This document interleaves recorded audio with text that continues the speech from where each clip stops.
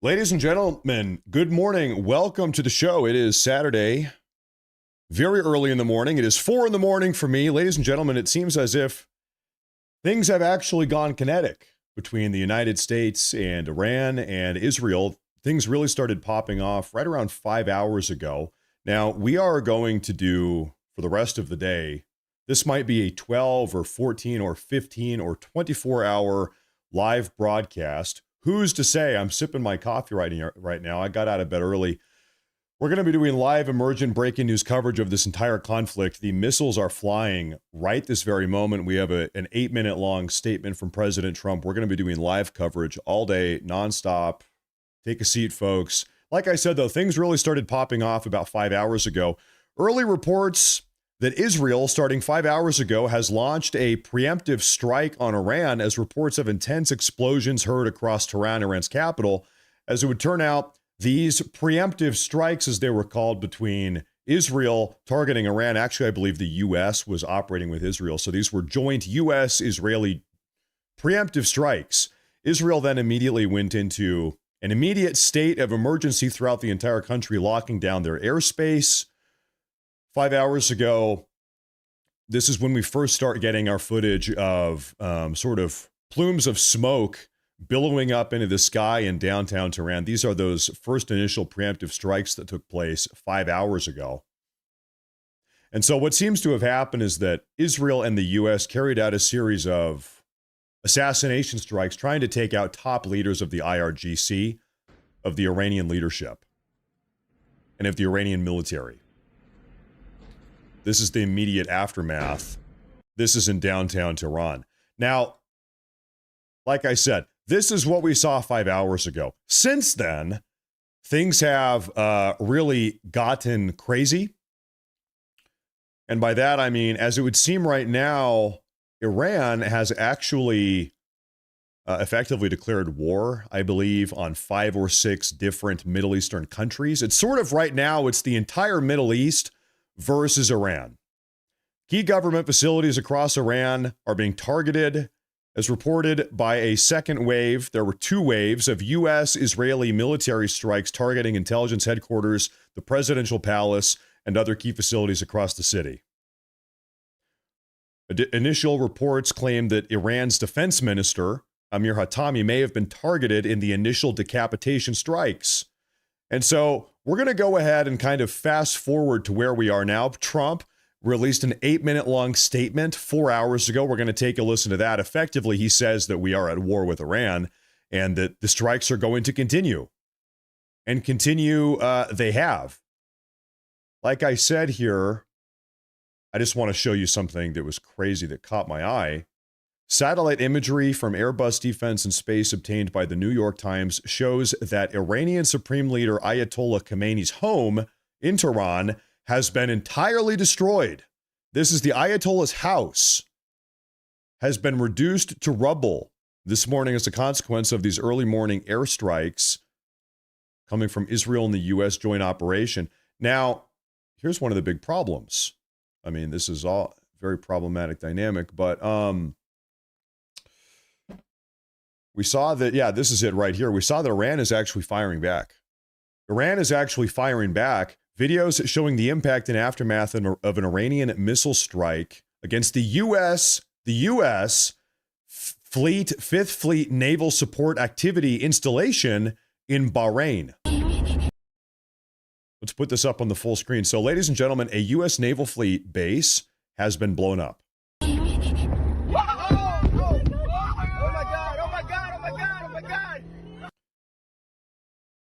Like I said, this is a problem. Once again, this is a U.S.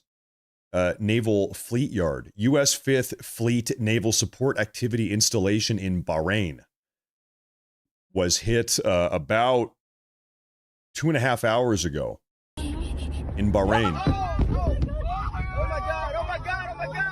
So, ladies and gentlemen, here's what we're going to do. While I'm waking up, I'm sipping my coffee here. We are going to go ahead. We're going to put President Trump's speech. We're going to listen to what Trump had to say a couple hours ago. Right above me, we have a live camera feed from Tel Aviv, Israel. Good morning, everyone. Thank you for tuning in. And while we're listening to Trump, it's about 8 minutes long. We're going to be scanning the timeline, making sense of what the hell's going on here. A short time ago, the United States military began major combat operations in Iran. Our objective is to defend the American people by eliminating imminent threats from the Iranian regime, a vicious group of very hard, terrible people. Its menacing activities directly endanger the United States, our troops, our bases overseas, and our allies throughout the world. For 47 years, the Iranian regime has chanted death to America and waged an unending campaign of bloodshed and mass murder, targeting the United States, our troops, and the innocent people in many, many countries. Among the regime's very first acts was to back a violent takeover of the U.S. Embassy in Tehran, holding dozens of American hostages for 444 days. In 1983, Iran's proxies carried out the Marine barracks bombing in Beirut that killed 241 American military personnel. In 2000, they knew and were probably involved with the attack on the USS Cole. Many died. Iranian forces killed and maimed hundreds of American service members in Iraq. The regime's proxies have continued to launch countless attacks against American forces stationed in the Middle East in recent years, as well as U.S. naval and commercial vessels in international shipping lanes. It's been mass terror, and we're not going to put up with it any longer. From Lebanon to Yemen and Syria to Iraq, the regime has armed, trained, and funded terrorist militias that have soaked the earth with blood and guts. And it was Iran's proxy, Hamas, that launched the monstrous October 7th attacks on Israel, slaughtering more than 1,000 innocent people, including 46 Americans, while taking 12 of our citizens hostage. It was brutal, something like the world has never seen before.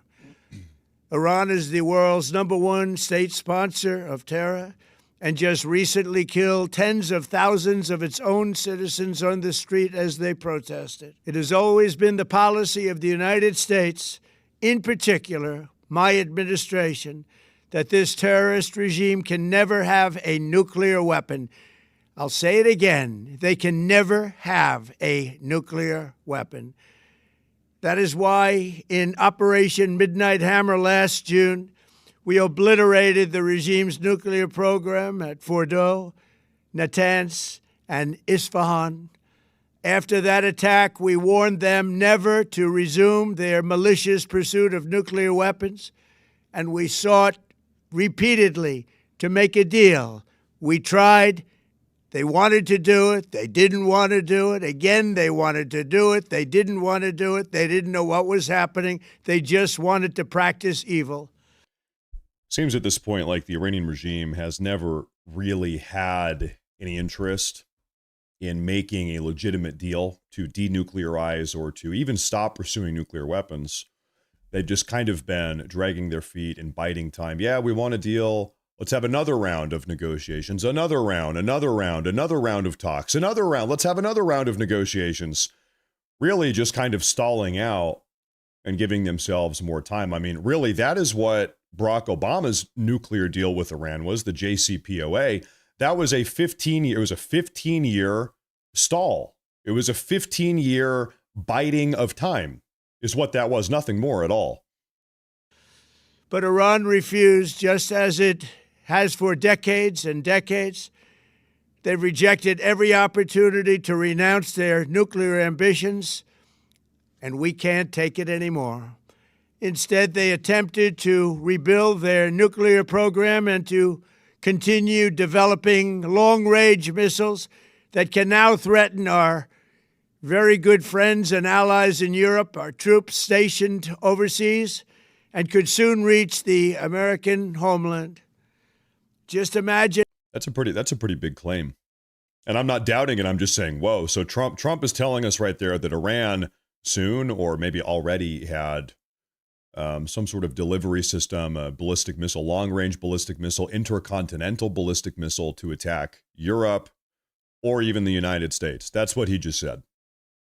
Imagine how emboldened this regime would be if they ever had and actually were armed with nuclear weapons as a means to deliver their message. For these reasons, the United States military is undertaking a massive and ongoing operation to prevent this very wicked, radical dictatorship from threatening America and our core national security interests. We are going to destroy their missiles and raise their missile industry to the ground. It will be totally, again, obliterated. We're going to annihilate their Navy. We're going to ensure that the region's terrorist proxies can no longer destabilize the region or the world and attack our forces and no longer use their IEDs or roadside bombs, as they are sometimes called, to so gravely wound and kill thousands and thousands of people, including many Americans. So we're hearing that we are going to entirely cripple, well, not cripple, destroy their Navy. Their entire Navy will be destroyed. All of their terror proxy cells will be destroyed. No longer will they be able to manufacture IEDs. That their entire manufacturing base will be destroyed. What else? And we will ensure that Iran does not obtain a nuclear weapon. Okay. So that also means all of their nuclear facilities, all their enrichment facilities, all of their nuclear storage facilities, everything, those will also be destroyed. All of them, 100%. As many bombs will be dropped as it will take to make that happen. He doesn't mention whether or not we're going to destroy their ballistic missile, storage facilities or manufacturing capacity. Presumably, yes. Presumably also, yes.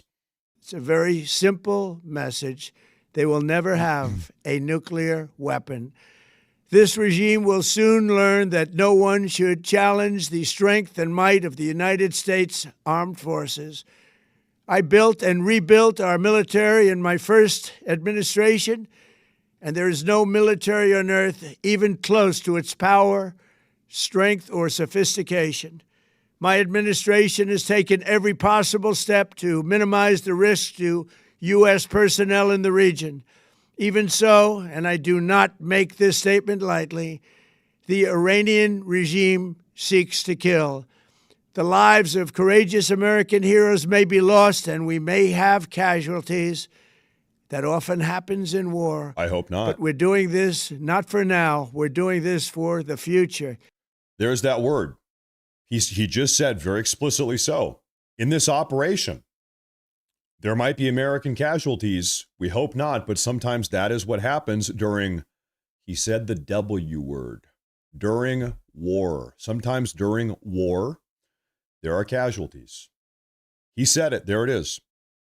And it is a noble mission. It is war. We pray for every service member as they selflessly risk their lives to ensure that Americans and our children will never be threatened by a nuclear-armed Iran. We ask God to protect all of our heroes in harm's way, and we trust that with his help, the men and women of the armed forces will prevail. We have the greatest in the world, and they will prevail. To the members of the Islamic Revolutionary Guard, the armed forces, and all of the police, I say tonight that you must lay down your weapons and have complete immunity, or, in the alternative, face certain death. So pretty much surrender and you'll be immune. Surrender and you will live. It's all good. No problem.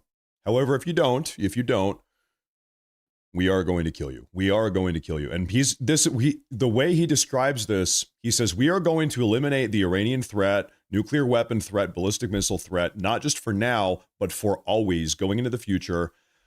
We're going to hit them so hard, our grandchildren are not going to have to worry about Iran. That's what he's saying right now. So this is not a limited strategic bombing operation like Operation Midnight Hammer in June 8 months ago. This is, we are going to blow the living hell out of you. We are going to bomb you until it is over, until this is done. We will drop bombs until this is done, is what he's saying right now. Permanently done. Lay down your arms. you will be treated fairly with total immunity, or you will face certain death. Finally, to the great proud people of Iran, I say tonight that the hour of your freedom is at hand. Stay sheltered. Don't leave your home. It's very dangerous outside. Bombs will be dropping everywhere. When we are finished, take over your government. It will be yours to take. This will be probably your only chance for generations. For many years, you have asked for America's help, but you never got it. No president was willing to do what I am willing to do tonight. Now you have a president who is giving you what you want.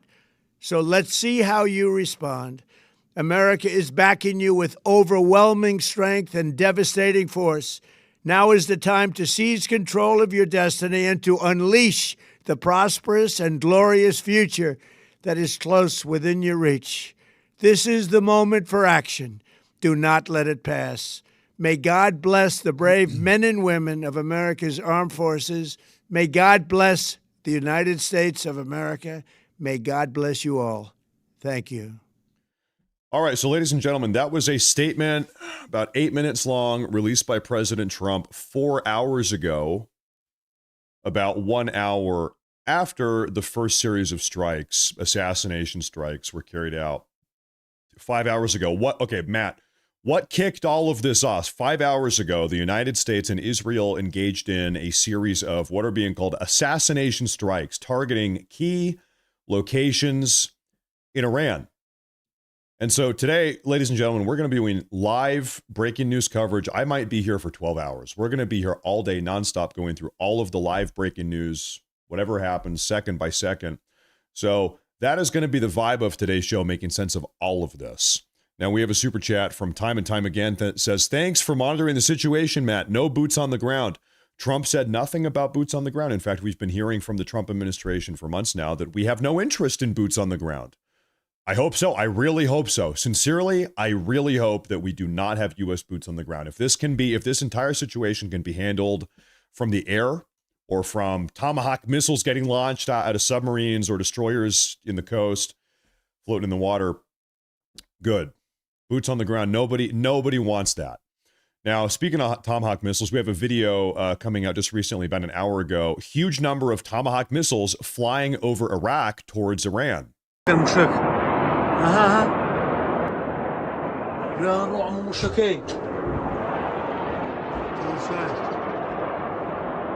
If you ever wondered what a U.S. Tomahawk missile looks like mid-flight, there is your answer, flying over Iraq, presumably from Israel. Look at that.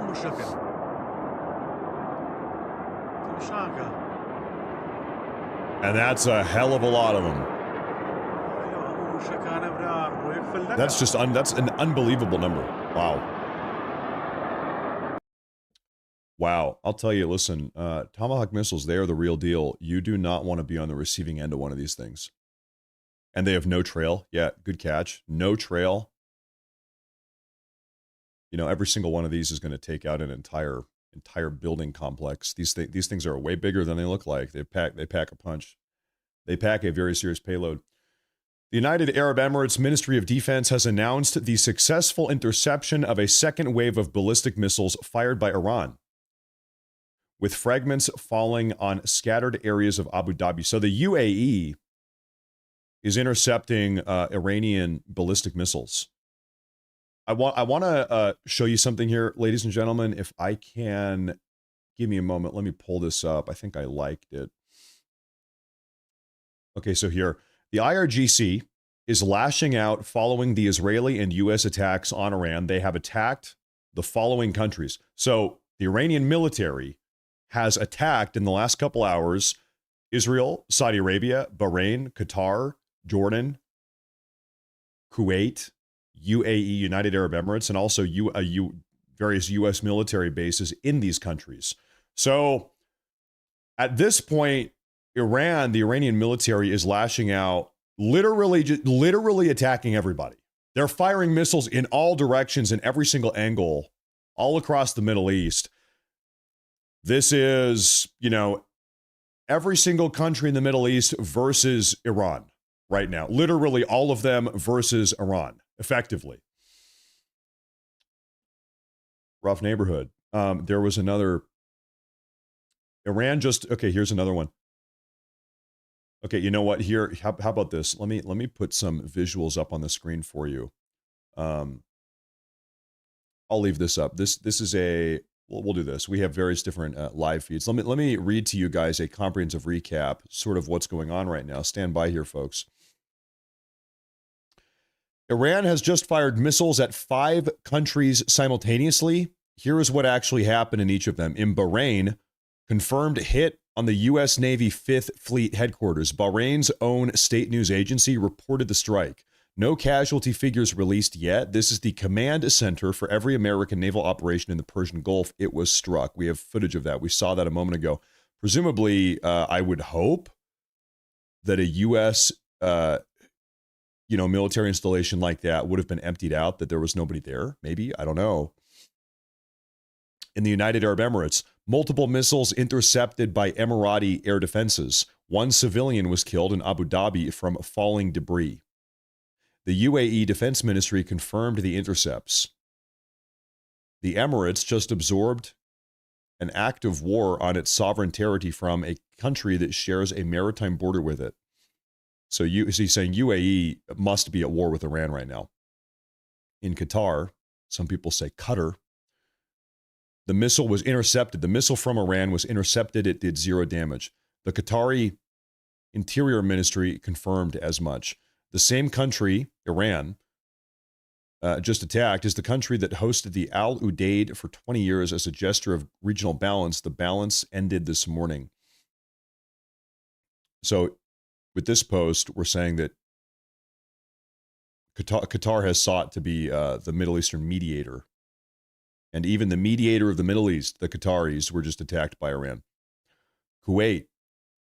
The Kuwaiti state news agency confirmed missiles were, quote, dealt with, they said, in Kuwaiti airspace. No reported damage. Kuwait, which stayed neutral through every Gulf crisis since 1991,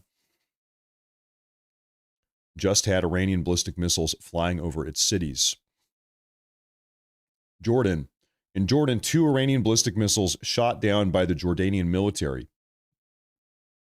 Confirmed by the Jordanian armed forces directly. Jordan intercepted Iranian missiles in June of 2025 as well. Operation Midnight Hammer. Saudi Arabia. Fars News claims strikes in Saudi Arabia. No confirmation from any Saudi source, however. Now, with Saudi Arabia, we actually got a statement. Yeah, take a look at this real quick. The Kingdom of Saudi Arabia condemns and denounces in the strongest terms the treacherous Iranian aggression and the blatant violation of the sovereignty of each of the United Arab Emirates, the Kingdom of Bahrain, the State of Qatar, the State of Kuwait, and the Hashemite Kingdom of Jordan, affirming its full solidarity and standing by the side by side of the sister states, and placing all of its capabilities at their disposal to support them in all measures they take, and warning of the grave consequence of the continued violation of the sovereignty of these states and the principles of international law. So Saudi Arabia is coming out firmly condemning Iran, almost like it's like a big brother dynamic. Hey, how dare you violate the UAE and Bahrain and Qatar and Kuwait and Jordan? We stand in solidarity against Iran. And I think you can also reasonably infer that that means they similarly stand in solidarity with Israel and the U.S. So like I said, Iran, if there was any good blood left, now it's all bad blood. Iran just converted every neutral and semi-neutral state in the Gulf into a potential co-belligerent. Every nation whose airspace was violated, whose civilians were killed, whose sovereignty was breached now has legal and political justification to join whatever coalition forms next. Seems like that is what is happening. Seems like I said, it seems like pretty much everybody is against Iran right now. We have a video here. What do we have? Oh, yeah, well, yeah.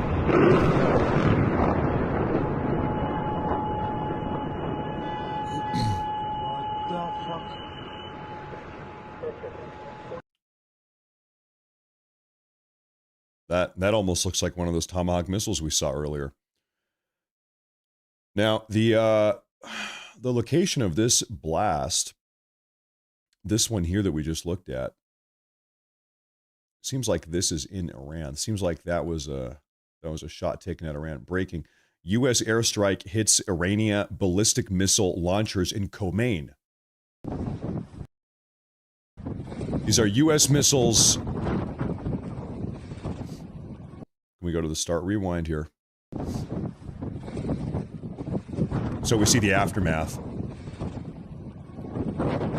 So this is in Iran. This is the U.S. Taking out Iranian ballistic missile launchers. Now we're going to work our way up. You know that the U.S. and Israel, presumably, they have been charting out and mapping and taking note of every single Iranian, strategic location. They've got the satellite imagery, the coordinates, so that when they finally do start firing missiles today, they can just take them all out. They can take them all out. Okay, we're going to go to the bottom. Bear with me here. And we're going to take a look at just some of the strikes that have taken place here. Man, it's been a busy day. Thank you all for tuning in. Good morning now, folks. Good morning, everyone. We're going to be here all day, nonstop. Okay, you know what? Why don't we go ahead? Why don't we go ahead and start here? Okay, so this is a U.S. Tomahawk cruise missile spotted over Tehran. Wow, look at that. Wow.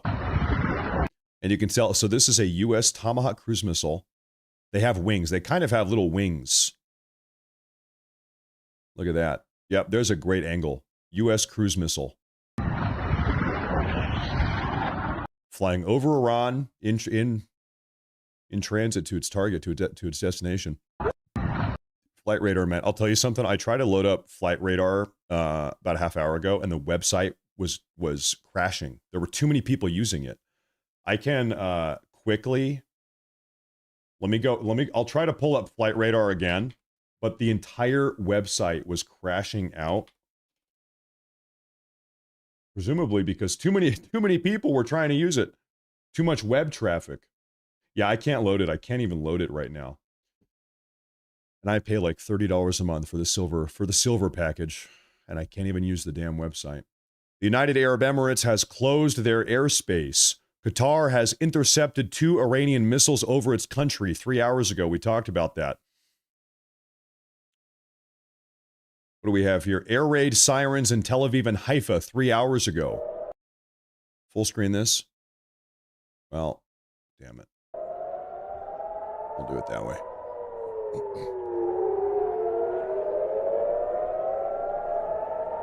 Yep. The Israelis, they've been worrying and prepping for situations like this for a very long time. They've got air raid sirens. They've got bunker complexes all over the place.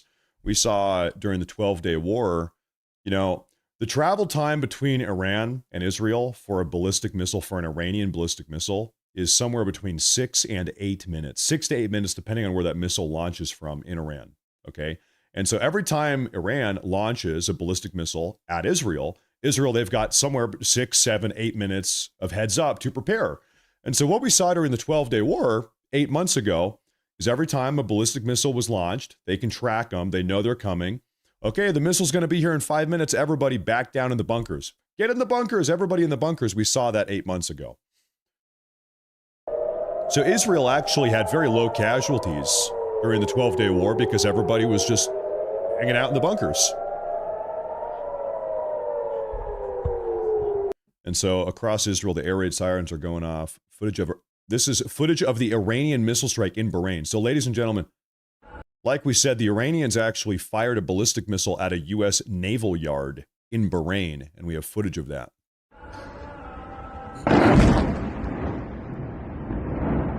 Look at that, way out there in the distance. Yeah. So we are praying. I believe this is the only confirmed hit on a U.S. target or U.S. asset, U.S. military installation. We are praying that no Americans got killed here. Hopefully this naval yard was empty, that there were no personnel.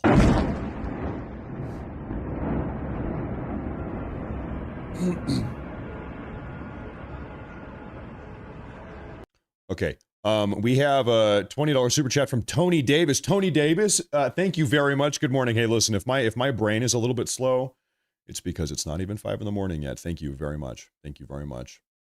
We have hey Terry Barnes. Good morning, sir. Thank you very much. Thank you. Irony. Thank you, Irony. Thank you very much. October 7th has unleashed a chain of events that will completely transform order in the Middle East. I think so. I think so. We're scrolling up here. Sirens are just sounding all across Israel nonstop. Breaking news over the United Arab Emirates. Interceptions of Iranian missiles are taking place. You have to imagine all of these Gulf states, these Gulf nations, they are prepared. They kind of know. Listen, if you've got a bad neighbor in the neighborhood, you kind of prepare for it.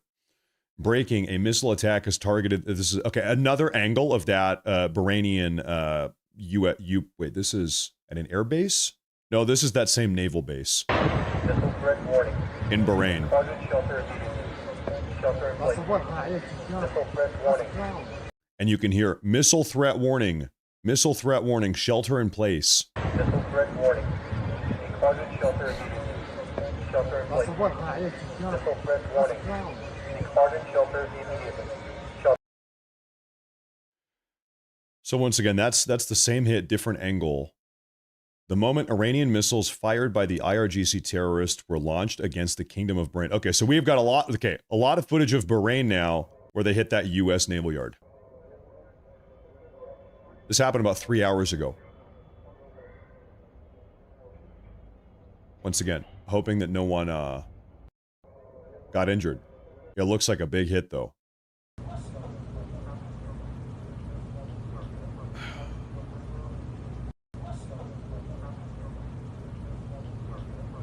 I'll tell you what, if we start having dead Americans, things are going to get very bad for the Iranian regime very quickly if there are dead Americans involved in this. I think we all know that. With Trump as the commander-in-chief.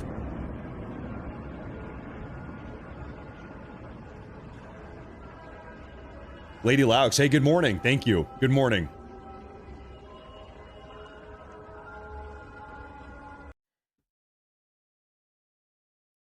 A lot of footage coming out of Bahrain. Here's another angle here. Ooh. You see that? Okay, so hey, ladies and gentlemen, this is an Iranian ballistic missile. There it is. Everybody squint your eyes there. That is an Iranian ballistic missile hitting the U.S. naval base here in Bahrain, coming in. And that, I mean, it was just a solid hit. It is hard to imagine. I'm just going to parse this out in my brain here. If we did have U.S. military personnel there, stationed there, active duty, boots on the ground, right there in that base, it's loaded up with U.S. military service members.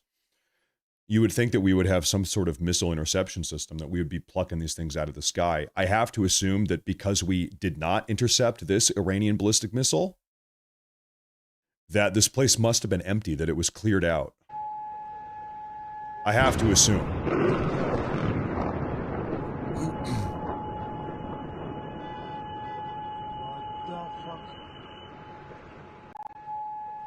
One more time.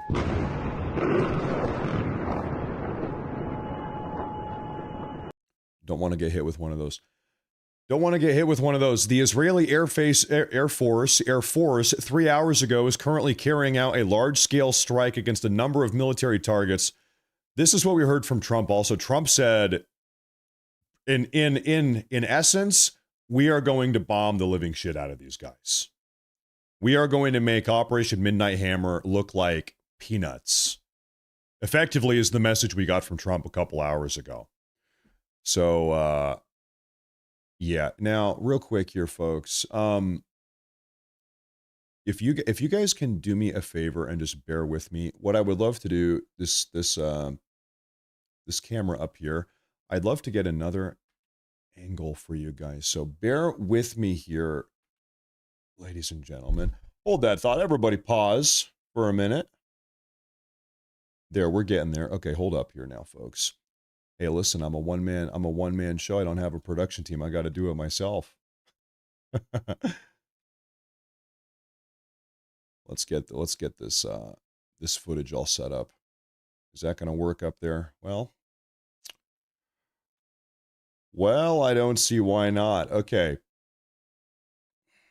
Maybe that'll just have to do. That'll have to do for now. Okay, so we've got all different types of angles up there, live angles. Let's continue on and see what's going on now. Thank you all very much, folks, for your patience here. Okay, let's keep on taking a look out here. Now, where did we leave off? We were right here. So, photos of the aftermath of the Iranian strike in Bahrain. This is that U.S.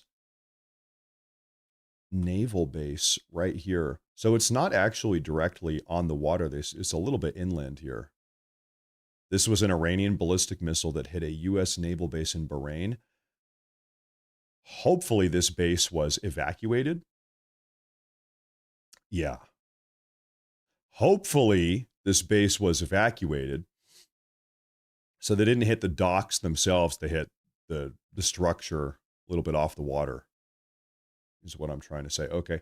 This is new attacks are being reported in Tehran. This is the big city, capital city in Iran, Tehran. In the initial wave, strikes reportedly targeted Iran's parliament. Okay, so in the Middle East. So to kick this entire shindig off, that's the United States and Israel, targeted with a series of strikes Iran's parliament, the Supreme National Security Council, the Ministry of Intelligence, and the Atomic Energy Organization of Iran. Ladies and gentlemen, are we live? Is my broadcast live? Are we good? Hello? Everyone on Rumble and on YouTube, go ahead and post a hello. Are we good? I think we're good. I saw some people in the YouTube chat that were buffering or something, but I think in Rumble we are good. Brew IPA, he says, you are correct, Matt. We would not have left those bases defenseless. I think so. That's what makes sense to me. And thank you for that Rumble rant down there, sir. Thank you very much. Okay, everybody's good. We're good. Okay, apologies. We're good. False alarm. False alarm. So the United States, 5.5 hours ago, carried out a series of assassination strikes targeted at key members of the Iranian leadership structure, targeting Iran's parliament, the Supreme National Security Council, the Ministry of Intelligence, and the Atomic Energy Organization of Iran, targeting key officials. Cutting the head off of the snake, so to speak. Here's what one of those strikes looks like in downtown Tehran.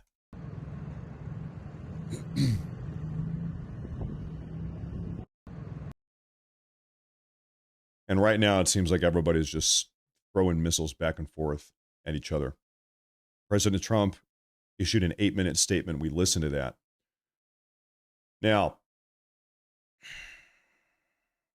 another update. This is 2 hours ago. Air defense systems operating in Abu Dhabi, United Arab Emirates.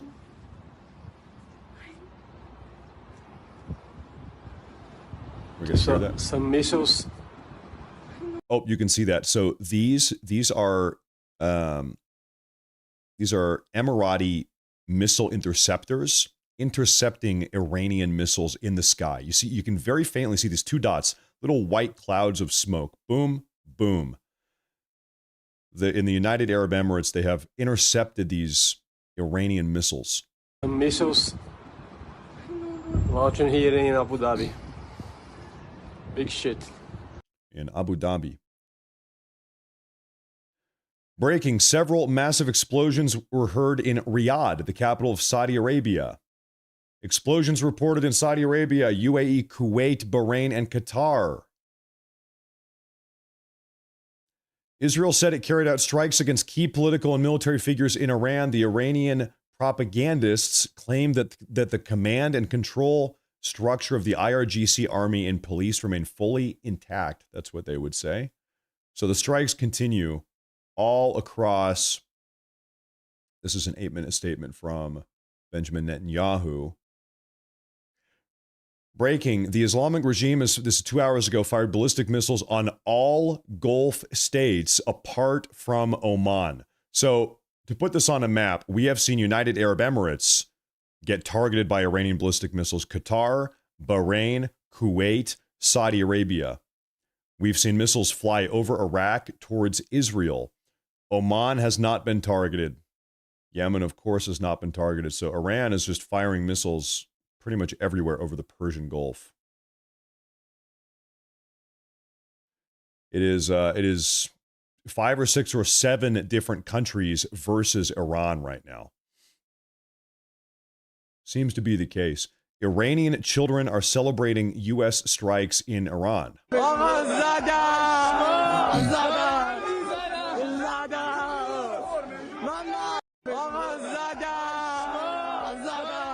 I don't know what they're saying. I don't know if they're celebrating or if they're I don't know who they're celebrating.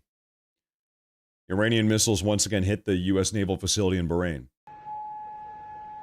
Yeah, we've seen that.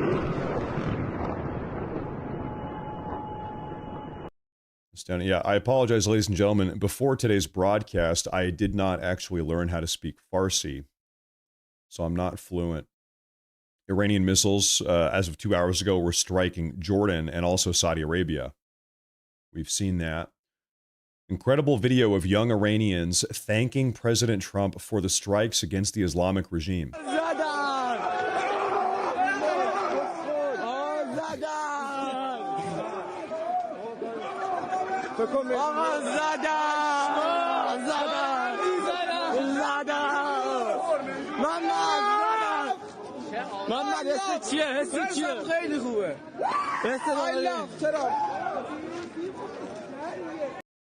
Well, it seems like they're happy. I mean, they're sitting here looking at a plume of smoke billowing up into the sky. This is in downtown Tehran, and they're celebrating. So I think you can kind of figure out maybe they're not such big fans of the Iranian regime. Breaking, U.S. Tomahawk cruise missile striking targets in Iran.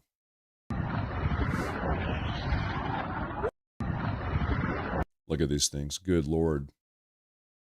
This is a U.S. Tomahawk cruise missile flying over the sky of Iran. There it is. We're launching these things out of our military bases, out of our destroyers, out of our cruisers, and out of our submarines. We've got, last I heard, something like 500 Tomahawk missiles in the region. Something like 500 of these things ready to go.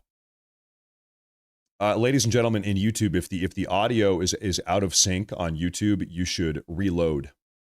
Reload. If you're having problems on YouTube, you need to reload. On Rumble, everything is fine. It seems like a YouTube problem here. Footage reportedly shows an impact in Doha from Iranian missiles. This is in Qatar. So after being hit by U.S. and Israeli strikes, the Iranians just let loose, launching missiles everywhere. The people of Iran hate the Ayatollah.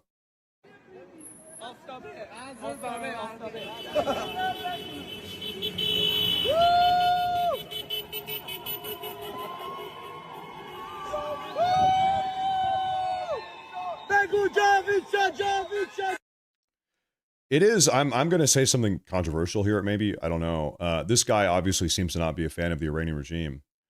It is really hard, it's really hard to know as an outsider, as anyone, to know exactly what % of Iranians are in favor of the IRGC and the mullahs and the Ayatollah versus what % hate them and want to see them go. And the reason I say it's so difficult to know is because even here in the US, even here in the United States, when we see a poll, Trump has 43% approval rating, 49% approval rating. We can't even believe our own polls here in the US. We have no idea what Trump, I don't know. We sit here and argue, no, Trump has 49. No, he has 52. No, he's got 43. So in a country like Iran, it is so tough. It's like anywhere. It's so hard to know. I would assume most people in Iran are not a fan of the regime. That would be my assumption. But is it 20%? Is it 57%? Is it 92%? I don't know. I don't think anybody knows. Breaking, at least one person has been killed in the United Arab Emirates following Iranian strikes. Shot one down over there. Oh my god. Oh my god. Oh my god. Daryl. Oh my god, Daryl. And so this was in the UAE. That's right. So one person got killed actually from debris falling down from the sky.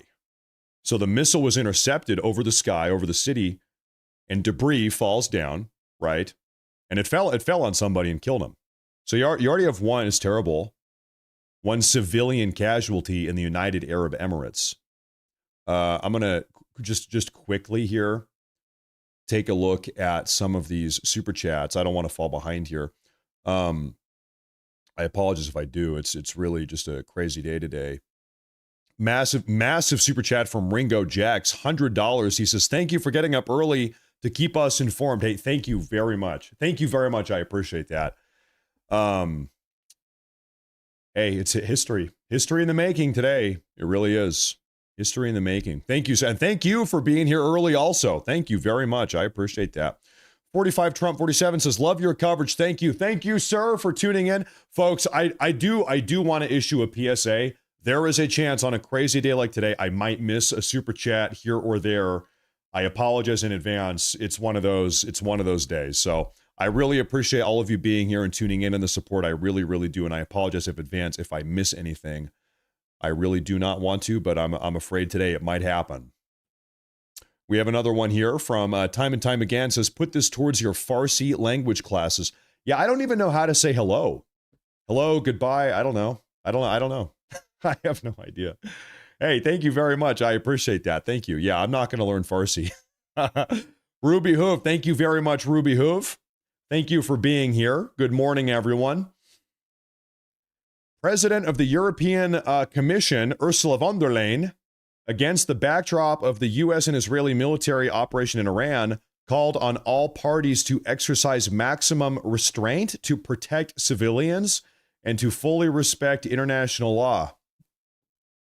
Thank you, Ursula von der Leyen. I'm not sure that your opinion matters a whole lot, but, you know, I can respect that. We don't want civilians to be getting blown up. A building in Haifa, northern Israel, was hit by a missile 2 hours ago. That's very loud.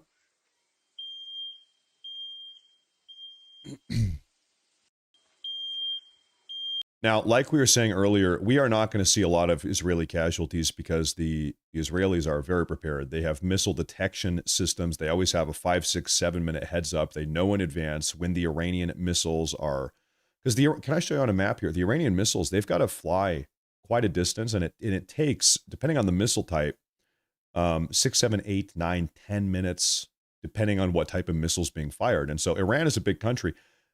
You know, if let's say Iran is firing missiles from its western border where it borders with Iraq, it'll take 6, 7, 8 minutes for that missile to fly across Iraq, oftentimes across Jordan, and make its way to Israel over here. And so Israel, they've always got at a minimum 6, 7, 8 minutes of heads up where they say, all right, the missile's inbound.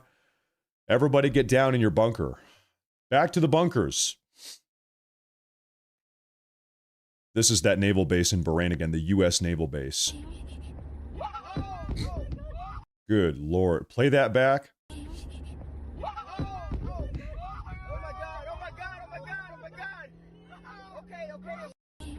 That, wow, look at that. So, ladies and gentlemen, that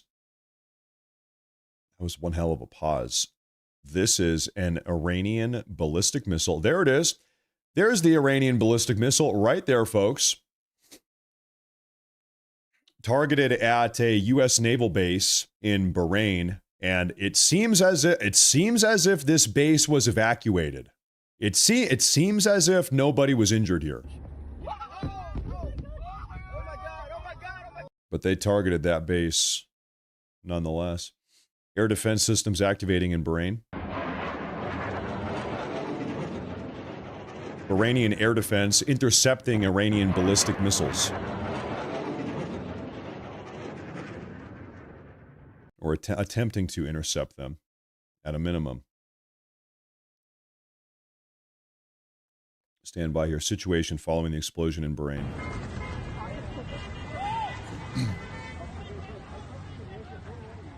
Panic. People are running away. I would do the same thing. I'd do the same damn thing. J.K. Rowling has come out standing against the Ayatollah. Thank you, J.K. Rowling. I was worried whether or not J.K. Rowling was going to support the Ayatollah, so I'm happy that she is disavowing Khamenei. Now, real quick, we've got 2 super chats. This is from Heath Cox. American people stay alert with global tensions rising, and millions have entered the country in recent years. Very true. Very, very true.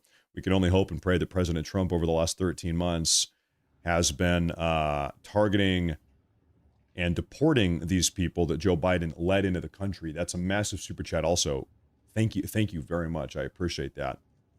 Thank you very much. We can't really see a whole lot there.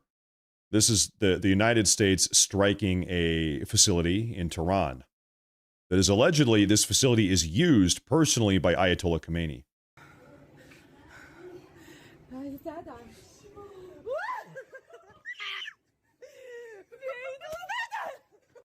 Okay, I'm going to tell you something. All of these videos coming out of Iran right now that we have, it's Iranians that are happy. They're laughing.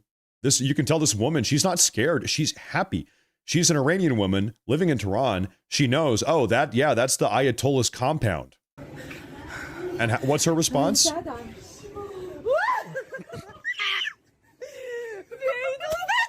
She's as giddy as a schoolgirl.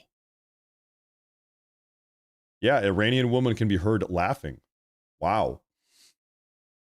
Wow. Big super chat here from... Why is this video so long? Why is this...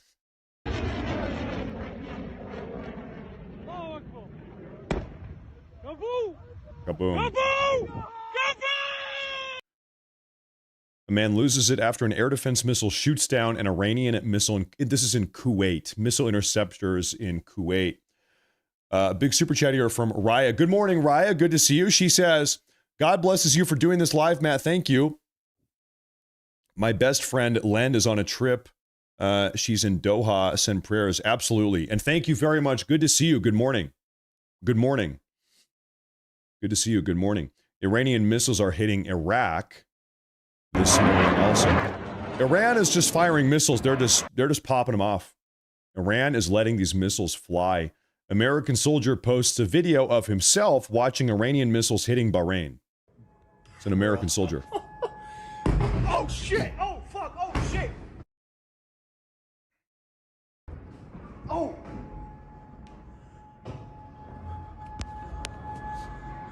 Oh shit! Oh fuck! Oh my god! Oh, dude, fuck me! A fucking missile actually got through. Oh, there's more. I gotta get the fuck out of here. So there's a service member, looks like up in a hotel overlooking that base, that Navy base. I'll play that one more time. Bro. Oh shit! Oh fuck! Oh shit! Appropriate response. Oh!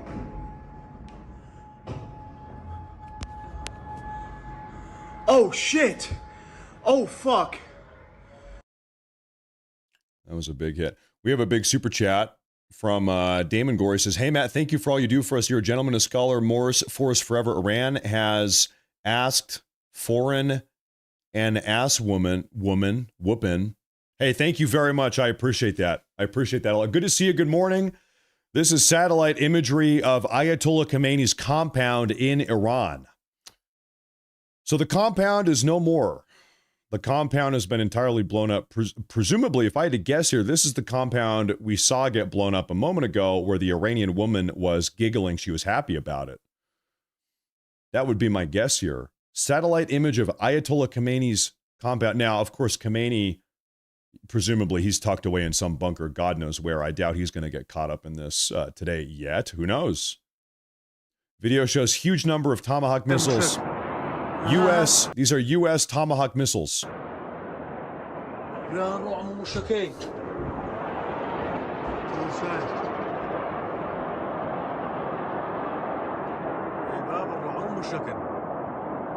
Making their way downtown.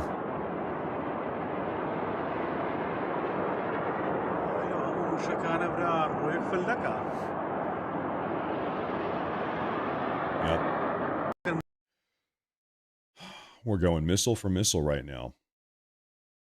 Iran was allegedly feverishly excavating Natanz and Fordow. These are their nuclear enrichment facilities, as well as stepping up production in non-traditional reactors for isotopes to go into dirty bombs at scale. This would explain some of the urgency of preemptive strikes against the Islamic regime in Tehran. So the notion here is that the United States had intelligence that Iran was stepping up manufacture of highly enriched uranium that could then be used to make a low-yield nuclear weapon. A dirty bomb is what we could call that. Iran might have low-yield nuclear weapons, dirty bombs right now. And you know that they've got the delivery system. They've got these continental ballistic missiles. Who knows? They might have them now. And Trump might have known it. We might have had the intel, and that is why these preemptive strikes were carried out originally about 6 hours ago now. This is that strike in Bahrain. Shelter in place. Missile threat warning. Seek ardent shelter immediately. Shelter in place. Missile threat warning. Seek ardent shelter immediately. We're getting back up to the top here. Sirens across Israel. We see Israeli Air Force fighter jets taking off to carry out this morning's strikes. These are Israeli fighter jets this morning to carry out the strikes. The IDF continues striking a wide range of targets in western Iran. This is as of 1 hour ago. Now we're getting caught up here. Right now, ladies and gentlemen, admittedly, we're still kind of in the recap phase. I wanted to show you everything that has been going on this morning. We're getting caught up.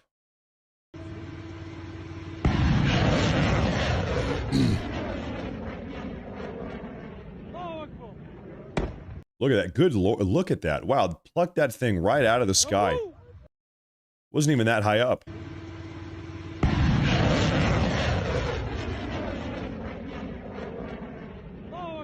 There it is. This is a Patriot air defense system in Kuwait intercepting an incoming Iranian missile near Ali al-Salem Air Base. Israeli officials to Axios about an hour ago. The goal right now is to create all the conditions necessary for the downfall of the Iranian regime. We are currently targeting the entire Iranian leadership, political and military, past, present, and future. All of them. On the streets of Tehran right now, people are fleeing out of the city. Traffic going out of the city. U.S. airstrikes hit a ballistic missile base or ballistic missile launchers in Khamenei near Tehran.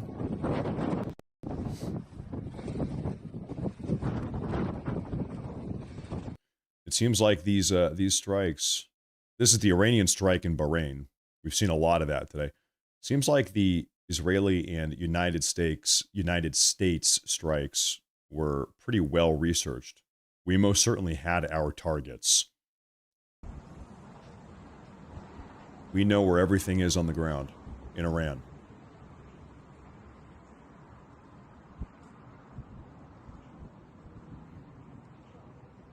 This is that U.S. naval base in Bahrain. The aftermath. We're getting up to the top here. In Tehran's Molavi market, Iranians are celebrating a U.S. and Israeli strike.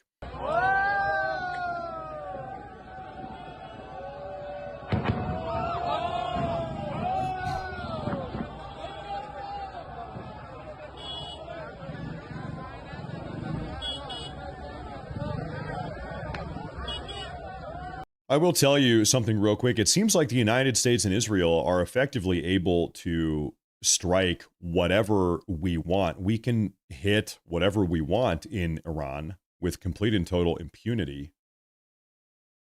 I'm sure some of you were asking, what about the Iranian air defense systems? What about the Iranian missile defense systems? Good question. What about them? Doesn't seem like they have them, or it doesn't seem like they are operational. This is, where are we here? This is video of the crash and explosion of Iranian missile debris in Qatar. In Qatar. Side pe ho jao, side pe. Bhago. Oh, look at that. Look at that. That's the debris just falling out of the sky. Oh my gosh. And so, regrettably, that's nuts. Regrettably, we actually know that one... No, that was in the United Arab Emirates. I was going to say, so we've had one civilian lose their life in the United Arab Emirates because of debris falling from the sky. But in Qatar, we haven't heard any civilian deaths in Qatar.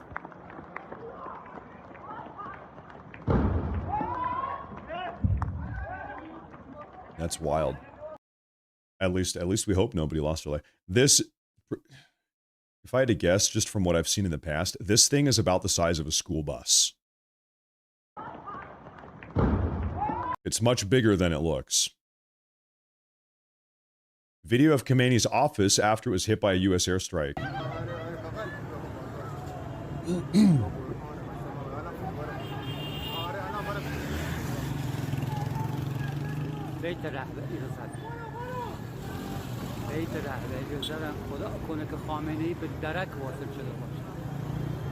The real Dave the Badger, thank you very much. Thank you very much. Good morning, good morning.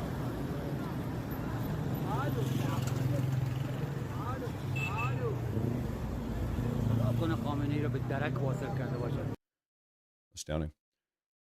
Astounding. U.S. Patriot air defense system firing on incoming Iranian missiles. This is over Iraq.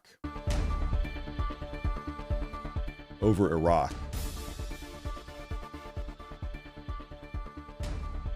There you go. The missile interceptors. Ruby Hoof. Thank you, Ruby Hoof. Yeah, thank God we're able to pluck these things out of the air. Thank you very much and good morning.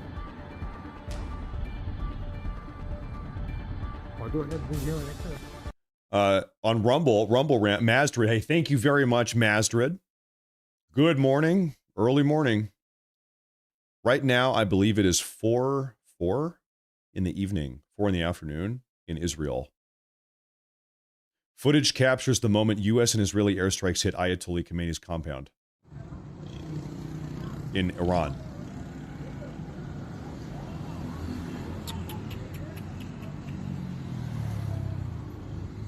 I'll tell you what, ladies and gentlemen, whatever we have seen so far, we are just getting going. This is nothing yet. This, I would suspect that this is going to be an elongated series of strikes, potentially lasting all weekend. You guys know that Trump likes to operate on the weekend. He's a weekend operator. I would imagine that this is just the beginning. Iranian ballistic missiles have hit near Muwafaq Salti Air Base in Jordan, where U.S. military planes are hosted. This is 42 minutes ago. Oh my goodness.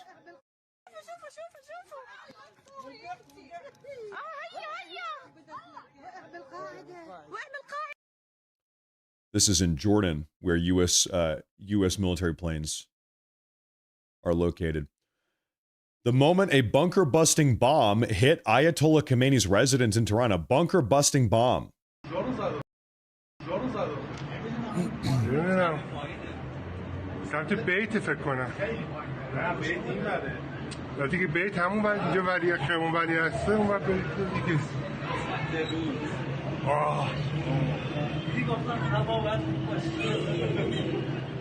Now, so far, we have not heard anything about B-2 Spirit stealth bombers. Of course, Operation Midnight Hammer was almost entirely, we had Tomahawk missiles also, but almost entirely B-2 Spirit stealth bombers and the 50,000-pound GBU bunker buster bombs that they are uniquely capable of carrying and dropping.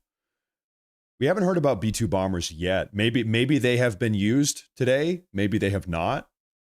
Time will tell. Time will tell.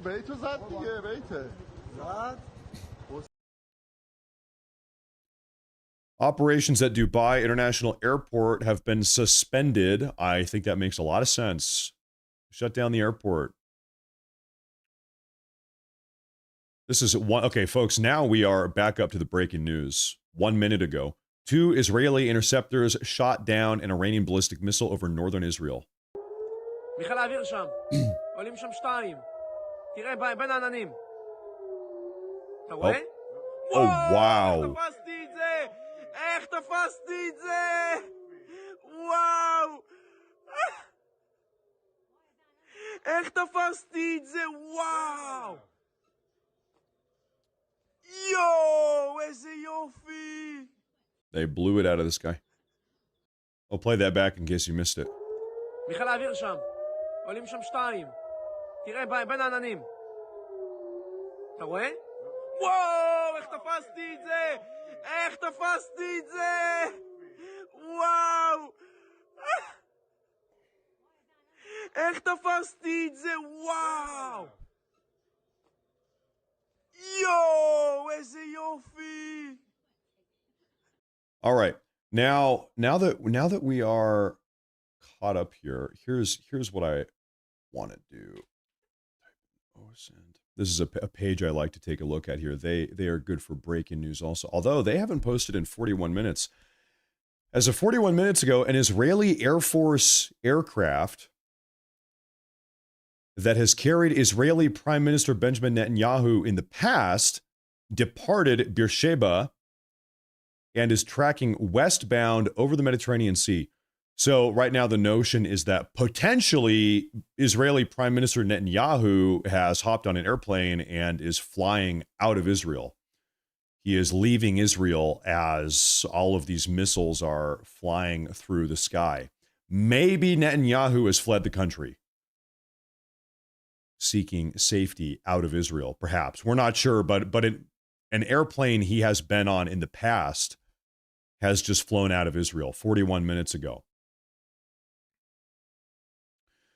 In a statement posted to Truth Social, President Donald J. Trump invokes the attacks against U.S. Marines in Beirut, Lebanon in 1983, U.S. coal bombing in 2000, and the October 7th raid into Israel by Hamas, and explaining the rationale for striking Iran.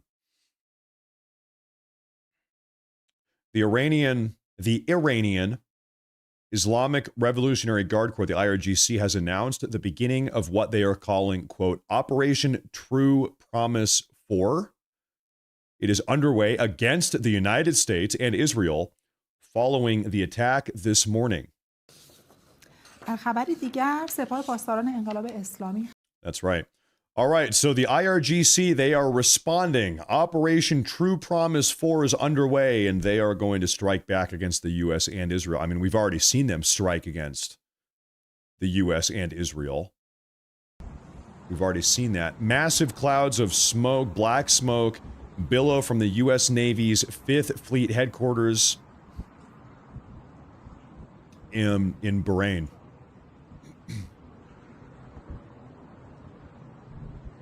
Okay, here is what I would like to do. I need you folks to bear with me here. We right now up on the screen, we have a live feed of the Tel Aviv skyline. Tel Aviv was the primary target of the Iranian ballistic missiles during the 12-day war. I need to get something pulled up here. Just stand by here, ladies and gentlemen. And we have audio too. Once again, hey, thank you all very much for tuning in. We are going to be here today as long as we need to. This might end up being a 8-hour, 10-hour, 14-hour broadcast. But stand by here, ladies and gentlemen. There we go. Now, during the 12-day war, when we saw airstrikes, Israeli airstrikes, and Iranian ballistic missiles get fired, it was generally night. It was always nighttime. Not a lot of daytime activity. Sunset in Israel is probably 2.5 or 3 hours from now. Now, where the hell? What am I looking for here? There it is. Okay.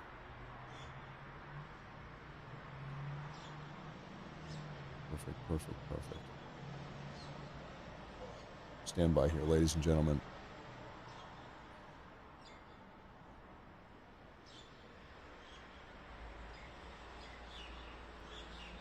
So like I said, we're going to be doing live coverage here just all day. I'm getting my Intel feed set up here so I can get all the breaking news hot off the press for you guys.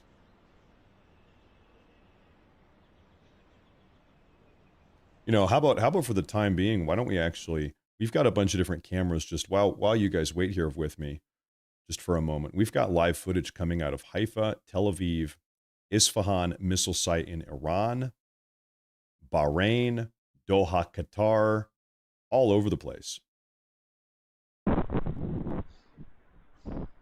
All over the place.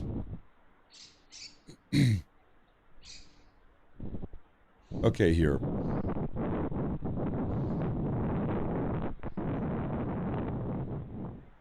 Yeah, I don't think we need to listen to that.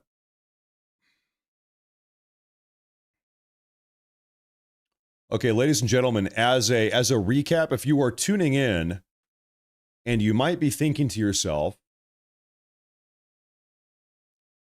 how many countries have been targeted by Iranian missile strikes over the last 5 hours? I've got the answer for you. Iran in the last 5 hours has fired missiles at Saudi Arabia, Qatar, Kuwait, Bahrain, Jordan, Israel, Lebanon, Syria, and the United Arab Emirates. That is 9 countries in the region that Iran has fired missiles at. 9 plus U.S. bases in a lot of these countries. So it is, as things currently seem, it is pretty much the entire Middle East versus Iran right now, versus Iran and their proxy cells in the region. Now, I will tell you, as a little bit of a reminder here, ladies and gentlemen, we saw over the last 2 or 3 days, we saw Israel carrying out preemptive strikes against Hezbollah, trying to weaken, and Hezbollah, of course, is maybe the IRGC's most powerful proxy force. And so Israel had, for the last 3 days, been trying to batter down Hezbollah, sort of preemptively taking them out. Now, we have some rumble rants here. Let me pull back up the Israeli skyline here. That's a good look. I like that one. I like that one. In fact, let me flip that off. We'll put this up on the full screen here for a minute, ladies and gentlemen. Okay, let me go through some of these super chats. Can we go live? Here we go. Perfect. Excellent. Okay. Rumble rant from Kennedy. He says, thank you so much for the coverage. Hey, thank you very much for tuning in. I really appreciate it. I appreciate it. And good morning.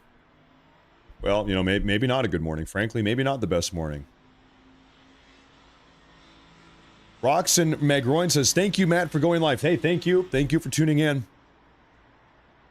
Pooey Jane, thank you very much. Not Pooey Jane, Poey Jane, thank you very much. Good morning, good morning, good morning. Thank you for tuning in. Thank you, all of you. Eaters of Dead says, let's make this guy some money today and press that damn like button. Let's get Matt some money today. You do not need to. Hey, you know what? Don't even worry about it. I'm happy to be here sharing history with you guys. Thank you very much. Salute to Surrender says, I don't know what that says. Thank you very much, though. I appreciate that. Philip Isabel. Islamic Republic and IRGC can now meet their 72 heavenly goats. They'll be with their 72 virgin goats, perhaps. Thank you very much. I appreciate that. Ruby Hoove again, thank you very much. Now, ladies and gentlemen, can I show you something kind of behind the scenes here? Take a look at this. This is a live tracking feed. I've got 6 different open source intelligence live feeds auto updating every second all day. And so when we're figuring out what's going on, I'm telling you, this is the right place to be, because we have all the news as it comes out, live footage on the ground, independent reports, everything. We've got it all here right now. this is the place to be. In fact, we have a statement from Republican Senator Tom Cotton here in the United States. Republican Senator Tom Cotton, he says,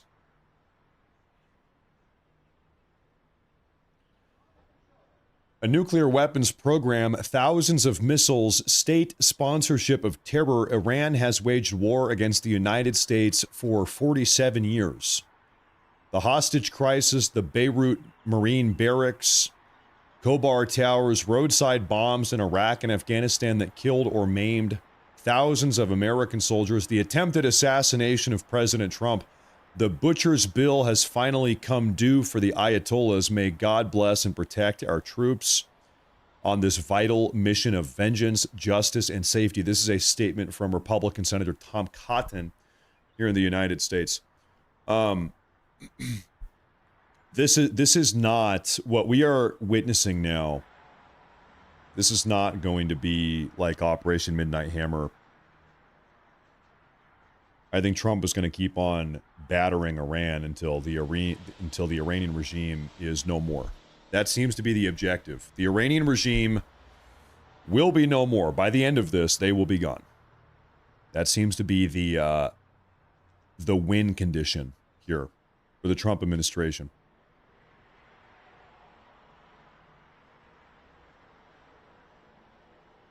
I'm getting a report here. Breaking news here, folks. Stand by.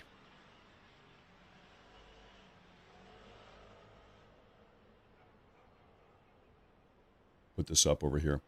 What do we have here? Iran's state media, the Islamic Republic of Iran Broadcasting, called IRIB, I-R-I-B, has published footage showing several ballistic missile launches carried out today towards Israel and U.S. assets in the region. This is an Iranian propaganda video, by the way.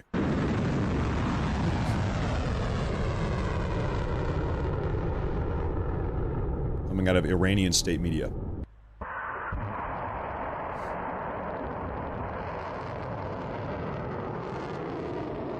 These are Iranian ballistic missiles. They're saying, hey, look what we can do. We're launching our missiles.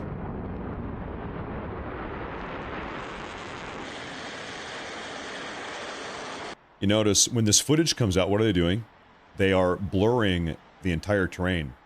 You can see the missile, but you can't see the hillside. You can't see the trees. You can't see the brush. This is OPSEC, operational security. They don't want to give away their location. So, wow. Okay, so we see a bunch of Iranian missiles surrounded by a bunch of blurs. A bunch of blurred out missiles. Truly astounding. Truly astounding. The reason why we have this is the Israeli Tel Aviv cam right here. The reason why we're looking at Tel Aviv specifically is because that was always sort of the primary target during the 12-day war. Oh, breaking news here. Stand by.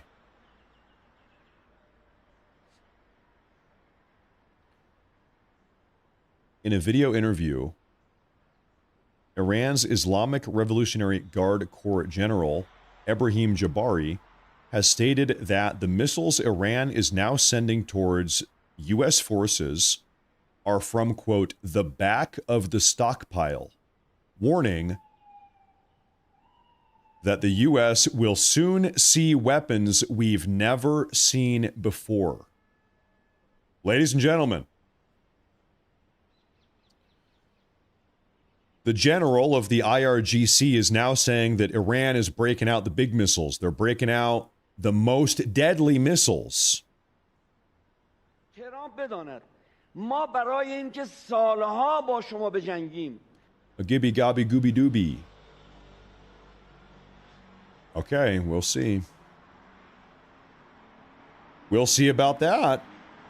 You know what? Here's something that I will tell you, and God forbid, I hope this does not end up being the case. If Iran already does have nuclear weapons or dirty bombs, now would be the time to use them. I hope they don't. I don't want to see that. I do not want to see that. That would be terrible. But you're just sort of gaming this out, thinking this out. Okay, Iran is pushed up. Their back is to the wall. They are at risk of losing everything. Trump is trying to take out the entire leadership structure. Trump and Israel, it seems like the objective is regime change. Okay, the Iranian regime, they are facing existential crisis right now. If there is ever a time that you would think that these Iranians here, that the Iranian regime would use their dirty bombs or nuclear weapons, I mean, it would be under these circumstances, right? It's like, what are you saving them for? If you have them, what are you saving them for? Hopefully we don't see that. Hopefully we don't see that. There's also been a rumor for quite a while that following the conclusion of Operation Midnight Hammer, that China has been secretly giving the Iranian regime hypersonic missiles capable of taking out U.S. aircraft carriers. That's one of the rumors floating around right now.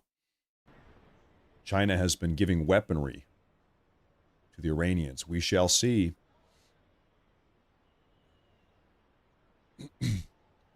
We shall see. Now, hold up. We've got more footage here. Stand by here, folks. Breaking news, hot off the press. Radar infrastructure at Kish Airport on Iran's Kish Island in the Persian Gulf has been hit in U.S.-Israeli airstrikes. الان ساعت 15 و 13 دقیقه رادار کیشو زدن یه صدای خیلی This is in Iran. An Iranian island in the Gulf. رادار گنبدی کیشه توی فرودگاه کیش ساعت 15 و 13 دقیقه روز شنبه.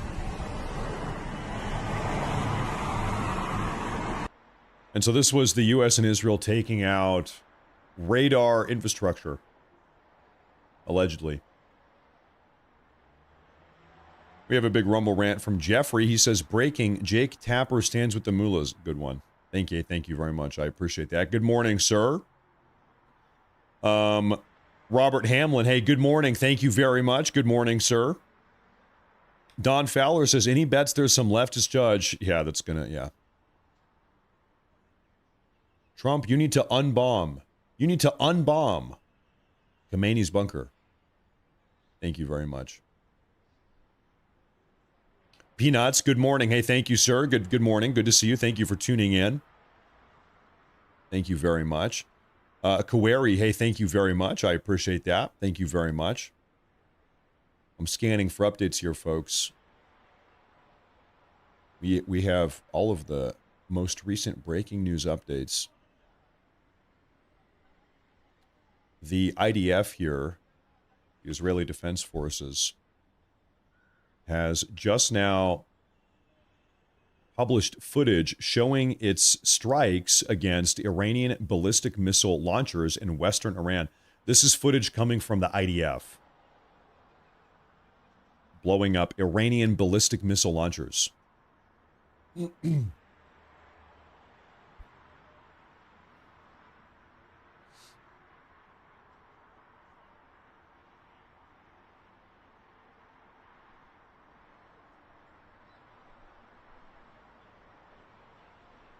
The IDF is taking them out.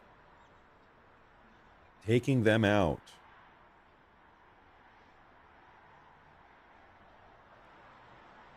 We know exactly where all of them are, seems to be the case. U.S. and Israeli intelligence.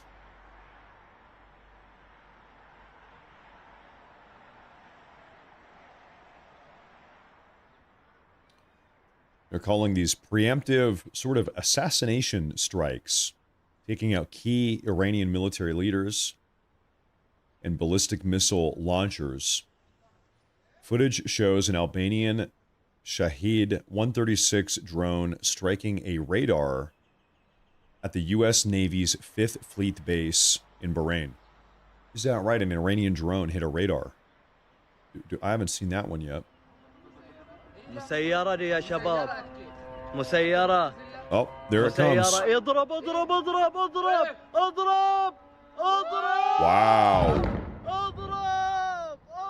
That's a new one. We haven't seen that. Wow. So this is an Iranian Shahed drone flying and hitting a U.S. naval radar. يا شباب مسيرة مسيرة اضرب اضرب اضرب اضرب اضرب اضرب اضرب These are sort of suicide drones. I was reading yesterday afternoon that the United States has actually kind of reverse engineered these Iranian Shahed suicide drones, and now effectively we have them also. We've got the same type of glide-in suicide drones, and that they're actually in the theater. They're in CENTCOM right now. That the United States, we have a couple hundred of them that we, for the first time, we've never done this, that the United States actually might start deploying our own suicide drones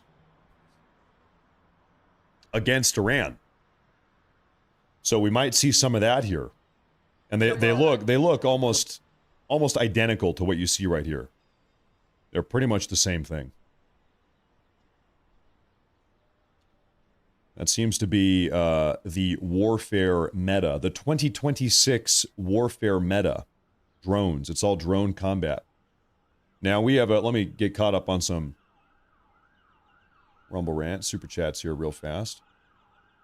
This is from Sykes, says, thank you so much. Hey, good morning. Thank you for tuning in. Thank you for being here. Thank you very much. We have a massive $100 super chat on YouTube from Suzanne. Thank you very much. Good morning. Good morning. Good morning. I appreciate that a lot. Thank you very much. Thank you very much. Thank you very much. That's a huge level of support there. Jeff Green, he says, this is a great time to test all of America's weapons. Yeah, potentially so.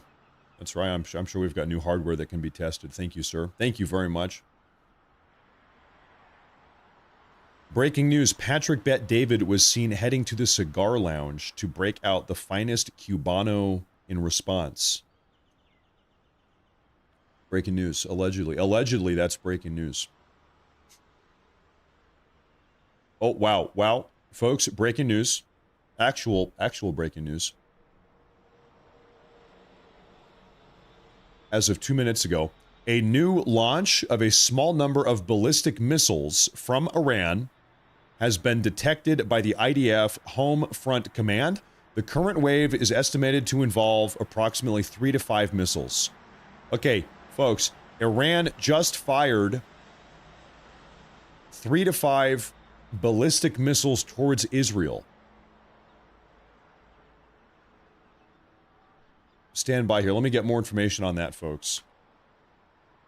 Stand by here.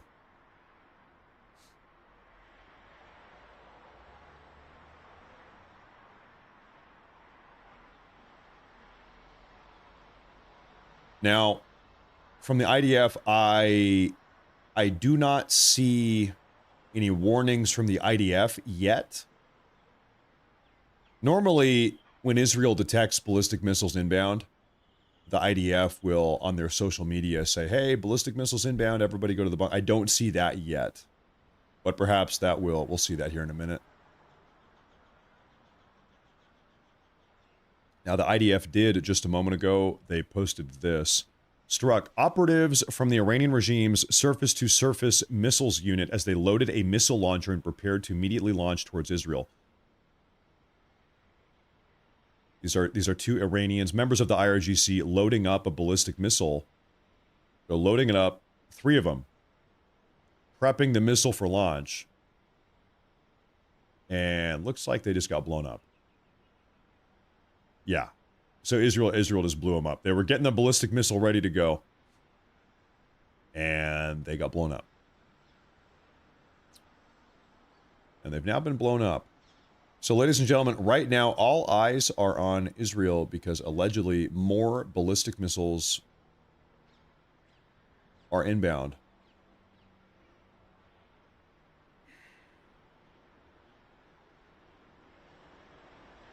Oh, okay, hold up. Oh boy. Okay, ladies and gentlemen, hold up. We're going to swap our feeds here. And the reason why... I need to get my camera kind of out of the way here. The reason why is because we're getting reports that ballistic missiles from Iran have been fired at United Arab Emirates and Bahrain. Right now, air raid sirens are currently sounding in Kuwait as well.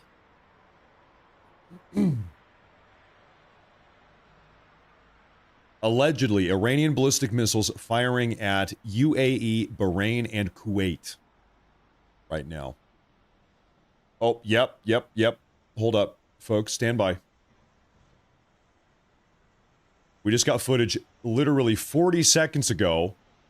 It's a picture of Iranian missiles getting intercepted over Abu Dhabi, United Arab Emirates. Like we said, missiles inbound to UAE. One of them just got intercepted. This photo was uploaded about 45 seconds ago. More interception. So we know the Iranian regime right now is firing missiles right now. They are in air right this moment. So if you thought that things were simmering down, that is not the case. That is not the case.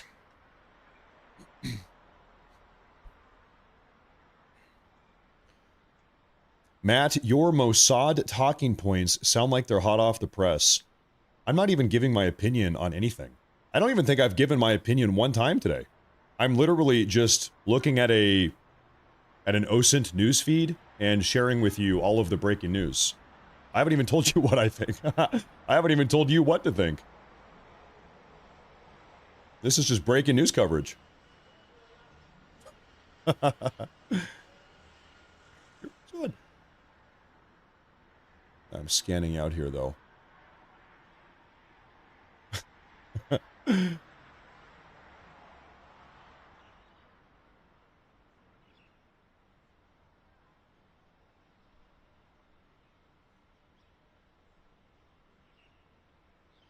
Right now, it seems like everyone is kind of bracing for these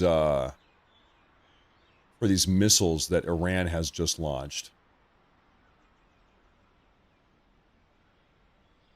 Oh, hold up. We got new footage, ladies and gentlemen. The missiles are getting intercepted that have just come out of Iran. Iranian missile intercepted over Bahrain. Just now. Over Bahrain.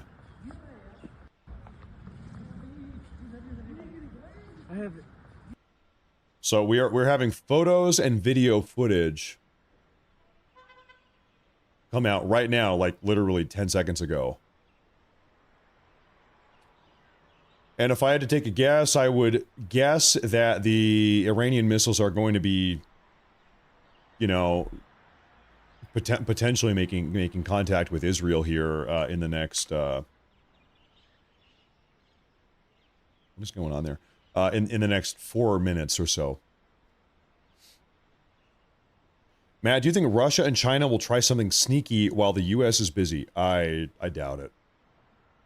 I doubt it.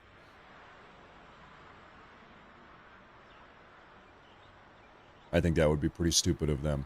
Now, okay, let's say they do though. What would that look like? With China, it would be something related to Taiwan. Maybe China takes the opportunity. Although, like I said, I doubt it. Oh, ladies and gentlemen, more missile interceptions here. It's all happening right now. You're tuning in live. Footage shows the interception of Iranian ballistic missiles over Dubai, UAE, by the Emirati and THAAD Patriot air defense system right now. Oh my. Just happened. Oh my God. Imagine the booming.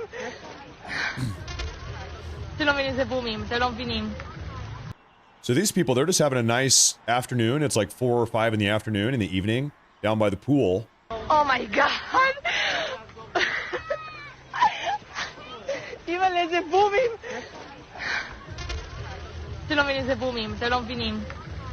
Missiles, this here is over Dubai. This is UAE, and we just saw that. That's right. Thank you, folks. We have the second by second play. I'm going to flip over to our Tel Aviv cam. We're going back to Tel Aviv here for a minute, ladies and gentlemen. We are back in Tel Aviv.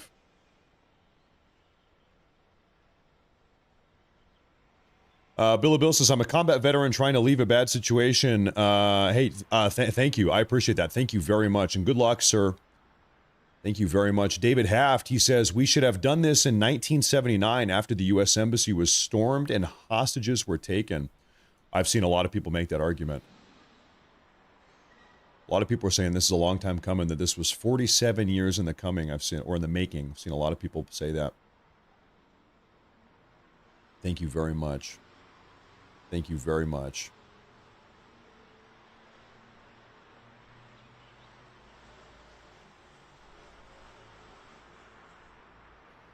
This is Born a Hawkeye says, can we just focus on America? There's so many issues here. Why are we paying for this shit? A lot of people feel that way too. A lot of people feel that way too.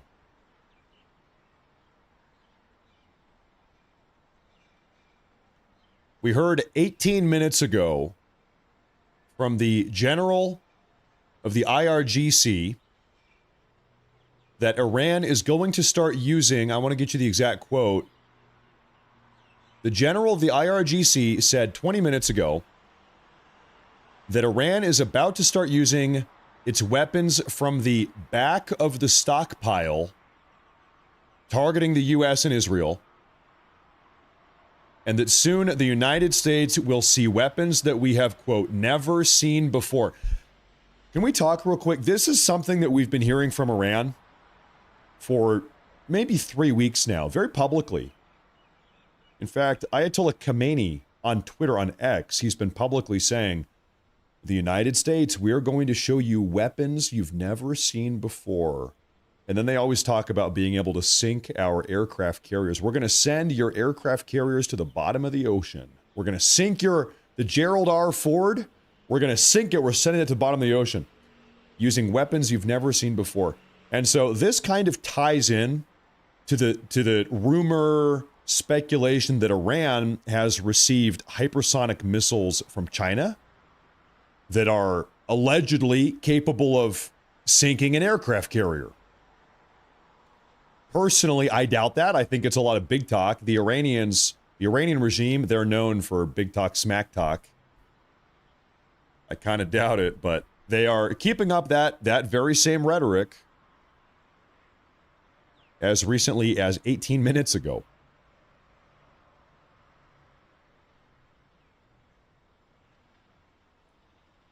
We have a statement from, we have a couple actually, hold up. Oh, wow, hold up. Oh, wow, good Lord. We've got a lot of stuff. Okay. Stand by here, folks. We've got some big-time news. First thing I want to show you here. U.S. aircraft have just now struck an industrial complex in Tabriz, Iran, that was reportedly being used to make Iranian ballistic missiles. I believe Tabriz is in northwest Iran. And this location was being used to manufacture ballistic missiles.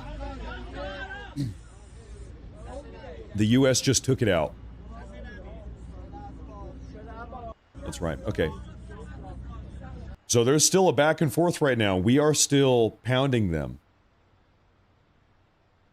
This is hot off the press. I have another thing here I want to share with you folks. We have a statement from Iran's foreign minister, Araghchi. We've seen a lot of this guy.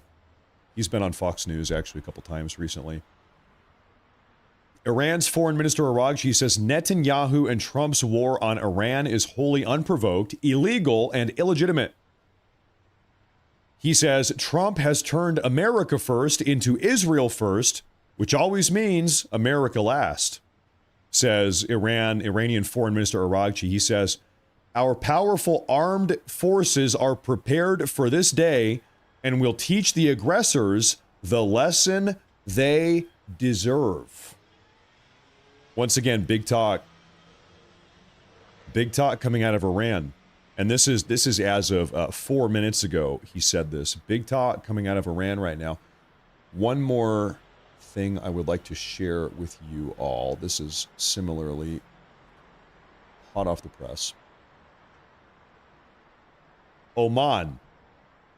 Oman has just now urged the United Nations Security Council to convene and push for a ceasefire.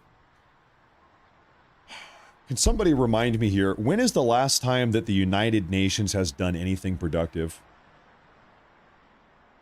I'm just looking for a little refresher here. Never? I think maybe never. Perhaps never. But anyway, Oman is saying, hey, United Nations, we need peace, ceasefire. I'll tell you what, for better or for worse, I don't think a ceasefire is part of the plan right now. Seems like the Trump administration and the Netanyahu administration in Israel, they are dead set. This regime is going to be undone here. The Iranian regime, it's over. The targeted strikes seem like they will continue until the Iranian regime is done. Trump's patience and willingness to negotiate and deal make with these people seems like Trump is done. He's done with it. He's done with it. He's had enough.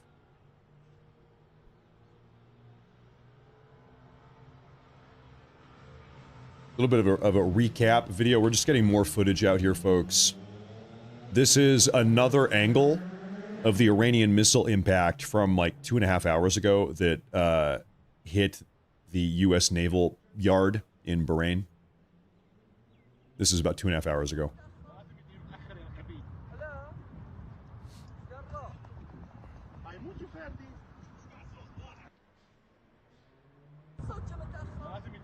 That's right. Yep. Seems as if this naval yard here in Bahrain, U.S. Naval Yard, was actually evacuated. Seems like there were no personnel there, but it was hit. It was hit hard. Undeniably, it was hit hard. In fact, I'm going to show you some wild footage from that strike. Also, it wasn't just an Iranian ballistic missile that hit that naval yard. It was a naval facility. It was a suicide drone also. So at this point, look to the right. You can see in the bottom right, this is where the ballistic missile hit, the Iranian ballistic missile. And then after that missile, in comes a suicide drone.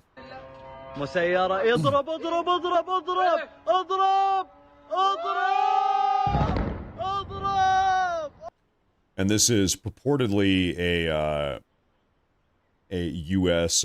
radar inside of this big white building. It was targeted at our base in Bahrain. It's been a very busy couple hours here, folks, and if I had to levy a guess, ladies and gentlemen, oh my God. Holy shit.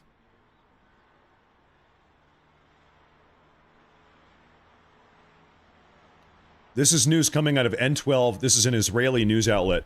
Allegedly, Israel assesses that the assassination of Ali Khamenei, the supreme leader of Iran, was successful. N12, Israeli news outlet, is reporting that Ali Khamenei, the supreme leader, is dead. This just broke 63 seconds ago. Okay, we do not have a confirmation of this. Give this time here. This is right out of the gate. I want to see more corroborating information. I want to see more on this.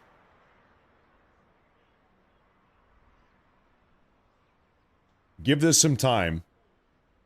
I'm not going to say 100% yet because we only have one outlet that is reporting this, okay? We just have one outlet. So do not lock that in yet. I'm going to do some more research here, folks. Just bear with me.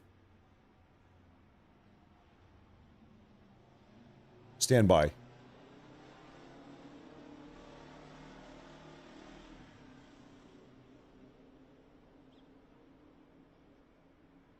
This is unconfirmed. Unconfirmed. Oh, ladies and gentlemen, air raid sirens in Tel Aviv. Air raid sirens in Tel Aviv, Israel.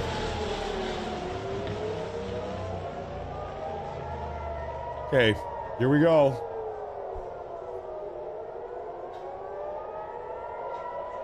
Here we go.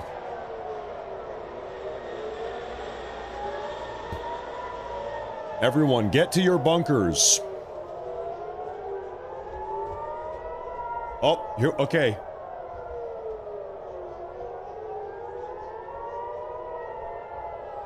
It's difficult to see this during the daytime.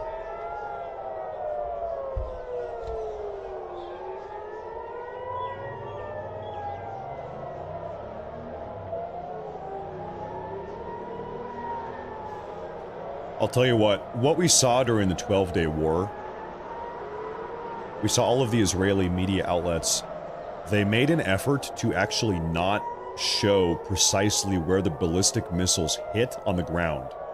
Because allegedly the IRGC, they were using that footage to then sort of hone in and better target their future missiles.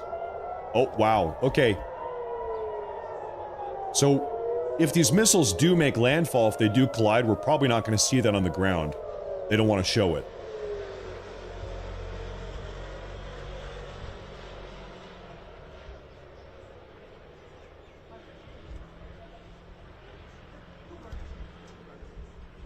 Well, it seems like that was intercepted. It seems like the sirens have also flipped off. The sirens are done now. Perhaps that was just, it was just one missile. Might have just been one missile. No problem at all. The Iron Dome missile interception apparatus they have set up is really, really good when there's just a couple missiles coming in, 1 or 2 or 3. The second you've got 20 or 30 or 50 missiles coming in at the same time, then the Iron Dome kind of gets overwhelmed. But if Iran is sending in 1 or 2 missiles at a time, they're not going to accomplish anything. They're not going to do anything. It's pretty much a complete and total waste.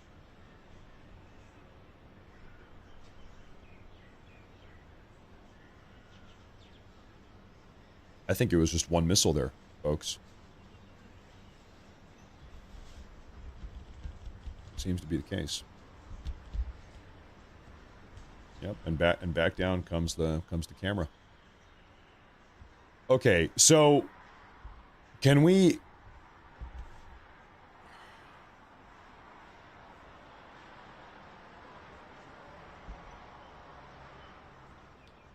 I just want to double back to this. We saw this report. This is now 4 minutes ago.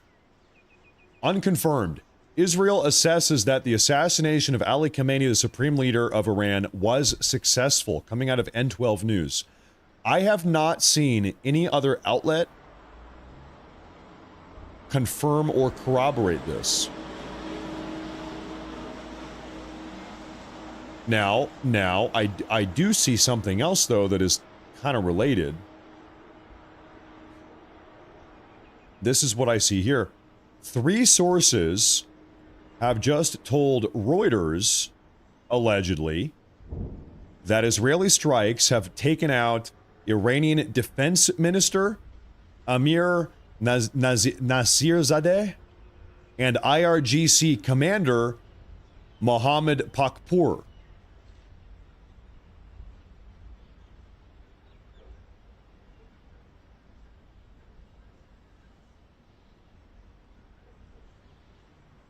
Whether or not the Supreme... That's from Reuters. Whether or not the Supreme Leader has been taken out, that's unconfirmed. I haven't seen that yet. I've seen one report, but it's totally uncorroborated. So we're going to give that one time.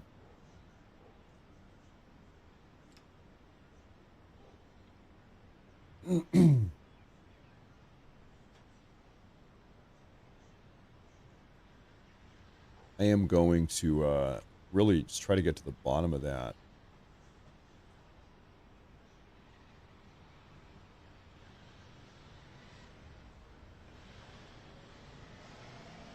Once again, ladies and gentlemen, I want to say, because I feel bad. On a day like today, there is a chance that I miss a super chat here and there. So I want to apologize in advance. If I miss your super chat, I do apologize. That's, I think we've got a moment here. Matt, what's going on? I just woke up here and you are alive. What's going on? So probably 6.5 or 7 hours ago, the U.S., in a joint operation with Israel, carried out a series of, quote, preemptive assassination strikes in Iran, targeting key military and political leaders of the Iranian regime. And following those U.S. and Israeli strikes, missiles and bombs, now kind of all hell has broken out. Iran fired retaliatory strikes at 7 other countries in the Middle East, pretty much all of the Gulf states along the western, southern side of the Persian Gulf. A U.S. naval facility was hit in Bahrain. Seems like nobody was there, though, but it did get hit pretty hard. And now Iran is sporadically launching ballistic missiles. What's more, the U.S. and Israeli strikes against Iran are continuing. They're still going on. So it's just an all-out conflict. President Trump released an 8-minute long statement talking about all of this, and that's President Trump himself. Effectively, what Trump said is that we are going to put an end to the Iranian regime. Effectively, their capacity to manufacture and launch ballistic missiles, their entire nuclear program, the negotiations are done, and now we are taking matters into our own hands. What does that mean? It means we are going to blow the living hell out of them. So that's where we are, and there's just been a back and forth. The source within Qatar's Ministry of Defense confirmed that an Iranian ballistic missile struck a, quote, long-range early warning radar in northern Qatar, causing material damage. The incident is currently under investigation. This system that was allegedly struck cost $1.1 billion. This one here. So allegedly, Iran took out a Qatari radar station, costing $1 billion. Right now, it is pretty much, it seems to be Iran versus the entire Middle East. They're launching ballistic missiles at everyone, or they have over the last couple hours.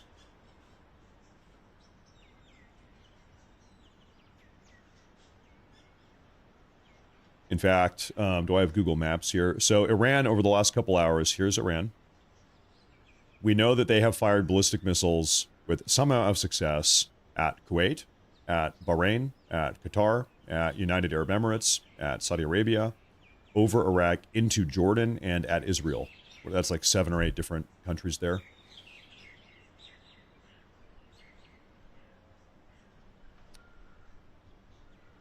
Now, if you kind of rewind your brain back to the 12-day war in, what was that, June, 8 months ago, leading up to Operation Midnight Hammer, we saw most of the action, if you can call it that, always taking place at night, during nighttime. During the day, it was kind of more relaxed. Now, what time is it in Israel? It must be 4 or 5 in the afternoon or evening in Israel right now. So sunset in 2 hours.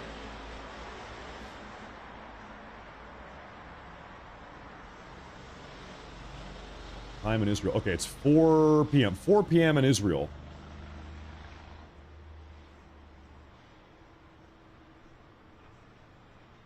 Sunsets in 90 minutes. 98 minutes. Sunset in 98 minutes.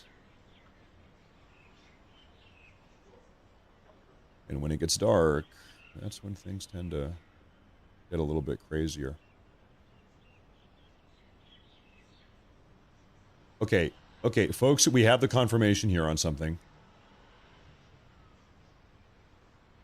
Okay. We just talked about this a moment ago, but now we have the confirmation. Oops.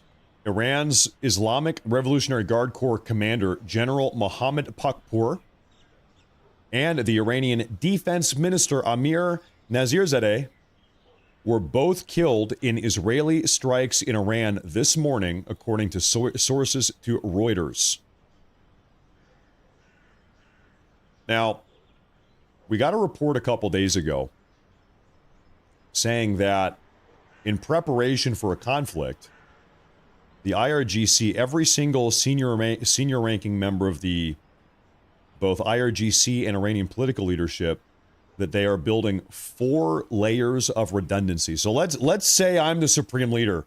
I have appointed 4 individual guys. 1, 2, 3, 4. So if I die, there's another guy. He can take my place. If Israel kills him, there's another, a second backup guy, a third backup guy, a fourth backup guy. We got a report a week ago. This is Jerusalem. Okay, we're going to take a look at Jerusalem now. Anyway, that the IRGC has been building out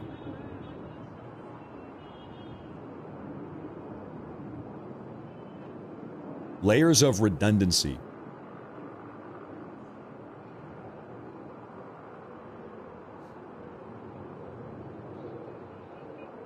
There are some people, man, I look at my Rumble chat, some of you guys are out of your goddamn mind. I'll tell you something here. Some of you guys. Listen, hey, I'm not even giving you my own personal opinion. I'm just showing you the news. Second by second, what's been happening. Some of you guys are insane.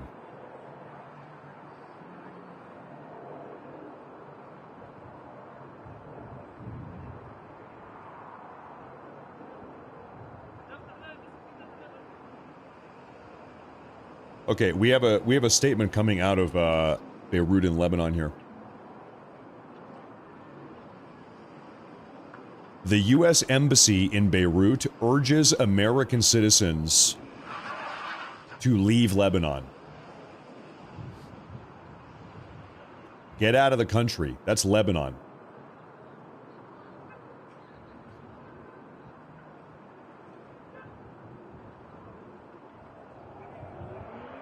I just need 1 minute here, folks. Stand by here, ladies and gentlemen. I need to carry out a couple deportations. Need to do a little deporting here. Just a moment here. I've got a couple chat spammers.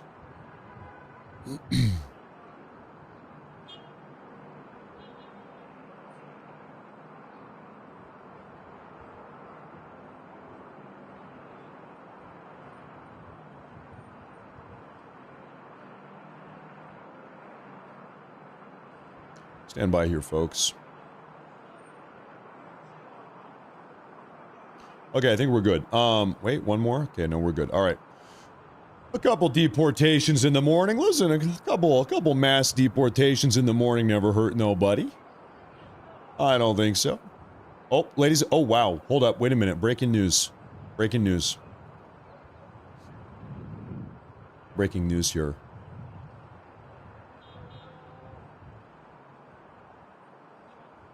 U.S. Tomahawk cruise missile flying this morning. We have another. We haven't seen this one. There's a U.S. cruise missile, Tomahawk, flying over Iran just now. Oh my, that's not one, that's 3, that's 4. Oh my good God. I was only expecting one of them.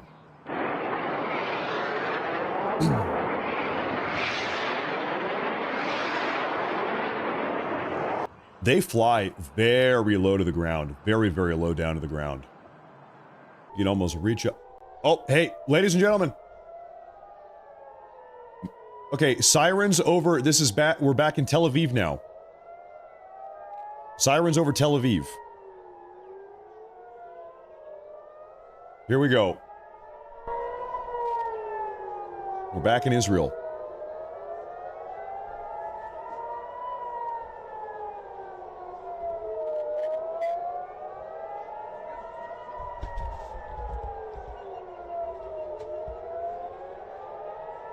Another one intercepted there.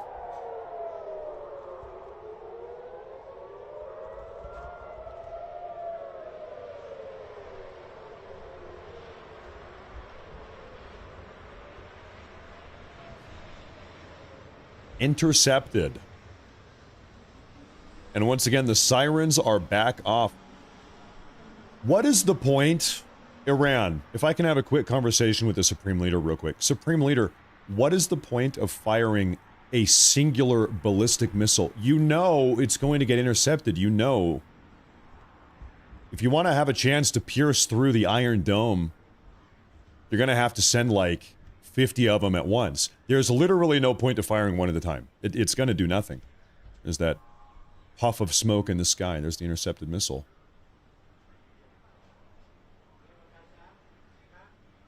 What is the point?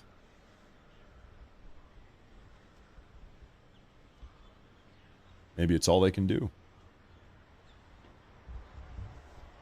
Maybe it's all they can do. They're just lashing out. They've got nothing else.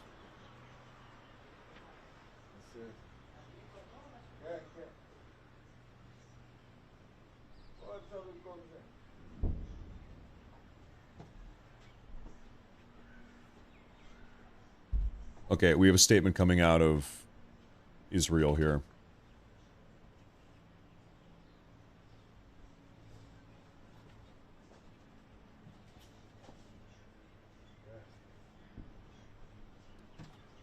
The Israeli chief of general staff says, quote, just now, "We are preparing for an operation of a completely different magnitude, far more complex and challenging." Once again, the Israeli chief of general staff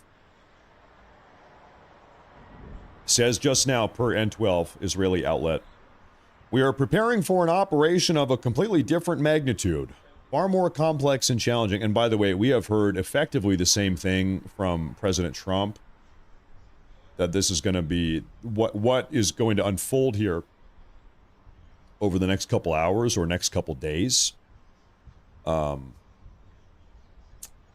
Is going to be something we've never seen before.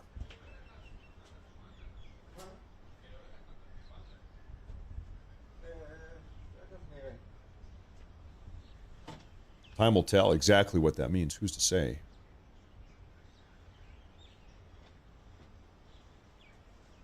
Democrat Senator John Fetterman. Fetterman has just come out publicly 1 minute ago. He said, quote, "I might be a Democrat, but in this case, the president is absolutely correct." Fetterman has endorsed Trump's involvement in this situation.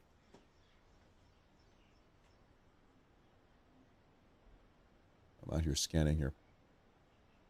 OG American Grinder says, hey, first off, thank you very much. He says, "I've been watching live for the last couple of hours. The bot and Doomer talks on Bannon's War Room and Real America's Voice channels have been absolutely disgusting as always. Thanks for the coverage." When we've got live breaking news coverage like this, personally, I just like to cover the fact. I'm not even like really giving much opinion here. When we do live emergent breaking news coverage like this, where it's minute by minute, I like to just get the facts out and just kind of take that approach, as you might have noticed. Thank you very much. I appreciate that. Legendary UMA says, "Thank you for bringing this historical information to us. Don't feel the need to apologize for dead airtime. You need to breathe once in a while." Yeah, that's probably true. That's probably true. Hey, thank you very much. Thank you very much. Scorehead says, "Thank you, man, for doing this. We really we really appreciate all you do on Rumble." Thank you, sir. You know what? I think I need another cup of coffee here, maybe. It might be time for a coffee. Thank you very much. Thank you, sir. Thank you very much. Oh. Breaking news. Okay, this is right now, as of like 3 seconds ago. Now, alerts all over Tel Aviv. The IDF actually, this is from IRL Red Alert Grid. Okay. Allegedly, alerts on the ground all over Tel Aviv. Well, by the way, we are looking at Tel Aviv right now, so maybe we'll see something here in just a moment. We'll see here. Jessica Kruger, thank you very much, ma'am. Good morning. Good morning. Thank you very much. Blocked Mind says, sounds like on-ground intelligence has prepared operations and everything is timed as hell for a big firework. Oh, you know, leading into an operation like this that we've got intelligence assets. Oh, and there are the sirens. Mossad, CIA, etc. Who the hell knows what else on the ground, you know, prepping the ground, gathering intelligence, prepping the ground. I mean, hell, over the last couple weeks, we've seen a series of Iranian like electricity centers, energy distribution centers all across the country mysteriously blow up for weeks now in Iran. Who do you think's doing that? We are, probably, or Israel is. Okay, here we go. Potentially more interceptions here.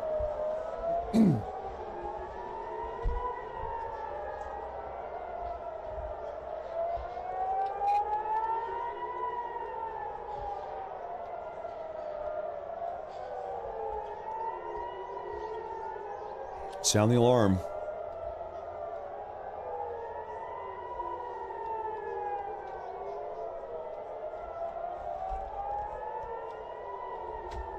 Oh. Looks intercepted to me, folks. Now, is this just another singular ballistic missile, or do we have more of them?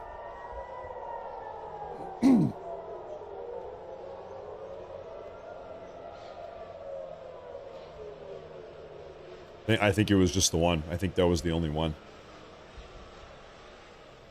I think it was the only one. Poof. That's right. Poof. CFAM54 Puppy. Hey, thank you very much for tuning in today. Thank you very much. Thank you very much. For some reason this morning I woke up. It was 3 in the morning. I was laying in bed. I woke up at 3 in the morning. Totally randomly. I checked my phone. Ah, okay. Well, I guess I'm going live. I guess we got to do this. By the grace of God, I woke up randomly at 3 in the morning today. And I said, well, would you look at that? All hell is breaking out in the Middle East. I guess we got to go live on YouTube and Rumble. That's just how life works sometimes. Thank you very much. Score hit, thank you. Tullamore do. Thank you. Hey, thank you very much. Thank you very much. Here's a massive Rumble rant from Dimming Light. It says, thank you, Matt, for all you do. God bless you and protect your family. Thank you. And likewise, back to you. And you know what? If you're the type of person that likes to pray for the Iranian civilians, for Israel, American service members, everybody out here, whatever country, civilian, innocent people,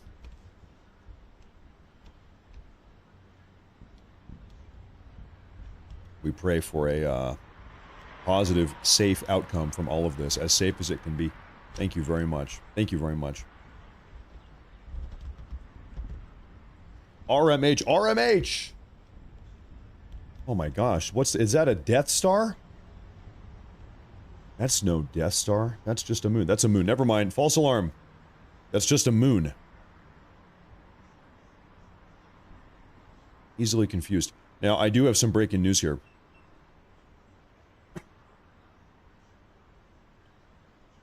Let me go ahead and pull this up here. Breaking news. A missile base was targeted by Israeli or U.S. missiles in Kermanshah, near Hardis area. Several MQ-9 UAVs are currently operating in Iranian airspace. What do we have here? الان کرمانشاه شهرک پردیس چند تا جنگنده به سرعت اومدن زدن و رفتن صداهای خیلی وحشتناکی اومد.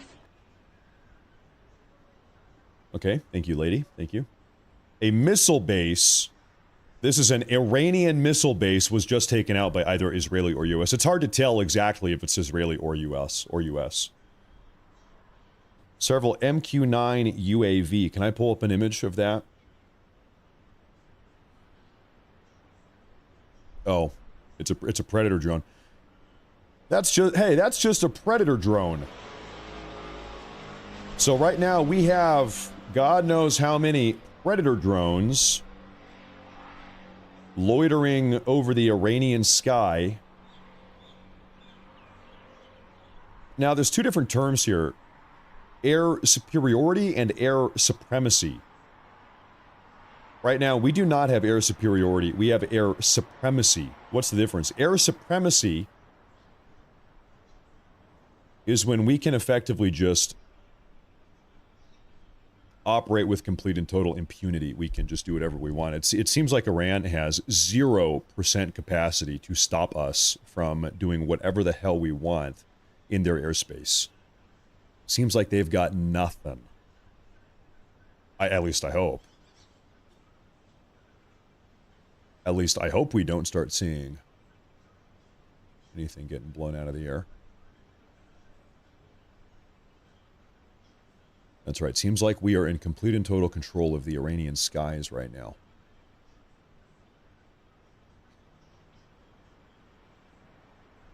Yafuni Kenizi says the Iranian regime is done. Long live the Farsi people. With the Rumble wallet. He's using the Rumble wallet. Thank you very much. I mean, yeah, listen, President Trump has said as much. We are not done here until the regime is pretty much done. Pretty much done. James and Liz, thank you very much, James and Liz. Thank you. Thank you for tuning in this morning. You know, I'll tell you something. You try to get inside of the Iranian mindset. Why has the Iranian regime refused to capitulate to President Trump's demands? They knew the two options are, you know, shut down the ballistic missile program and stop enriching uranium and hand over all of the uranium that you've already enriched. Hand it over, shut it down. It's over.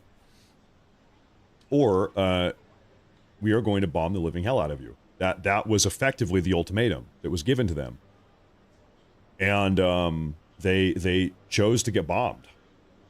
They chose to get bombed. They would rather, you know, go down screaming and kicking and fighting. They've chosen the path, I suppose. There's the other notion here is that perhaps the Iranian regime is actually more scared of their own people than they are of a bunch of Israeli or American bombs. They're like, listen, we can handle the bombs. We can handle the bombs. We've got our bunkers. We're going to survive. We're not worried about it. They can bomb us all they want. We're not going anywhere. But if we come off as being weak to our own people, then we might have a civil uprising. Then we might have, because we saw all those massive protests and riots over the last couple weeks, last couple months.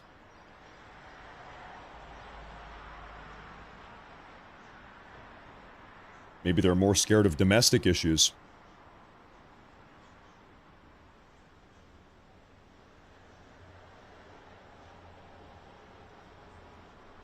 Joe Dean, by the way, Joe Dean, first off, thank you very much. I have tried to get Flight Radar to work today. I've tried to load it up like 5 times. I'll do it again. And the website, oh, you know what? It is working now. I don't think we're going to see a whole lot on Flight Radar. I need to log in here. Stand by here. Apologies. Stand by. Okay, we're good. Okay, we're good. Yeah, no, Flight Radar has been overwhelmed with traffic for the last couple hours. I've tried to load it numerous times and it just was not working. But now we can take a look at it. I got it up. So we need to filter out all of these. So first off, you can see there's nothing over the skies of Iran or anywhere in the like CENTCOM area here. Iraq, Syria. What are you doing? This is a Jordanian plane flying from Libya back to Jordan. Okay, well, real quick, let's flip off passenger. I don't suppose we're going to be. Where's our military and government? I don't suppose we're going to see much. What do we have here? This is from Israel. there are 30,000 people in the world tracking this plane right now. 30,000 people, just like me, just like us, looking at this thing. And this guy is just out here running laps.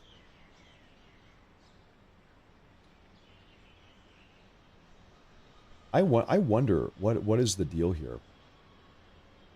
This is an Israeli government plane. OM call sign. I wonder if you have got some type of Israeli government officials in this plane loitering off the coast because they think it's safer. It's sort of like a flying bunker here. Flying just off the coast. I don't know. Who knows? You think it's Bibi? You think Bibi's in that thing? Just kind of hanging out. Could be. Could be. Could be. I'll zoom out. What else do we have? There was a helicopter down here. Yeah. U.S. military helicopter down here. This is... look, oh, you've been busy. Look at this guy. U.S. military helicopter. It's an MQ-4C Triton. A Triton. What does that look like? Oh, you're not a helicopter. You're a surveillance drone. It's a surveillance drone. Apologies, that's not a helicopter. And so the U.S. we've had this. I mean, this thing was over here loitering in the Gulf of Oman, coming out of UAE, and now it's just hanging out next to Medina, in Saudi Arabia. Curious. Now, of course, most military airplanes here, they're not going to have their transponders on. So there's dozens, hundreds perhaps, of Israeli and U.S. planes flying over, and drones and helicopters, whatever, flying over Iran, but they've gone dark, so to speak.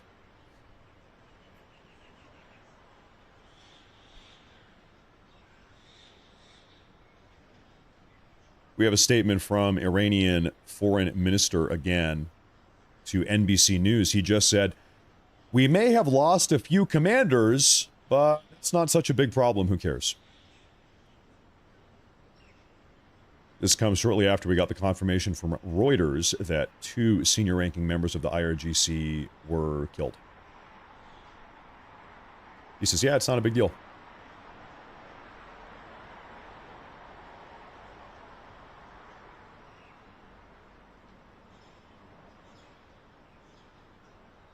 And that kind of ties back to what we were talking about maybe a half hour ago, where we said, over the last week, we've gotten news coming out of Iran saying that they have built out 4 layers of redundancy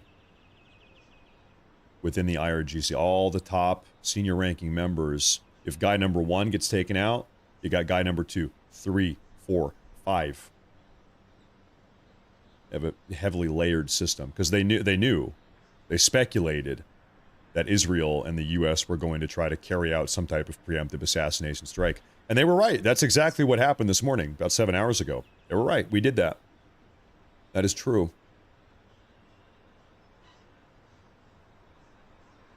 Iran's foreign minister Araghchi, who we were just talking about, he just came out and said that there's a possibility to talk our way out of this, but first the attacks need to stop. So Iranian foreign minister, he wants a ceasefire so that we have time to talk. He wants to talk this out.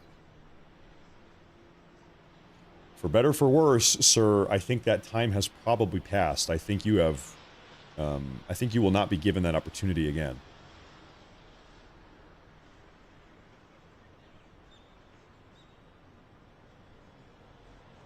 I think there will be no more talking. That would be my personal speculation here.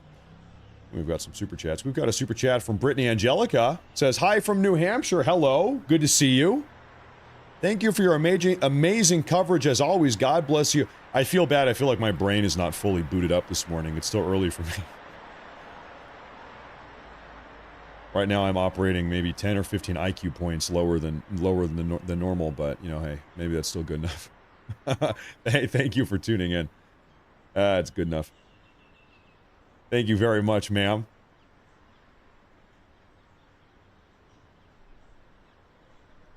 JRB Projects, thank you, sir. Thank you very much. Good morning. Good to see you. Mark Mason says, Matt, it's pretty amazing how the military can have such precision strikes and then be all calm. Thank you, brother. Good morning, and thank you for tuning in. You know, have you guys... I actually don't believe in any of this. I think this is all a load of bullcrap. But there has been a CIA leaker from posting on 4chan over the last couple weeks. And everybody's been talking about this CIA leaker leaking information about what's going to happen in Iran and Israel. And so now stuff is finally happening. This guy, and I don't believe it. I think this is bullcrap. But this guy has been saying that the United States is going to use alien technology, and that Israel is going to drop nukes or detonate nuclear weapons in Iran to take out key members of the IRGC. Israeli nukes and American alien technology to shut down. I've been reading this stuff for like 2 or 3 weeks now, and everybody's been talking about it. I'm not so sure. I don't know about that.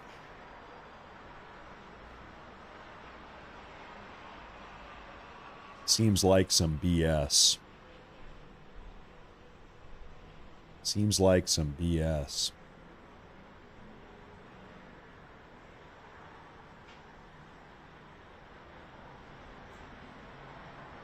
Everyone knows we're saving the alien technology for China. Duh. Obviously. Duh. Oh, okay, ladies and gentlemen, we have a statement. Another statement from Araghchi, Abbas Araghchi, Iranian foreign minister. He says, oh, sirens? Real quick. He says, we are attacking American bases in an act of self-defense, is what he says just now. Iranian foreign minister says, we are attacking American bases in self-defense. I'm not sure what that noise was. We'll see. It didn't sound like the regular sirens.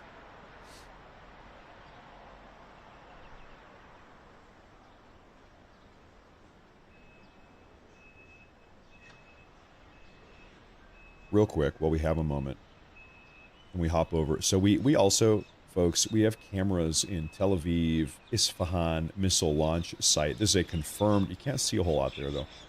North Israel, Doha, Qatar, Haifa, and Bahrain. A lot of the footage coming out of Bahrain, you don't have a lot of good footage. Kuwait, not a whole lot. Iran, not a whole lot. I would love if I could find a downtown, like downtown Tehran camera live feed coming out of Tehran.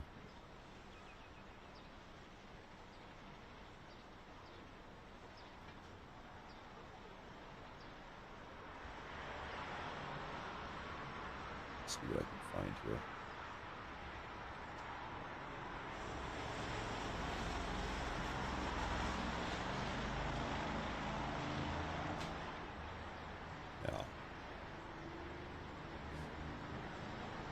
That was you think that was a phone warning? Yeah, you're probably right. I believe all of the Israelis living here, they have like they have a special app they can download that alerts them if anything crazy is happening.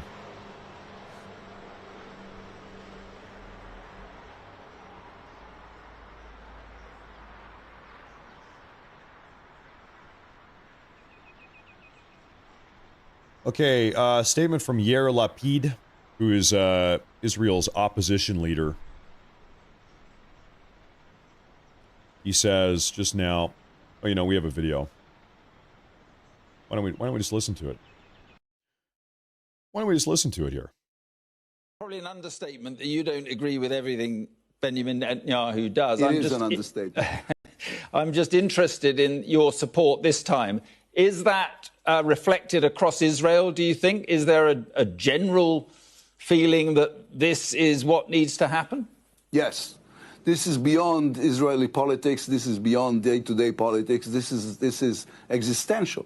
Listen, there are only two countries in the UN in which one of them is openly saying our aim or our goal is the total destruction of another. And this is Iran about Israel. So this is an existential threat. It is coming to us after we were massacred on October 2023, and we're not going to allow this to happen anymore. So if everybody messes with us, this is the price it's going to pay. And when Iran says, as it has in the last half an hour or so, that these are our sort of scrap missiles, we've got unforeseen weapons to unleash on Israel, what's your level of concern? Well, I am concerned. I have children and grandchildren here, and I care about my people. And but I wouldn't go too far in believing them with. I mean, it's their way, a very Middle Eastern way of throwing threats into the air in the hope that somebody will get really frightened and make mistakes. We are strong. The Israeli army is strong. We've got the strongest military power in the world, which is the American Army and Navy behind us. And even the people of the region are losing patience to Iran. So I think this is an opportunity for us to get rid of this horrible regime. And just finally, isn't the truth that Benjamin Netanyahu he wasn't interested in diplomacy at all. He always wanted to persuade Trump to go along with an attack like this on Iran? Yeah, we're pushing it out now in me agreeing with Netanyahu, but I do agree with Netanyahu on this one. I thought that this negotiation was just a way of stalling. It wasn't real, and therefore the military option was the right option in order to try to, as I was saying, obliterate the military side of it, and B, pushing for a changed regime. So there you have that. So, Netanyahu is sort of in Israel, at least, he's a right-wing politician. There's your left-wing opposition to Netanyahu. Now, so he's saying this is a unifying dynamic. Both left-wing and right-wing Israelis are sick of Iran, is what he's saying. Now, can I show you something here? That's not this. Ladies and gentlemen, someone in the Rumble chat, I don't know where I want to put this, actually posted a live feed coming out of Tehran. So right now we have a live Tehran feed, for what that's worth. Thank you to whoever posted that. I appreciate that. And we have some air raid sirens. We have the missile sirens.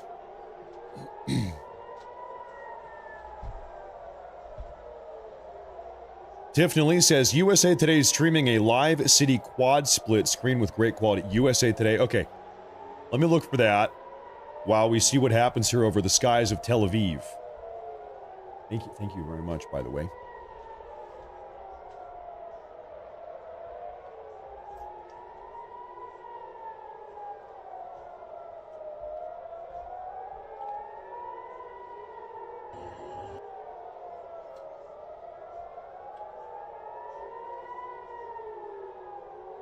I see that. Okay.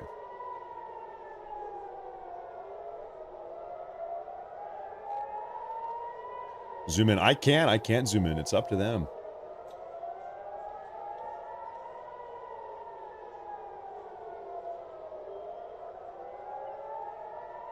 Well.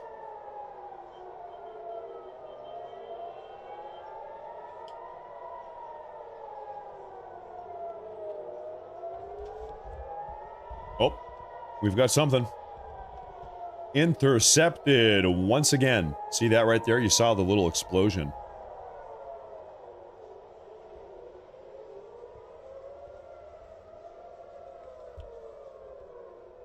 And that might be it.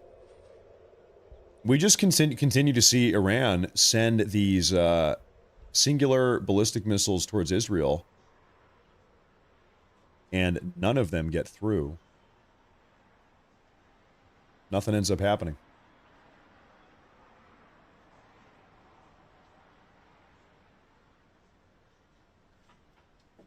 Nothing ends up happening.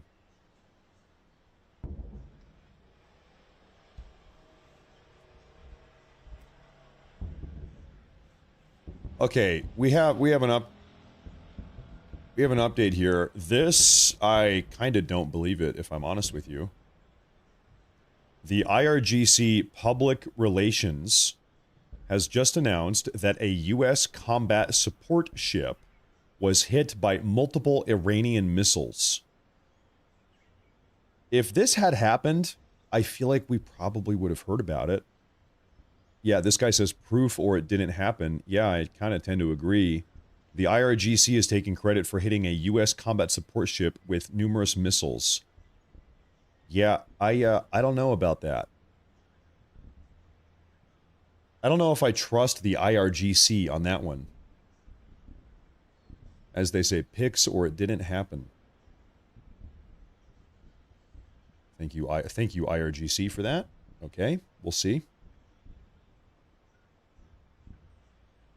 As a little bit of a recap here, I'm going to show you something for those of you that are tuning in here.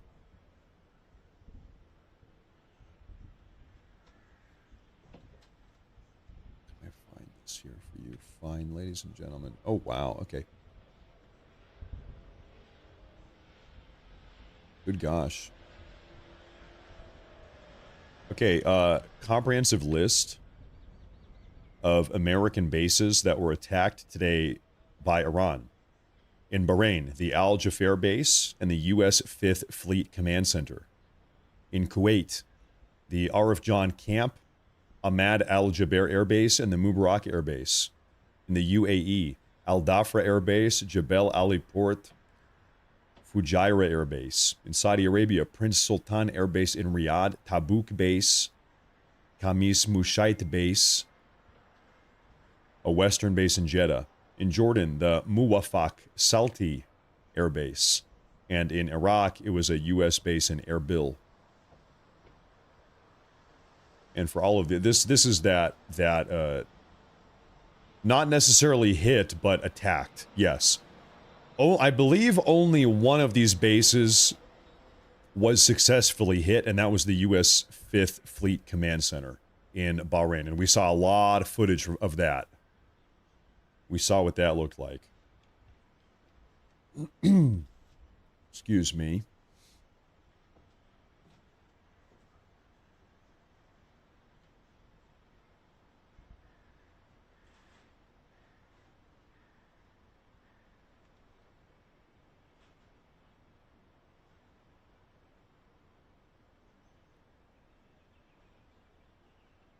Here's follow-up on that IRGC claim.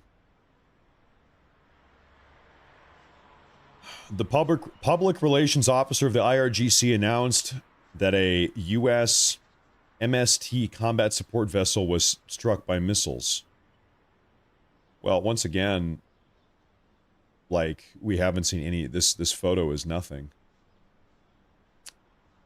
This is just an example image of what that MST support ship would look like, but this is not the ship that they say got hit. So they probably just pulled this image off of Google or something. So still no proof of that, no proof of that claim.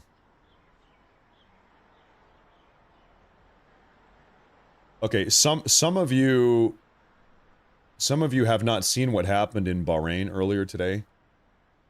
So I'm going to try to find the footage here.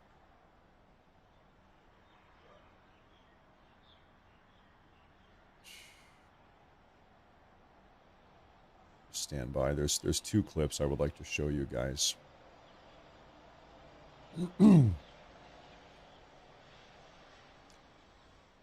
Eat more bacon. Yeah, yeah, true. I'm a big bacon guy.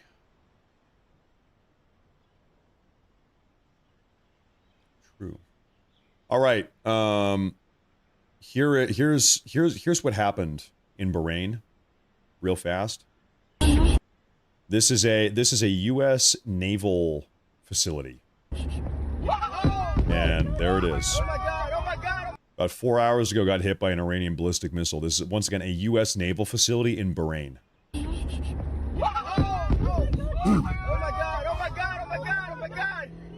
Okay, okay. Oh my God. To my knowledge, this is the only, like, successful Iranian attack today where a missile has connected and done damage. But we've also read that this naval facility was emptied out, that nobody was even there. It was emptied out preemptively. Oh my God. Oh my God. Oh my God. Oh my God. Now, this naval facility was also hit another location.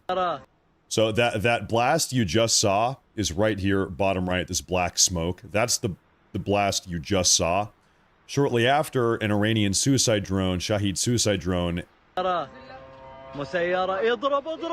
in. This white building is a U.S. Satellite or radar facility.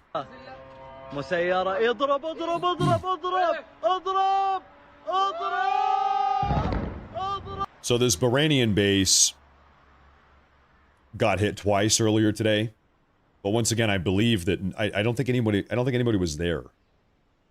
We think it got evacuated.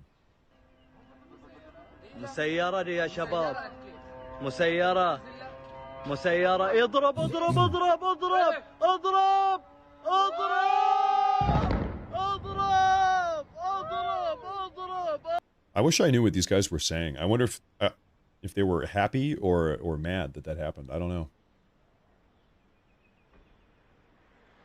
I'm not speaking Farsi. I don't know.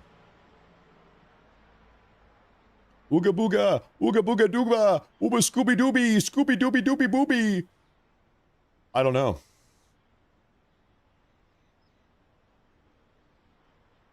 Oh, okay, folks, breaking news right now.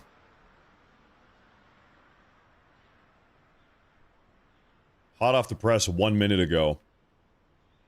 Iran is reportedly preparing a blockade of the Strait of Hormuz and intends to halt all oil transit through the Persian Gulf.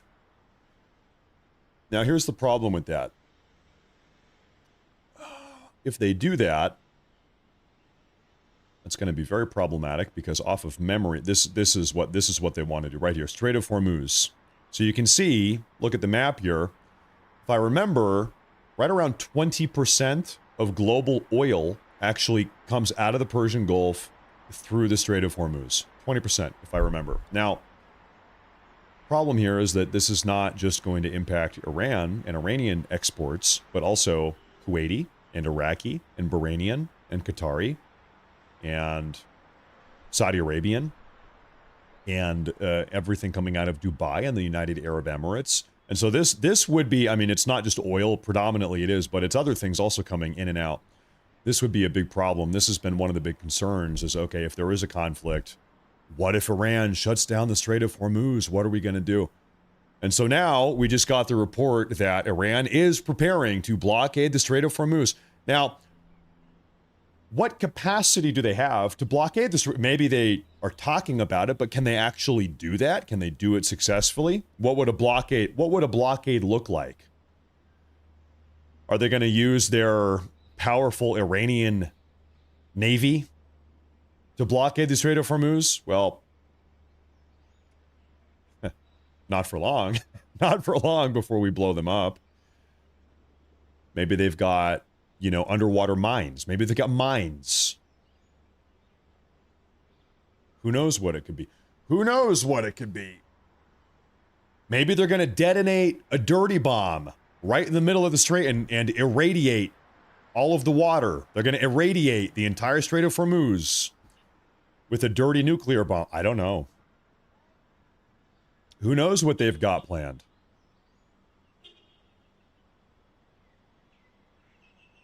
Millions of drones? They could. Well, who knows? Like I said, who knows? We'll see. We'll see. Time will tell. Time will tell here.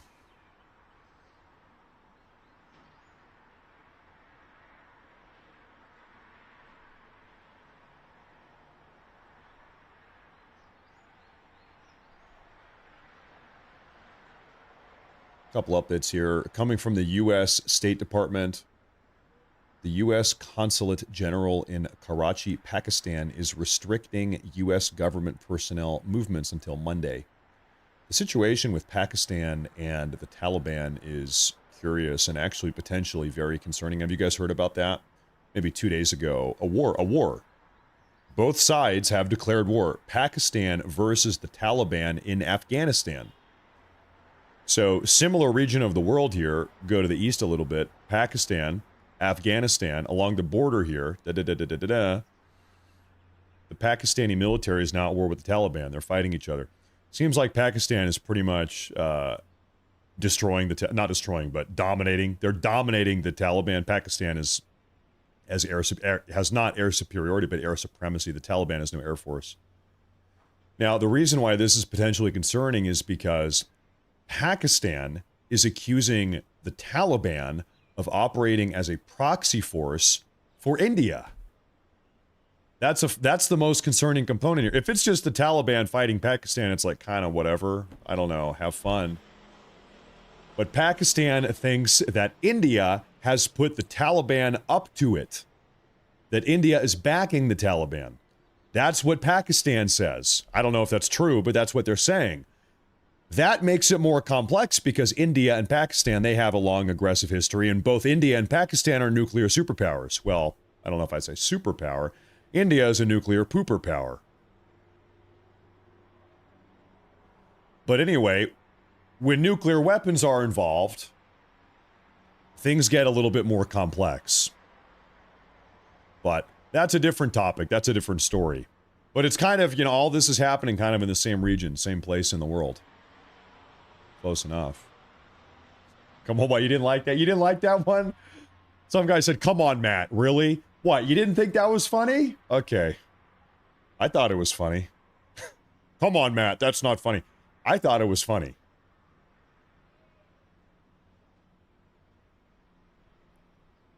Now I'm over here scanning for updates again. We have an update here. In the latest, we just saw maybe 5 or 10 minutes ago, we saw a ballistic missile get intercepted over the skies of Tel Aviv. Right here. We saw it together. In that latest barrage, it was a one-missile barrage.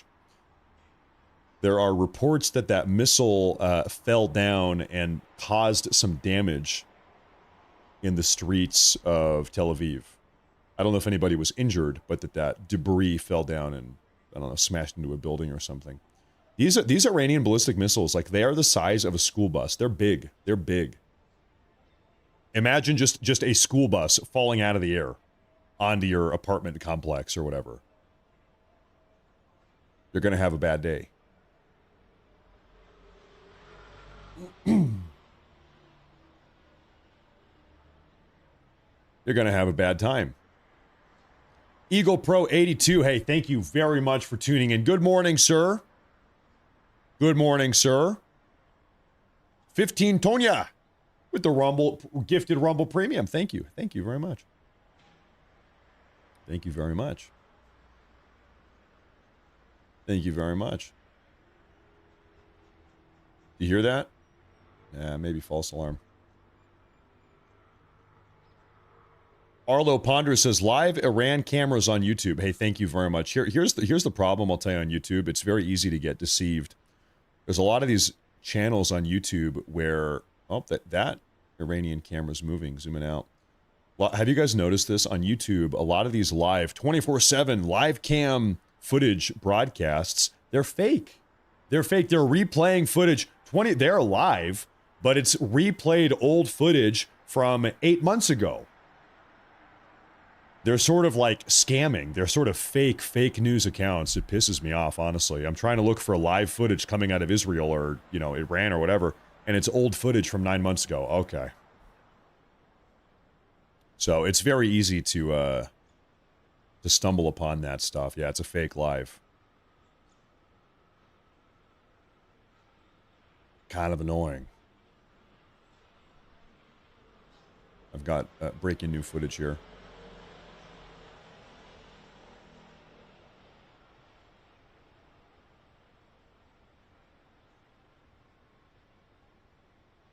Put this up. So recent footage just came out 1 minute ago, shows Israeli David's Sling missile interceptors launching in Tel Aviv to engage incoming Iranian ballistic missiles.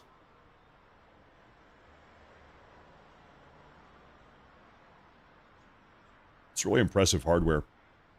Just kind of background knowledge here. When we say the Iron Dome, the Israeli Iron Dome missile interception system, it's actually a series. The Iron Dome is composed of a series of different types of missile interceptors. Some are for long-range missiles, some are for closer, short-range missiles that are coming in. Some are for faster missiles, some are for slower missiles, some are for drones. So the Iron Dome, it's not just one thing. It's a layered series of different types of interceptors, of missile interceptors. One of which is called the David's Sling, which is what we just saw here. The David's Sling. One of them. Now we have, hold on, I'll take a look here. Am I missing something? Yeah, we just a massive Rumble rant here. From Dimming Light says, thank you, Matt, for all you do. God bless and protect you and your family. And once again, thank you. I think we saw that one just popped up again. Thank you very much again. Thank you again. Thank you again. Thank you again. Any news on the Iranian schoolgirl that was hit? I haven't heard anything about that. Not at all. So I'm not sure.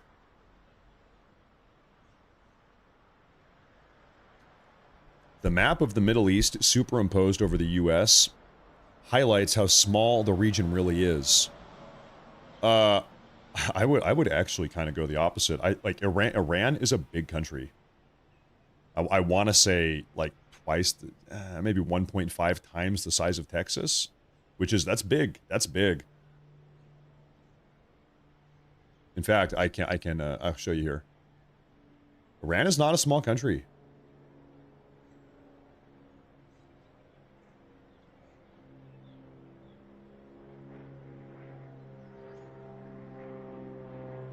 Yeah, maybe closer to 2 times the size of Texas. Take a look at this. So this is Iran, and this is Iran superimposed over the U.S. So, you know, what's a good, you know, imagine hopping on a flight and flying from Orlando up to Nebraska, like Omaha, Nebraska, even a little bit further. Yeah. It's not a small country. Put that down over Texas. Yeah, why don't we put this up in Alaska? Okay, so there you see that. So Iran is maybe 10 or 15% bigger than Alaska. It's pretty damn big. It's pretty damn big. It is. Sure is. Oh, we've got ballistic missiles inbound to Tel Aviv, ladies and gentlemen.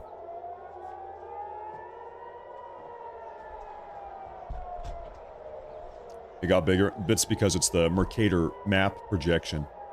It's hard to put a map on a flat surface, or a globe on a flat surface.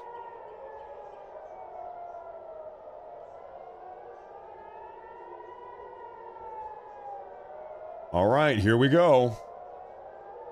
So Iran has been doing this for hours. They'll just launch one ballistic missile at a time. It gets intercepted, nothing happens. It's just totally inconsequential. We'll see what happens here. Hopefully nobody gets hurt.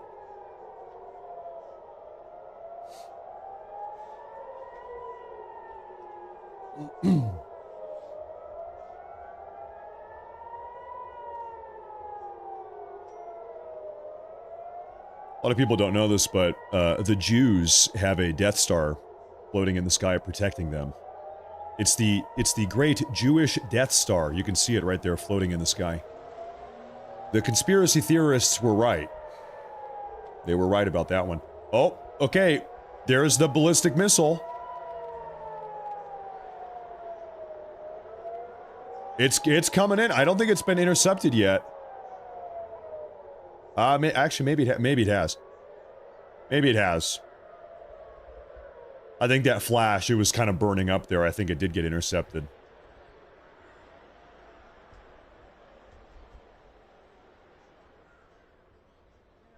All right. Another one and done. The Iranians, they just keep on sending in one ballistic missile. And all of them get intercepted. Really, it's... You know, you're asking yourself the question, okay, why are they doing this? Why are they only sending one at a time rather than 50? If they really want to inflict max damage on Israel, why one at a time rather than 50 at a time? To overwhelm the Iron Dome. I think the only logical answer here is because that's all they can do. All they can do is launch one at a time. I think they're not capable of launching 50. Maybe they're taking all the little pot shots they can, but they don't have time. Because you know right now over the skies of Iran, there are dozens, hundreds of US and Israeli drones and fighter jets and God knows what else, right? That are just hunting and scouring. Anytime an Iranian ballistic missile launcher pokes its head out of a hole to fire off a missile, it gets blown up first, right? Right now, I'm telling you, we are the Israelis and the US, we are hunting these ballistic missile launchers. Quite successfully so. You know, it's not exactly easy to launch a ballistic missile. These ballistic missiles are huge. They're the size of a school bus or bigger, maybe a school bus and a half. And then beyond that, you got to put them on the back of a semi-truck. So you have to have a semi-truck equipped to actually set up and launch this damn thing. The missile itself is massive. It's kind of hard to hide this equipment. It's big, clunky equipment. You got to hide it in a cave or something. And right now, we have drones just hunting these things. So the Iranian regime, they might just not be able to really take many shots here.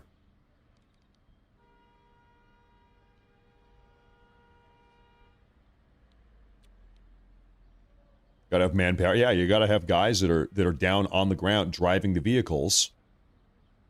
And you know, if you're a member of the IRGC and you are actually the guy driving the truck, you know you're getting blown up. You know you're gonna die, right?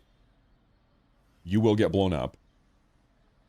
Somebody just said Trump is live. I will check. I don't think so.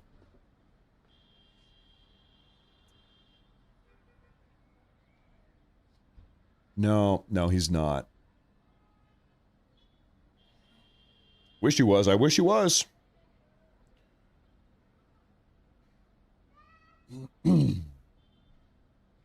Anyway, you will get blown up, and then you will be sent to go hang out with your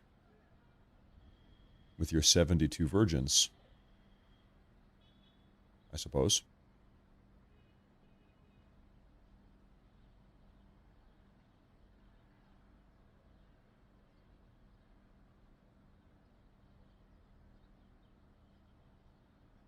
Okay, we have a post from the IDF itself, the Israeli Defense Forces. We'll take a look at this one real quick. I suppose this is a recap overview of what has happened. The IDF completed a broad strike on strategic defense systems of the Iranian regime. We have audio? No. Okay, this is Iran. Strikes on aerial defense systems across Iran. That's a lot of them. Real quick, pause. 4, 9, 10, 11. 11. Aerial defense systems in Kermanshah. Okay. So inside of these warehouses. Oh.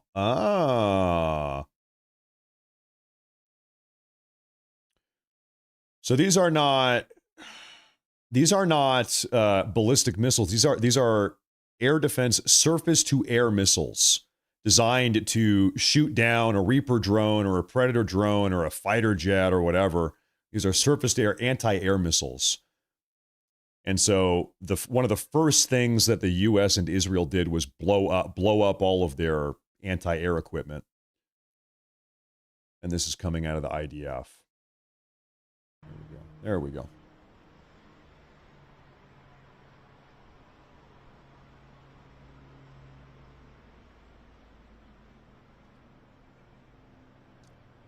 That would be the first thing you take out. Makes sense to me. Oh.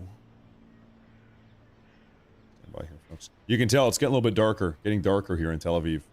So that means in Iran, it must already be dark. Maybe. Getting there. It's getting there.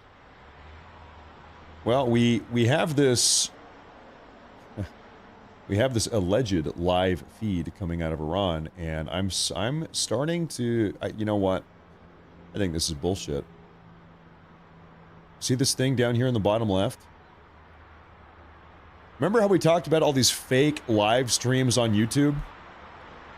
I think we've had one up on our own very show. I think this is bullshit down here. We're getting rid of that. Because in Iran, it is dark right now.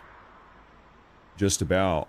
We have some legitimate feeds. So here, Isfahan missile site, Iran, right there. It's getting darker. It's dark-ish. Yeah.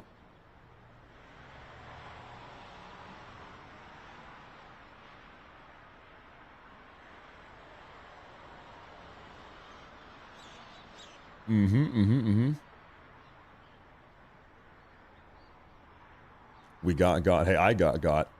Now, I do have something here to share with all of you.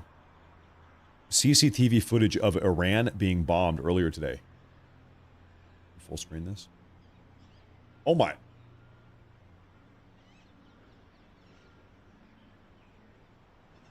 Oh my good lord.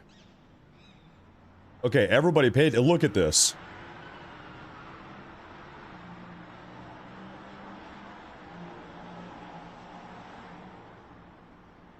Now, I will say, first off, warning, it's hard to know if this is from today or if this is older footage. I think this might be older footage. I think this did not happen today. This got posted by Drama Alert. Fake. Okay, so I'm seeing people say this is from the 12-day war. Old video, everyone is saying old video, old video, old video, old video. So it's not fake, it's not AI, but it is old. From the 12-day war. That's what I thought. I felt like I recognized that footage. Okay, once again, speaking of fake news, we're just going to parse through everything here. About 90 minutes ago, we got a report.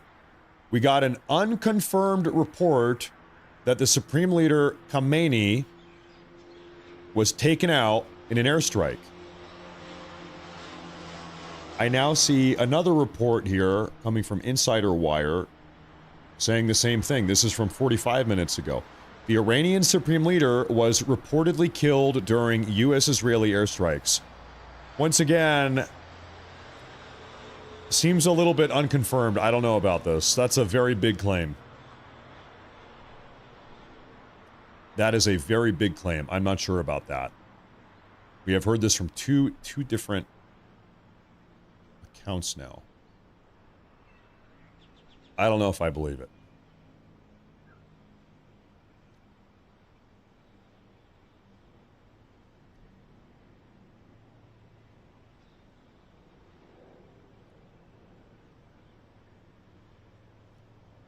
Breaking news, U.S. allies throughout the Middle East are responding to incoming ballistic missile barrages from Iran, with the UK, the United Kingdom, now launching planes in the region to conduct, quote, defensive operations. The United Kingdom has planes in the air conducting defensive operations.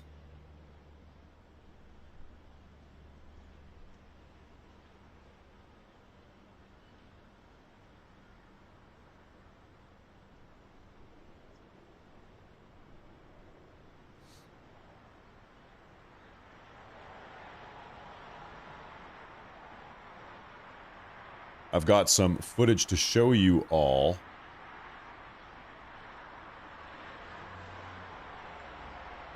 Footage shows an impact at a 5-star hotel in Palm Jumeirah in Dubai, United Arab Emirates, following the Iranian ballistic missile attack. It is unclear whether the damage was caused by a missile strike itself or from falling debris. There's a 5-star hotel in Dubai. Quickly. Let's move quickly. Oh my god. Oh, wow. Okay, I hope no people there. Wow.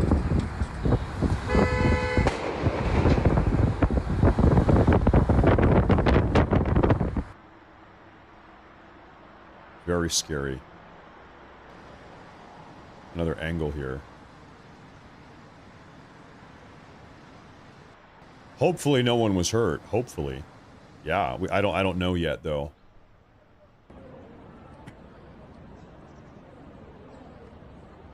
We've been hit. We've been hit. You can tell this is that same hotel. Yep. We're okay. It's okay. There's a fire. He's on the phone with... Oh my goodness, look at...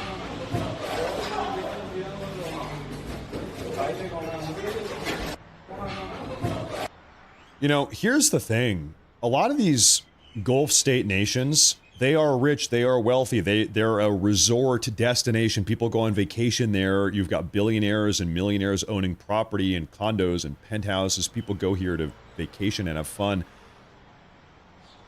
And then you've got Iranian ballistic missiles falling out of the damn sky, blowing up your 5-star hotels. You can imagine, you can very easily imagine how these Gulf nations, these rich, affluent, first-class, first-world Gulf nations, they're not happy about this. They're not happy about Iran. You think Dubai and Abu Dhabi and Doha, these very rich countries, they are getaways for the elite. You think they want Iranian ballistic missiles flying over their airspace? Blowing up? Yeah, probably not. It's bad for business. In fact, it was, yeah, right here is where they made that like Palm Spring Island. Remember this? Are people living there yet? Do people live here yet? Yeah, it looks like it. Looks like it. I think the Burj Khalifa is in here somewhere around here. Yeah, I think they're not happy about all of these Iranian antics either.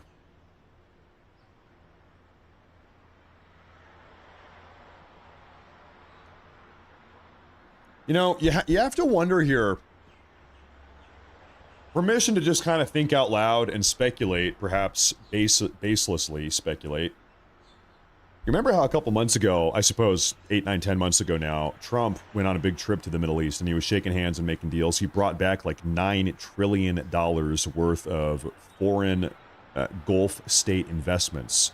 You know, he signed a $1 trillion deal with the Qataris and a $800 billion deal with the United Arab Emiratis and da-da-da-da. He made all these deals. He came back. Foreign investment. I wonder, and this is total speculation, I've got no proof of this. I wonder if a condition of these deals, okay, Trump, we're going to invest $1 trillion into your country, but you need to help us get rid of Iran. Listen, none of us are happy with Iran.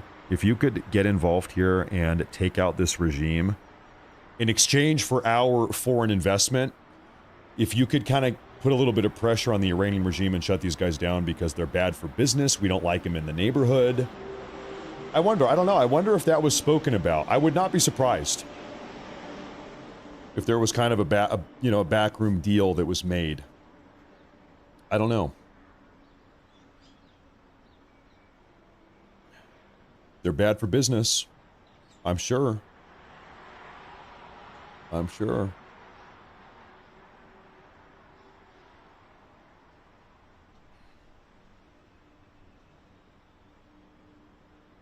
Oh, okay, we've got... Hold up, breaking news here, folks.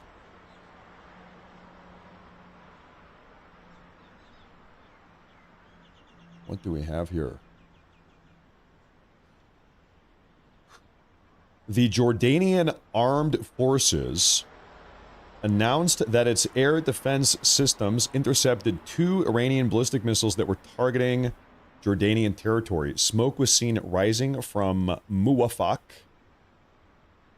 That almost sounds like a bad word. Muwafaq Salti Air Base, which is also used by the U.S. Air Force. You have footage of this? Intercepting these missiles. Oh, I mean, you see, not intercepted. One of them hits. Actually do damage. Yep, okay. Or I suppose it could have been debris that fell down.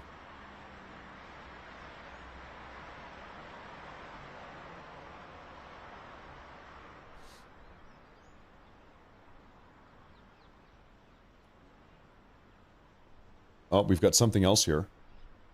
By the way, Cygnus, good morning, brother. Thank you very much for tuning in. Good to see you. Good morning. Good morning, sir. We've got reports coming out of Kuwait.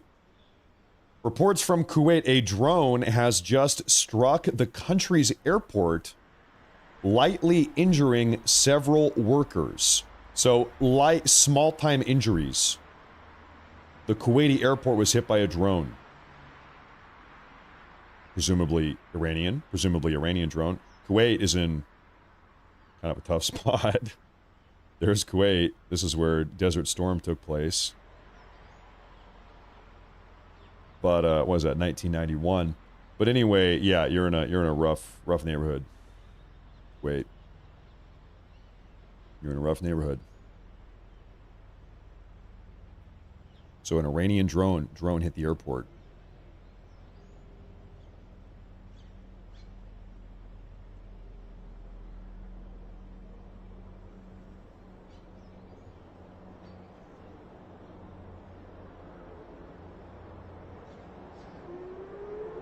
Oh. All right, everybody, look alive. Look alive now, everybody. Look alive. Ballistic missiles over the sky of Tel Aviv.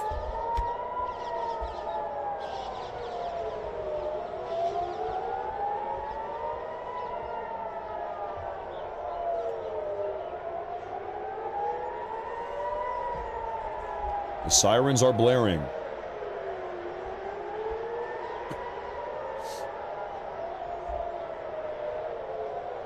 Get to your battle stations.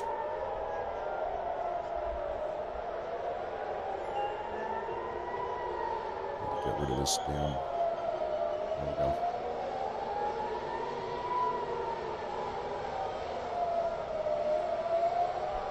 Pagano, I just did that right as I saw your super chat or your Rumble rant.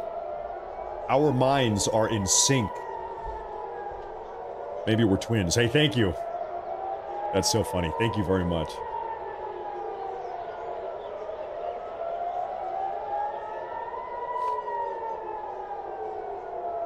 Yes, by the way, U.S. bases in the Middle East have been hit. Yes, they have. Namely the one in Bahrain. It's a naval facility. Oh!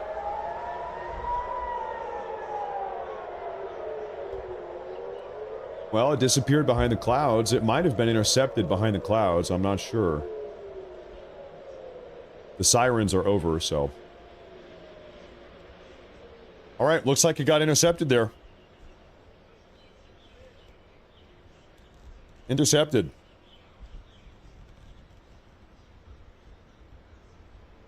They've got a good defense.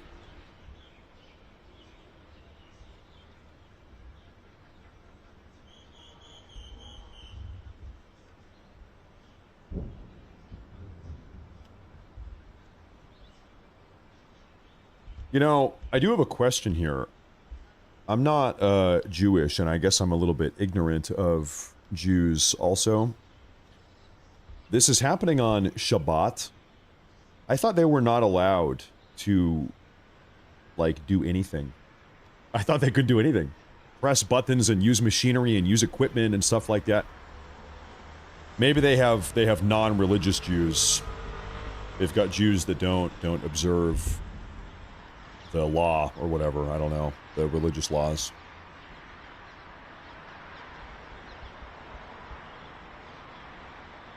I'm a humble bacon eater. Yep. Oh, does the religious law allow them to defend themselves, and this falls under the defense clause? Is that what it is? Okay.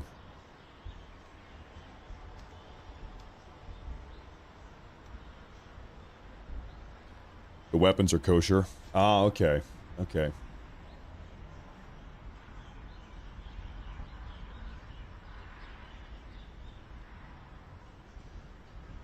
I'm just a humble bacon eater.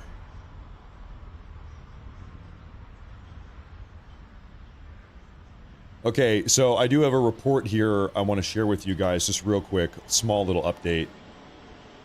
So far, Iran appears to be using older stockpiles of medium and short-range ballistic missiles to try to deplete U.S. and Israeli air defense interceptors in the region. They're not going to be able to do that. There's no... do you think Iran is going to be able to deplete U.S. and Israeli stockpiles? Keep in mind, what have we seen for the last 3 weeks, maybe 4? We have seen a never-ending series of U.S. cargo planes hauling cargo, God knows what, we don't know what, but just hauling U.S. military equipment from the U.S. across the Atlantic, down through Europe, into the middle, into CENTCOM, into Israel, all over the place. Just bringing supplies. We've been hauling supplies into the Middle East for like a month now.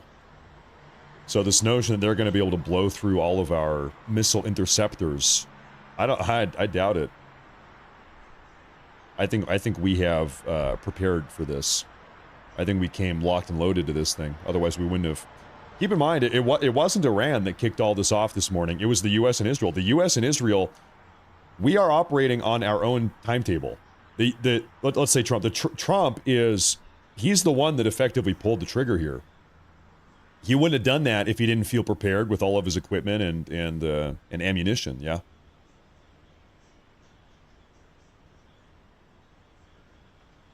I think Trump showed up to this thing locked and loaded. That'd be my speculation, at least.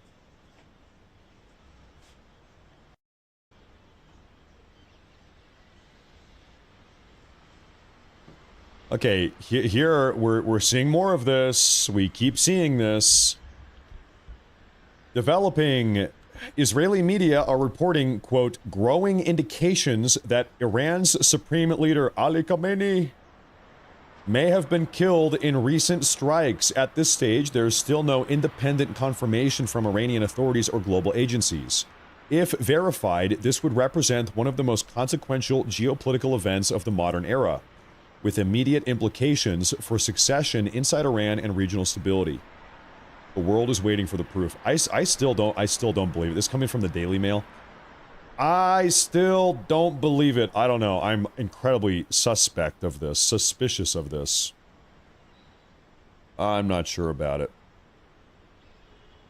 Also, listen, there is a chance that he hopped on a U-boat and went down to Argentina.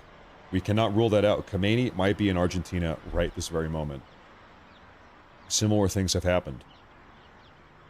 Who knows? But really, who knows? Source, yeah. When the Daily Mail is your source, I'm not exactly... You know, I wouldn't bet on it. I wouldn't throw money down on that. Okay, let's put it that way.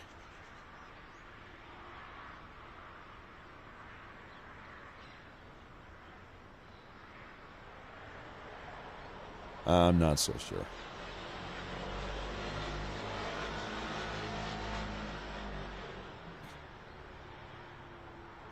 I'm not so sure.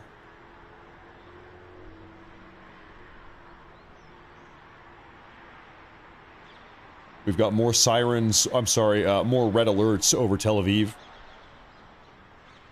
I would expect more ballistic missiles here any minute. This is Tel Aviv right now. Red alert, red alert, red alert.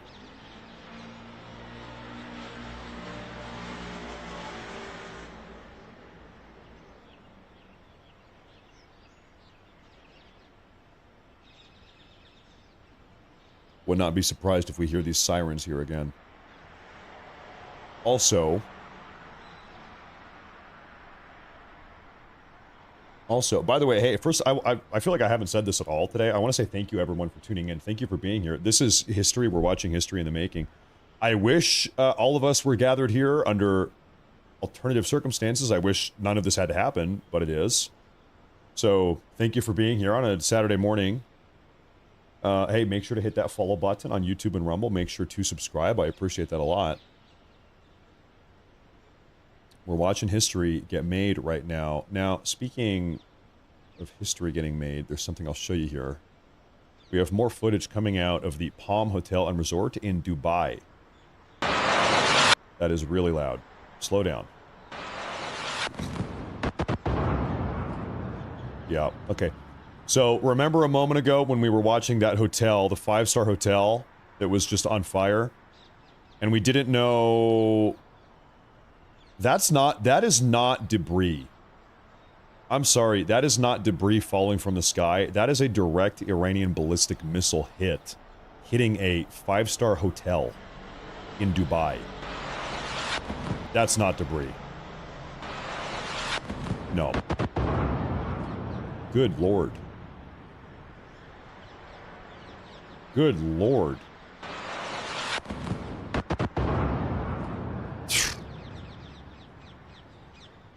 And this is a hotel.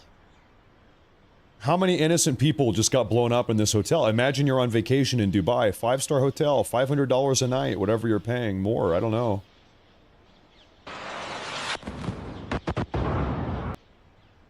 That's in Dubai, yeah, in fact. As a reminder here, let me show you what, we have a lot more footage of that. Let me show you here. This is that blast you just looked at. This is the aftermath. Quickly. Let's move quickly. Oh my god. That is the hotel lobby. Not good. Okay, I hope no people there. Very bad.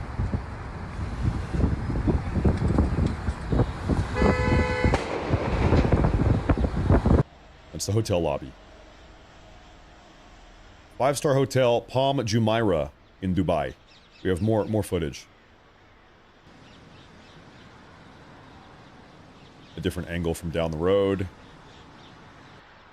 Another one from another angle. There's the lobby. We've been hit. We've been hit. You don't like to see this. I mean, these are just random civilians in a hotel, right? Just random innocent people. We're okay. It's okay.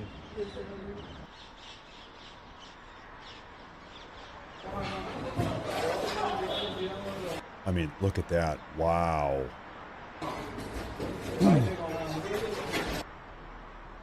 Okay, just out of curiosity, do you mind if I pull this up on Google Maps? I just want to see exactly where they got hit here.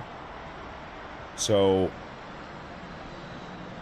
just one moment here. I'm gonna pull this up. Palm Jumeirah, Dubai.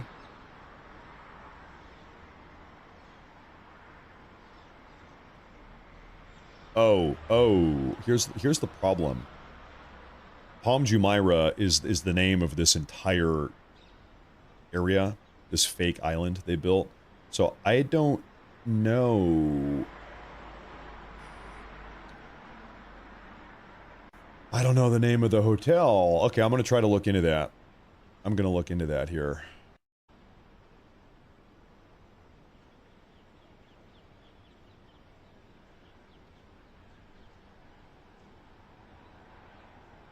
Ballistic missile. It's called the Palm Hotel and Resort.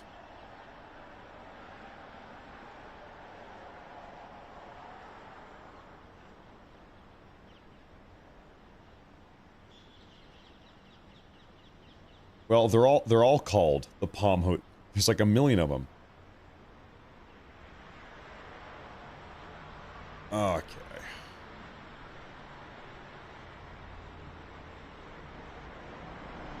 I mean, look at this.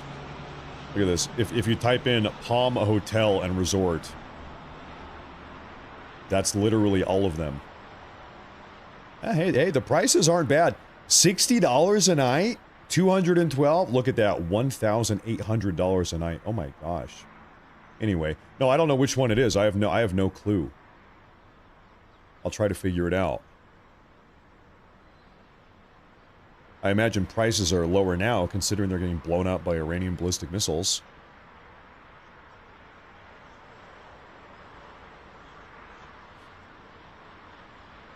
Yeah, it's called the Sweaty Palm Hotel.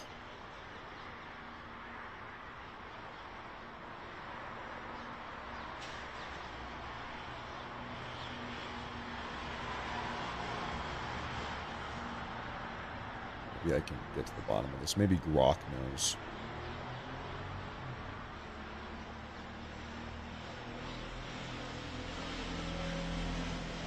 Yeah, you know, we could just do this the old-fashioned way. All right, you guys want to do it the old-fashioned way? Here.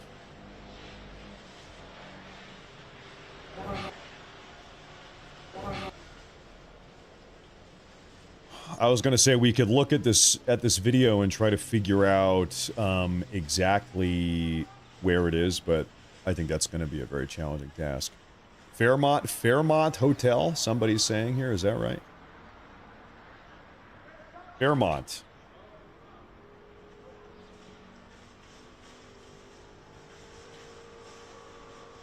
Yeah, I think you're right. How in the hell did you figure that out? Yeah, I think you're right about that. Yep. Yeah, no, this is it here, the Fairmont Hotel. Okay, and so this is it. And so it would be, can I go street view here for a second? Yeah, that's exactly what it is. So it was this spot right here. So it actually, luckily, by the grace of God, it looks like this is not a lobby, it's an open courtyard. The hotel, can you imagine if that ballistic missile crashed right into the hotel building? No, it didn't, though. It crashed into the empty courtyard in front of the hotel. Literally by the grace of God. It's the outdoor area. So, hopefully no one was having a cigarette out there.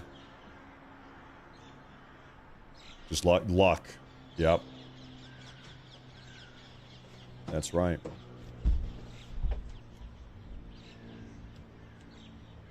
And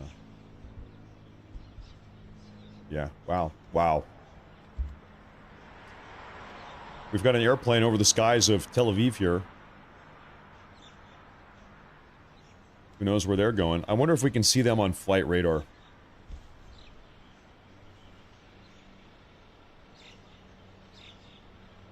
Let me pull up flight radar here. Where's our Tel Aviv? There's our Tel Aviv. And we can do filters, passenger plane. It's not a passenger plane. It must be an unmarked or a military plane that's got its transponder off.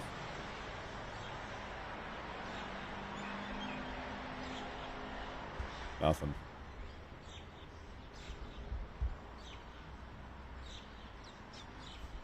All right. I'm going to quit staring at Google Maps now. Yeah, what is that plane doing up there? I'm going to bring some more updates here for you folks. Okay, remember how we said that there was a drone, an Iranian drone that blew up at... That's the emergency text message service. Something happening soon. We said there was an Iranian drone that collided with the Kuwait International Airport. Well, we have footage of that now, ladies and gentlemen.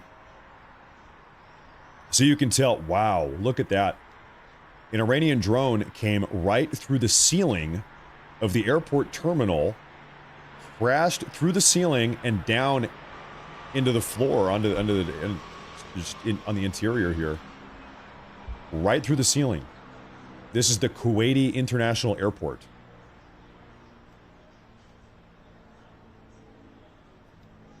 You wouldn't want to be standing underneath that thing. Not good. Now, luckily, what we heard was that nobody got seriously injured. We saw a couple light injuries from staff. People working at the airport had some small injuries, but that nobody died.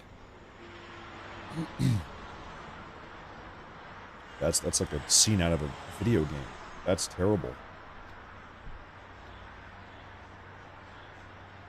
This is over the sky of Tel Aviv, Israel right now. We're not exactly sure what this plane is doing, but it's doing something.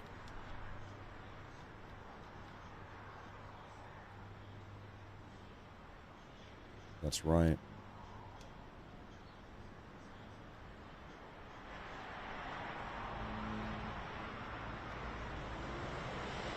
We just need one moment here, folks.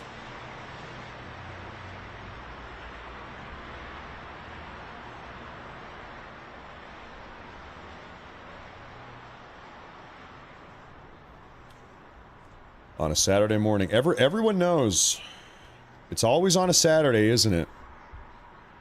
I believe the Maduro raid was on a Saturday. I believe Midnight Hammer, Operation Midnight Hammer, was on a Saturday.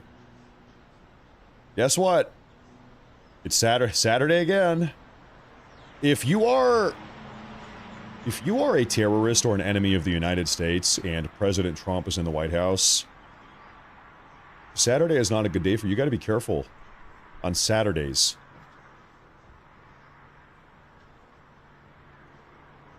The rumor is that we are getting completely out of the Middle East after this, but we will see. Well, I can tell you what has been publicly said by the Trump administration. So in November of 2025, this is 4 months ago, 4.5 months ago now, the Trump administration released what was called their 2025 National Security Guideline document.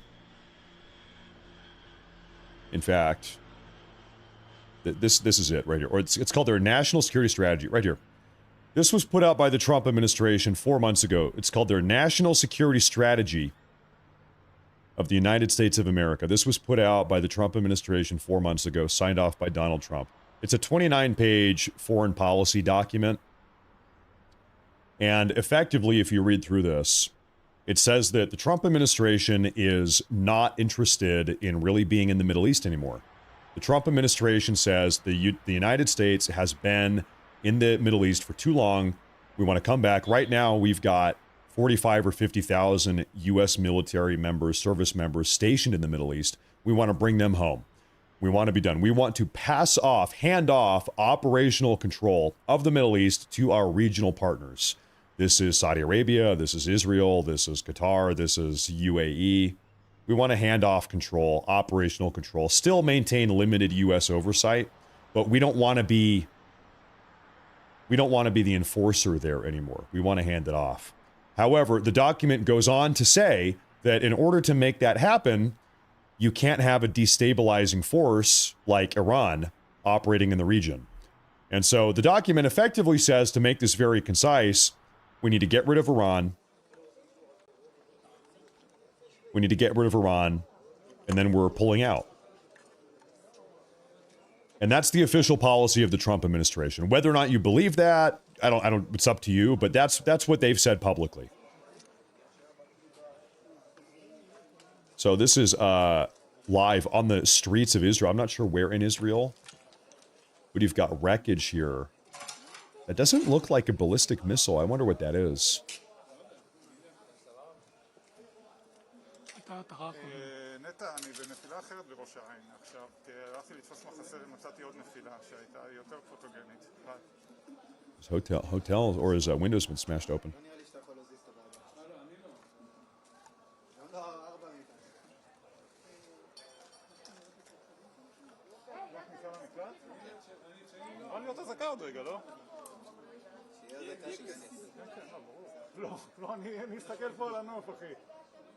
Somebody in the Rumble chat said that wasn't Iran, that was just a female driver.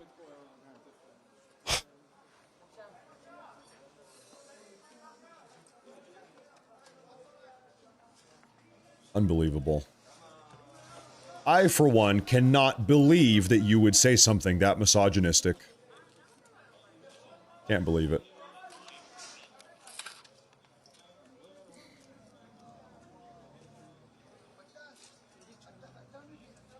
Unbelievable.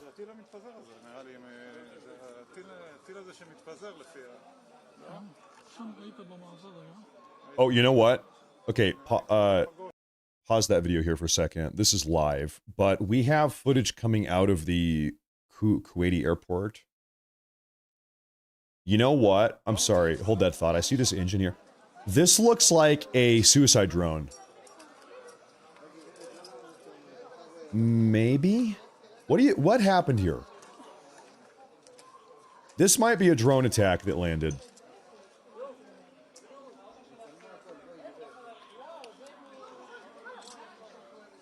It's really hard to tell.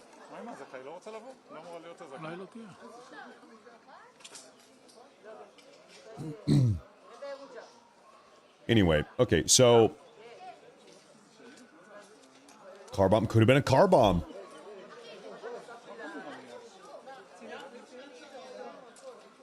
Could have been a car bomb. Yeah, no, it's not a bad idea either.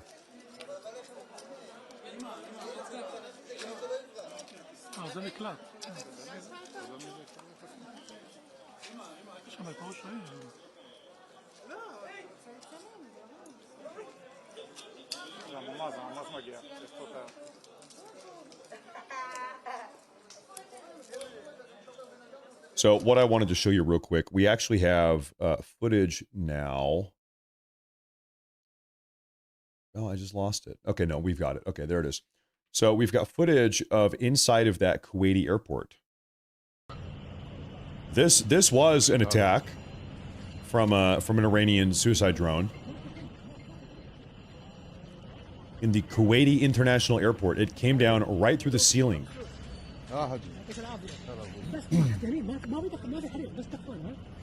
درون شفتها شايفها درون بس ضربت انا شفتها ركبت بالساعه انا كنت يمي انا بسرداب يمي ضربت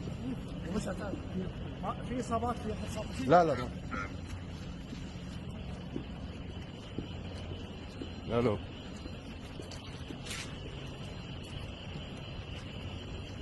Inside the airport.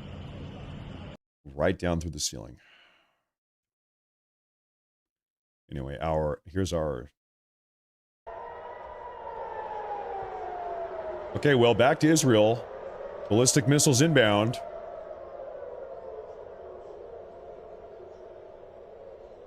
This is Tel Aviv. There's still something up there in the sky. We're coming in hot right now. That is a ballistic missile that's up there. Very high altitude coming in.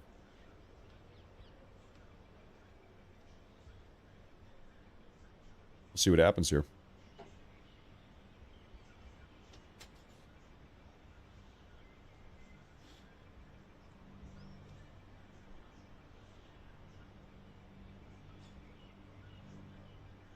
That thing is hanging out up there.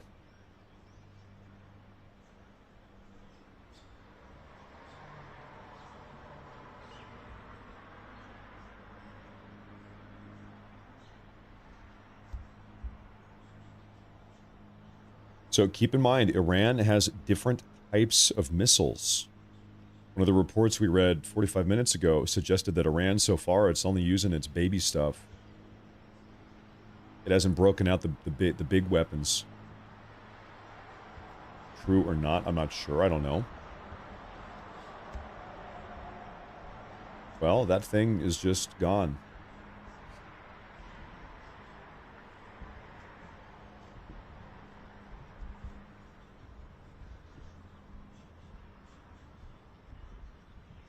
It was never heard from ever again.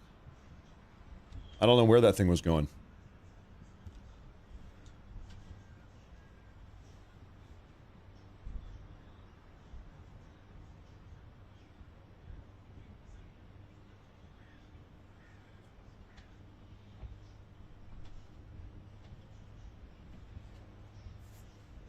Okay, what we have a report from ABC News. I don't know if this is real or not. In fact, I'm seeing some people say that this is clickbait. This is from ABC News. They're saying there was a strike on a girls' elementary school in Iran where 57 female students were killed in a joint U.S.-Israeli airstrike. This is ABC reporting this. A lot of people are saying this is fake news. So right now, left-wing media outlets are already saying that the U.S. and Israel are blowing up innocent Iranian schoolgirls. That's coming out of ABC. I highly doubt that. Highly doubt that.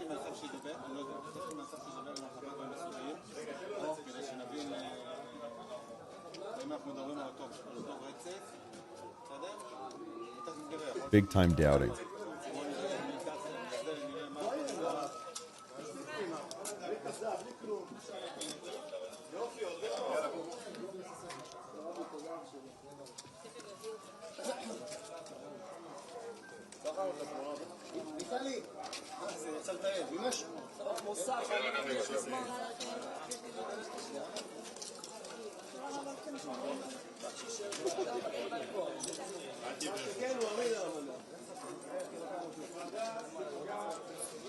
Not one single ballistic missile has successfully made it through Israel's Iron Dome today, or in the last 24 hours. Has not happened.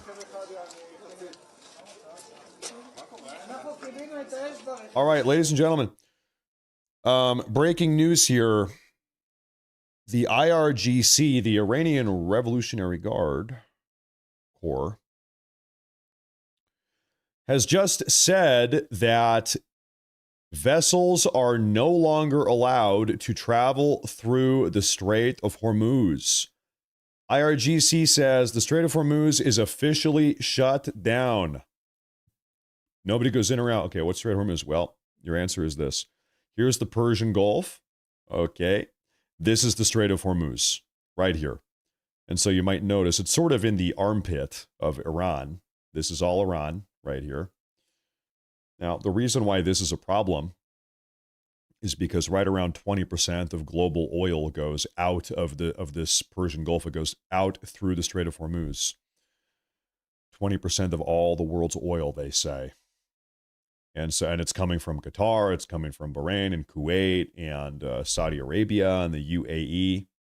They ship it out. And so if Iran shuts down the Strait of Hormuz, that will be very, it'll cause a lot of economic turbulence, to say the least.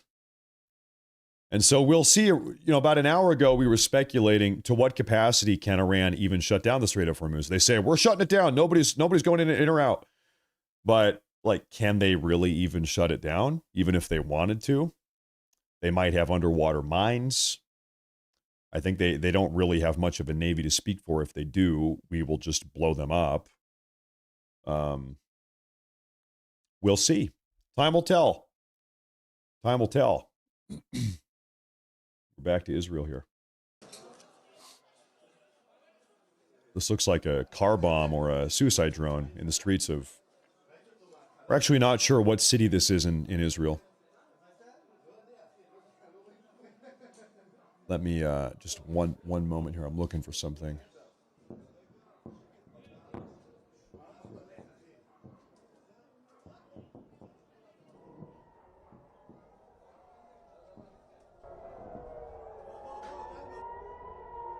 Okay. That feed we were watching kept on, not covering the skyline. I want to see the skyline. And right now, incidentally, guess what? More ballistic missiles inbound. So this is where we want to be.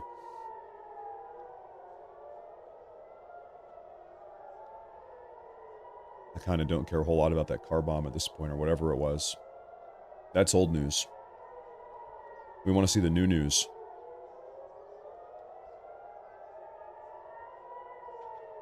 Now, what do we have here? Was haben wir hier?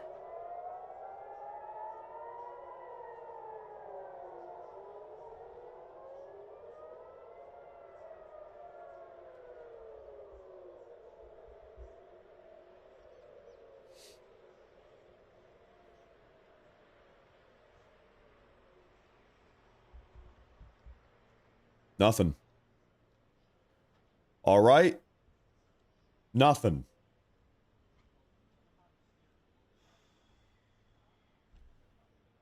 So, okay, let's try to once again consider what is the Iranian mindset right now. A couple options. The question here is, why are they only sending one ballistic missile at a time? Like one ballistic missile into the sky of Tel Aviv every 25 or 30 minutes.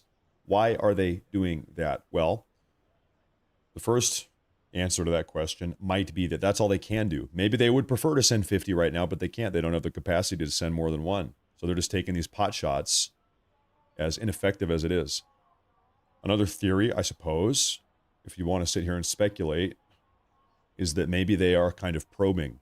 They're sending missile, 25 minutes later, ballistic missile, just probing, feeling it out. You would imagine that during the 12-day war 8 months ago, they would have kind of gathered a lot of that information. They would have kind of figured out how the Iron Dome works 8 months ago. But still, who knows? They might be kind of probing right now, figuring out. They might be using their cheap, inexpensive, slower, less lethal ballistic missiles, saving the more powerful ballistic missiles for last. I don't know. 100%, without a doubt, fact of the matter, the Iranian regime right now is facing existential crisis. Trump and Israel have both come out in the last 12 hours and said, listen, it's over. You guys are cooked. This is not going to be Operation Midnight Hammer. This is going to be Operation Midnight Hammer times 100. The bombs will continue to drop in Iran until the IRGC and the Iranian leadership structure is done. Now it seems like what's on the menu here is regime change. Trump is going to kill all of these people. Seems to be the case. Seems like the time for negotiations are over. That ship has sailed.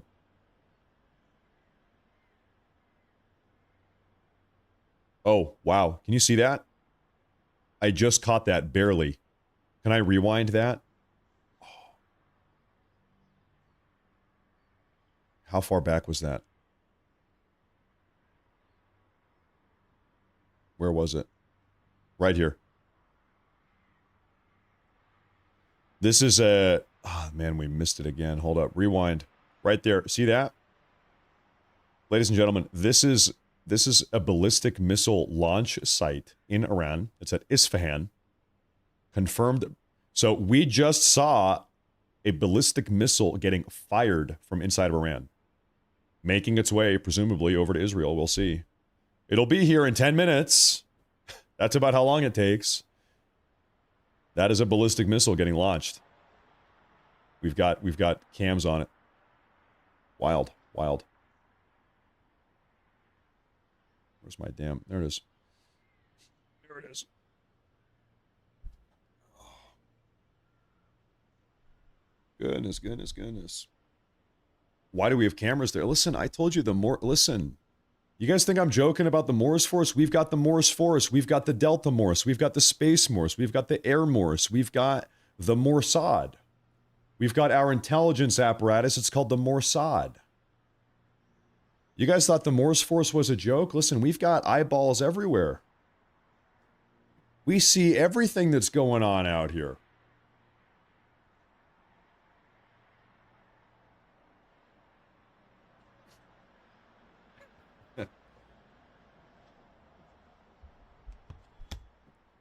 Right now, I'm actually flying in Air Morse 1. You guys thought I was in my office? No, I am right now. I'm riding on Air Morse 1, which is a $19 billion state-of-the-art aircraft. Just in case, you can never be too safe.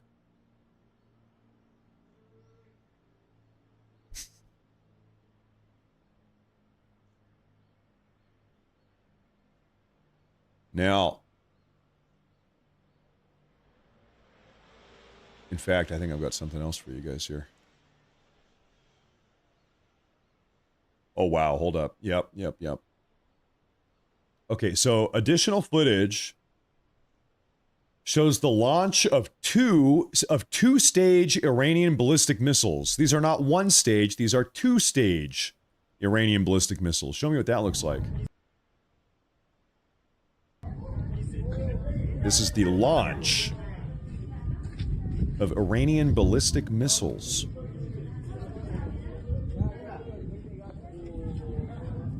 They launched them out.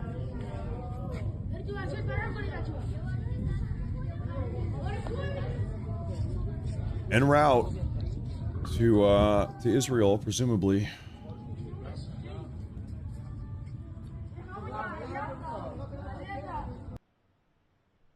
And there's another video here. Look at that, wow. There we go.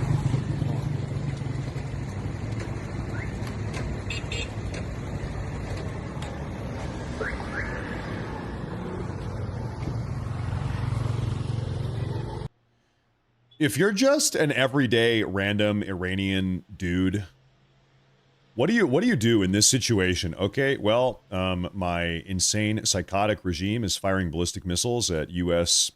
bases in the Middle East and at Israel. And I guess I am going to go to work. And my country is getting blown up by Israeli bombs. I guess, and American Tomahawk cruise missiles. I guess I got to go to work. Whatever. Still got to go to work. It's just another day.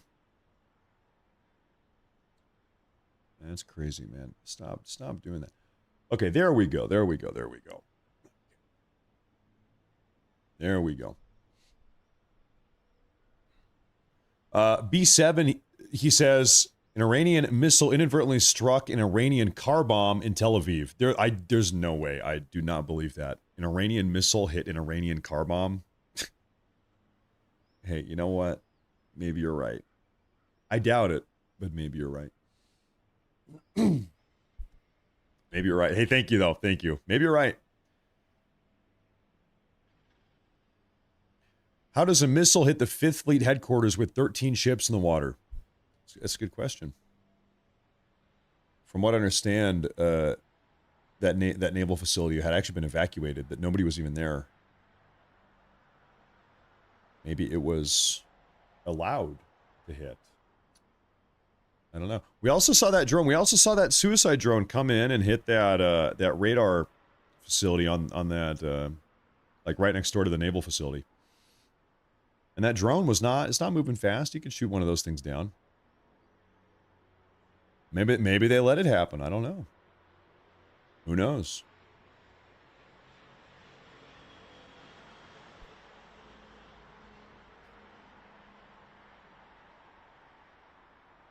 Oh, goodness. Goodness.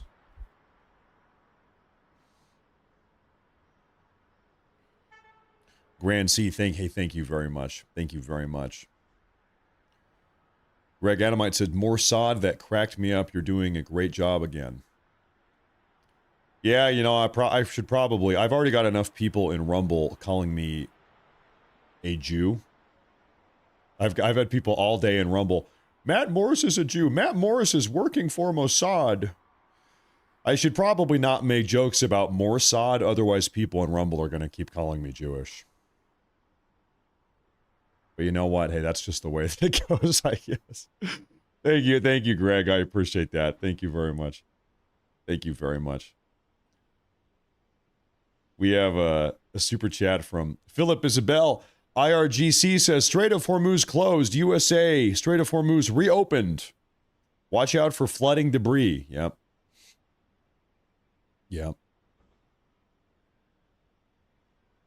If they do close it, it won't be closed for very long. Not for long. We have a massive super chat on YouTube from a guy named Nick Nishaw. He says, Matt, God bless you and your family. God bless, and everyone in the chat. Hey, thank you. Of course, thank you. That's a big one. Thank you very much. Thank you very much, sir. Okay, well, I'm just going to share this with you, but I couldn't tell you what this means. Breaking news, the Israeli Navy is sending an encrypted transmission. I would imagine they have probably sent a lot of encrypted transmissions today. Wouldn't you imagine that kind of everything they do is encrypted? Okay, however, I've got something else here.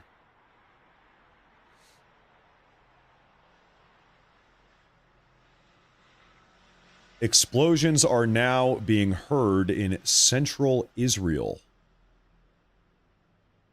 I do not have eyes and ears in central Israel, So I don't know. Praying for Israel. Da, da, da, da, da. I'm just looking for if anyone has any more insight there. No, not really.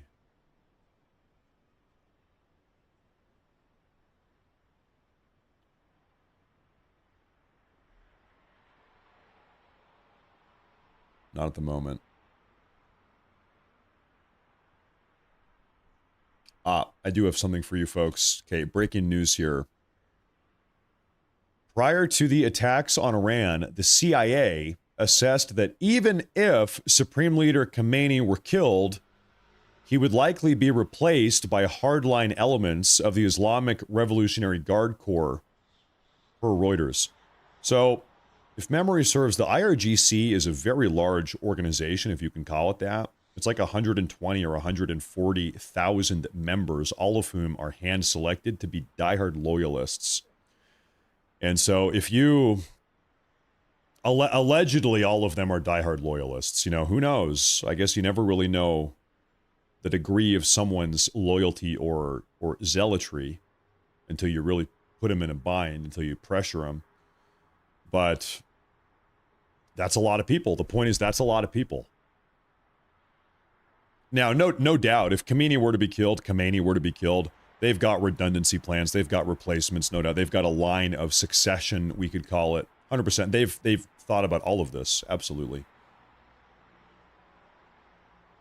Given the circumstances.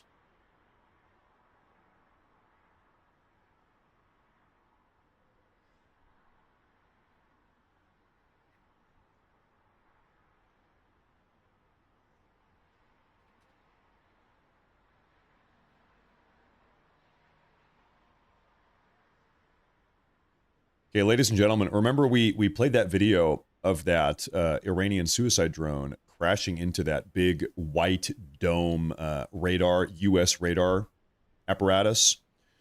Well, we actually have before and after footage of that now. So this is, I need to move my big fat head. How about that? How about that? So yeah, we have the proof here now. That Iranian Shahed suicide drone ran right into that thing. Blew it up. Blew it up. And this was right next to that naval facility that was also hit. It's getting dark. It's getting dark in Tel Aviv.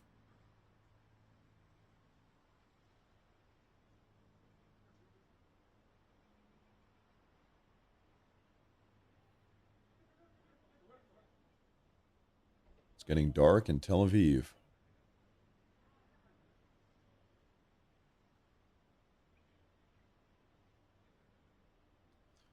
I just got the news that Iranian ballistic missile that hit that hotel, or the courtyard outside the hotel in Dubai.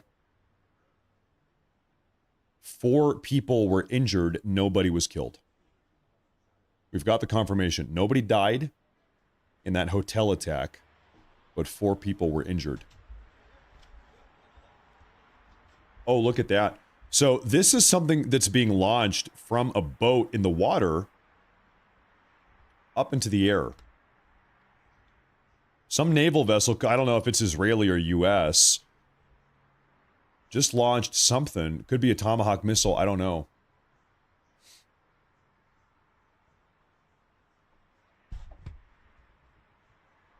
Could be some type of interceptor. We'll find out.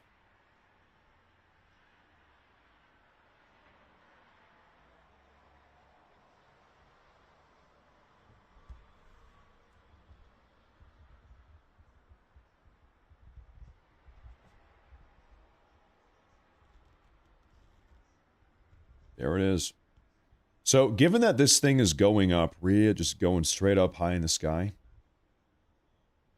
it makes me wonder if this is a U.S. ballistic missile that's being fired up and it's going to fly over and drop down in Iran in, I don't know, 10 minutes or something.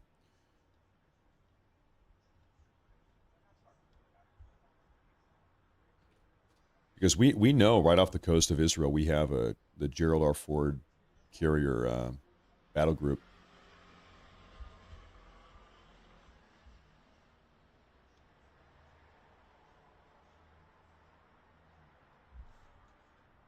Now, I've got footage I'll share with you here, folks. This is footage that shows the impact of an Iranian Shahed 136 suicide drone in Dubai. Yeah. So let's put this up on the full screen.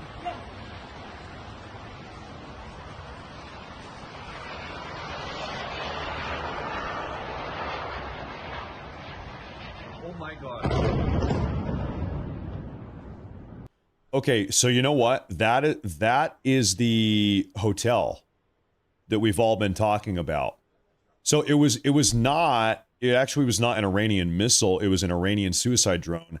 That is what crashed into the courtyard outside of that hotel. You can tell, you can see it. That was a drone, not a missile. That's crazy. And like we said, we actually got the confirmation a moment ago. Nobody was killed, but 4 people were injured. This is a courtyard right outside of a 5-star hotel. 5-star luxury Dubai hotel. Uh-oh. Wait. Okay, ladies and gentlemen. Okay. Missiles inbound to Tel Aviv.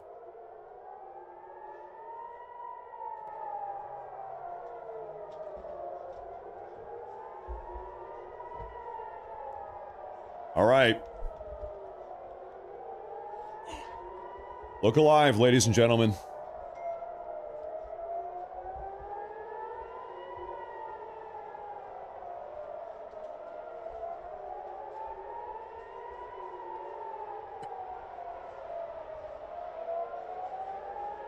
Is it going to be a paltry 1 or a barrage?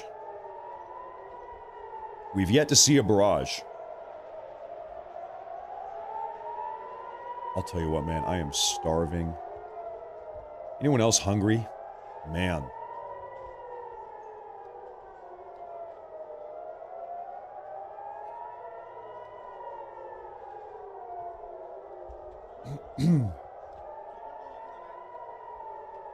Oh, okay.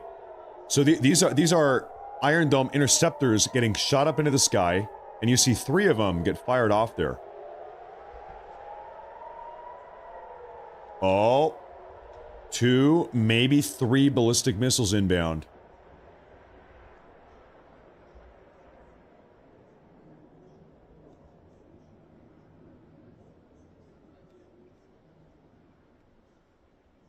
And they might just get intercepted behind that cloud.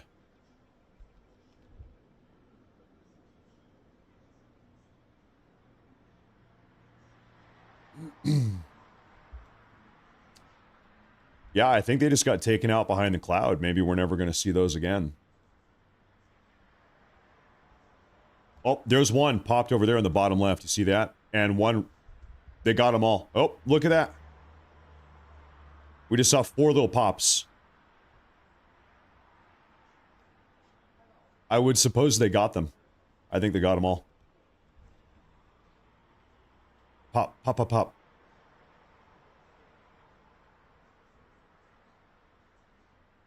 Mm-hmm. Oh. I think you just jostled the camera.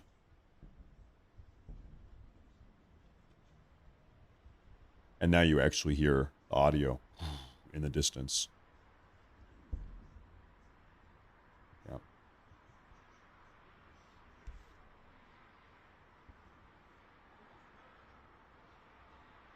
Yeah, I think they got him. I think they got him. So we saw, I believe 4. I think that was a barrage of 4 Iranian ballistic missiles there. So what does that mean? Okay, it's getting dark. The Iranians seem to be ramping up.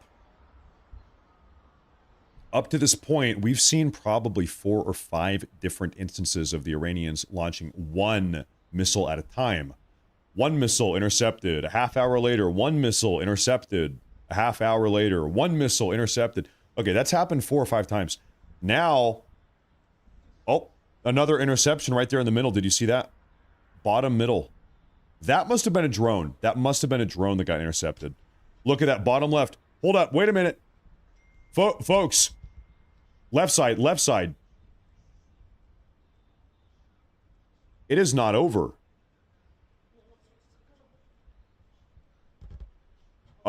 They're launching a lot of interceptors right now. Oh my god. Like, they're letting loose. Holy shit.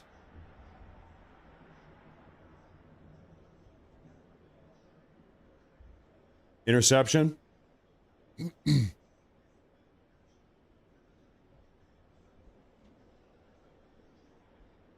Interception on the right.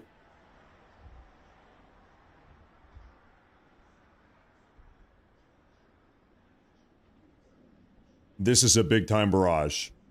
I mean, they just sent off like 15 interceptors there, right? Every interceptor has a target. Those must be drones, maybe. I don't know. They're very close to the ground. Wow. We've seen the Iranians during the 12-day war.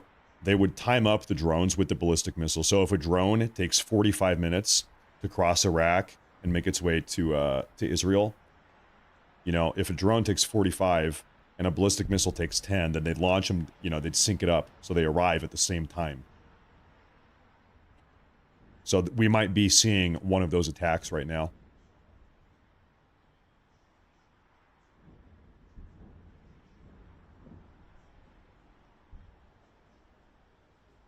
You don't hear sirens. Yeah, that's true. No sirens right now.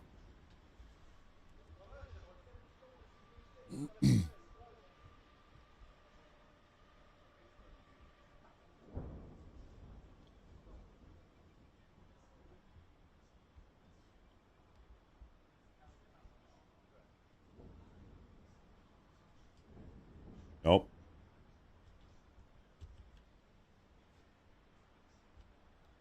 I'll tell you something else. For the first half of the 12-day war, we saw our camera guy. He would point the camera down, and we could actually see if anything hit the land or hit a building or something like that. About halfway through the 12-day war, all the camera guys, they stopped showing the ground. So we'll see the missiles coming in the air and the drones in the air, but we're not ever going to see now where they actually make landfall or do damage or collide with a building. And that was an order given from the IDF. The IDF said, listen, if you have a cell phone, if you're recording videos, do not upload that. If you're a live camera guy, do not, you know, upload that onto the internet, because Iran was using this footage. They were calculating exactly where the missiles were hitting, and then they'd say, okay, for the next one, you know, 35 feet to the left, you know, 100 feet to the north or whatever. And so anyway, the IDF said, hey, listen, you got to stop showing where they're actually hitting, because it's helping the Iranians. It helps them with targeting. Yep.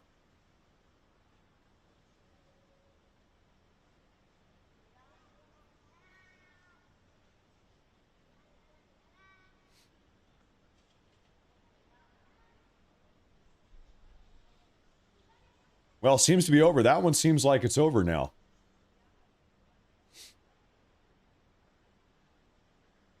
That one seems like it's over.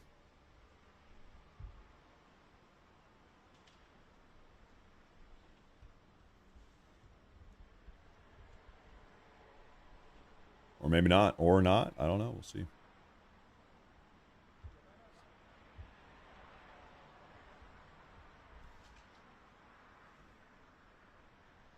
There's still something up here in the sky. See that?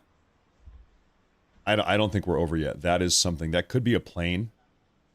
There's something right up there. Far top right. Right above that cloud. Something is glimmering up there.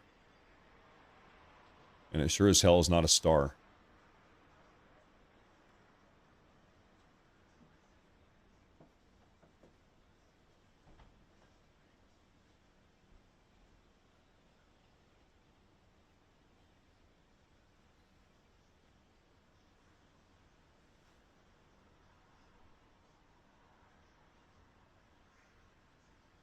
We'll see. Well, let me scan for updates here now that maybe is kind of over. Okay, 2 seconds ago, literally 2 seconds ago, I see the news that Iran just now has launched a massive barrage of missiles. They just launched it. So we can expect in Israel to see these ballistic missiles arrive in about 10 minutes.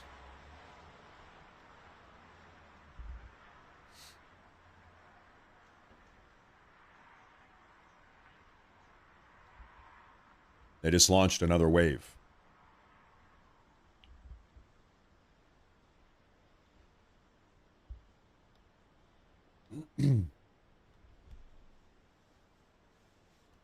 Down in Bahrain, I've got video footage of some new interceptions. This is in Bahrain.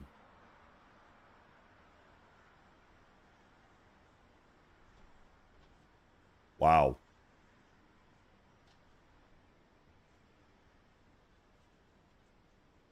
Remarkable. So there is something that's worth pointing out here real quick, as we have kind of a reprieve. Okay, this is Iran. Iran, if they so choose, they don't have to launch ballistic missiles from their western border with Iraq. They could launch a ballistic missile from up here. They could launch a ballistic missile from down over here on the Persian Gulf, anywhere. And so depending on where they fire that missile from, it's got a different trajectory. So you can maybe kind of assume that if Iran is launching a ballistic missile and it's getting intercepted over Bahrain, maybe it's flying over Bahrain, but its destination was Israel, is taking this route, taking the southern route.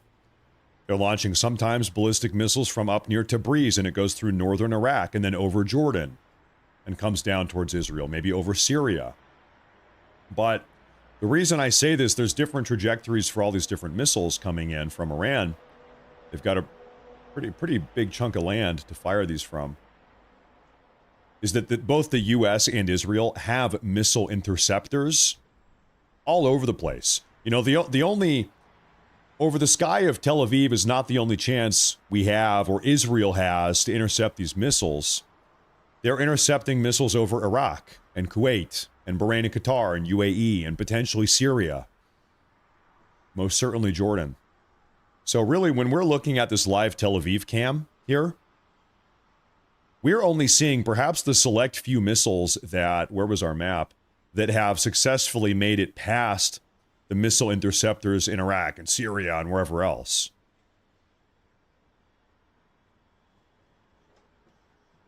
But I would imagine most of them, a lot of them, at a minimum, are getting intercepted before we ever even see them on our live footage here.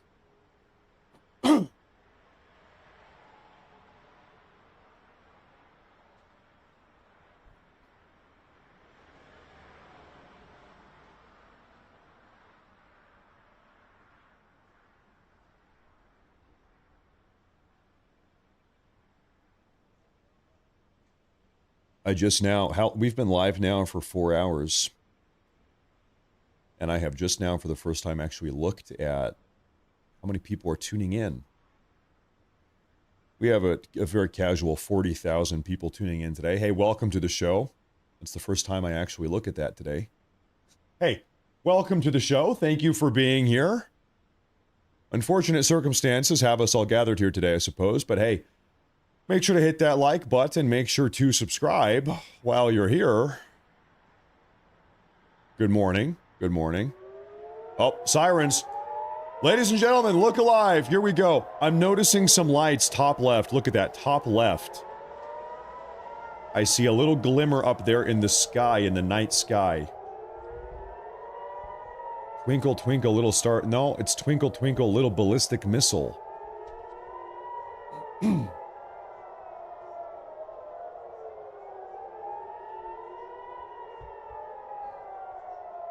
Pay attention now, folks.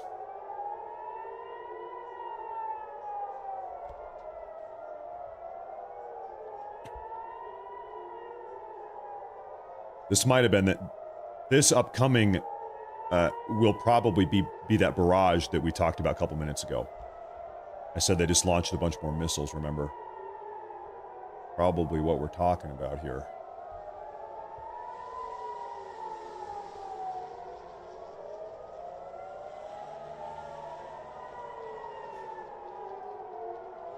We shall see. Oh, yeah, look at those glimmers top left. You can barely see them up there.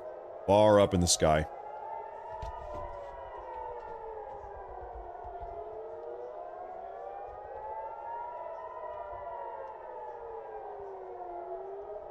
Okay, interceptor is going up.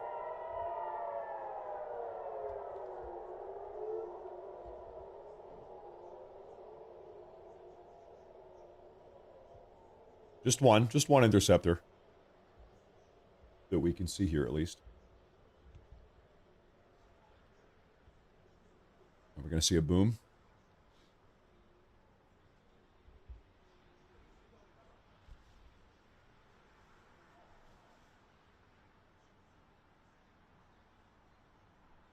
You can see there's stuff out there. You can see it just barely.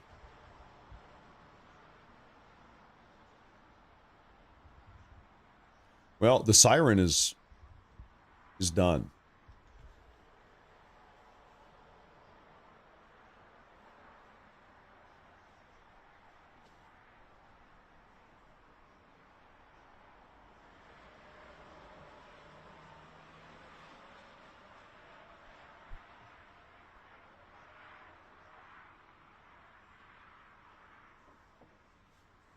They might have tried to intercept these ones really far out. They might have caught them way early.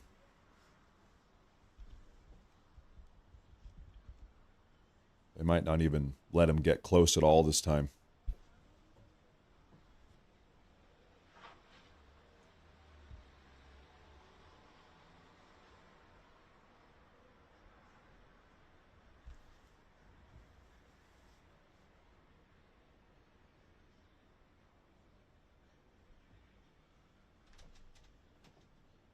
Taking a look around here for updates. Updates.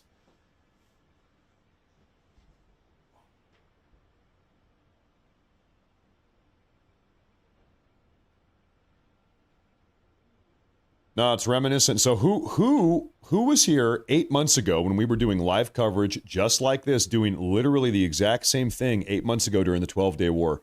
For 12 days, we all sat here every day, 12 hours a day, doing exactly what we're doing now. Covering all of it step by step. I'm sure some of you have been around that long. A million years ago. Take two. Feels like take two, doesn't it? Here we go again. P-Wolf says, hopefully this will end fast. Me and my wife are flying to Europe for 2 weeks vacation. Hopefully this will be done before we land. Hope so. Yeah, hopefully for everybody's sake. This wraps up. Hope so.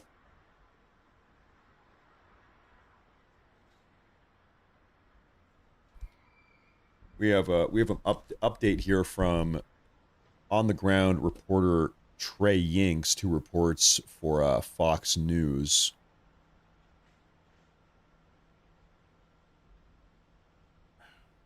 I'm not sure how old this one is here. A 17-year-old boy was wounded and taken to a local hospital. So far, there have been no fatalities reported in Israel. These, again, are the air raid sirens that are sounding across this country amid new incoming missile fire. And again, Brett, just as we are speaking here, I think this footage is a couple hours old. You can tell it was light outside when he was talking. You can hear there are more sirens right now in Tel Aviv. The Iranians are starting to pick up the amount of fire towards central Israel. Earlier today, much of the fire was focused on the northern city of Haifa. There are some initial reports of damage from shrapnel falling, but right now we're waiting to see what this barrage looks like. The barrages are getting bigger. No doubt they're getting bigger. It is possible, I suppose, that the first couple waves, one at a time, one, that Iran was just kind of probing, testing the response. What are they working with here?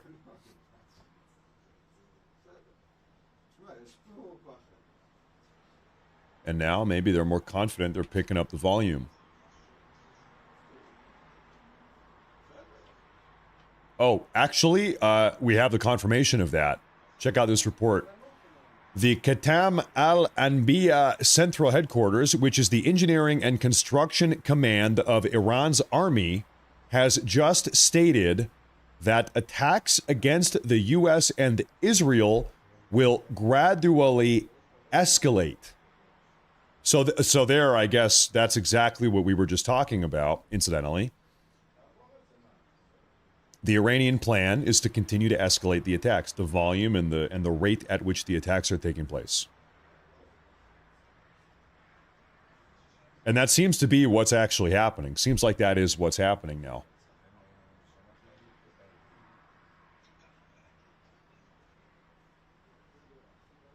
My Arabic is perfect. Oh, thank you. You know, the Persians are great negotiators. They say the Persians are great negotiators.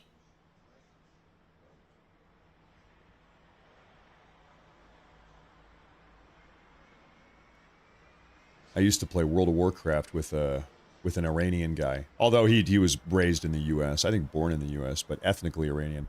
I think it was his parents that came to the U.S. as immigrants.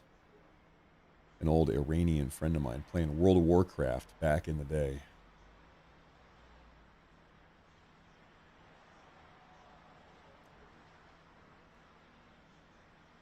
Well, if that report is to be trusted, then as the night continues on here, we can expect things to get a little bit crazier.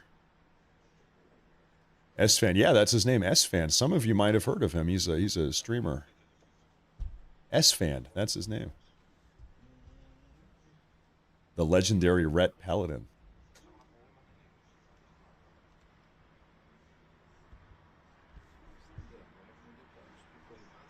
Yeah, we've been live here for 4 hours, and, you know, the sun just set in Israel. I suppose I'm going to be here another 8 hours. Is that okay? Is that okay? Do you guys mind? I think I'm just going to keep this show going all day. We'll be here 12 hours total. I think we'll just cover everything. Take a break, wake up, do it again. That's kind of my plan. That's my plan. Oh, goodness. I did wake up at 3 in the morning, though, today, and I was out late. I was out late last night, and then I woke up at 3 in the morning, so. Last night, there was a big political meetup in my town. A bunch of conservatives. There's a gubernatorial candidate that was getting to know people in the town, so I went and said hi to the. I don't know. Maybe he'll be governor. I don't know. Maybe he will be. I went and met some people. I was shaking hands last night.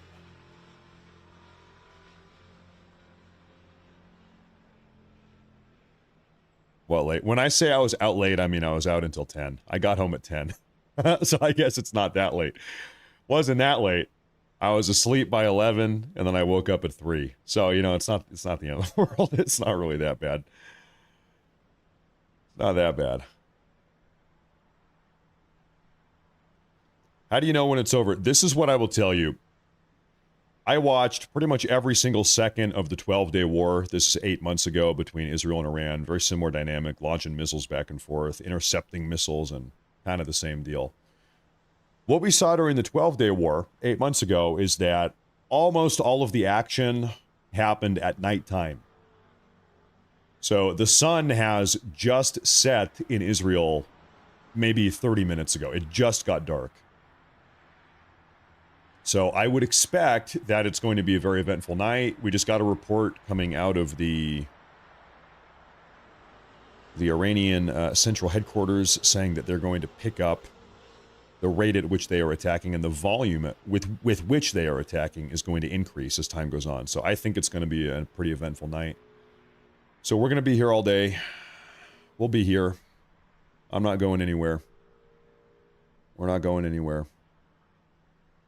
We're not going to miss a thing.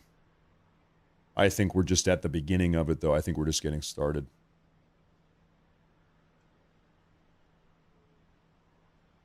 More U.S. bases just got targeted. Is that right? Okay, I'm looking for a confirmation of that. I have not seen that. Okay, I do see something here. Wait a minute.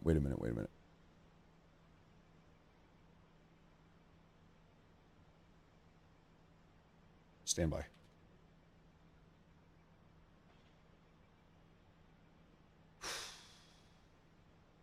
The United States and Israel have conducted strikes on Iran designed to set conditions for regime change and to prevent Iran from militarily threatening the U.S. or Israel.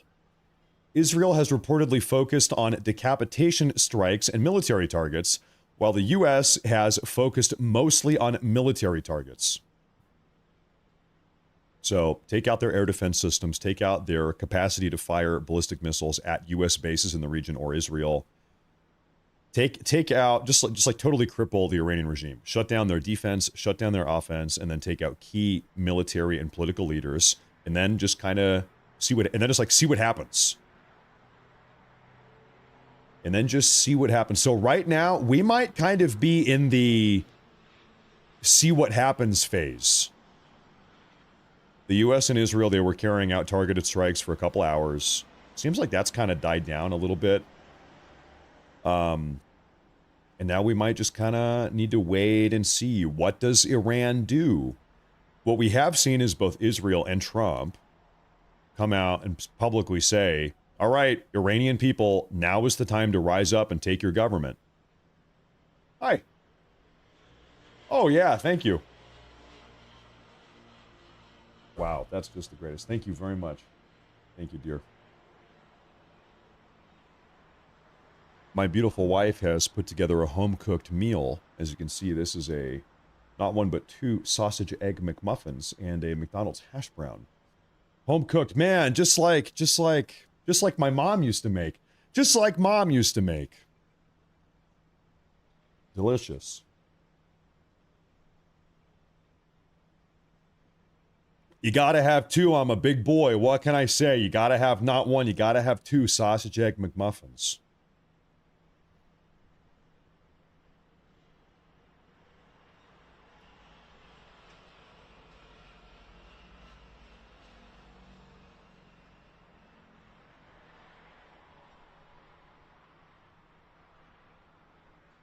Anyway, no, this seems to be the case here. This report we just read seems to be the case. And now we will wait and see. Now, there is something else I will show you real quick.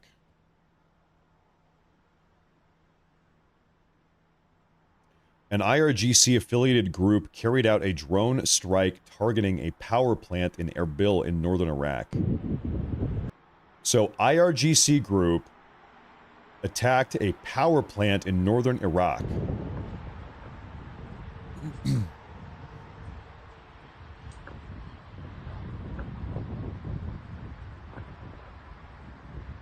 that must have been recent. That was recently. Now, here's what I would love to see. Is Khamenei saying anything here? Because you know he's very active on X. On Twitter. Has he been talking smack today? Is he even alive?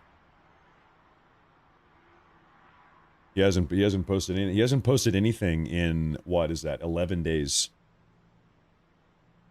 Nothing in 11 days. About 2 weeks ago, he was talking a big game. Yeah. We had some kind of uncorroborated reports. I wouldn't bet my life on it. However, uncorroborated reports suggesting that he had been taken out earlier today, a couple hours ago, that he got taken out. We don't have the proof though. Like I said, I wouldn't bet my life on it.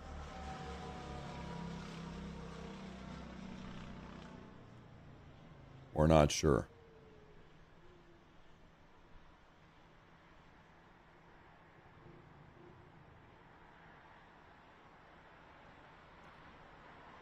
I think it's possible that right now both sides are kind of, you know, figuring out where everybody currently stands. What comes next? Lisa Madrid. Thank you, Lisa Madrid. All the way from Spain.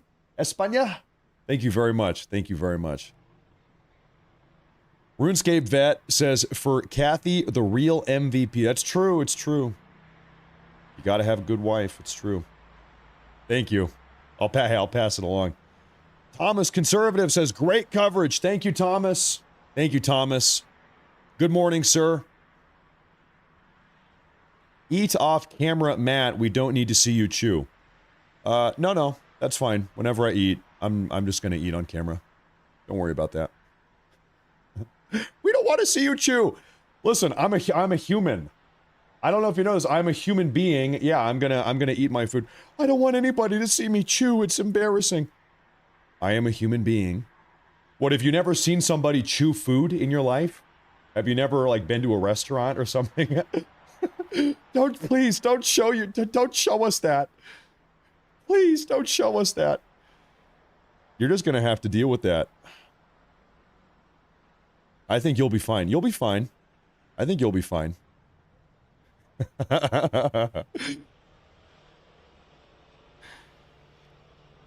That's crazy. Crazy. I've never heard that before. Don't tell him. I've been chewing gum this entire show also. Don't let him know that. I'll have a panic attack. Okay, we have a report. Oh, wow, wait. Okay, more than an hour ago, it was announced that Iran's supreme leader would speak within minutes following the reports in Israeli media that the Ayatollah had been killed in the first wave of joint U.S.-Israeli strikes. So break this down. A little over an hour ago, I think it was I-27, which is an Israeli media outlet, suggests that Khamenei has been killed. Immediately after that announcement, Khamenei says, nope, I'm going to give a speech in a couple minutes. In a couple minutes, I'm going to give a speech. So that's been an hour, 1 hour later, and the speech has not taken place yet. He might be dead. He actually might be dead. Also, it could be a pre-recorded speech. You know, I would not put it past him. Maybe Khamenei has filmed 50 different pre-recorded messages to the nation that then the IRGC can continue to release to the people in the event that he dies, to try to make it seem like he's still alive. Who knows? Could be part of this dynamic as well.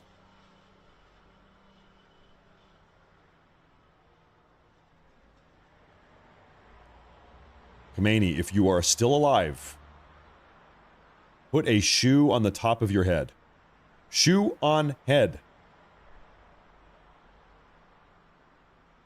Otherwise, you are dead.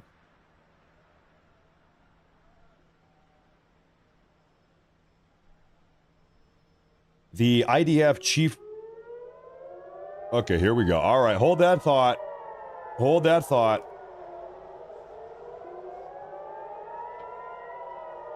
I need to have a sausage egg McMuffin for this one.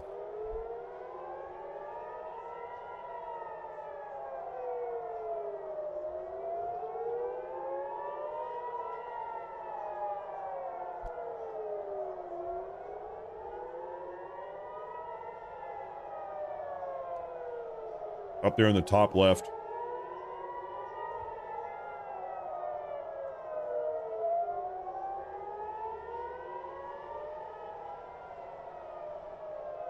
Oh, yep, in the distance.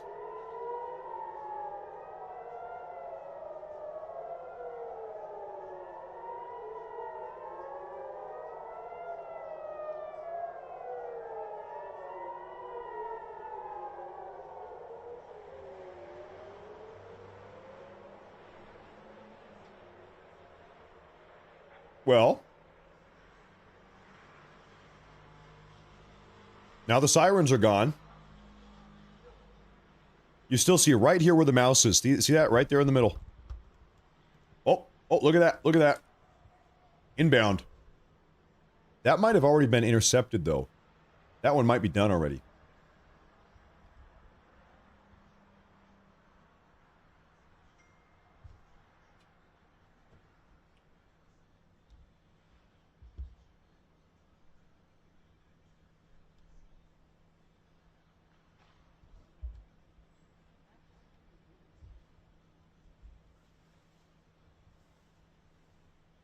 You still see one right out there.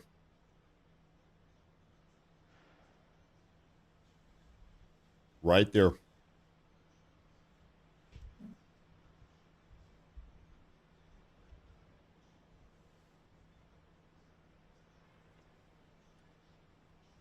While we wait to see what happens here, I will address the elephant in the room.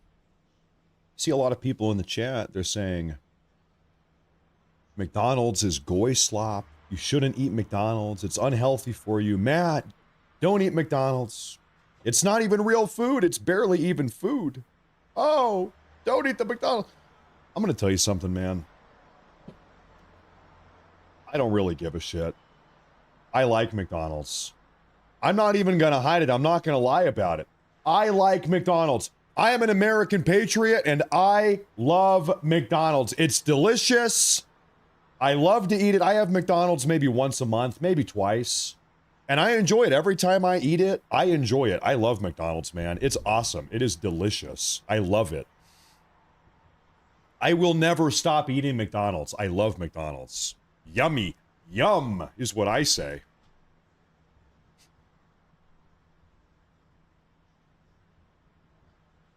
Yum. Now, it seems like this barrage, if you can even call it that, is over. Seems like it's over.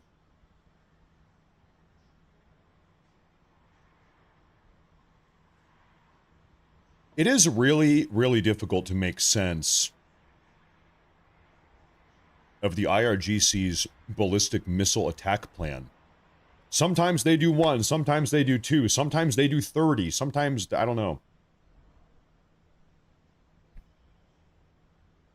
They're just keeping these Israelites. Israelis. Is the proper term Israelis or Israelites? Probably Israelis. They're keeping these Israelis on their toes. Never let them know what you're going to do. Never let them know.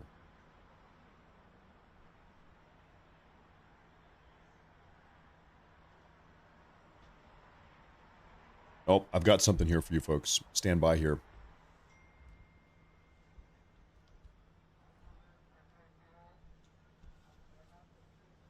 I've got footage of an Iranian ballistic missile flying over Bahrain, allegedly. Oh yeah. Look at that.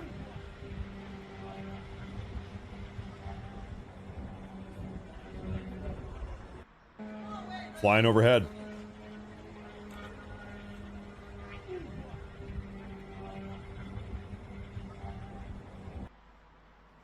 And so just to kind of give you folks an idea of what that flight path or trajectory is here. Okay, Bahrain. This is Bahrain. There it is. And this is Iran. So I would suspect the target, ultimate target here is Israel. So if we're launching ballistic missiles over Bahrain, traveling across the Saudi Arabian desert, up, across southern Israel, that would be my guess. I mean, there's nothing else they're trying to hit out here.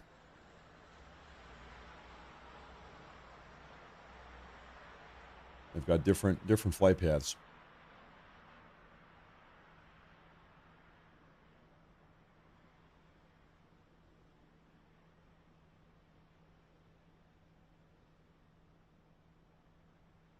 Just don't talk with your mouth full. Yeah, you're probably right. Yeah, you're probably right about that.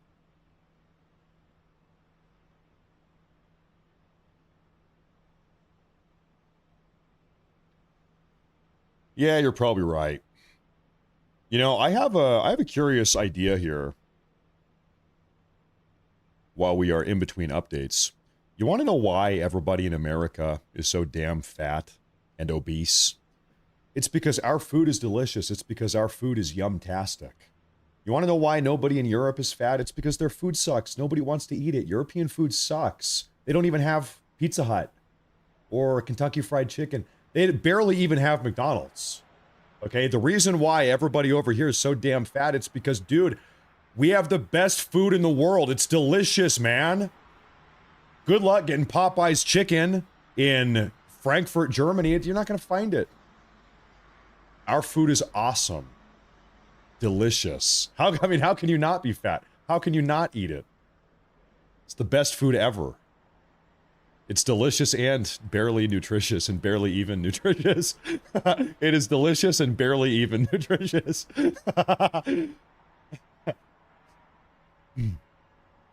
But that just means you have to eat more of it. Considering how barely nutritious it is, you just have to eat more of it. You have to eat 3 times as much.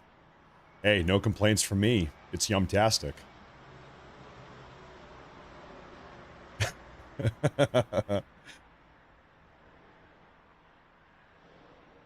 Okay, now I'll tell you. Listen, right now, it is kind of calm. I'm not seeing a whole lot of updates. I'm gonna broaden my scope here. I'm gonna take a look at some other places here real quick, folks.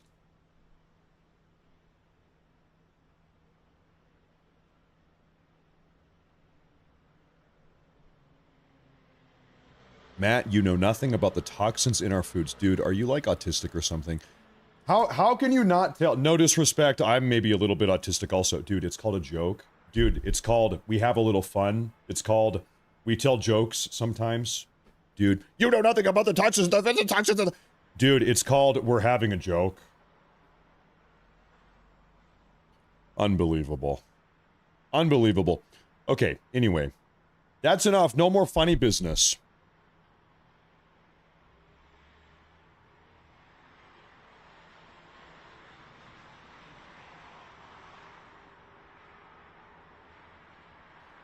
We're hearing from an Israeli military official. I'll pull this up so you guys can take a look at this.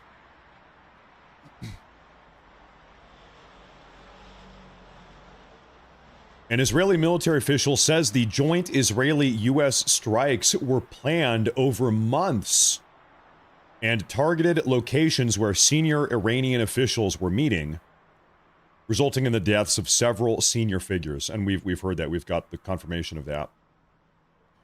So, yeah, obviously the preparation and planning for today's strikes, this was all months in the making. You don't carry out strikes like this unless you've done a huge amount of information. You've got intelligence and research. And then they, during this planning, it's the backup plan. They're still trying to negotiate with Iran. The negotiations fell through. Well, okay, we've got our plan. And now we're going live with it. That's what happened, what, 11 hours ago? 12 hours ago?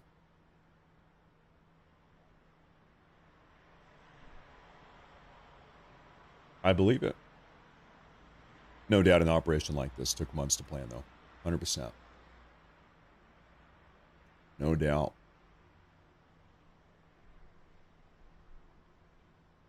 Oh, wow. Okay, this is actually very consequential news. Breaking news here. Breaking news here.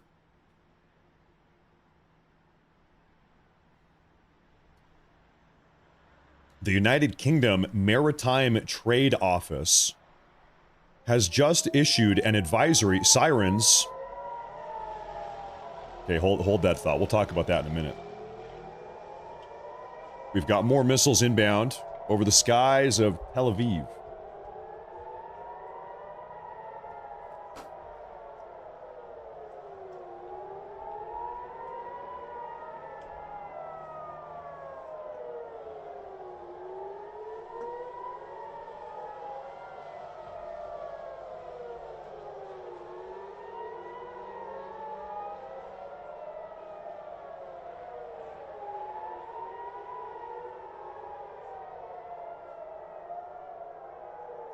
I don't see anything yet. I see nothing yet.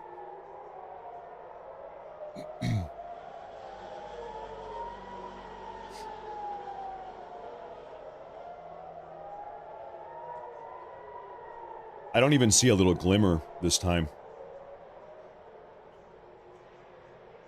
Oh, up here. Okay, right here. That is a ballistic missile inbound. And we have not seen any interceptors. Oh, there's 2 more on the bottom left also. That one intercepted. There's another one, and then 2 bottom left. This is a big barrage.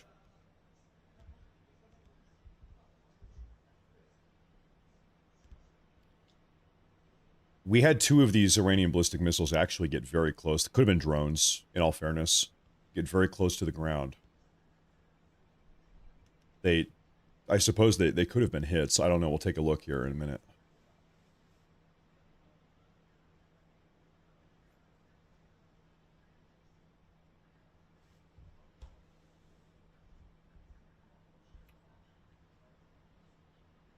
Matt, in Germany, McDonald's charges you for ketchup. Unbelievable. Ich liebe es. Ba, ba, ba, ba, ba. Ich liebe es.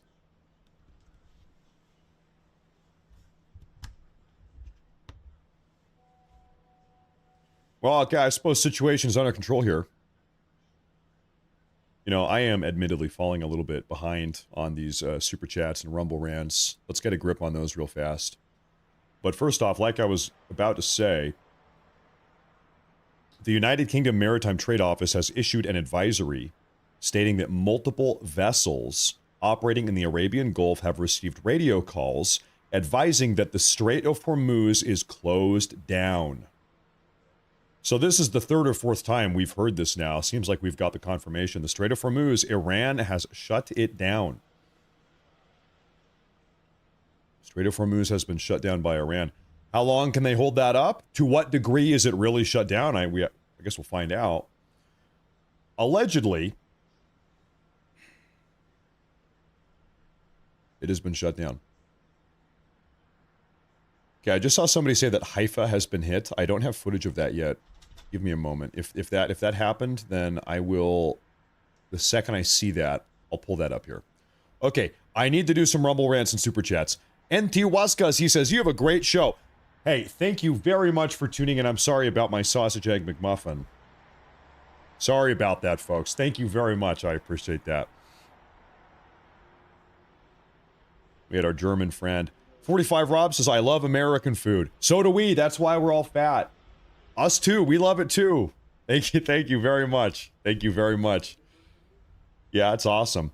QSMX Pilot says, trolls can't quit posting. They would lose their paychecks. Ah, you think we've got people getting paid to troll in the chat? Maybe. Maybe.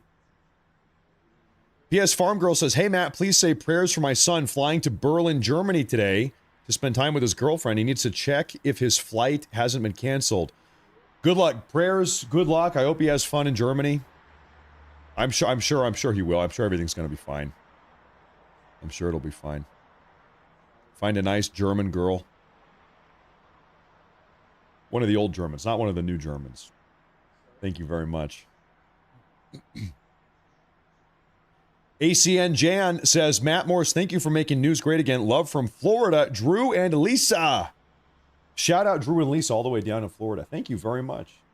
I might need to go to Florida here pretty soon. I might be in the mood to go visit Florida here pretty soon. It's been a while. Thank you very much. Thank you very much. I appreciate that. Thank you very much.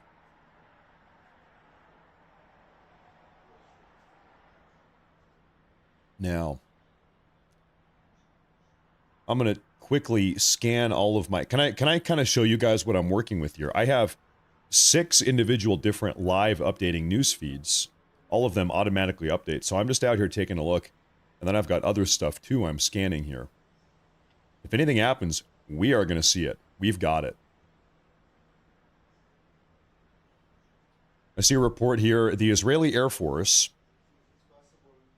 has just targeted Iran's 116th Mechanized Infantry Brigade in the Kazvin province. Now, I would suspect this is like tanks and armored vehicles. The 116th Iranian Mechanized... Well, I see there's a Ukrainian 116th Mechanized. Iranian.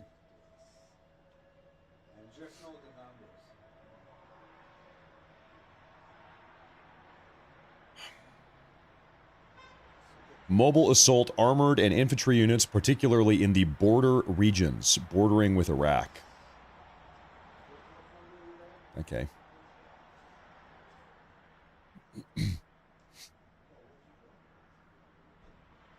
So the Israeli Air Force just took him out. We acknowledged this earlier. Both the U.S. and Israel are operating with complete and total impunity over the skies of Iran and the Middle East as a whole. We can do it. Israel and the U.S., we are doing whatever the hell we want, and it seems like Iran has no capacity to stop us. It seems like, it must have been 7 or 8 hours ago. No, 12 hours ago now, when these joint U.S.-Israeli preemptive assassination strikes were carried out 12 or 13 hours ago. One of the things that we targeted first was all of the Iranian surface-to-air missiles, so that they can't shoot our planes down.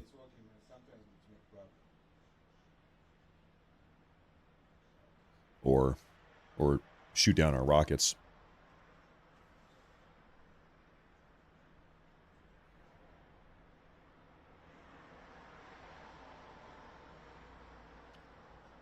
I've got a new... Take a look at this. Footage showing an Iranian Shahed 136 drone, these are the suicide drones, striking a high-rise building in the capital of Bahrain. It's called Manama. Manama, the capital of Bahrain. Holy shit!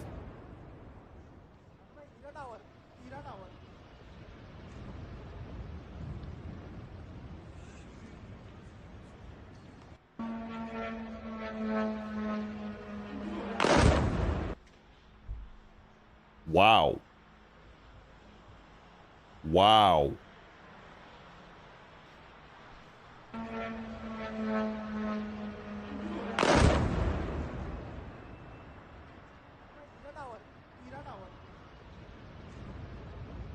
So hopefully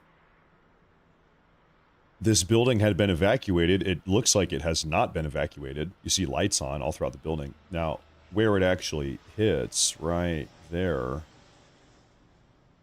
Good God.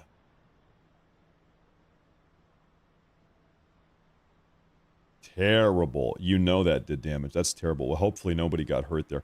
That is hot off the press. This got posted about a minute ago. This is a Shahed, Iranian Shahed suicide drone. Have you seen what these look like? Let me show you an image, because maybe some people don't know. I'm sure you guys have seen these before.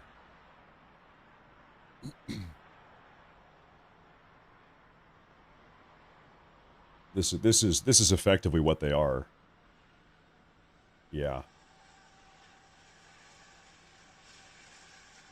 To give you an example of how big they are compared to a human or a person, about that big. And so they're designed just to go carry out a kamikaze bomb. So this drone crashed into, looks like an apartment complex in the country of Bahrain. The capital city of Bahrain is Manama. So, by the way, for your bearings, here's Israel. This is Iran, Persian Gulf, Saudi Arabia. Bahrain is a little small country right here. Manama. So I don't know where, somewhere in this town, this happened. And Bahrain is obviously very close to Iran, just across the Persian Gulf. The U.S. has a strong military presence. In fact, probably 6 or 7 hours ago now, Iran actually hit a U.S. naval facility with a ballistic missile. The U.S. naval facility had been evacuated preemptively, so I don't think anybody got hurt. But I wonder if I can show you that. I think I might have it here. This was 4 or 5 hours ago, I believe, in Bahrain at a U.S. naval... No. Okay, so to put this into context, this is the naval facility that got blown up by the ballistic missile. A couple minutes later, another Shahed suicide drone showed up and blew up a radar facility.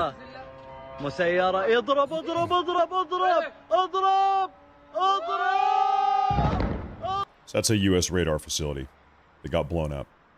This is all in Bahrain. Now, I'm gonna try to find the video of the ballistic missile blowing up this naval facility, because that was just crazy.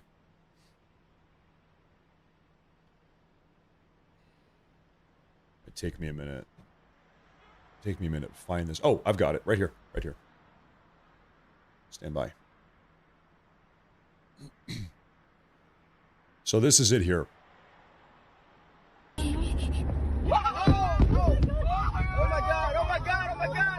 So this is in Bahrain at a U.S. naval facility, I don't know, 6 hours ago.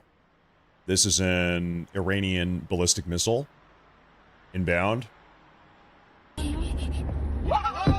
Direct hit. Oh my god, oh my god, oh my god, oh my god!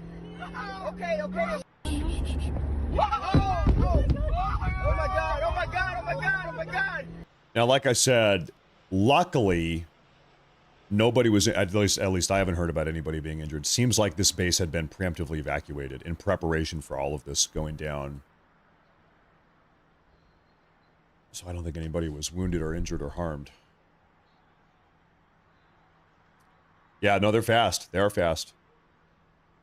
Absolutely.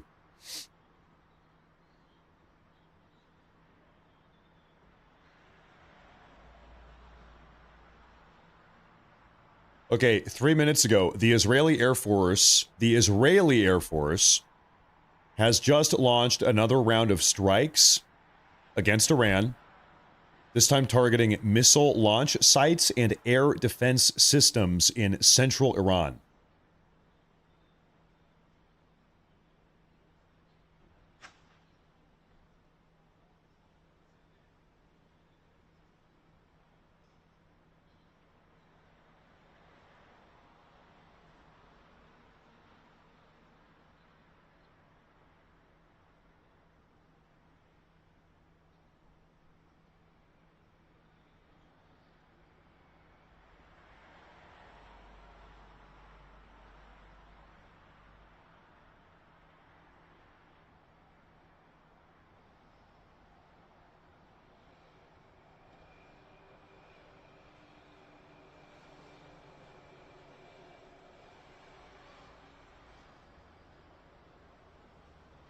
Oh, I'm muted. Oh, I was muted. I apologize.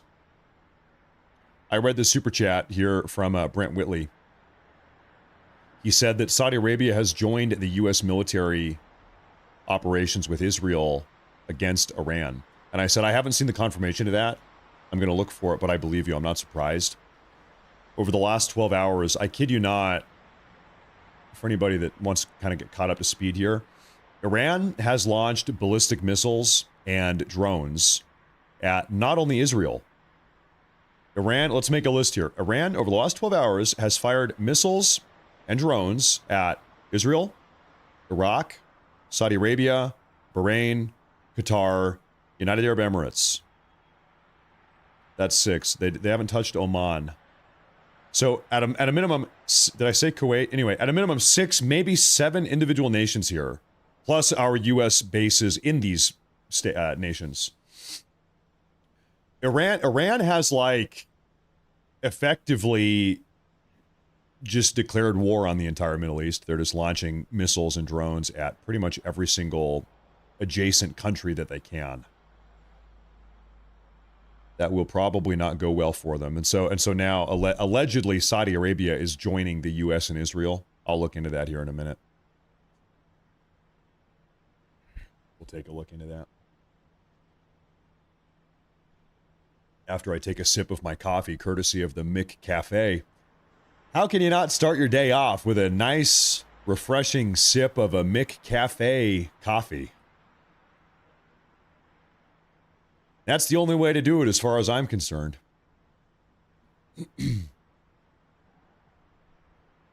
I have a big update for you guys here.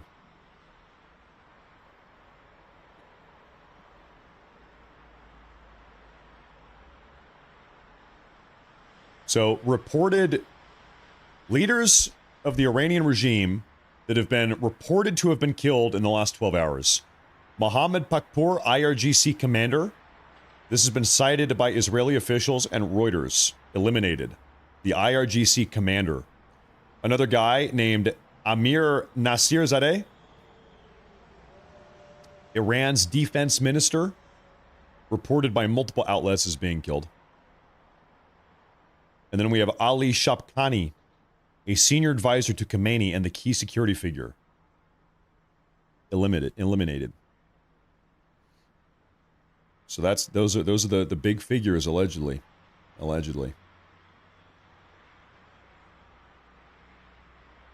Has Iran decided to go down hitting every other single country in the Middle East? That kind of seems to be the case, yeah. That kind of seems to be the case.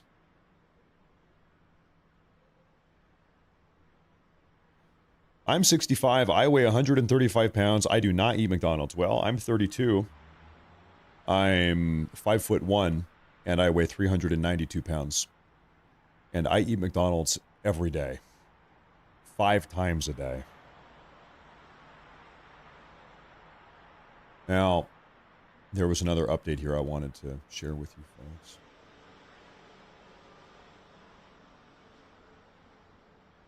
Where did that go?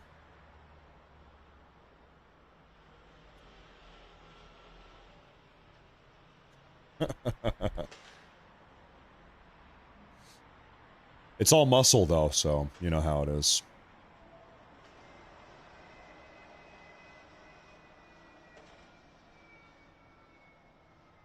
In its largest operation ever, the Israeli Air Force deployed about 200 fighter jets. Wow.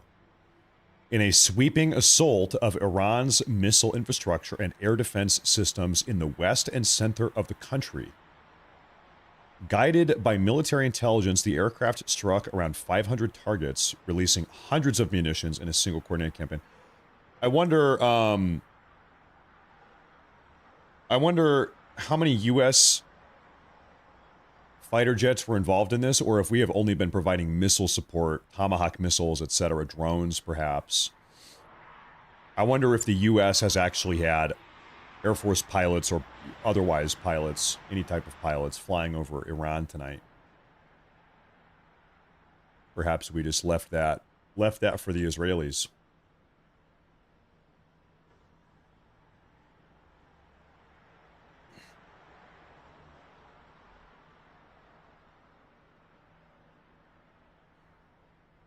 There is a huge resistance, and for good cause. There's a huge resistance in the U.S. against any type of boots on the ground.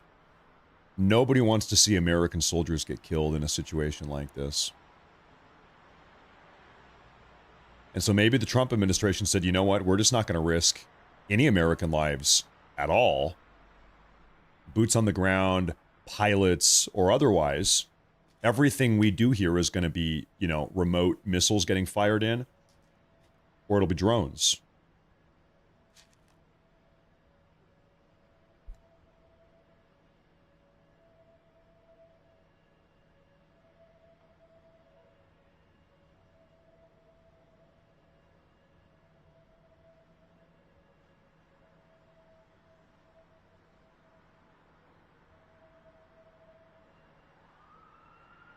Matt Morris, Supreme Leader Ali Khamenei, they say was killed. Iran has attacked Israel, Saudi Arabia. Yeah. Although we do not have a confirmation that Khamenei's been killed. We do not have the confirmation. I've seen a couple different outlets saying that, but I'm not, for what it's worth, maybe you don't care. I'm not comfortable signing off on that. That's a very big claim. And I've yet to see any proof, really, so time will tell.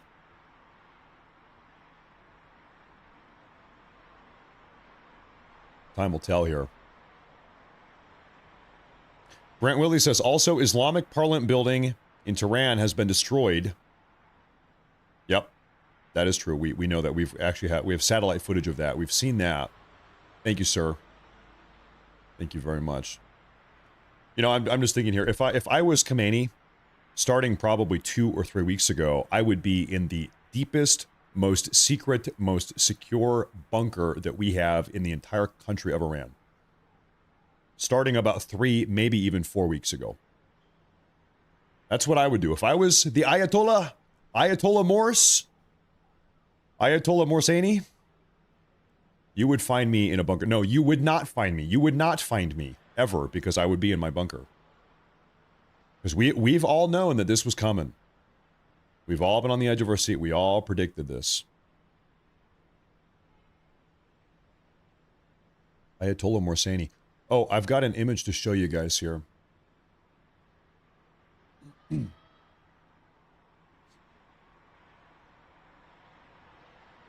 This is an Iranian... Can I pull this up here? Put it up on the big screen. This is an Iranian ballistic missile shrapnel that fell from the sky in northern Israel. And look at this. You see this, like, yellow, brown, orange smoke. You don't want to get anywhere near that. This is like a chemical fire. You want to stay the hell away from that. Anyway, this is an Iranian ballistic missile that fell from the sky after being intercepted. They're big. Like I said, they're big. These things are big. Massive.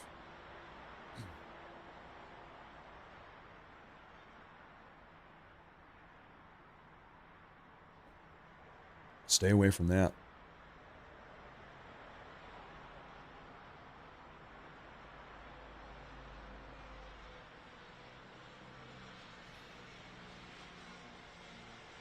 Is that an Iranian flag at the bottom of the live feed? No, I saw that. I think that's a Palestine flag. This one right here.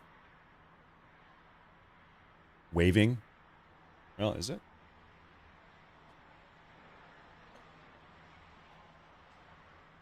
Actually, maybe it's not. Maybe it's not. I just kind of glanced at that. No, it's not a Palestine flag. It's not. It's red. It's red, white, green. It's not a Palestine flag. Now that I actually look at it.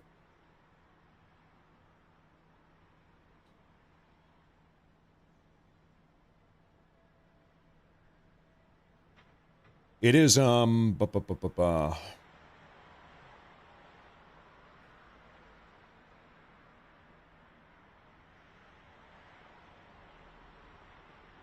red, white, green. I think it's Hungarian. I think it's the Hungarian flag.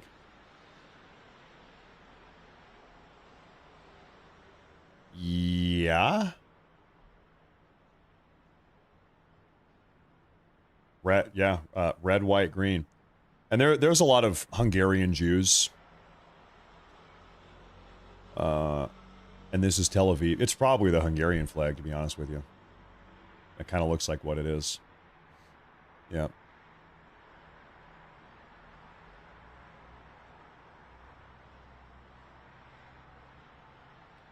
So I haven't noticed any symbols on it. It's just the horizontal stripes. In fact, you know who is perhaps the most famous Hungarian Jew currently living? You know who it is? Not a nice guy, not a good guy. The world's most famous currently living Hungarian Jew. His name, it's a little guy, you might have heard of him. His name is George. His name is George. Mr. Soros, George Soros is his name. Uh-huh. Good old George, good old George.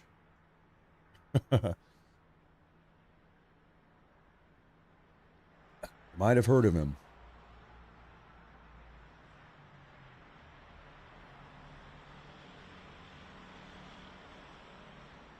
We have an update coming out of the Kuwaiti Health Ministry.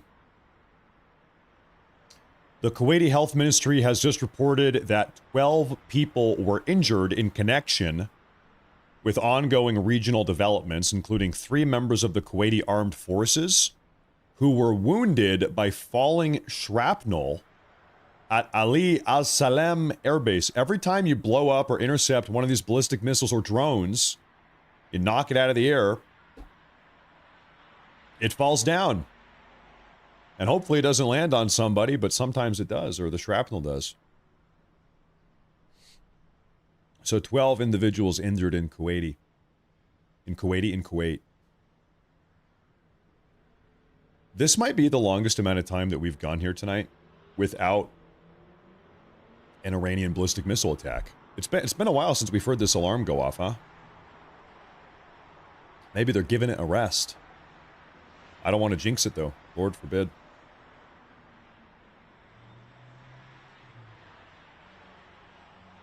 Lord forbid.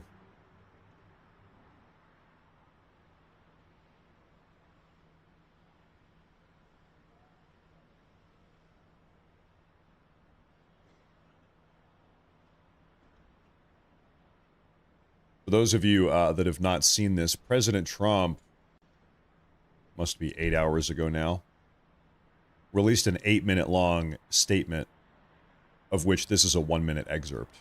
This is from Trump.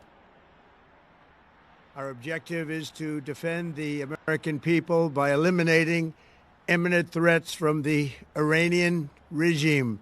To the great, proud people of Iran, I say tonight that the hour of your freedom is at hand. Stay sheltered. Don't leave your home. It's very dangerous outside. Bombs will be dropping everywhere. When we are finished, take over your government. It will be yours to take. This will be probably your only chance for generations. For many years, you have asked for America's help, but you never got it. No president was willing to do what I am willing to do tonight. Now you have a president who is giving you what you want. So let's see how you respond. America is backing you with overwhelming strength and devastating force.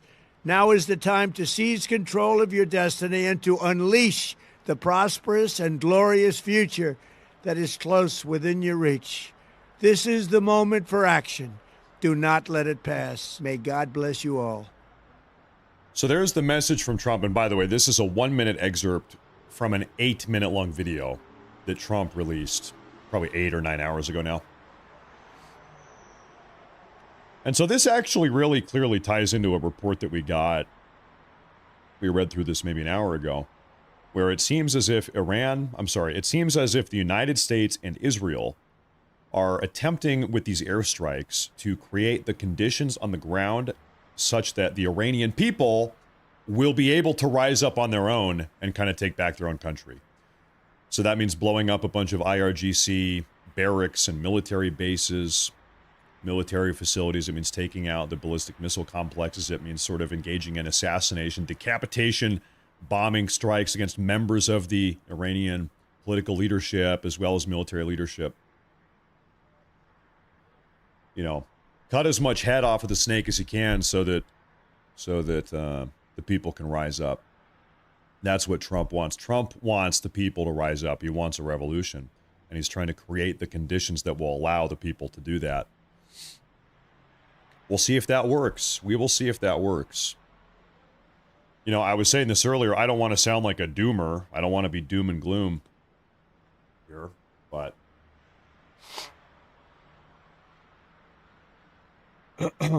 excuse me.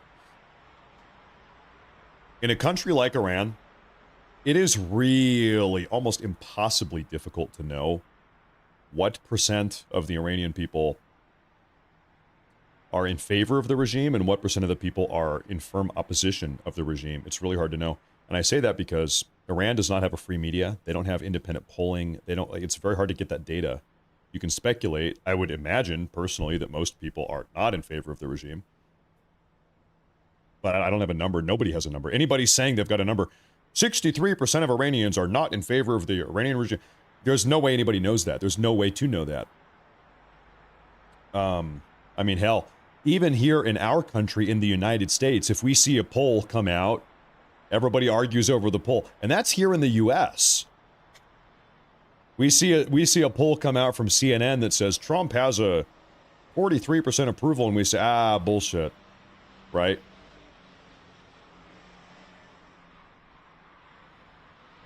So it is, I don't know, it is entirely possible. I hope this does not happen, but it is entirely possible that the Iranian people just don't rise up, that they don't do anything here. Trump is giving them an opportunity. They might not take it.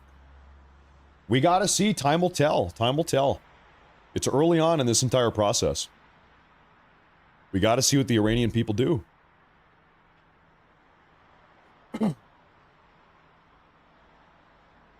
But Trump is very clearly trying to hand them the baton here. He's trying to set them up and then see what they do.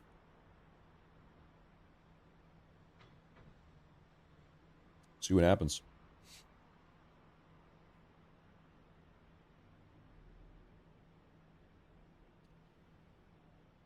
Continuing to get reports that the Strait of Hormuz is closed.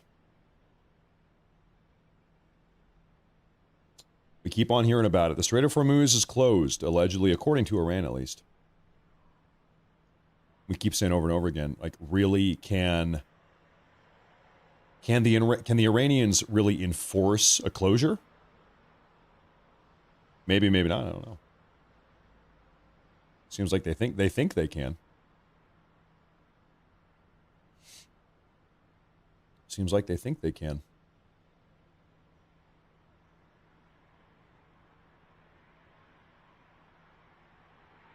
Is the Ayatollah dead? We've heard a couple outlets. Keep an eye on that light. See that right there? Look at that. Who knows what that is? We've heard a couple outlets, actually namely one, I believe I-24. It's an Israeli news outlet that claimed the Ayatollah was dead in a strike a couple hours ago, but we have seen no proof. We have seen no proof of that. I'm not entirely convinced.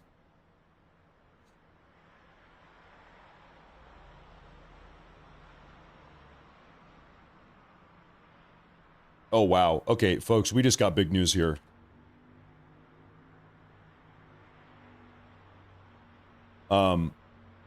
Right now, the IDF just said it is conducting the biggest air operation ever undertaken by the Israeli Air Force.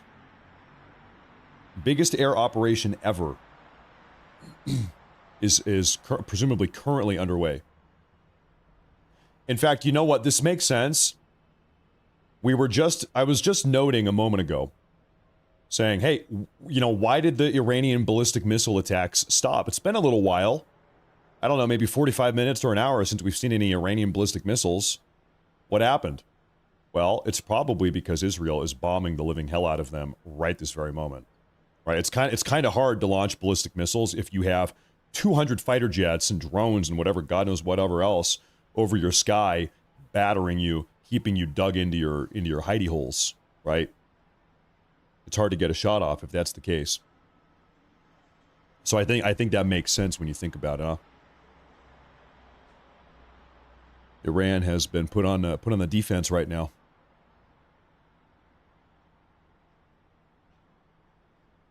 That makes sense. Too much sense. We actually see a guy living in this house. I see a guy walking around in his living room. He comes and goes. Little does he know, literally the entire world is watching this guy. The entire world is looking into this guy's living room right now. I feel bad for him. Sorry, dude.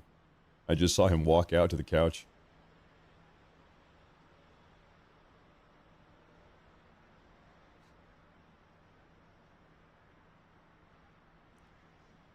Can I show the current Israeli air campaign? No, I can't. I don't have footage of that. Stuff like that, we've got to wait till it's done, and then we can look at the footage after the fact. Somebody's gonna record something. We'll see it here pretty soon.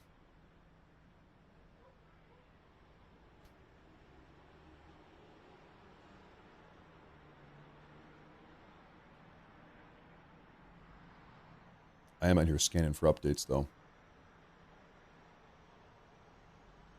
People celebrate as Iranian suicide drones hit their targets in Manama, Bahrain. Really? Seriously? Hold this up. Hold up here. Hold up here.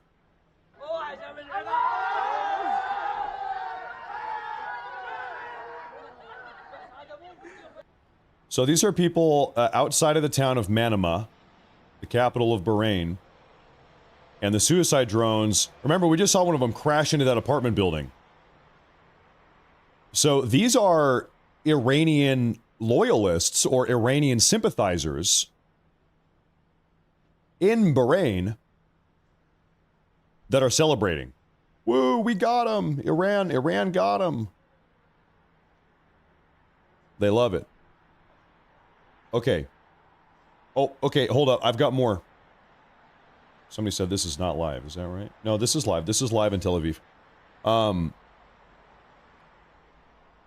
President Erdogan of Turkey has come out just now and has strongly condemned the strikes on Iran's sovereignty, calling them unacceptable violations of international law and a threat to regional stability. There's the president of Turkey has condemned what's going on here today. Thank you, sir. Thank you for that opinion. I have another thing to show you here.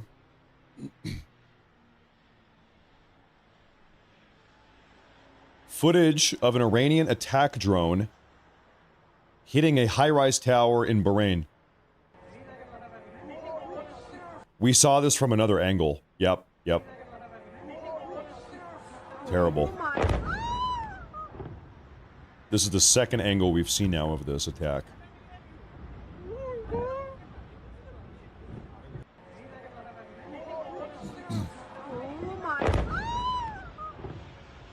Yep. Not good.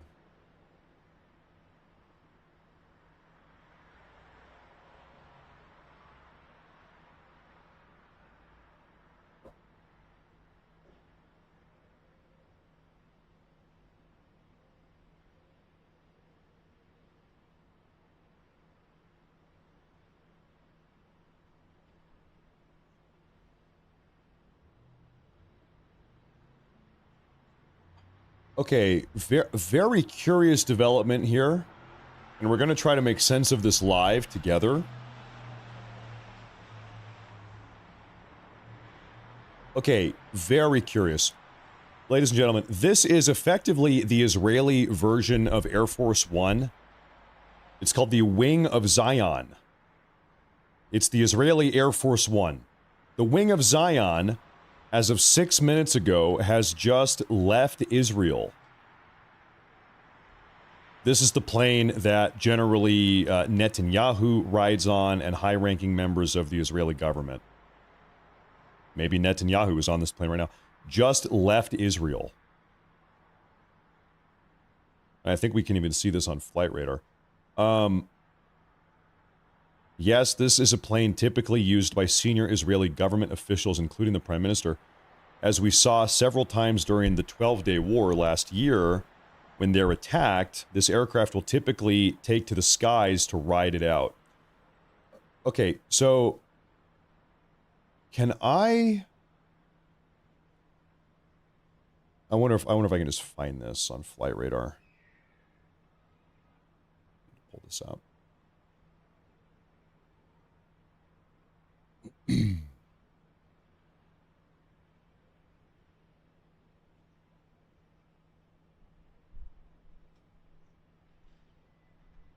We'll pull this up here.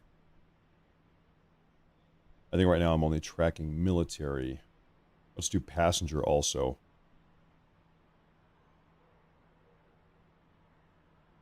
Okay. These are US cargo planes. This is Lebanese, yeah, that's what I thought. Russian. No, I actually don't see that. Maybe that plane went dark. Maybe it shut off its transponder. Maybe you can't see it anymore. Lebanon. Oh, ladies and gentlemen. First wave of Iranian ballistic missiles in about an hour. It's been a little while. It's been a little while.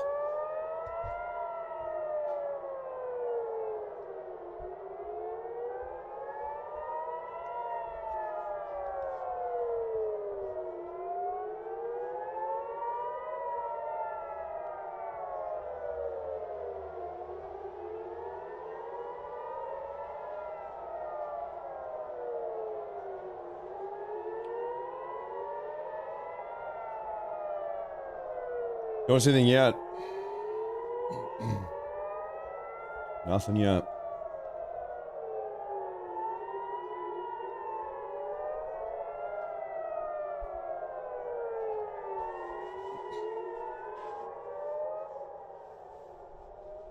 Maybe it was a false alarm. False alarm, perhaps. Oh, never mind. Hold up. That thing just punched a hole right through the clouds. I think it's already broken up. That thing has already been intercepted. Yeah. Yep. Yep.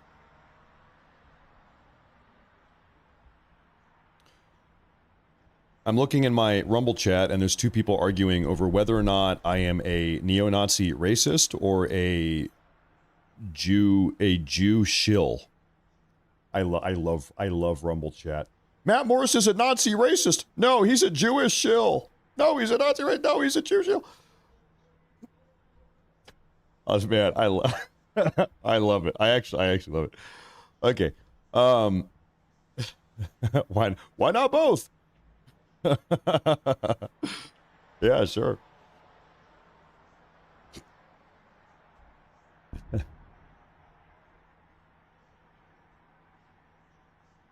Okay, hold up here.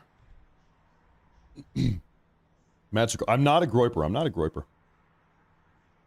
I don't have any hate for groipers or Fuentes. I'm not a groiper myself. Okay, I love everybody. I have some footage. Oh, wait. Hold up. Oh, I'm getting a lot right now.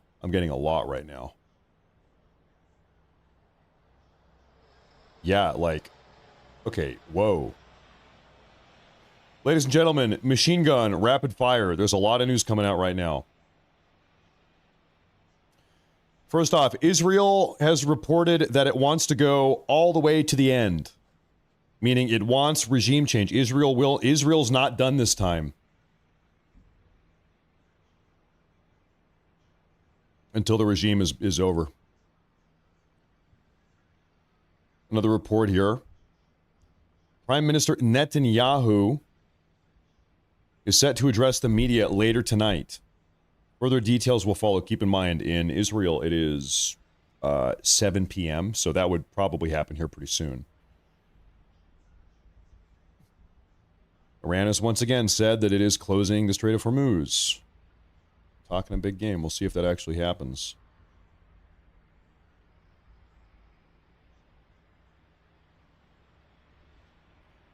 A new report coming out of NBC News has just said that 3 locations hosting senior Iranian officials were just struck in an Israeli air raid.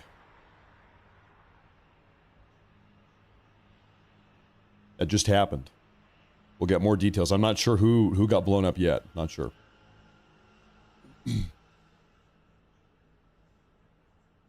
Right now, the United States has just publicly advised all ships in the region to avoid the Strait of Hormuz.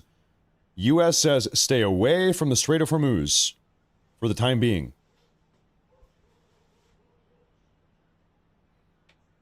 Right now, the FBI just issued a report talking to Fox News. The FBI just said that counterterrorism units across the country and counterintelligence teams are on heightened alert all across the USA right now, being extra cautious of Iranian retaliatory strikes on U.S. soil. We're on high alert domestically here in the U.S. Good.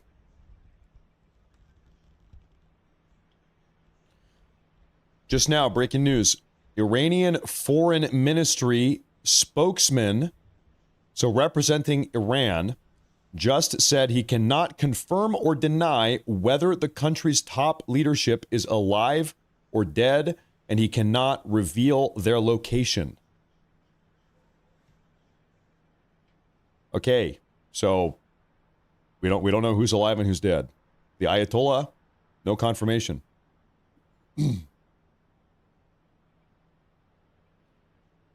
The Iranian defense establishment just now said that it's going to continue its, quote, devastating and painful response to the attacks, pledging further escalation and retaliation. So Iran right now is saying, we are just getting started.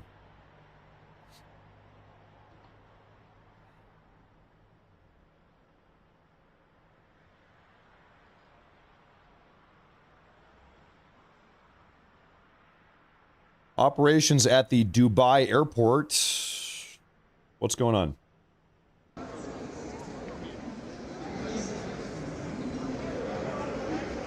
Long lines, huh? Everybody's trying to get out of town. Yep. Well, I mean, like, very clearly, if you're in Dubai, that airspace is shut down. Is anybody flying over Dubai? I think it's all been shut down now. Where's our flight radar? Oh, pull up flight radar.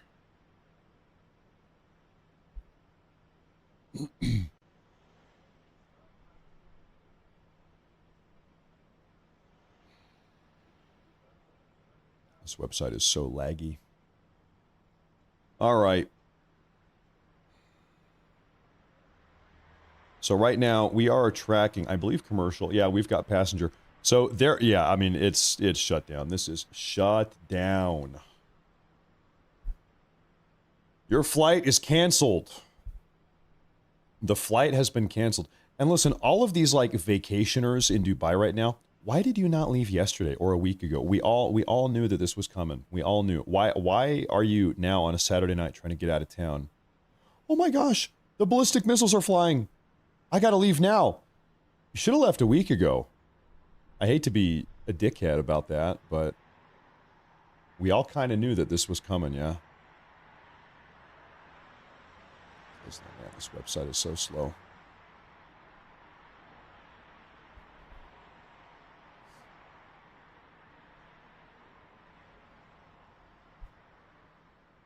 They were given a lot of warnings. Yeah, yep.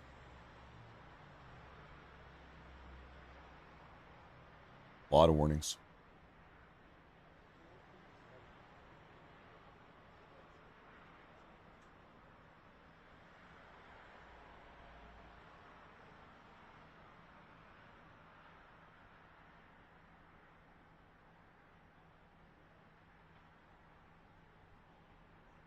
Yeah, the U.S. is recommending that all ships keep clear of the Strait of Hormuz if possible, citing significant military activity in the Strait of Hormuz. Iran has been very publicly saying that they're shutting it down. We'll see about that. We will see about that.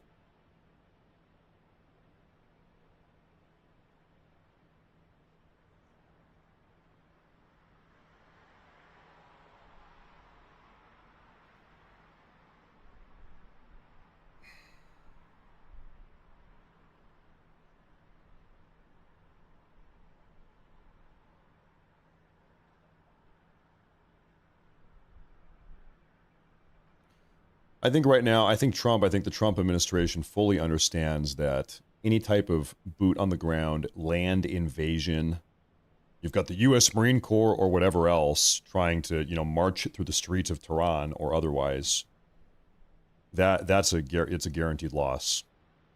That's the wrong approach here. And so right now, what is the approach that Trump is taking with this unfolding situation? Well, we broke it down about a half hour ago. U.S. and Israeli joint Air Force strikes and missile strikes to try to create a series of conditions that will then allow the Iranian people.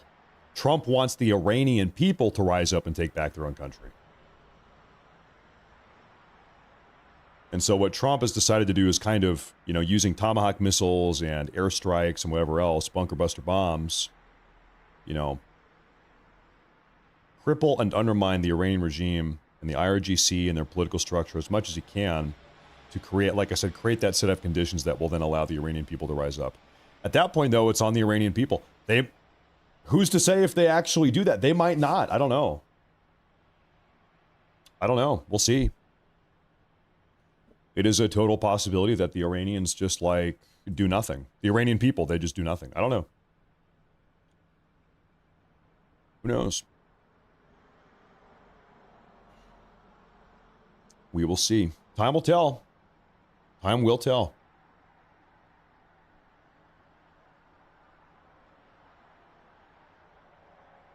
Yeah, things have gotten peculiarly quiet. Undeniably so. OG American Grind, by the way, thank you for the Rumble Premium, gifted Rumble Premium. Thank you, sir. Thank you. This is Dago. He says, love what you're doing, Matt. Thank you. If Netanyahu's on the plane, it kind of doesn't show strength. I don't think Trump would flee. Yeah, I tend to agree with you. I tend to agree with you. You know, going into your presidential bunker, that's one thing, but hopping on a plane and literally fleeing the country, like abandoning your own people and then leaving the country, yeah, it's not exactly a good look. It's not exactly a good look.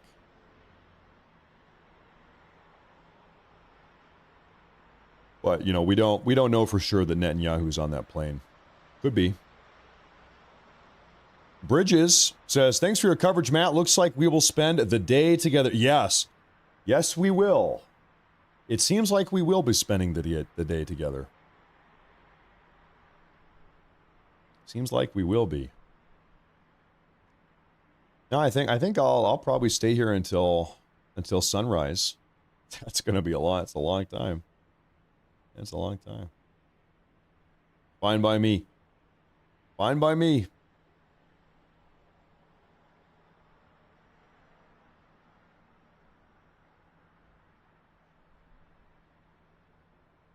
Ah, I've got some news here. Okay, breaking news here, ladies and gentlemen.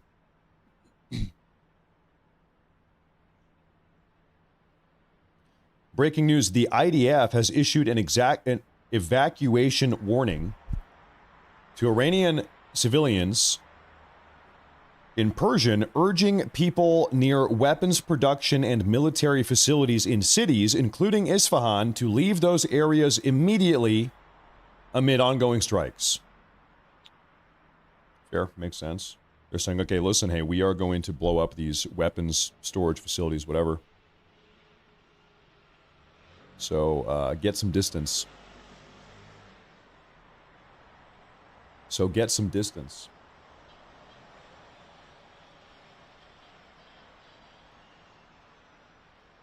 This isn't a war. That's of course one of the big debates. I mean, we have had people saying that we are. Over the last 13 months, I have heard that the United States was at war with Iran following Midnight Thunder, Midnight Hammer. Ended up not really being a war. I had heard maybe 2 months ago that the United States was now at war with Venezuela after we apprehended Maduro. We're not at war with Venezuela. I heard that we were on the cusp of war with Colombia when Trump and Petro were going at it on Twitter. Ended up not being a war. The word war, it's one of those curious words. It's kind of how you define it, I guess. There's no firm definition. When you know, of course, when you use the word war, you think of like D-Day. You think of like that scene out of Saving Private Ryan where soldiers are offloading on the beach and marching up the beach and in the trenches. That's a war. That's a war, but I don't know. It is like 5 days worth of targeted airstrikes, and then that's it. Is that a war? I think some people would say yes. Maybe some people would say no.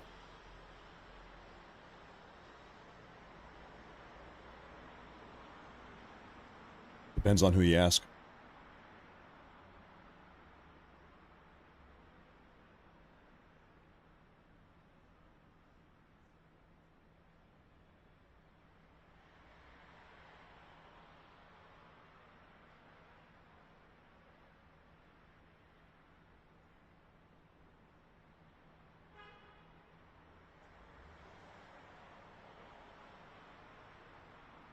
It is true, though, for 13 months now, every single one of these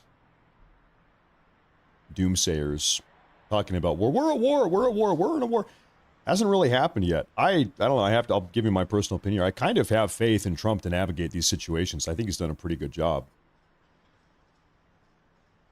I have faith that Trump will not get this country involved in a war on terror, George Bush style, 100,000 U.S. soldier, boot on the ground occupation of Iran. I don't think Trump is going to do that. But hey, that's my personal guess. That's my speculation based off the track record. I don't think Trump even has a desire to do that.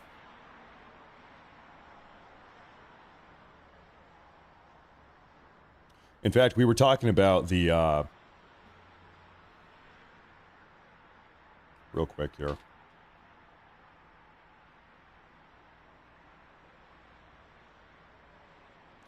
We were talking about, this is a document that the Trump administration released in November of 2025. This document is about 29 pages long. I highly recommend reading this if anybody is politically interested. It's called National Security Strategy of the USA, November 2025. I highly recommend reading this. It's on whitehouse.gov. The Trump administration released this 4 months ago. It actually, just like point for point, explains and highlights what the Trump administration agenda is for the Middle East. And that agenda, actually, it says that the Trump administration doesn't really want to continue on policing the Middle East. The Trump administration does not want an involved boots-on-the-ground presence in the Middle East. In fact, we've got 50,000 troops in the Middle East right now. We have for a long time across all these different military bases. Trump wants to bring those guys home. Trump wants to actually pull out of the Middle East. And then he wants to hand off operational control of the Middle East to our Middle Eastern allies. This is Saudi Arabia, Qatar, Israel, etc. Maintain U.S. oversight, but hand off operational control and enforcement of the Middle East. That's what Trump wants. However, the document also says that in order to successfully do that, to engage in that handoff, you can't have a destabilizing regime like Iran. So this is what this is the official Trump administration policy stance. Shut down Iran, prevent them from destabilizing the region, and then hand off the region. And then we're out. And then we're gone. That's coming from the Trump administration. That's what they explicitly say. Now, whether it's up to you, maybe you don't believe it. I don't trust him, whatever. That's on you. But all I'm telling you is what the Trump administration has publicly detailed all of this. Trump wants out. But he has also determined that shutting down Iran is the only way to get out and then bring home our 50,000 soldiers.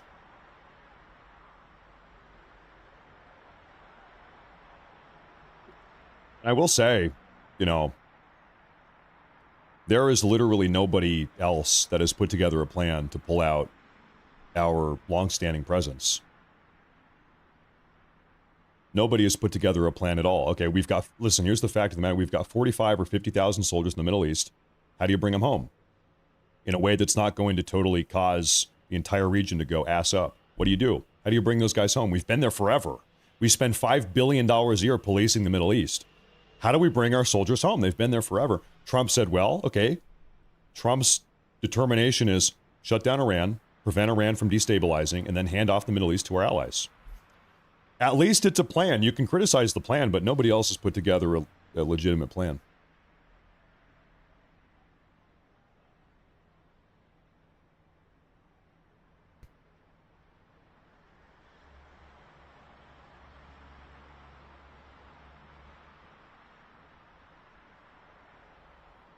Audio has been posted of the Islamic Revolutionary Guard Corps Navy making announcements on Marine VHF Channel 16 about closing the Strait of Hormuz. As of this post, most traffic in the area looks to be proceeding as normal. So allegedly, traffic in and out all throughout the Strait of Hormuz is relatively unaffected so far. We'll see. The U.S., we saw just a moment ago, the U.S. government has been instructing maritime vessels to stay away from the Strait of Hormuz because Iran has been talking very aggressively about it.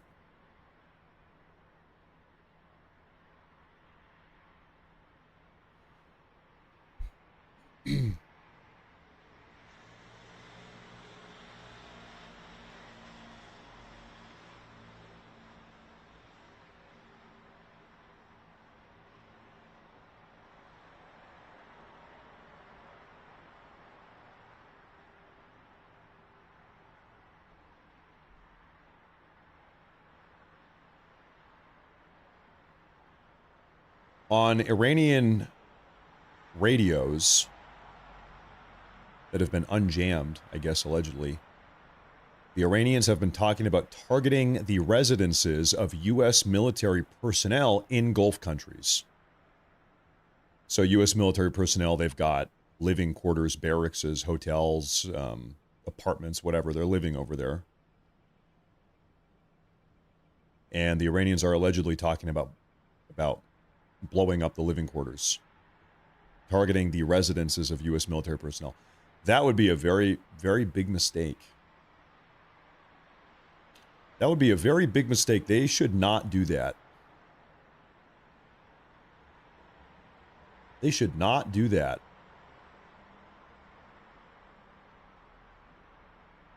I think that would not go well for them.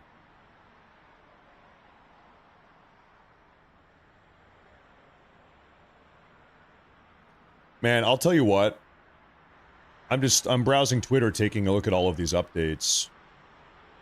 And there is so much footage from the 12-day war 8 months ago that is getting reused as if it's happening today. I see all this ballistic missile stuff going off, and I remember this is footage from 8 months ago, and it's getting reposted and circulated. Oh my God, Iran just sent 47 ballistic missiles at Jerusalem. It's happening right now. And it's like, no, it's not. No, it's not. There's a lot of fake news right now, ladies and gentlemen. Beware. Beware, big time fake news.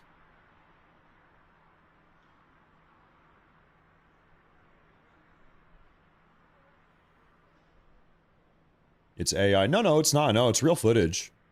It's just from 8 months ago. It's just not current.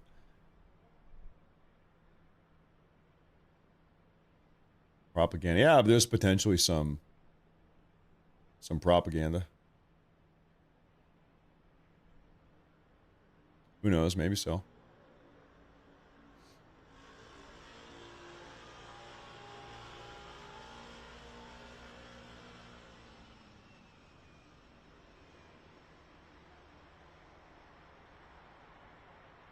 The IRGC should surrender. Yeah, I don't think they will. I don't think they will. I think it's not going to happen. The Israeli Defense Force has published information regarding today's joint attack, stating that the operation consisted of over 200 fighter jets attacking 500 individual targets in Iran in the largest attack in Israeli Air Force history. And so you have this image here. These are surface-to-air, like anti-air missile launchers in the top right. These are, on the bottom left, a ballistic missile launcher. So it seems like the U.S. and Israel earlier today specifically targeted surface-to-air, like anti-air missiles, and then also ballistic missiles. Iran's ballistic missiles. Makes sense. Seems to be the case. That seems to be the case.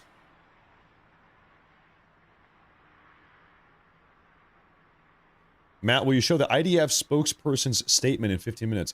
Yeah, I haven't seen anything about that. I'll look for it. I'll look for it.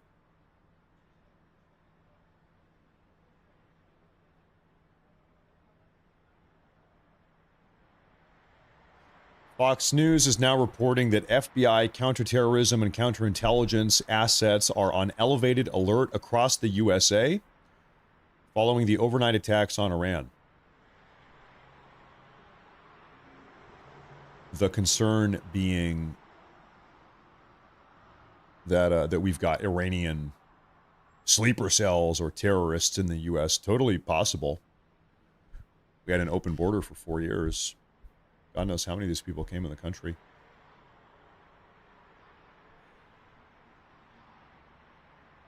Daredevil says, great job, Matt. Afghan vet here. Glad Trump is taking out the shitheads who funded terror and press people. Hey, thank you, Daredevil. Thank you, sir. Thank you very much. It is it's a turbulent situation. No doubt about that.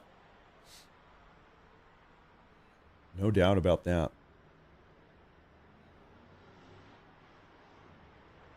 The Crimson Spork says, after how many of Iran's ballistic missile launchers were destroyed last summer by Israel, I doubt that Iran has anywhere near the capability for similar response coupled with last night's attacks.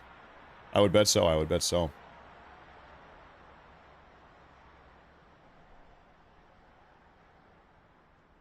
I would bet so.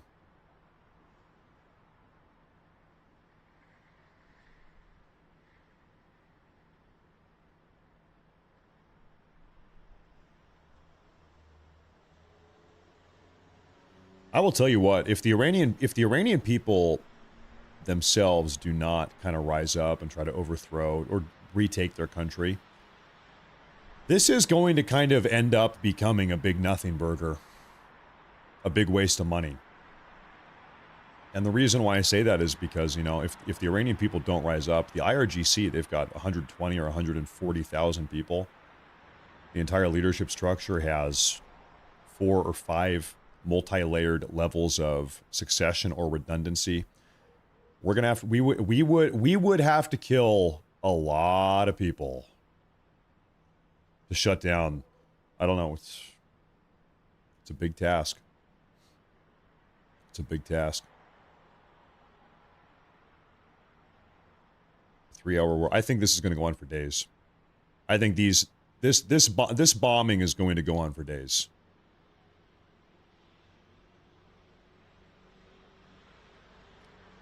I think every single time they poke up their head, we're going to keep dropping bombs.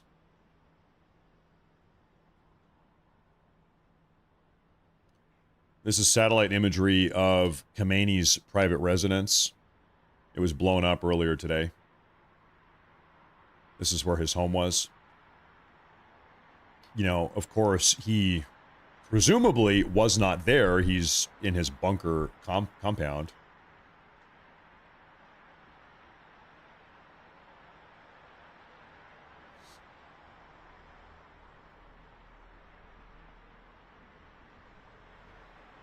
Matt did collage in not read KJV Bible. That's foolish. You should go to college because you just are not spelling anything properly. I got a headache reading that message. No disrespect, but you need to go to college. I don't know what the hell you're talking about.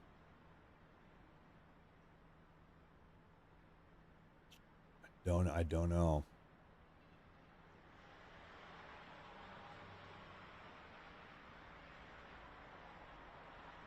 I don't know. Maybe elementary school.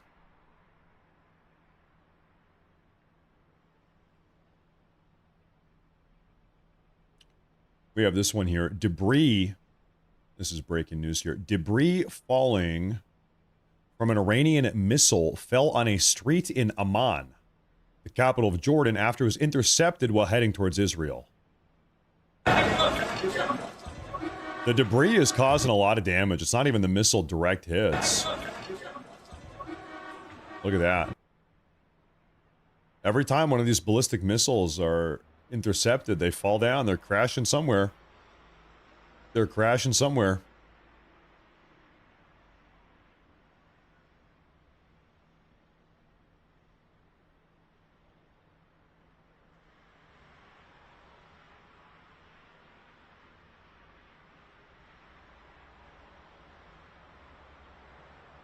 We have a preliminary map of strikes carried out by Israel and the USA on Iran. I'll pull up the map here and kind of see where some of the damage has been done.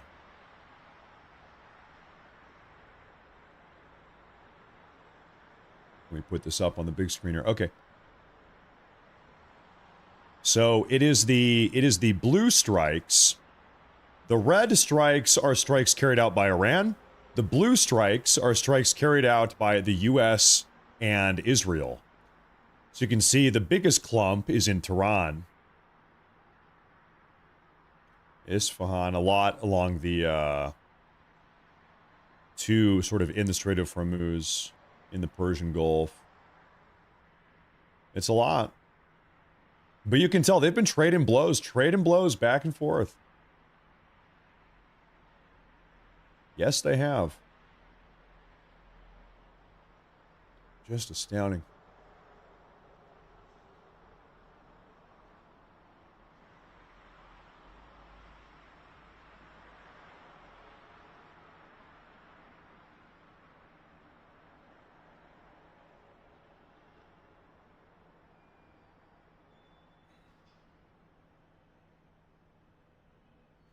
We have a super chat or a Rumble rant from Tommy Gunn. He says, love your show, GWOT Marine Vet.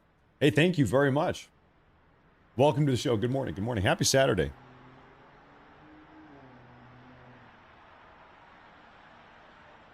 Lebanese Hezbollah has released statements that condemn and called out the U.S. and Israel for ongoing strikes against Iran, but stopped short of threatening kinetic action, as no promise of retaliation has been made by the group. This is the first statement we've gotten from Hezbollah. You know what? We might be seeing Hezbollah sort of abandon Iran right now. Hezbollah might be saying, listen, we realize this is a losing battle. We don't want anything to do with this. We condemn you, but we're not going to fire rockets. Hezbollah is perhaps most famous for firing bottle rockets into Israel and getting blown up. So you know what? Hey, they might not want the heat. They don't want the heat. Yeah. They don't want anything to do with it.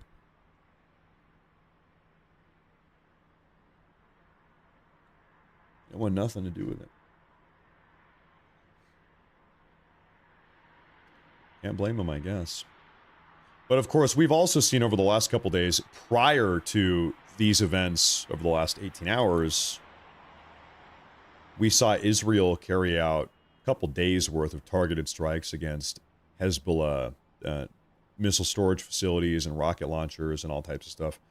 So prior to yesterday's strikes that we're talking about now, Israel kind of preemptively took out much of what Hezbollah had, preemptively crippling them.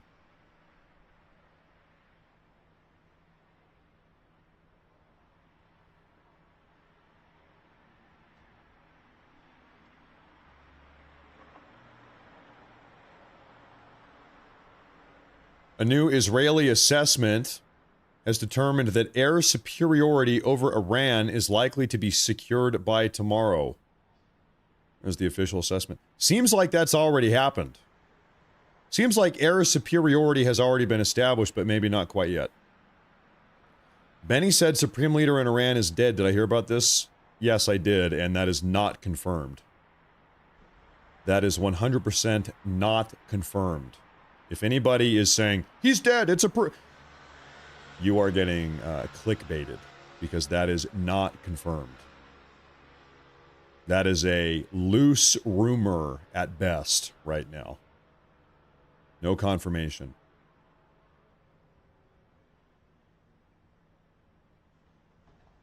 No confirmation as of yet.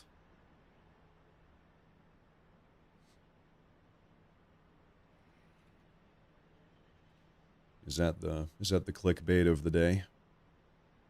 The clickbait of the day.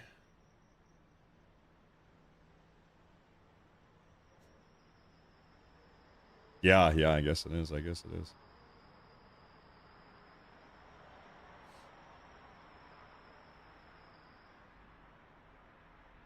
He's dead, Matt. We do not have the confirmation of that. No, we do not. Once again, that's just an unconfirmed rumor. There's one Israeli media outlet, I-24, that has reported that, but they have no proof. There's no proof offered of that. And then it's from that I-24 report that everybody else is saying, he's dead. They're running with that. He's dead, he's dead. It all comes from one source that is totally unconfirmed. It could be true. Could be true. It could be. We just don't know that. We just don't have the proof.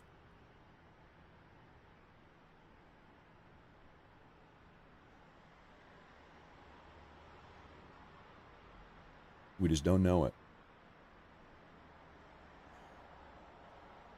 I just want to say, Matt, your voice is great for radio. Not my face. My face. What about my face? No, I'm kidding. What about Rumble podcasts? We're going to stick to the YouTube and Rumble podcasts.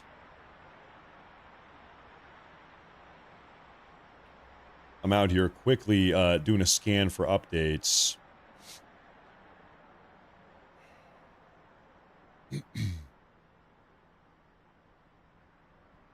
Now, I don't think that we've seen this.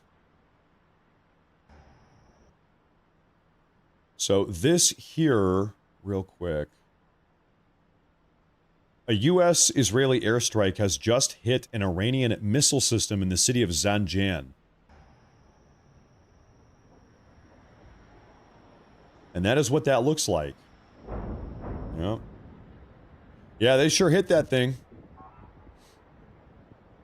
They sure hit that thing. Super chat from Tommy Gunn. Oh, well, hey, thank you. Thank you very much. You know, hey, you never need to donate. You never need to Rumble, Rant, or Super Chat, but if you do, I appreciate it. Thank you very much. Thank you, sir. Thank you very much. Seeker of Truth, thank you as well. Thank you as well. Thank you.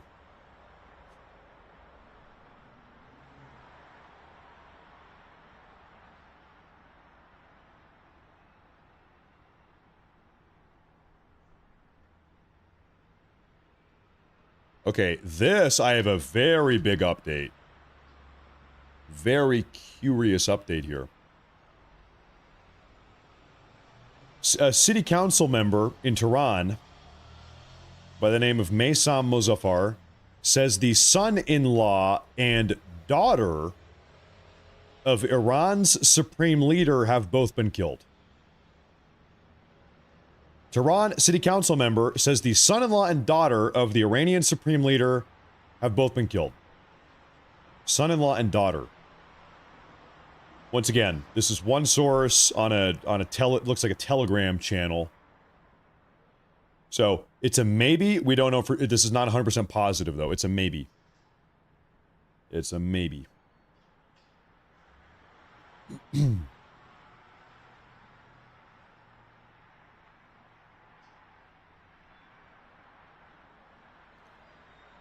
In the early moments of yesterday's attack carried out by Israel and the U.S., 30 senior officials, Iranian officials, were reportedly targeted and killed within the first 30 seconds of the attack. 30 senior officials targeted, maybe not killed, maybe some of them survived, but targeted within the first 30 seconds. It was a total execution strike, so that none of them had time to respond all at the same time. Gotta take them all out at the same time.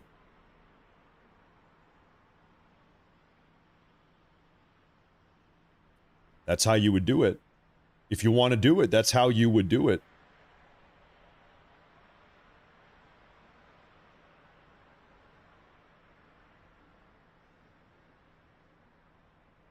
That's how you would do it.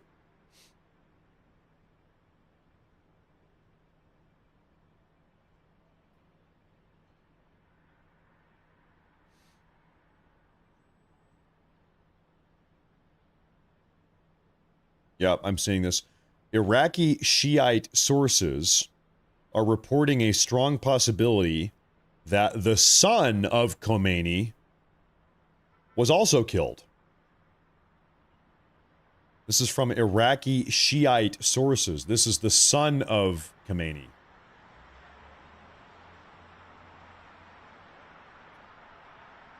Right now, just a lot of unconfirmed reports at the moment.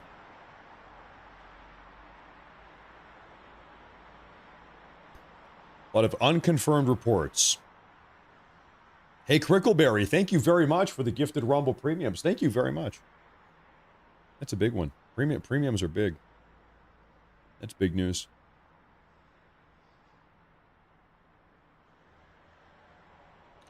What is your opinion on NBC interviewing Iran's Foreign Affairs Minister Abbas Araghchi, supposedly in Tehran, but also looks too calm to be real? Thanks for your coverage. Yeah, I have no idea where he might be. I haven't seen the interview. If he says he's in Iran, but he is probably not. Maybe he's not.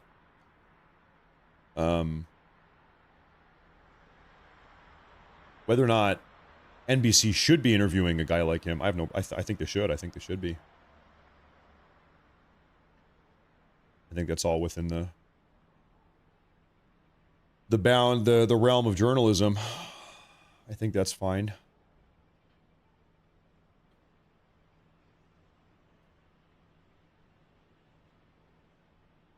You know, just to give you like a hyperbolic side note. Whatever you think of Tucker Carlson, we'll use Tucker Carlson as an example. Whatever your personal opinion of Tucker Carlson is, you know, I think it's totally fine for a journalist to interview anybody. Putin. If Hitler was alive, interview Hitler. I don't know. You've got journalists that are interviewing, you know, serial killers inside of a prison cell. You're a journalist. That's like literally your job. You're a journalist. Doesn't bother me.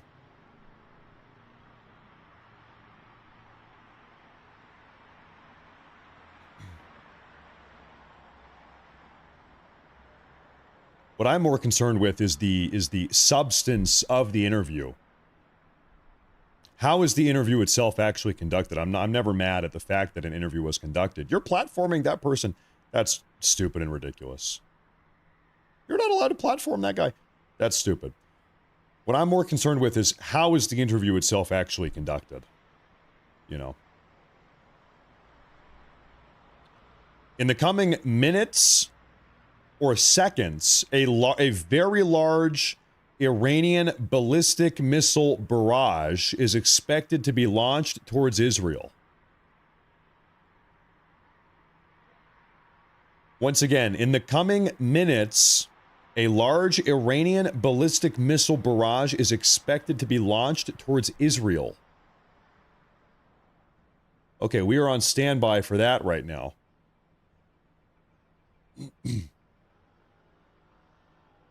We will see here.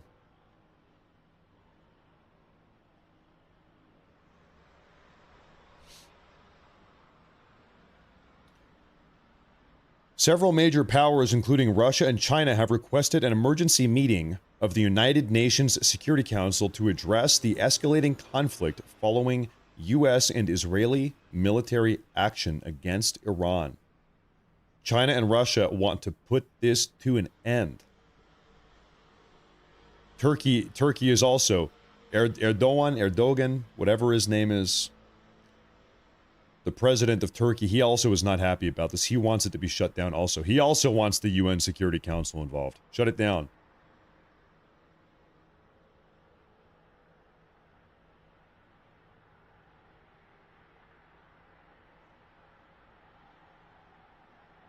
Okay, hey, take a look at this. See, you got reports going both ways now.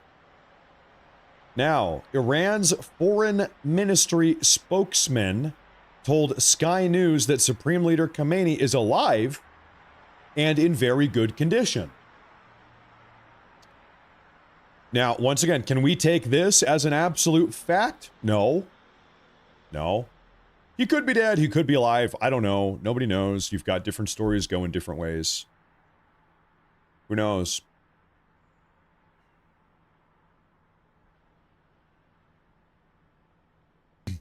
But this one is frankly just as credible as the other one. Who the hell knows? I would imagine that he is still alive. I would bet that he is still alive. I would bet that he has for a couple weeks been buried deep down inside of the, you know, Iranian regime's strongest, safest, most secure bunker they have in the entire country. 57 stories buried down deep in the side of a mountain. I would bet that that's where he is, or has been, for quite a while now.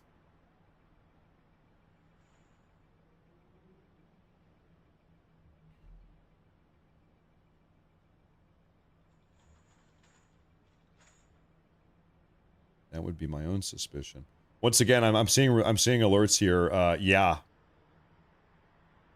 Oh boy, do we have video footage here of this? As alerts across Israel for additional incoming Iranian ballistic missile sound, video shows a number of Iranian ballistic missiles launching from inside Iran. Yep, those are ballistic missiles launching from inside Iran. That they are.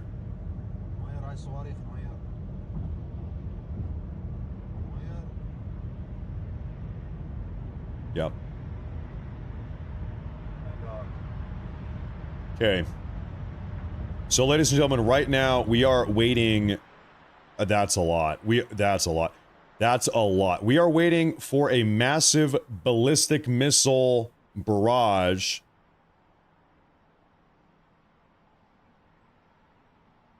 Yeah, I'm seeing three different sources say that. Okay, it's gonna happen here pretty soon. Quick 60-second bathroom break, folks. Do not go anywhere. Oh, where's my damn phone? I don't know.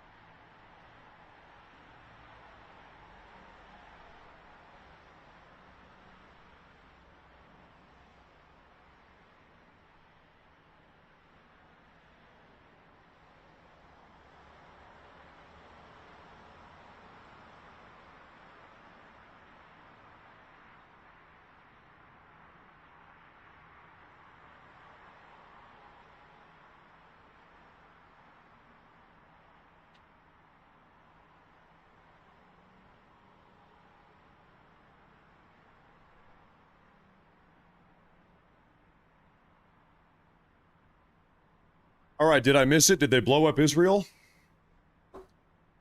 No, they... Okay, good. Okay, thank God. I was worried that would happen when I was gone. Thank God that didn't happen. Okay. I'm back. We are back. Did I wash my hands? I am a compulsive hand washer. I wash my hands probably 100 times a day. Fun fact.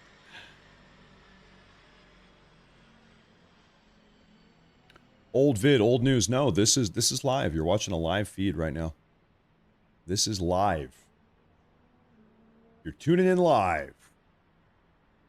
Now, I wonder though. Find something here. Maybe I can find something for y'all. For y'all.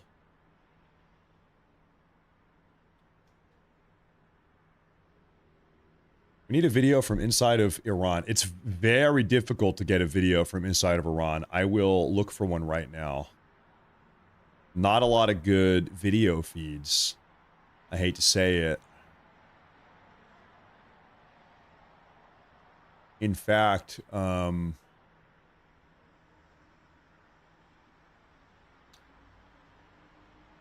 we've got Doha. Here's what I can do. Maybe.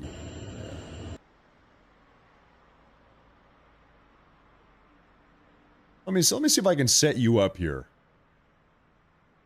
Let me see what I can do for you here. Maybe I'll put on a little show for you. Maybe.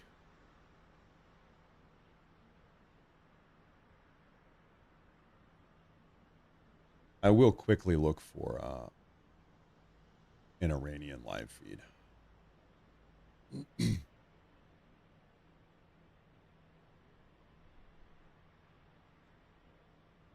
No, it's always very difficult to get live footage out of Iran. Very difficult.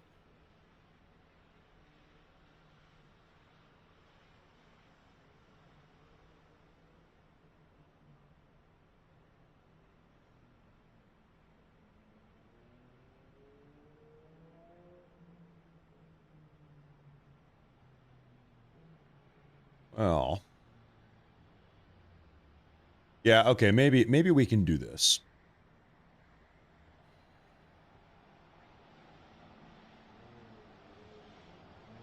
Maybe we can do something like this.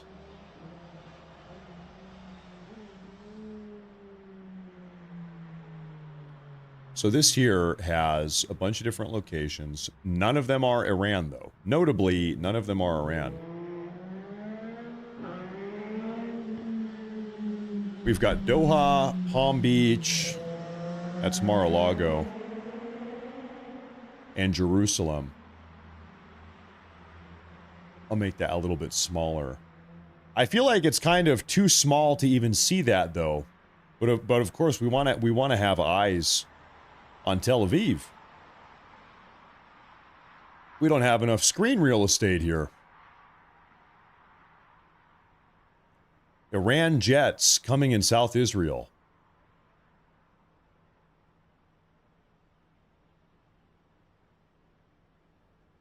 Well, I don't see anything about that. Iranian jets, I don't see that.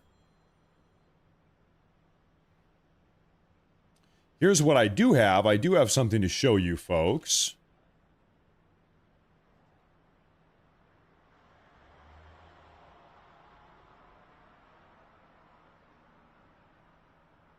Video posted showing the immediate aftermath of an apparent impact of an Iranian missile strike near the U.S. Navy 5th Fleet's headquarters in Bahrain.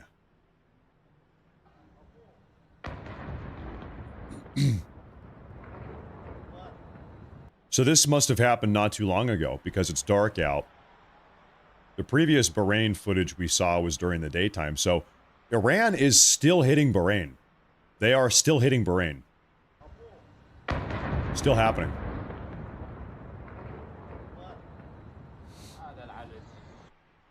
It is still happening.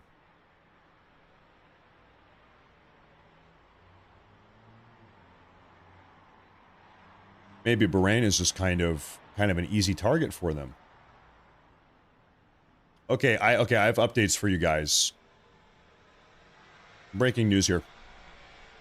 CENTCOM said U.S. and partner forces began strikes at 1 a.m.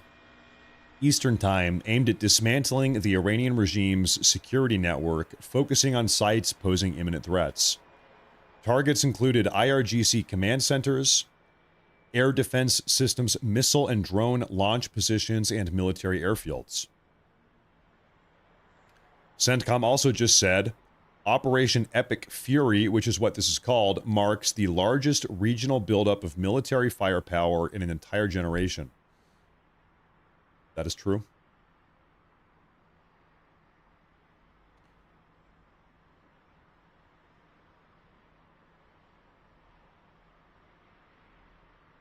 I'm seeing a report here.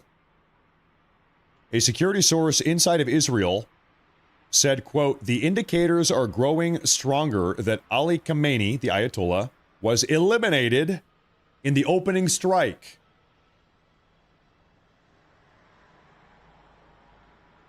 Once again, it's just an anonymous source. Anonymous Israeli security source says the indications are growing stronger that Ali Khamenei was eliminated.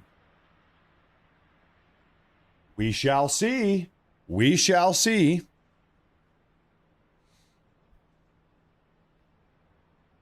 We've been hearing these rumors for a couple hours. We need some proof now. Now we need some proof.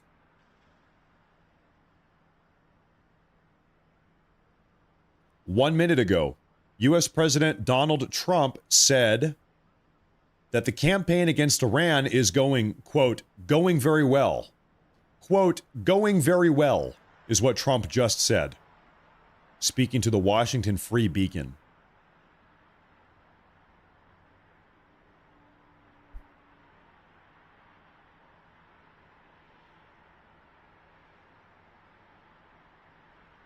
We just got a report from Israeli Channel 12 News that Ali Khamenei's military secretary was killed in the morning airstrike.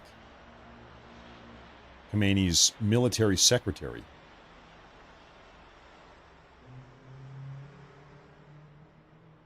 Here is really the best news of the day. You want to hear the best news of the day? U.S. CENTCOM said 9 minutes ago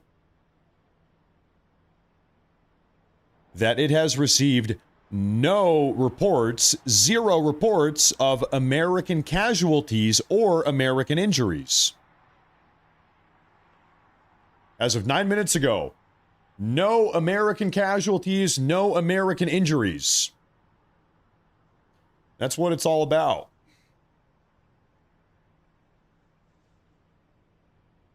That's what you want to hear.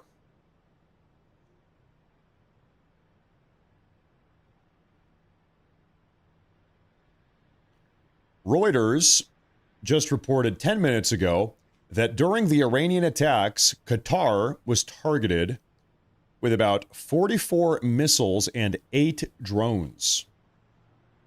Yeah, they were hitting Qatar hard. I've got a killer headache right now. I don't even know why.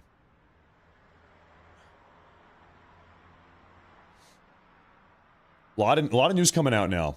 A lot of news coming out now. We're starting to see some more action here. Yeah, it does seem to be the case that a lot of the U.S. military bases in the region in advance were evacuated. Yep.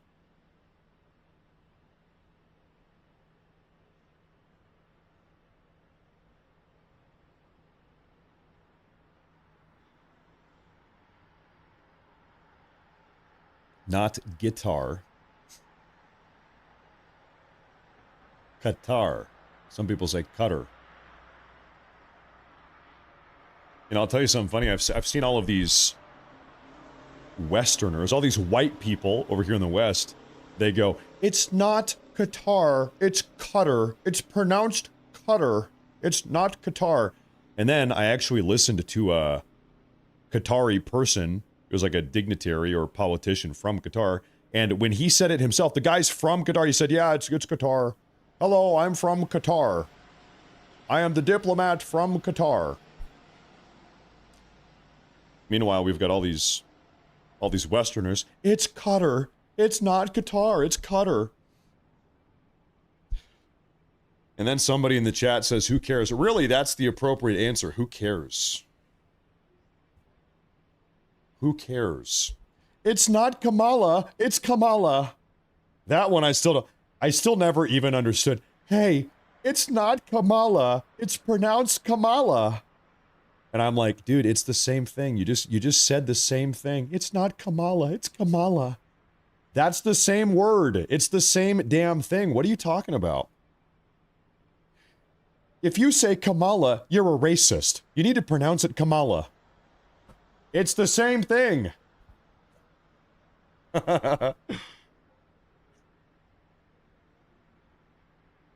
Whatever.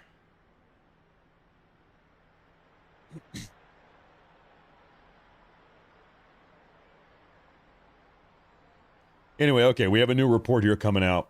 Trump, speaking to Channel 12 News, an Israeli outlet, he just said, quote, I can make this long, or I can finish it in days. Either way, it will take them years to recover.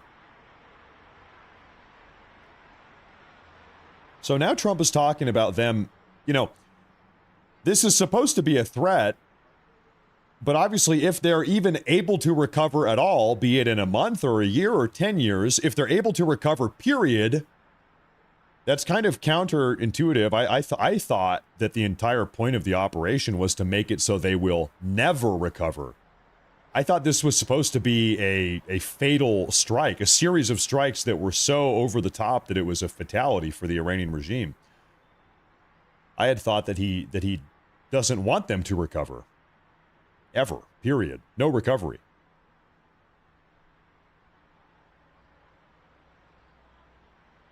Guess we'll find out.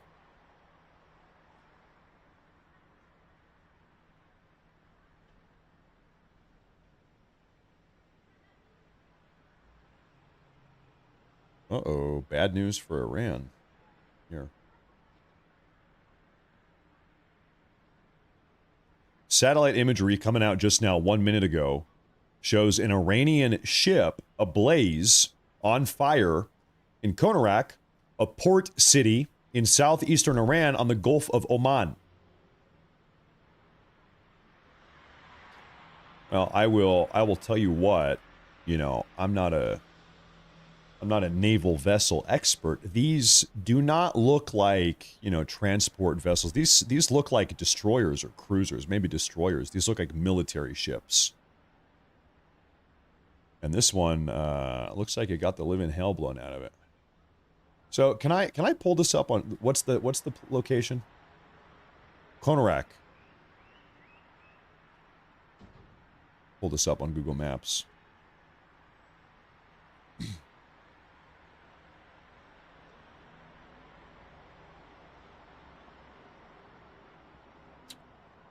Okay. So this is where we are. Konarak. Zoom out. Okay. There's Strait of Hormuz, Persian Gulf. So this is where we're talking right here.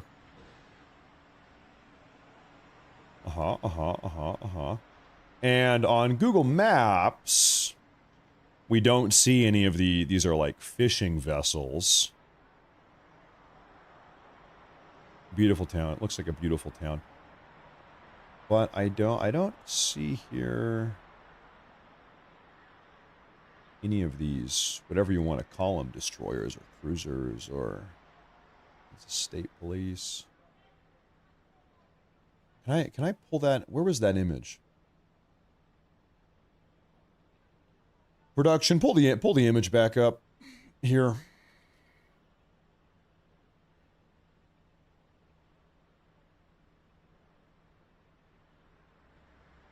Well,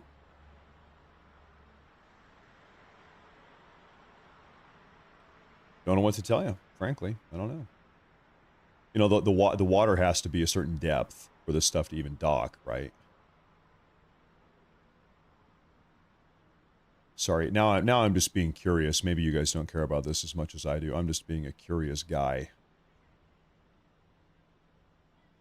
You know, you know what? It might have been over here. Maybe not. These are shipping vessels. Yeah, this is a shipping yard. These are shipping ships. But,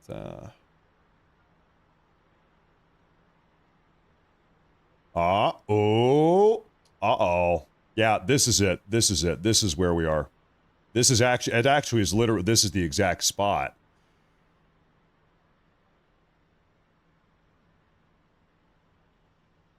I lost that damn image again. Can I pull it back up? Yeah, this is it. This is it.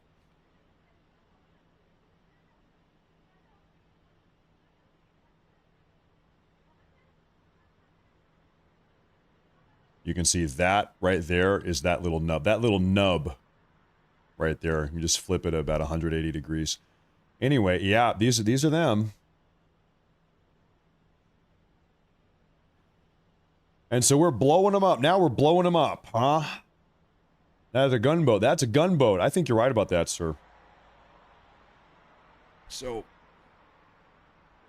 I think you're right about that.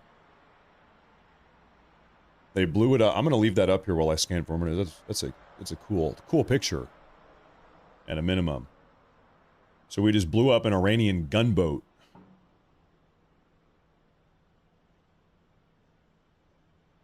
So, you know, it kind of begs the question, though, why that one and why not the other two?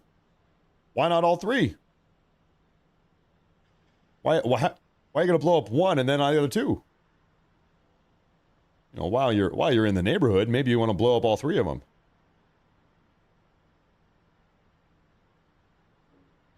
While you're already in town running errands. Yeah, everybody's talking about this. This is the big news right now. All of my intelligence pages are talking about this right here. The other two are next. Yeah, must be. Must be so.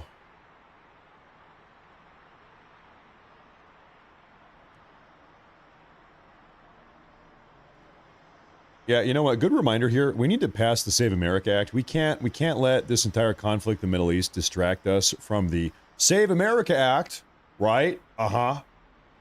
Well, we have an audience of 32,000 people between YouTube and Rumble. Can we get a little bit of a shout out here for the Save America Act, which we need to get passed? We must get it passed. Otherwise, we're going to be in tough shape. Little daily reminder there.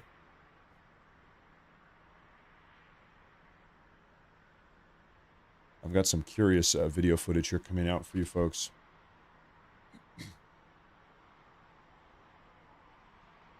What are we looking at here? This is footage of an Iranian Shahed suicide attack drone hitting an apartment building. Okay, so we've seen this, but I'll play it again. This might be another angle, actually.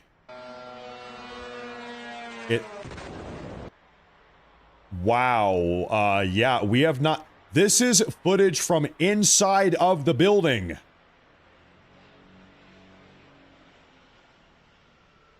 We haven't seen that one yet. Oh my good lord. This is the third angle we've seen this from. This is a residential apartment building in Bahrain.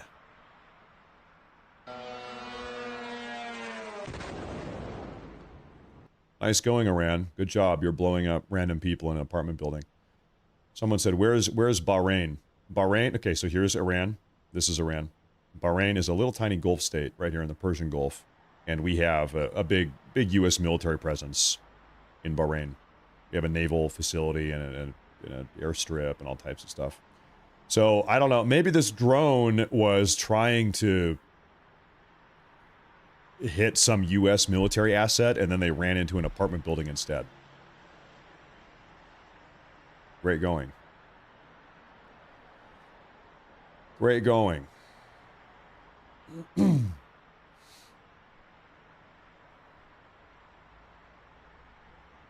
CENTCOM here has just published some images from today's operation. This is about 12 hours ago now. So this is on a U.S. destroyer, cruiser, destroyer, launching what appears to be a Tomahawk missile. I think it's a Tomahawk missile. And we saw just dozens of Tomahawk missiles getting fired out today. Big time. You don't want to be on the receiving end of one of those. No,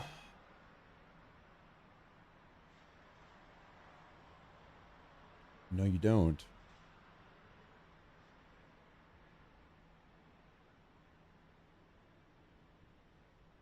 Okay, so we are hearing from Iran, from the Iranian regime, that very soon there's going to be a massive ballistic missile attack fired at Israel.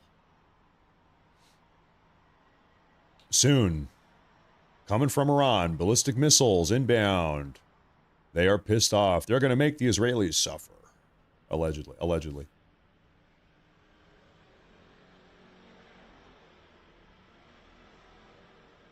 Allegedly.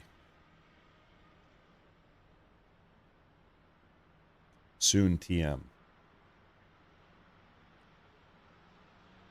You miss Sleepy Joe?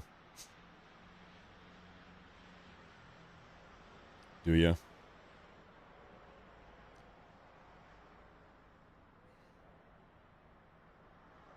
Could you imagine if Kamala, could you imagine if that woman was our president right now? Can I say something a little bit rude? You guys know that I try not to swear. No, I'm not going to swear. I'm not going to be rude. Never mind. I try to be a nice guy.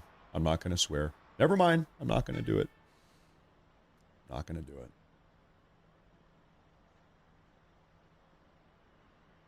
Gotta be on my best behavior.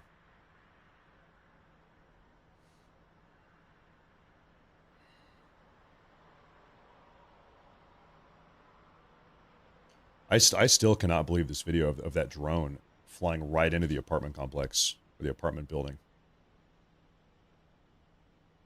This is just insane. Bring it back up. If this drone was 20 feet lower, it would have crashed right into this guy's balcony. Fun fact, if anybody cares, these suicide drones, these Shahed model suicide drones, cost about $35,000. So for the low price of $35,000, you can have your own Shahed Iranian manufactured suicide drone, right? They're affordable. It's like buying a new car. I think my car costs about $35,000. I could trade my car for a Shahed Iranian manufactured suicide drone. Cool. I've always wanted a suicide drone. Yeah, maybe I'll keep my car. Yeah, I'll probably just keep my car, though. There you go.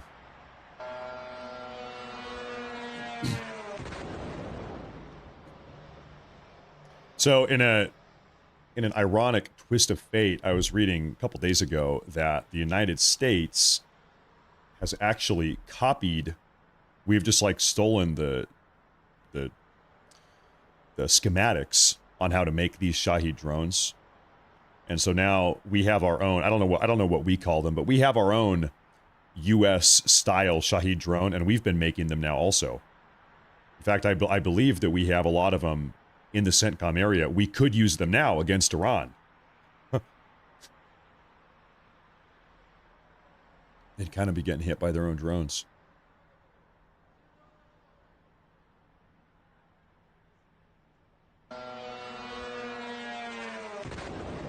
That's just frightening. Drone versus drone. Yeah, it's like you're... You know what it's like? Not too long ago, I rewatched the old Battlestar Galactica series with my wife. Well, not the one from the 2000s, not the 1980s. So anyway, we watched Battlestar Galactica. It's a good show. It's 3 or 4 seasons. Anyway, you know, the Cylons, they're all just drones. They're all just robots. That's the way we're going. That's the way that it is. All the sci-fi authors were right. The war of the future is just drones.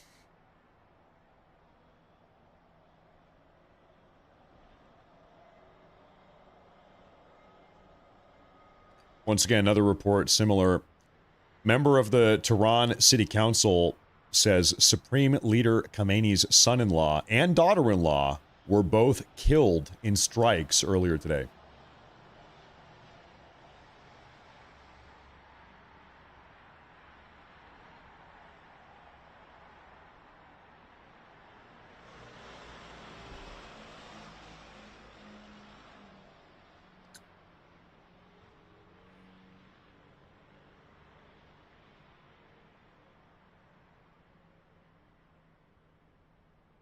What do we have here? Hold up here.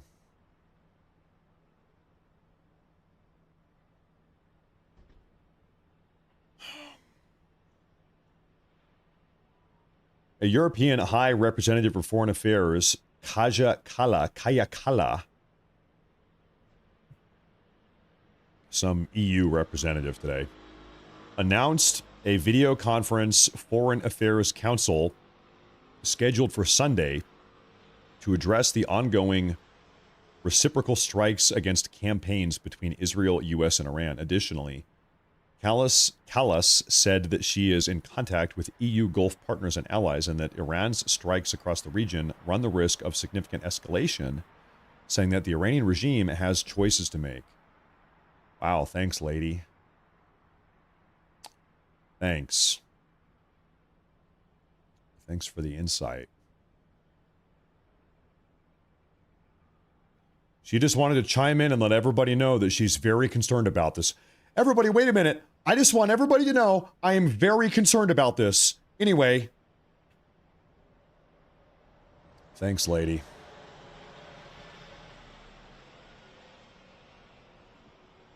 In a European accent.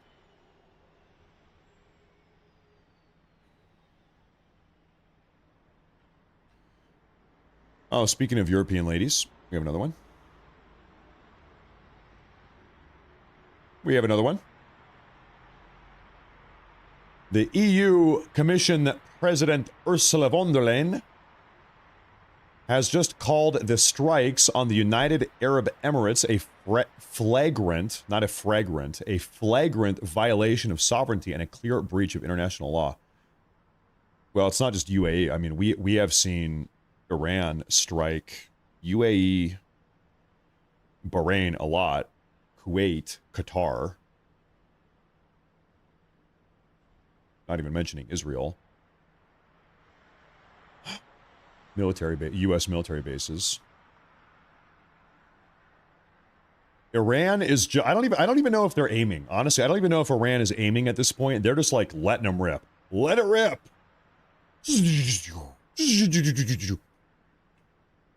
These damn drones. I mean, they're driving. I mean, they're not aiming because these drones are ramming into the side of apartment complexes. So they can't be aiming that well, right? They're just letting these things go. They're letting them fly.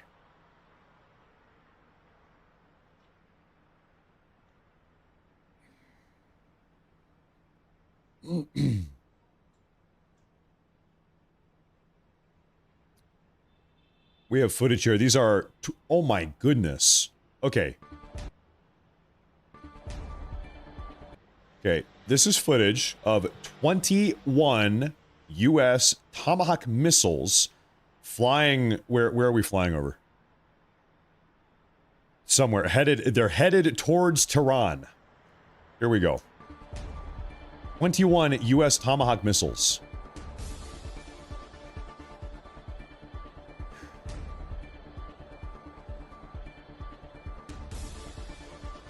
These things are out of control. That's crazy.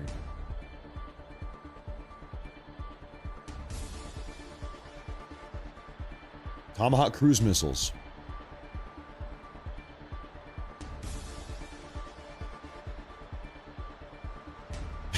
I have something for you guys. Ladies and gentlemen, we have a breaking news announcement. Everybody pay attention here. According to Iranian state media, Iran's deputy parliament speaker has just said that Iran has won the first phase of the war. Phase number 1, guess what? Iran, they are the victors. They're saying, yeah, we're winning. Yeah, what's up? What's up? Phase 1, we are the champions, is what they are saying right now. Excellent. Good for them. All right, good for them. Okay. Just in. Okay. Okay. Now, what is this? This is hot off the press. Right out of the oven. Oh, that got deleted. Hold on. Why'd that get deleted?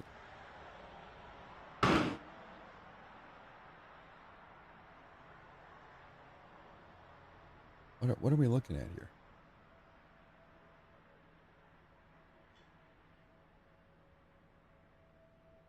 Okay, ladies and gentlemen, this video here got deleted. Can I pull this? How can we watch this full screen? Okay, so the reason I'm doing this full screen here is because this video actually got deleted. I'm not sure why. This is, I don't know why, but anyway, we're going to play it. That makes me want to play it even more. This is footage from earlier in the day of the United States striking Iranian assets earlier today.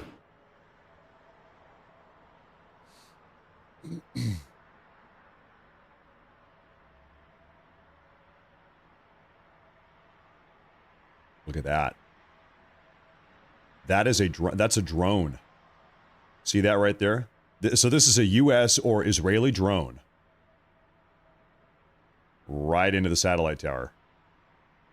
Wow. This is I believe a ballistic missile launcher. It's got 2 ballistic missile launch tubes. That's an Iranian drone. Some building. Goodbye. So we're using drones. We are using drones out here. But anyway, no, I tried to pull this up and it got deleted. This one got deleted. Maybe we weren't supposed to see this. See? Deleted. Maybe we weren't supposed to see that. I don't know.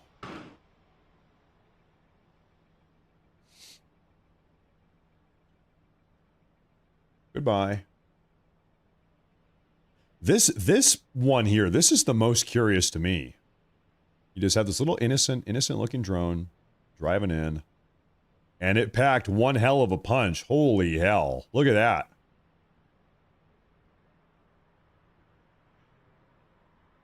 And you can see it's right here. It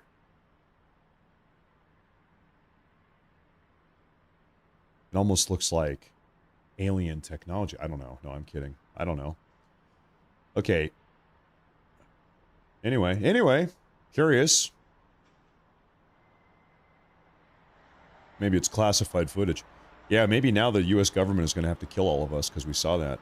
I hope not. Sorry, hey, if that happens, I'm sorry, everybody. That's my bad. Sorry about that.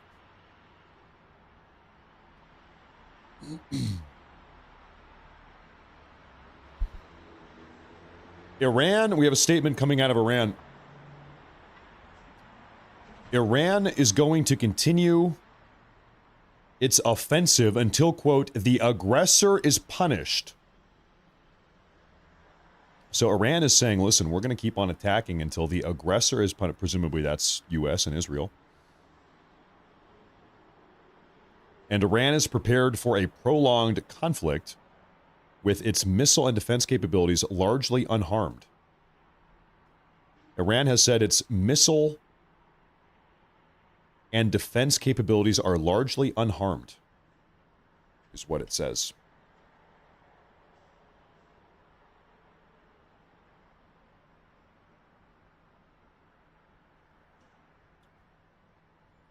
Time will tell.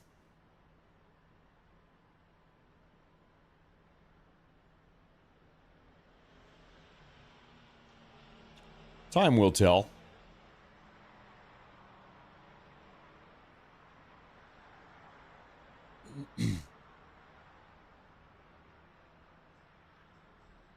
Uh-oh. I think Iran has just attacked the U.S. consulate in Erbil, Iraq. Can we pull that up? U.S. consulate under attack. Is that what this is here?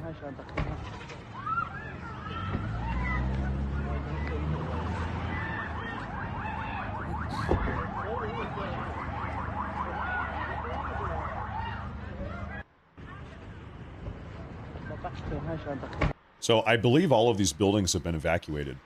I don't think that Americans are even here right now. I'm gonna quickly pull this up on Google Maps.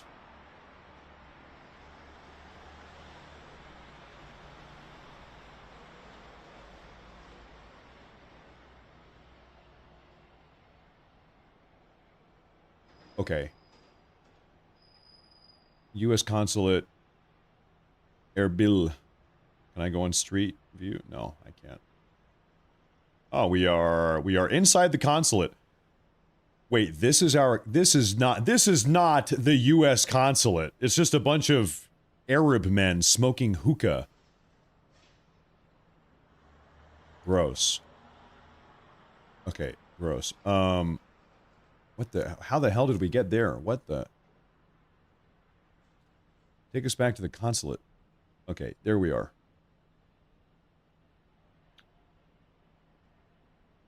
So, okay, well, you think we can recognize?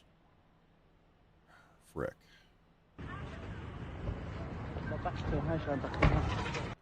Okay, so road, grass, 2-story, maybe 3-story building. Road, grass, white building.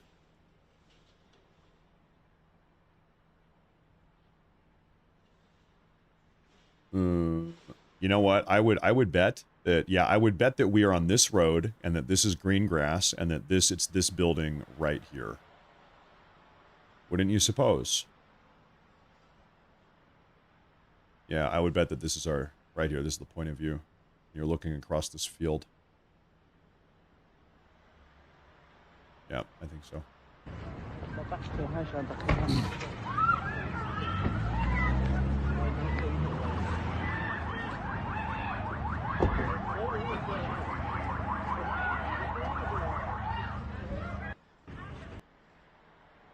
And when they look down to the left, there's a big tall building.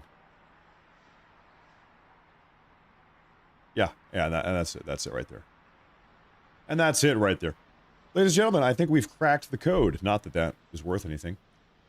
I think we cracked the code.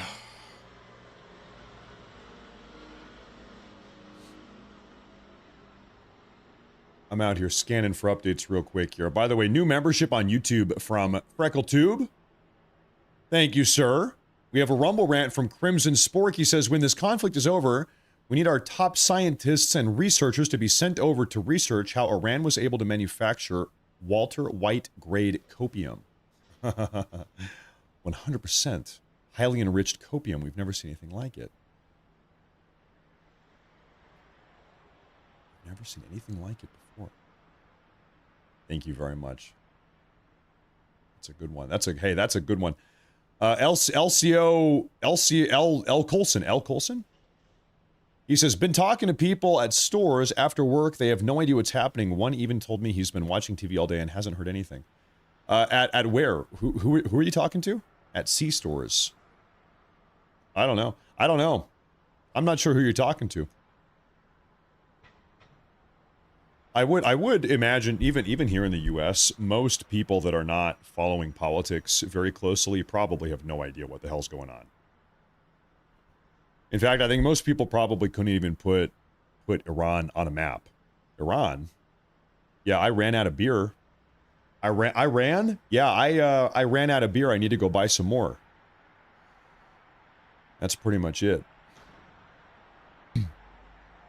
Oh, BB. ואנחנו עושים זאת עכשיו ביתר שאת במבצע שאגת הארי. I don't speak Hebrew. I don't know what he is saying. את המתחם של הרודן חמינאי במשך 3.5 עשורים. You know what I think he said? I think he said that you guys need to make sure to subscribe and like. You need to make sure to follow and subscribe and like if you enjoy the show. I think that's what he said. תוכנית להשמדת ישראל.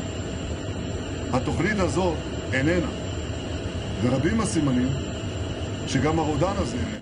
Yeah, we're just gonna keep that muted. We're gonna leave that muted for now, but I'm pretty sure that's what he said. Okay, we're gonna have to wait for the translation after the fact. I think we'll figure that out here in a minute. Maybe he'll say something important. I don't know. Maybe not. We have a massive super chat though, by the way, from FreckleTube on YouTube. He says, Matt, thank you for being there for us. God bless your hard work, integrity, and patriotism. My husband and I love you. I'm so happy that you guys are tuning in. That just warms my heart. Thank you very much. I appreciate that a lot. Can I tell you something here? Last night I went to a local, live in a small town, went to a local Republican meetup because we have a gubernatorial for the state I live in. He's campaigning to become the state's new governor. And so he was giving a speech at this local Republican meetup.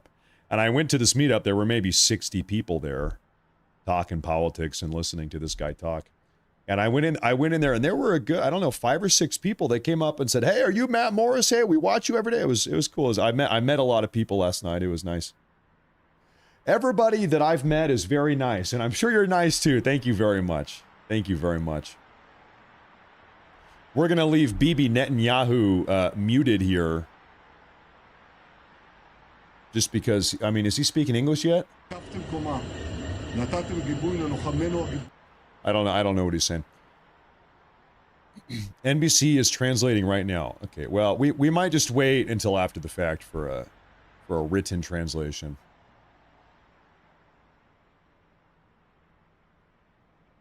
Let me see here.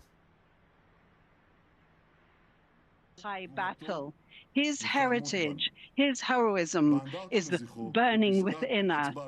At the monument in the panhandle of the Galilee, you can see the roaring lions monument. For many times, I always visited there and looked at that monument, and I always saw you, our people, us, the entire nation of Israel, and with the help of God, that roar of the lion of our soldiers and our pilots will be heard throughout the world. And today, more than ever, the entire world knows Am Israel Chai. The people of Israel live.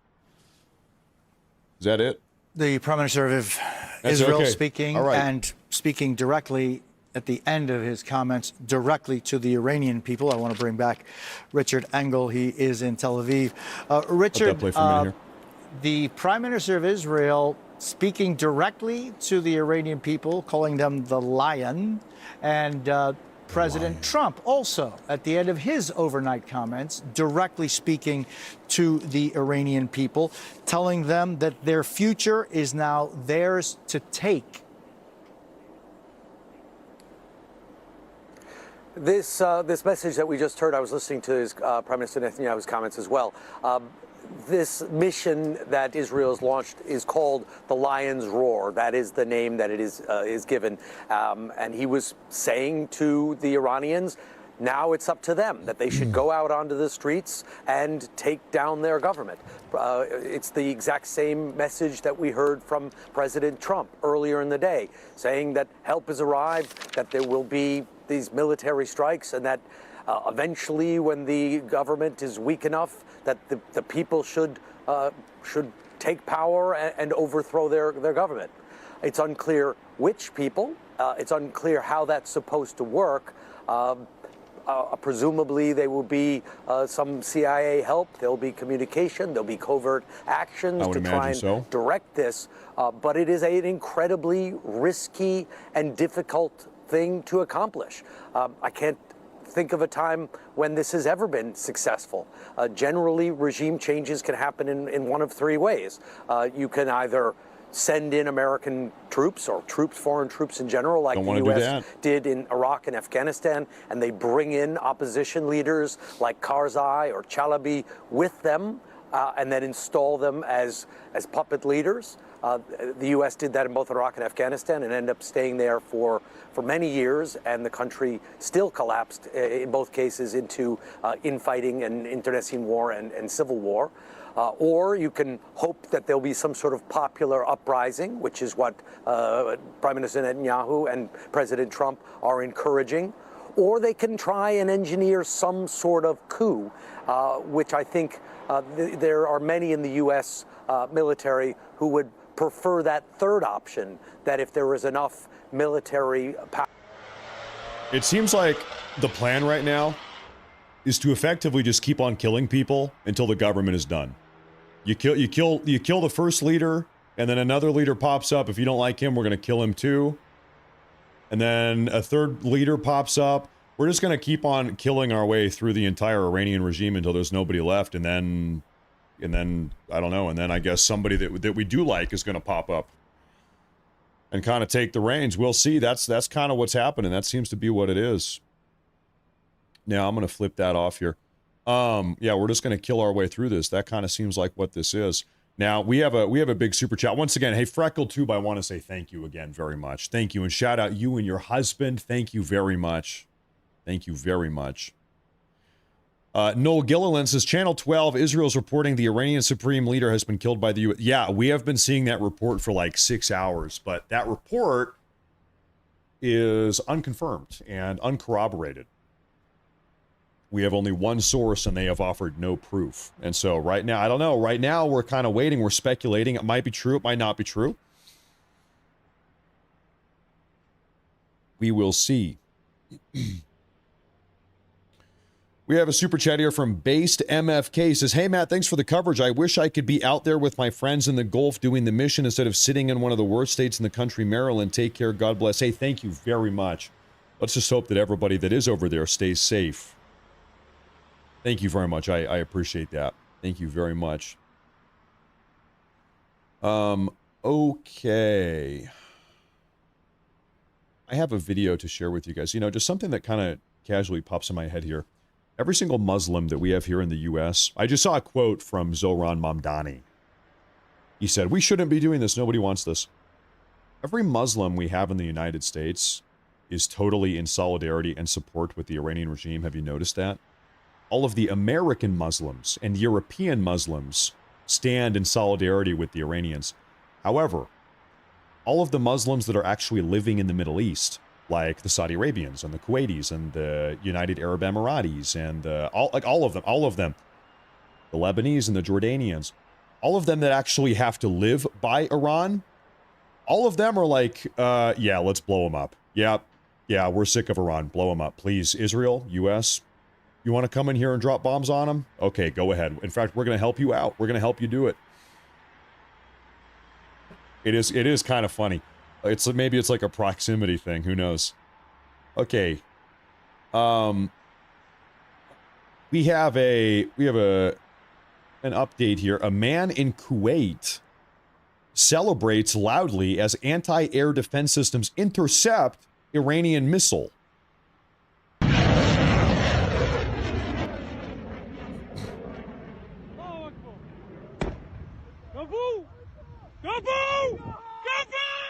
Wow. Kaboom! Allahu Akbar. That interception was like pretty low altitude. Look, where did it hit? That's not even that high up. Wow, that's crazy. There you go. Just plucked it right out of the air. Kaboom. What did he say? I think he said that you should subscribe and follow if you enjoy the show. Okay, I have an update here. So during that Netanyahu speech that we just looked at a moment ago, the part of the speech that we missed, Netanyahu said, "We have targeted the site where Khamenei was living. The plan to destroy Israel no longer exists, and there is a high likelihood that the tyrant does not exist either." That's coming from Netanyahu. Netanyahu, just moments ago, has said that Khamenei might be dead. We have targeted where he lives, and he might be dead right now. We don't have the body. We don't have the proof that he's dead, but we have reason to believe this is from Netanyahu. They think they killed this guy. They've got reason enough to believe it that he mentioned it during his big evening address here. So, we'll see. We'll see. Time will tell.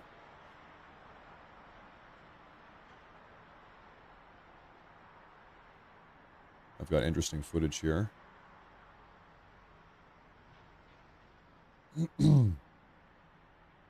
So people forgot that the current Iranian government was installed by the CIA. I don't think anybody forgot that. It's just that our interests kind of changed. Listen, hey, that was the CIA 70 years ago. Now we have a new CIA and they changed their mind. Pretty much. Hey, listen, they changed their mind. Now they want a new puppet government. Thank you, by the way. We have a footage here. This is a U.S. Patriot battery intercepting Iranian ballistic missiles over Al Udeid Air Base in Qatar, with at least one missile striking the base and reportedly damaging a clinic. Okay.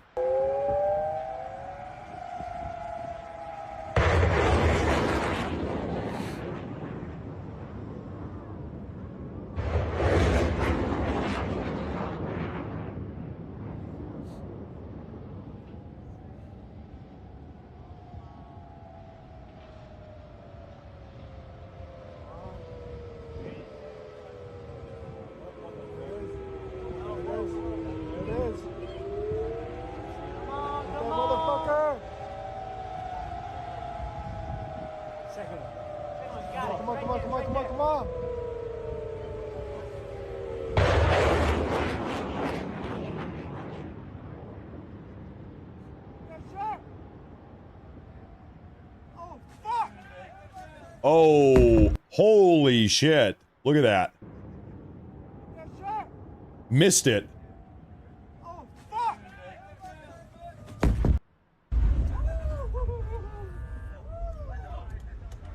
Wow.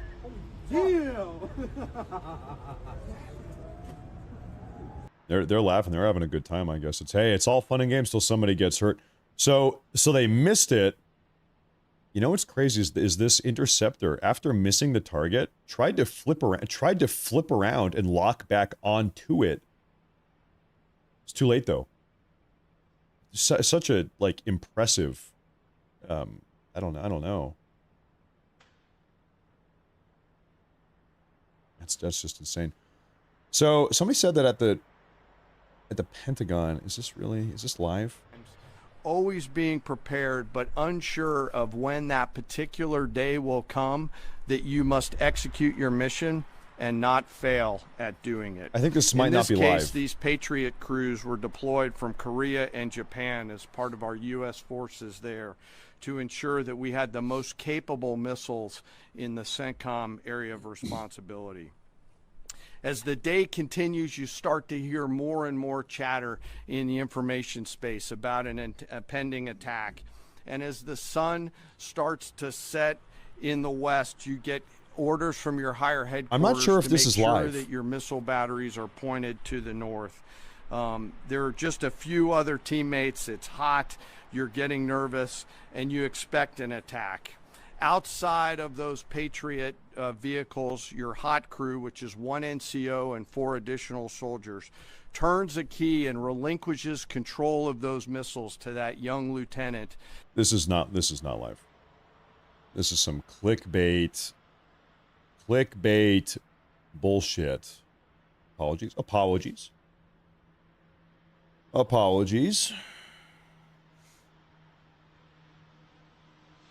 Okay, and we have our footage back. Okay.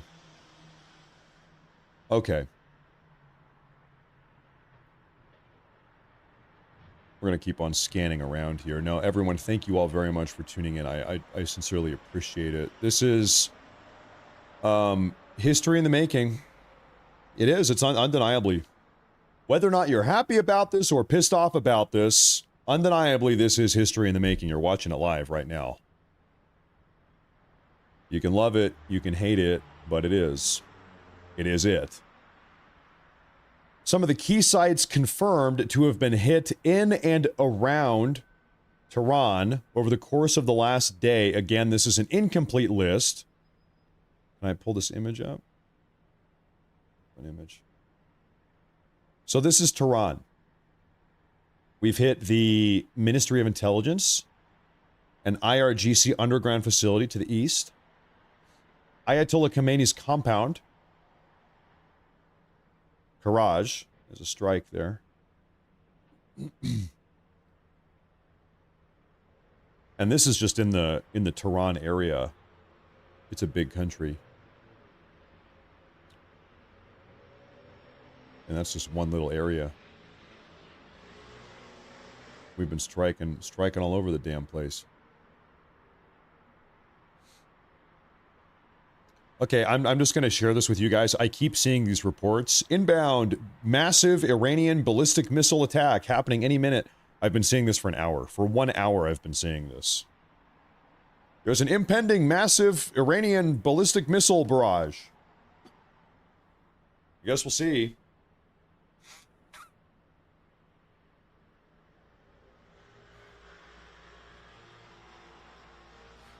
Guess we'll find out.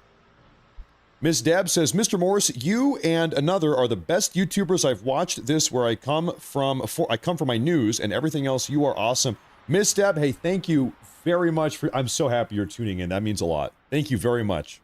I'm happy you're enjoying the show. We are trying to keep on top of this stuff. You know, there's kind of ups and downs. Sometimes everything happens at once, and other times it's kind of slow.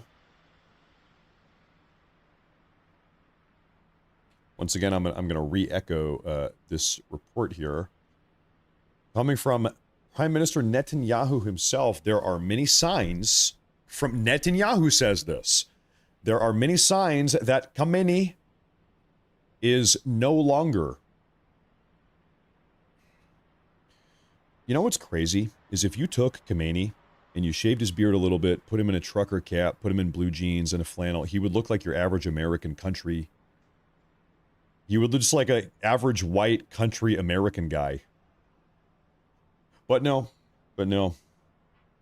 He's an insane zealot. He's an insane, crazy zealot.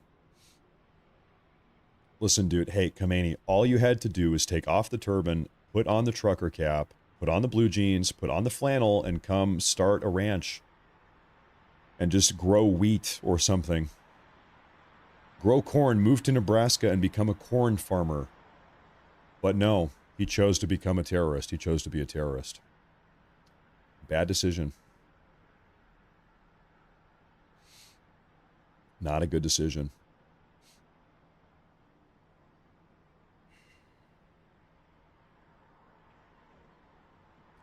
Okay, now what am I seeing here? What do I see here?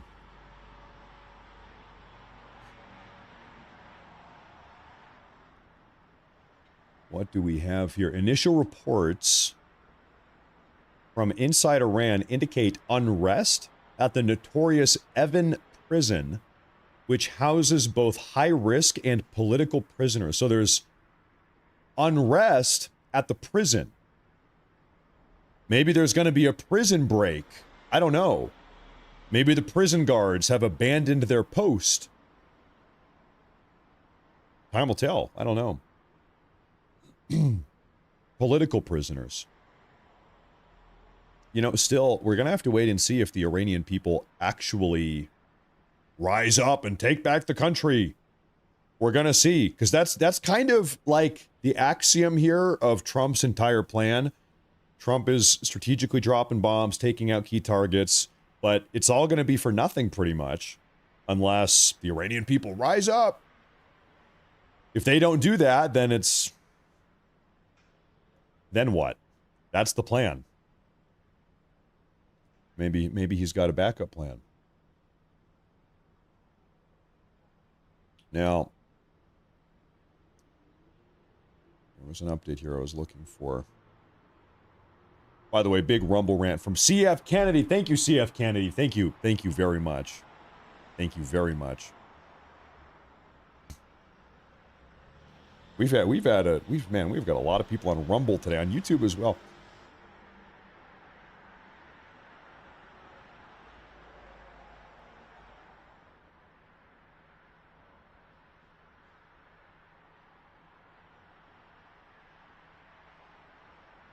This might be what we just looked at a moment ago. What are we working with here?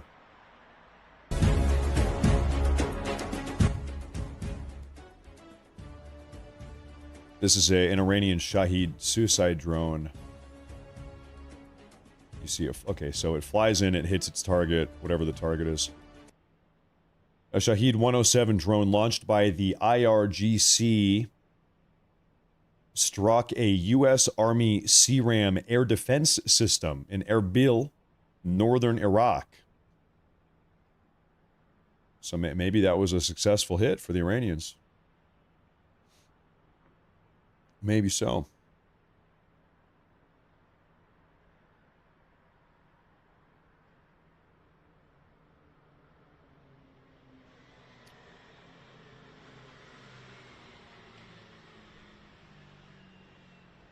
I'll say again, just kind of thinking back to the 12-day war about 8 months ago.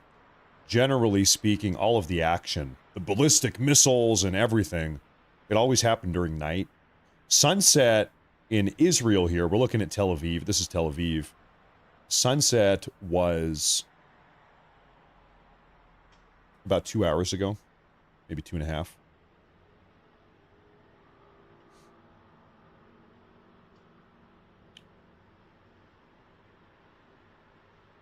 Oh, okay. You guys will be happy about this. Take a look at this.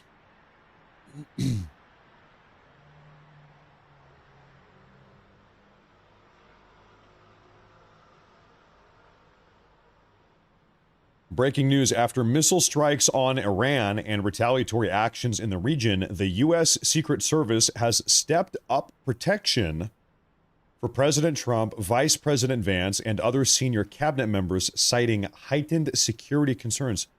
I think that makes sense. I don't know. Would you folks imagine here that as all of this is happening, that President Trump is in a secure, like a bunker location or something? I would imagine that as all of this is unfolding right this very moment, moment by moment, that Trump is probably in some secure location where nobody can get him, where nobody can get him.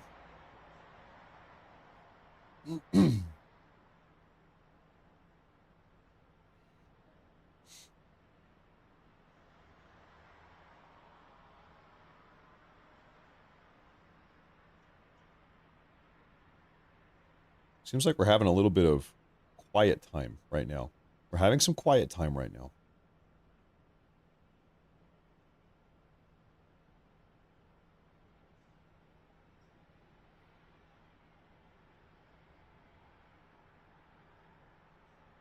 We're having quiet time.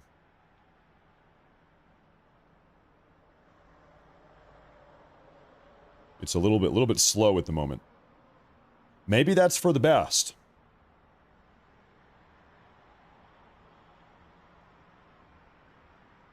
Maybe that is... Oh.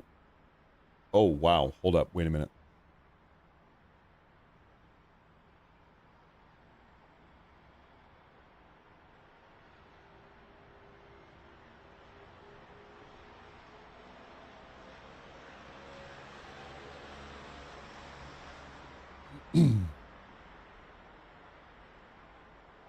Somebody just said that Trump is talking right now, but I can't...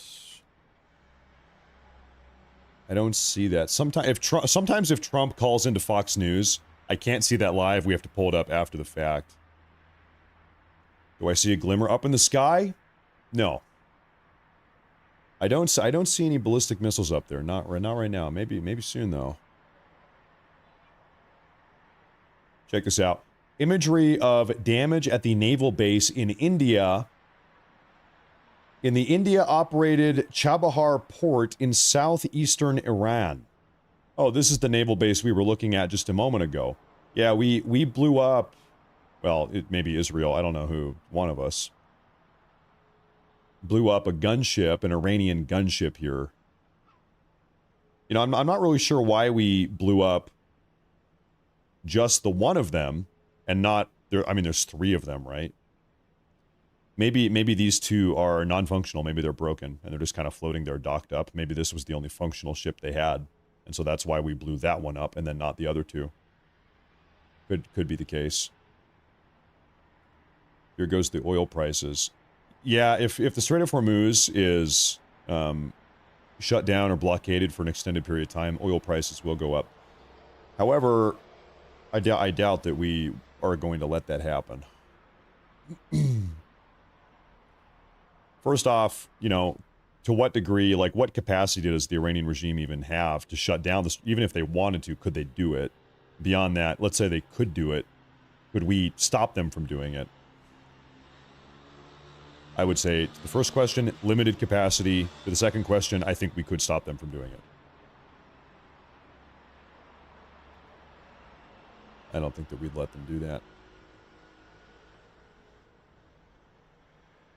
Mar-a-Lago has 2 bomb shelters in it. I didn't know that. I guess it wouldn't surprise me, right? I've never been to Mar-a-Lago. Never been.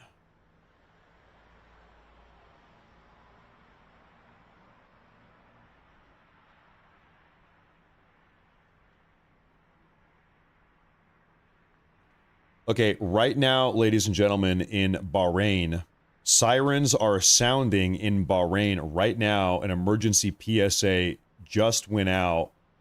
We have seen Bahrain today get hit time and time again. Time and time again. Bahrain has really been having a tough time. Iran has just been beating the hell out of them. This is Bahrain right here. So on the map, where are we? Okay, there's Israel. There's Iran, Saudi Arabia, Bahrain right here. Little tiny Persian Gulf nation right here. And we've got U.S. military bases here. We have a naval presence and I think an airfield that we use. And Bahrain has just been getting battered with at least 1 direct ballistic missile hit and also at least 2 suicide drones. So we might see more mayhem in Bahrain here in a minute. We might. Where's our live feed? There it is. There's our live feed.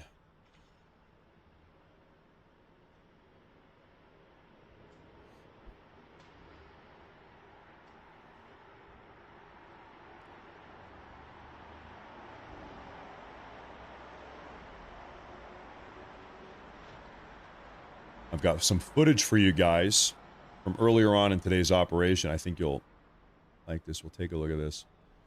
U.S. CENTCOM has published footage showing Tomahawk land attack missile being launched from the Arleigh Burke-class guided missile destroyers. Take a look at this. Oops.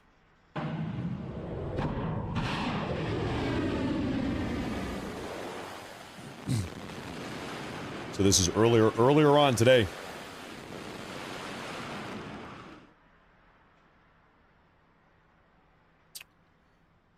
Yep. That's Tomahawk missile. This here, man, I want to know more about this. You see the right here, see that? You see this little tiny drone fly in. It's almost like a little robot out of Star Wars or something. I don't even know what the hell this is. And this is an Iranian, you know, radar tower. Blows it up. Play. There we go.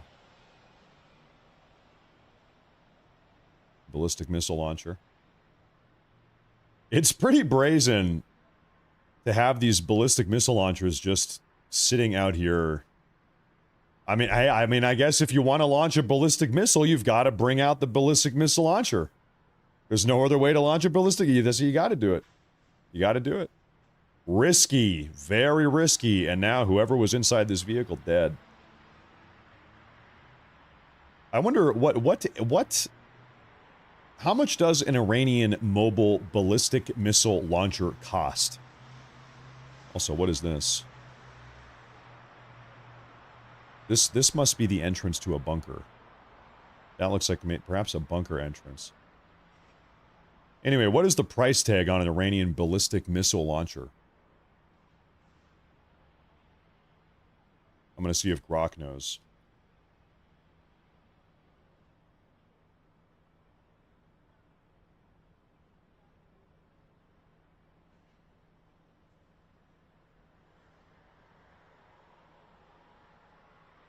Anybody have any guesses? I don't know, $1 million? I have no idea. I don't know.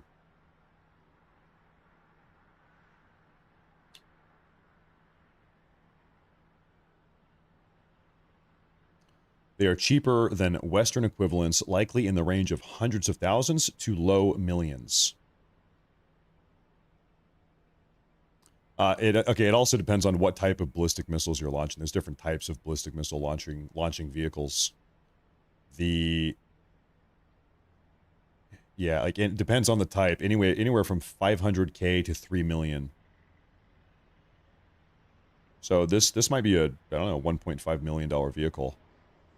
And then it also has the ballistic missiles presumably on the back of it, unless it already fired them. Expensive, man. Hey, I wouldn't want my $1.5 million vehicle to get blown up by a Tomahawk missile, man. That would suck. If I had a $1.5 million truck, I don't want it to get blown up by a Tomahawk missile, dude. That would suck. Now, here's a question, though. How much does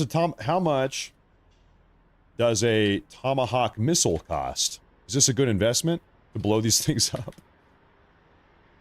What's the return on investment here?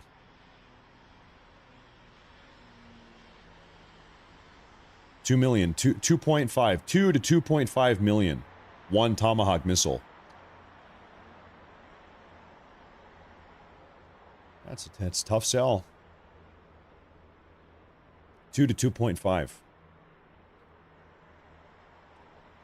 Yeah, I'm never going to be able to afford a Tomahawk missile, man. That's out of my price range. Can't afford it. Teresa in Texas. Massive $50 super chat. Thank you very much. Thank you very much. She says, thank you for the great coverage. Appreciate all you do. Hey, thank you. I appreciate that a lot. I appreciate that a lot. It's a crazy day. It really is. There's a lot going on. Oh, you know what? Hey, Teresa, I've got something to show you here. Okay, Teresa, take a look at this. This is... Let's put this in anew. Okay, this is before. And this is after. Before. After. Before. We just blew the hell out of this thing earlier today. And you can only imagine. I mean, now we're talking price tags. What's the price tag of a gunboat like this? I don't know. A lot of money.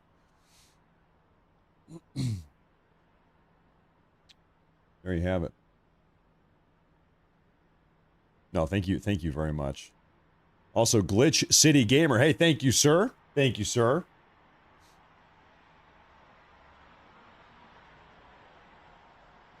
Trump is going to take Iranian oil to pay for this. Yeah, you're probably right.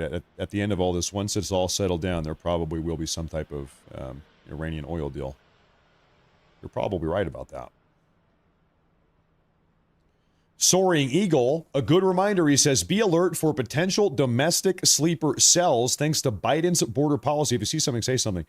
Absolutely right. Also, I might remind you, before today's attack, today's events transpired, we had a solid 13 months of targeted deportations. Do you think it might have been part of Trump's plan to target cartel members that are posing national security threats, Iranian sleeper cells, Iranian members of the IRGC in the country that snuck in, targeting them, identify them, kick them out before we do stuff like this? I would suppose so. You might notice we had a lot of Tren de Aragua gang members get deported before we conducted our Maduro apprehension raid down in Venezuela. Tren de Aragua comes from Venezuela, right? I think Trump is a little bit premeditated with some of this stuff. I think so. But of course, you're right. That's not to say that it's impossible, that nothing bad is ever going to happen. Right. That's right. Oh, okay, hold up. We have a big update here, ladies and gentlemen.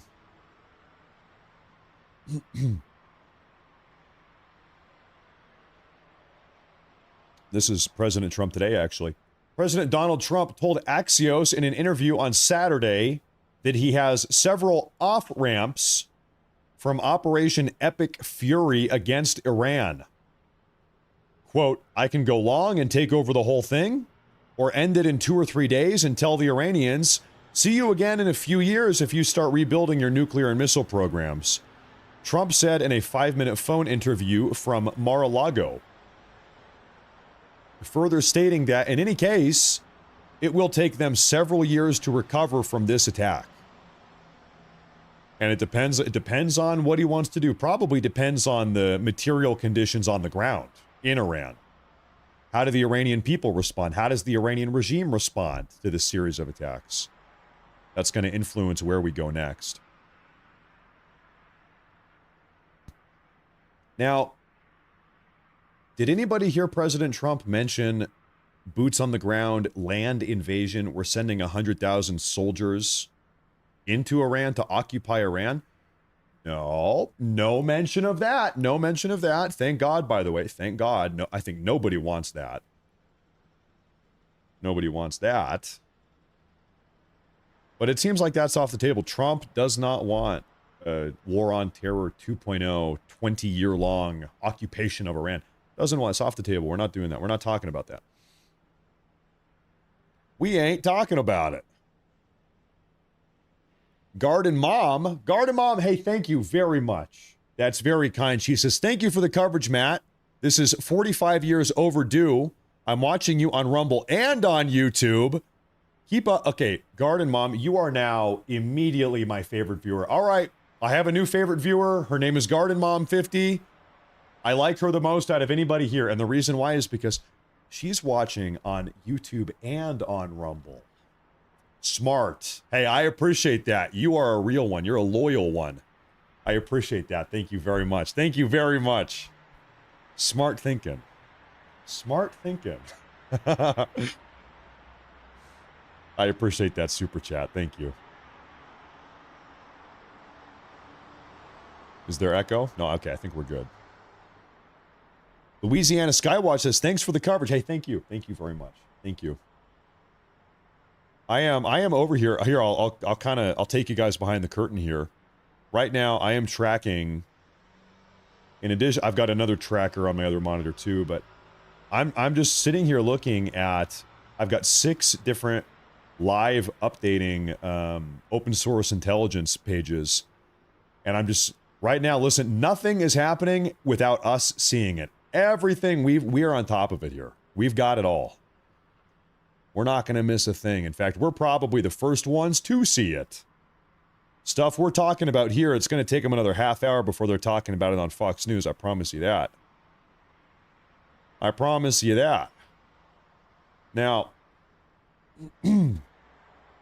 excuse me. Now, crazy footage showing multiple interceptors. Okay, you know, we saw this. I'm going to play it again because it is crazy. That's right. And one of these actually ends up making it through. Pay attention here to the second half of this. This does get wild.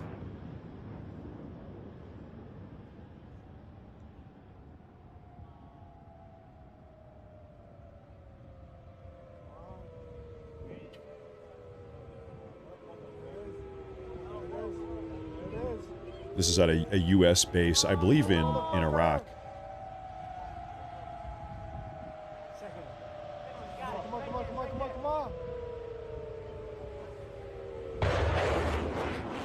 Another one going out. Missed it.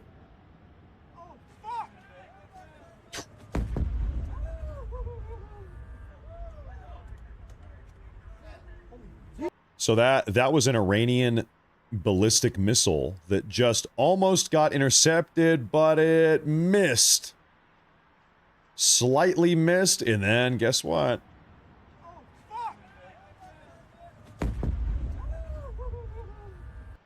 And it made it through. And this was at Erbil? No. Al Udeid Air Base in Qatar. Al Udeid Air Base in Qatar is where this was. There you have that. Now, I'll tell you what here. It has been quite a while. It's been a little while since we've seen any ballistic missiles fired at Tel Aviv. The skies over Tel Aviv have been quiet now for a little while. Oh my god. Wait a minute.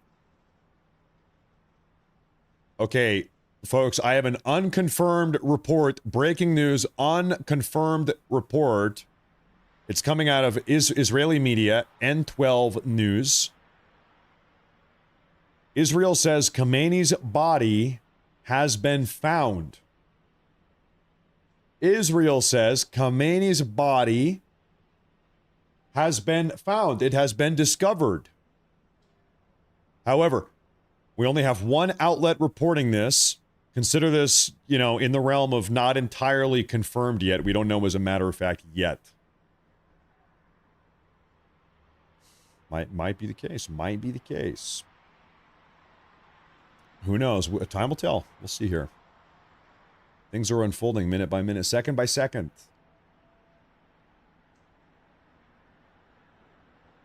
Second by second. You know, it is okay, let's say he is dead. Let's say he got blown up 7 hours ago. All this guy had to do was just stop enriching uranium, hand over the enriched uranium stockpiles, stop making ballistic missiles, and then I guess like hop on a private jet up to Moscow.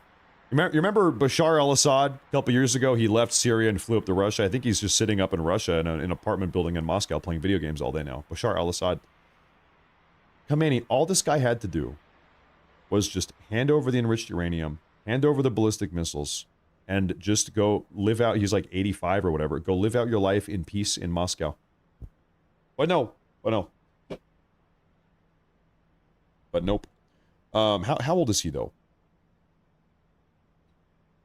Khamenei, he's 86. You know, maybe he said, hey, I'm 86. I'm not going to live forever. We're going out with a bang. We're going out with a bang. I'm 86. Whatever. Hey, I don't need to live to be 87. Who cares?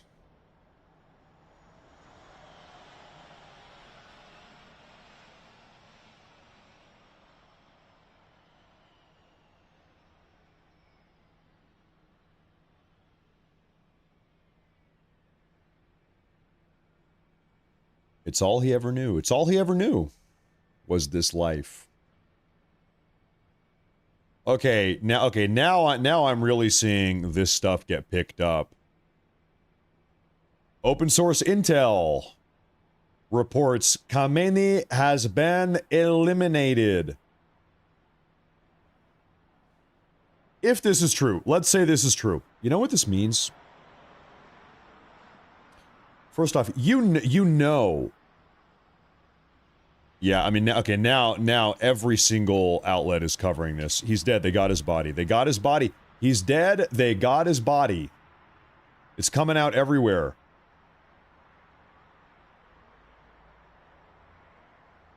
You know that for the next, you know that for the last couple days, maybe even couple weeks, Khamenei has been burrowed deep in the deepest, strongest, most secure, elaborate, complex bunker that they have in this entire country. He's been on lockdown preparing because we all knew where this was going and what was going to happen. And still, despite being in the most secure, deep subterranean bunker complex that the Iranians even have, still, we blew him up. Still, we got him. Still, we got him. Like, it kind of sends a message. There is nowhere on this planet you can go. If the U.S. wants you dead, we will kill you. Doesn't matter how deep, how high, it doesn't matter where you are. We can kill anybody. Is the message that this sends. That's actually wild, right? Right? Doesn't matter how deep you have dug your hole, your little bunker.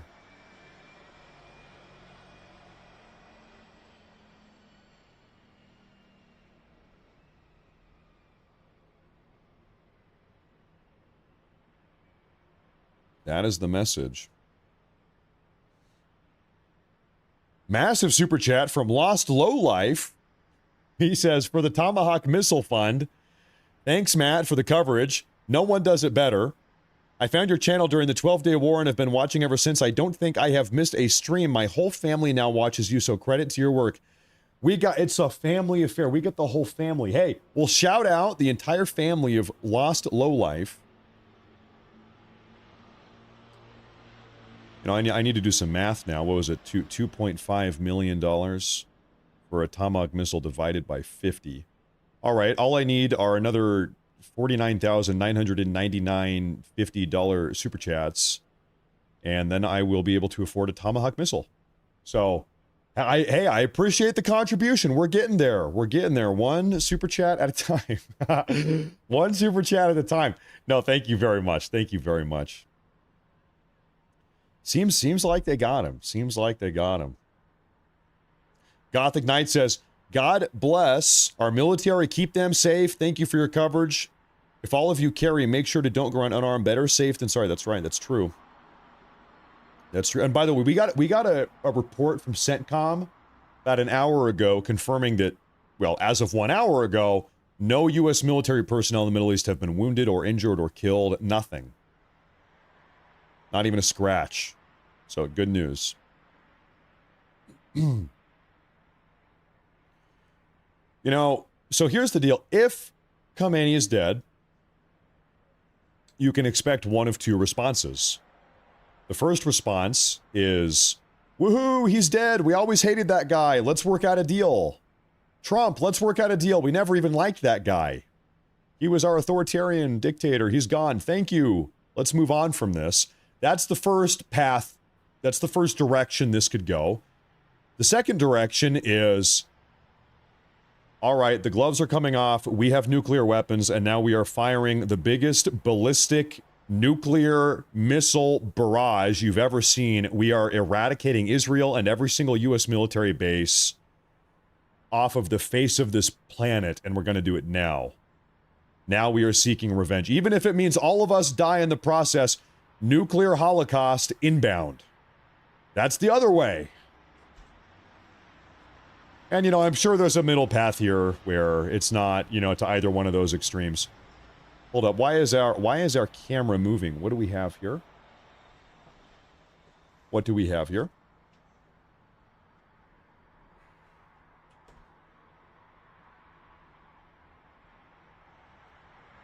I thought we might have had some ballistic missiles.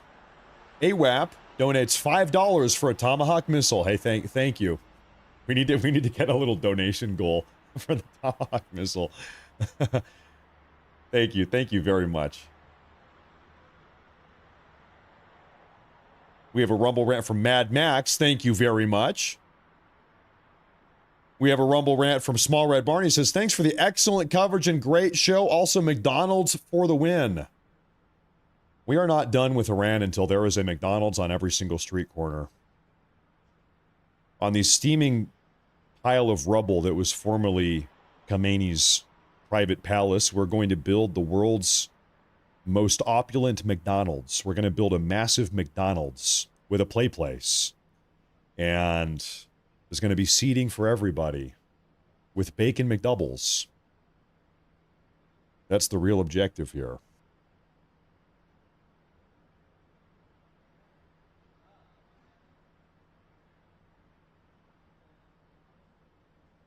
Okay, so, yep. According to Axios, Israel's ambassador to the United States, his name is Yeshiel Leiter. Anyway, the Israeli ambassador to the U.S. informed several senior U.S. officials in Washington that Khamenei has been killed. Seems like we've got the confirmation. Seems like he's dead. We just keep on, it seems like he's dead, folks. Netanyahu, another confirmation, another report here. Netanyahu has reportedly been shown an image of Khamenei's body. Okay, how in the living hell would they have an image of his body? Can we talk about this? Because if he was in a bunker and you drop a bunker buster bomb, the entire place would be blown to hell. I don't even know if there would be a body left.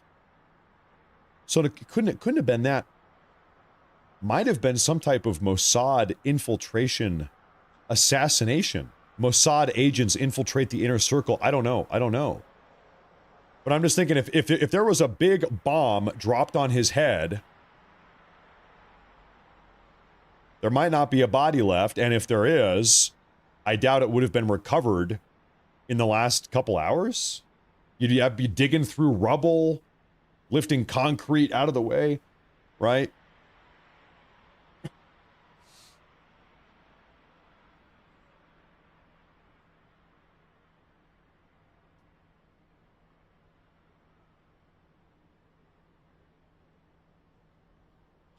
Footage, now I'm seeing footage of Khamenei's body was presented to Prime Minister Benjamin Netanyahu. Yeah. Another report coming out.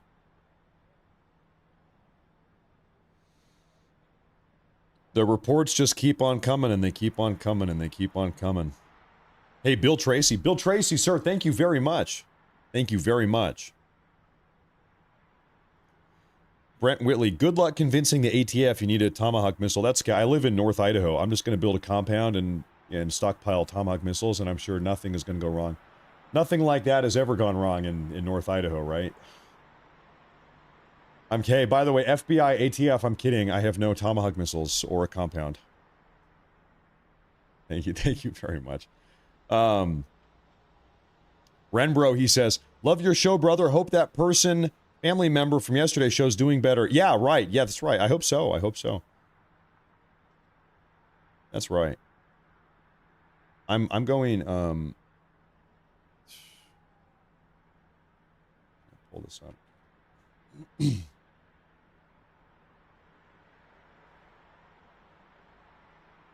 I'm just going to leave this up here on the screen for a minute while we kind of go through super chats. Footage of Khamenei's body was presented to Israeli Prime Minister Benjamin Netanyahu.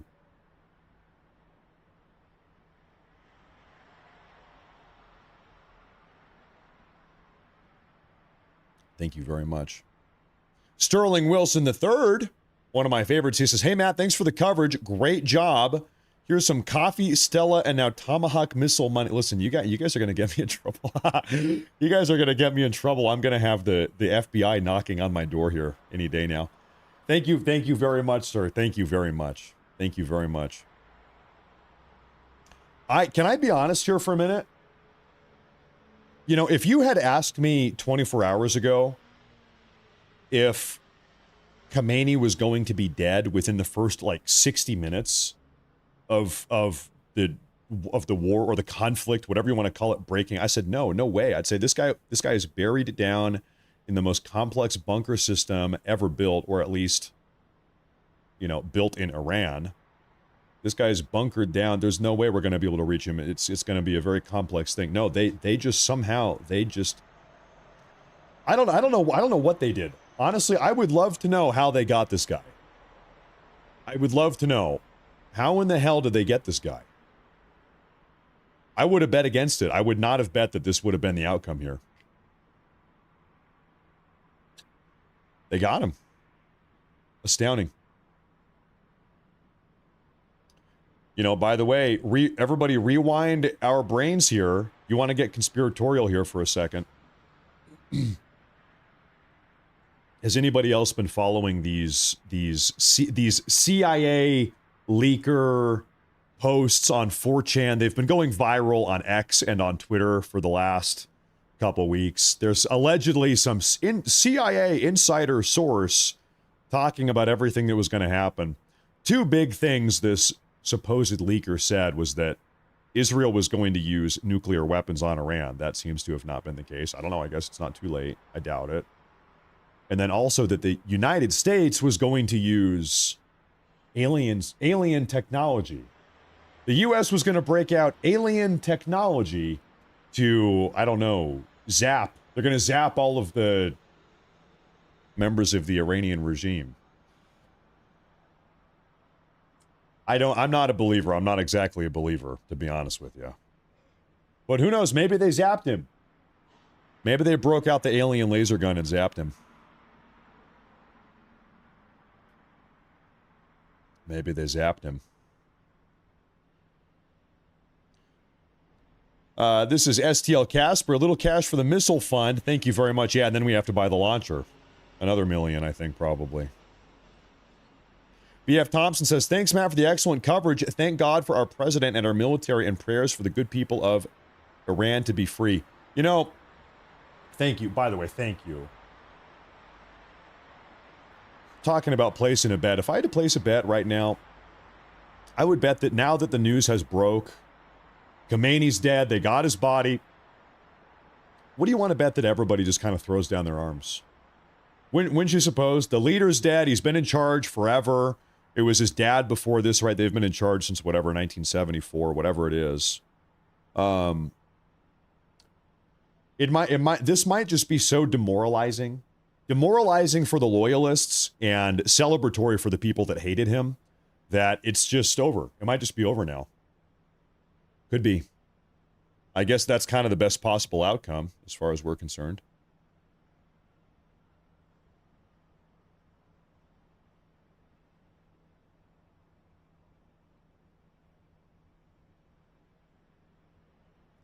Okay, a senior Trump administration official has just come out and said, if we, quote, if we had sat back and waited to get hit first by Iran, the number of casualties and damage would have been substantially higher. Sort of justifying the preemptive strike that took place 12 hours ago.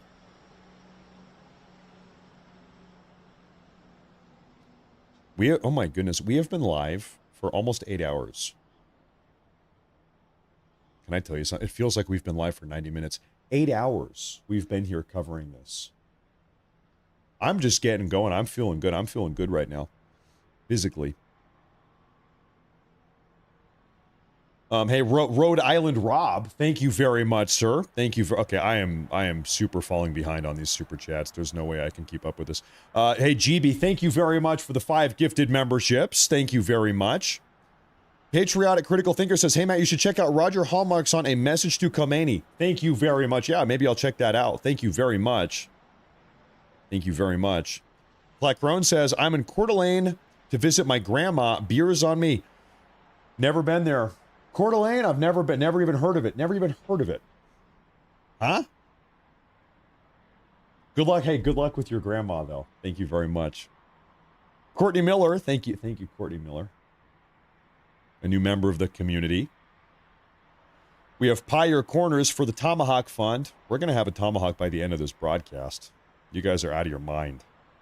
GB says, zappity zap, McDonald's on every street corner. That's the dream, I guess. Thank you very much. I'm going to look for some breaking news updates here. Stand by here, ladies and gentlemen. Okay, real quick. We have another video that just came out of the Iranian suicide drone that crashed into the apartment complex in Bahrain a couple hours ago.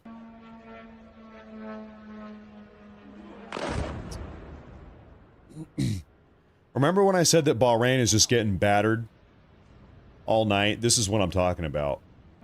This is an Iranian suicide drone. Presumably it was aiming for some U.S. military asset. There's a lot. But they ran into an apartment building. Yeah.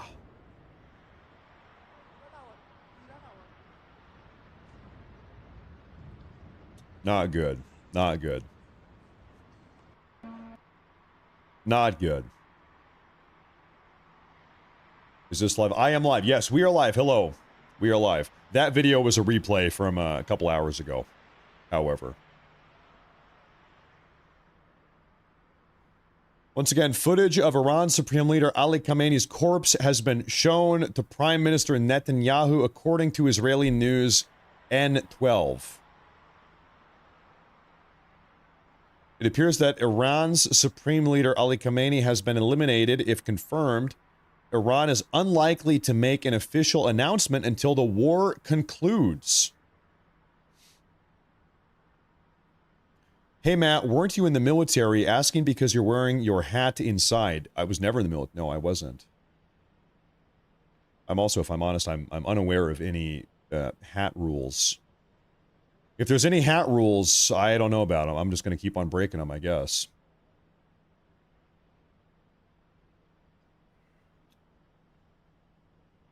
That's just the way it's going to be. Hold up. We might have more attacks on Bahrain right now. Unfolding right this very moment. Another Iranian Shahed 136 drone has struck Manama. Is this old or current?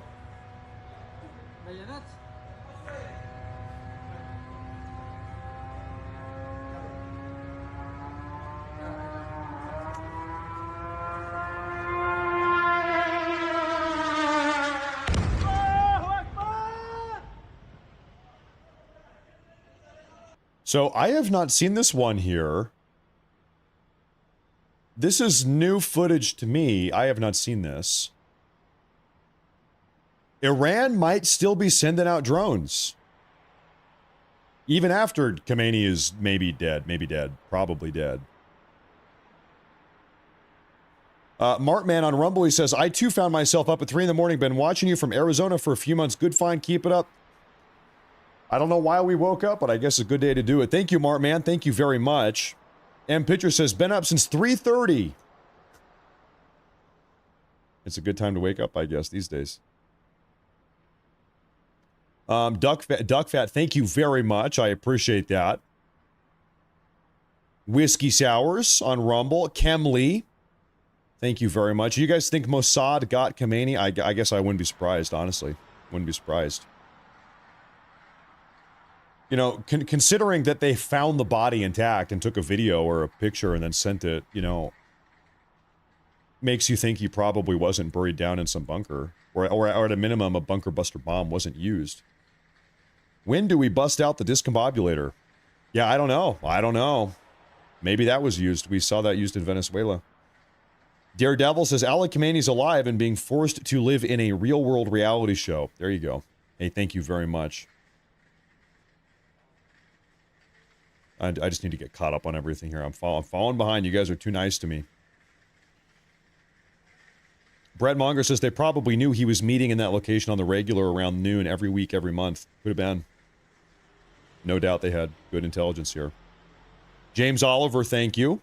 And Pyre Corners, thank you. Thank you very much. Thank you very much. Thank you very much.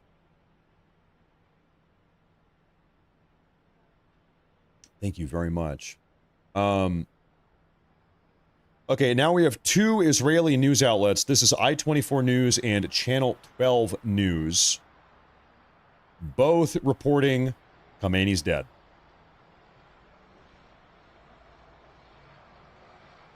And just because this is just such a big deal, I'm going to try to put this up on the screen here.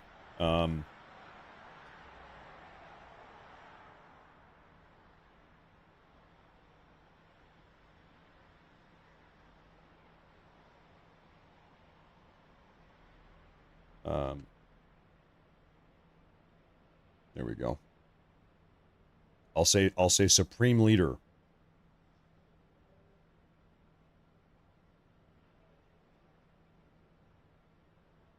And we'll put that up there at the top. Just so people that are tuning into the show, do I have any typos? No. Okay, we're good. Okay.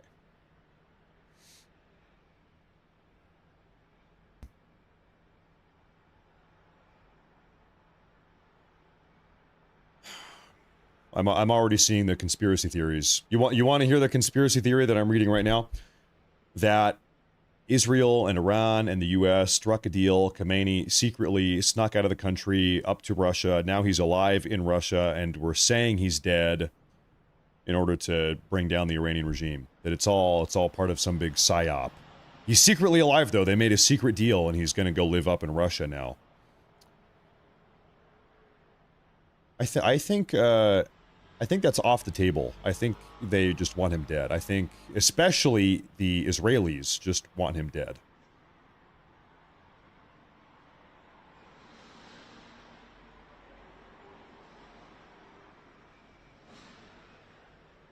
And then if I was Candace Owens, I would say that Khamenei was actually secretly a woman the entire time.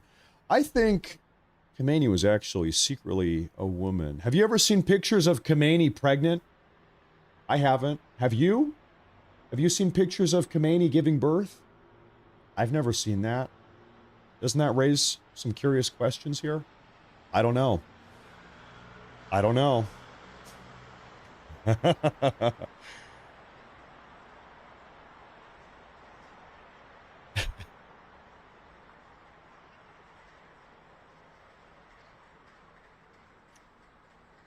Okay, now let me scan out here for some new updates.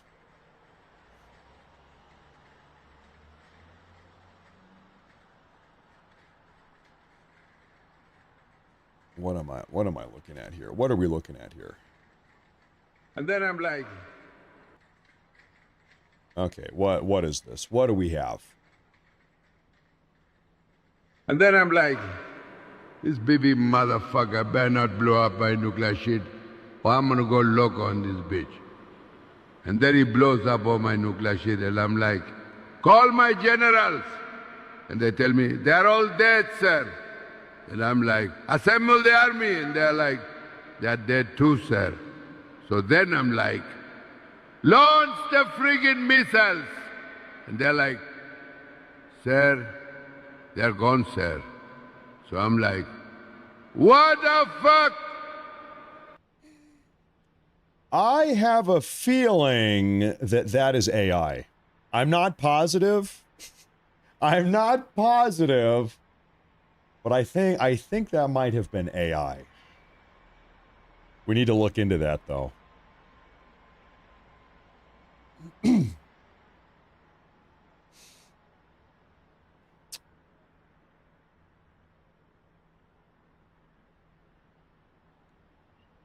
I'm gonna quickly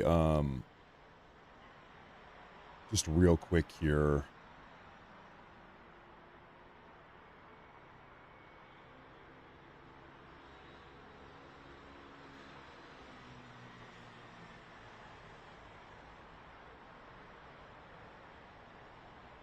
No, okay. I was seeing what type of live news coverage we had here.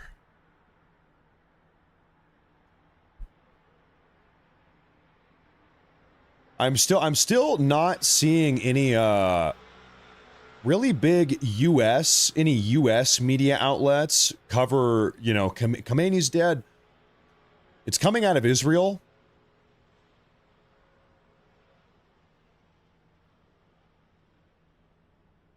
But not out of the US yet. I'm gonna go ahead and change the title here of the broadcast. If I can.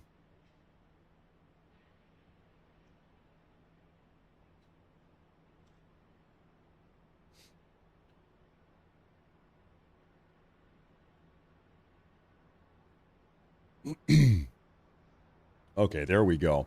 Okay. But no, it seems like the US media is still, oh, we're having a techno rave. Excellent. Did we, I guess we lost our live footage here. Well, that's fine. We'll just take it off. We'll just pop it off. That's fine. The live feed came to an end. You guys probably don't want to have any dance techno, or maybe you do. Maybe you do. I don't know. Maybe you do.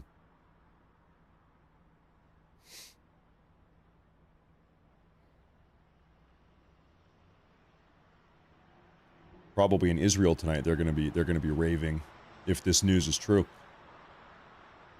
We have some more footage coming out here just now. Additional footage shows an Iranian suicide drone.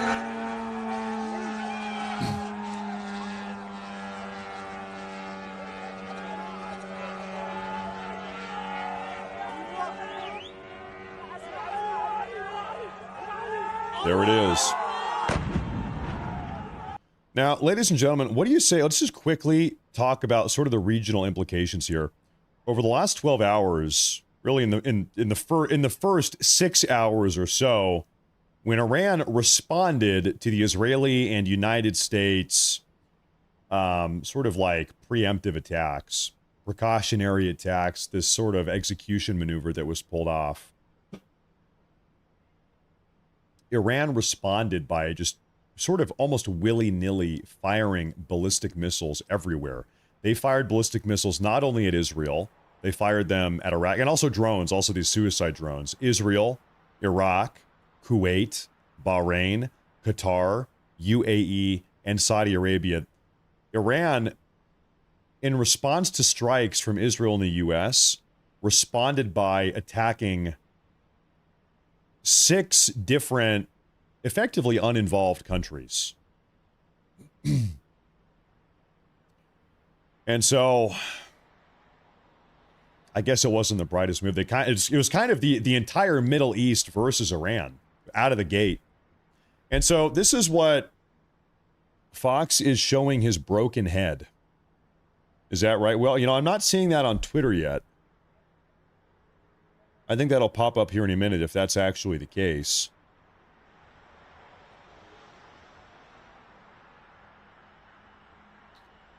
You know how there's been this debate for a long time whether or not the Iranian regime actually is just genuinely out of their minds, or if they are logical, reasonable actors. Some people would have us believe that the Iranian regime, they're just reasonable people just like us.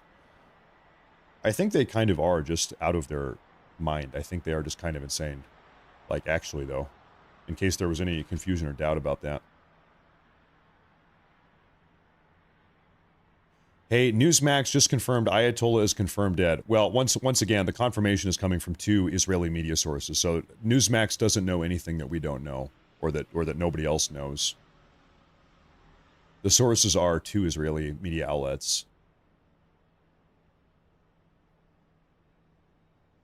It seems like still right now the Iranians are attempting to blockade the Strait of Hormuz.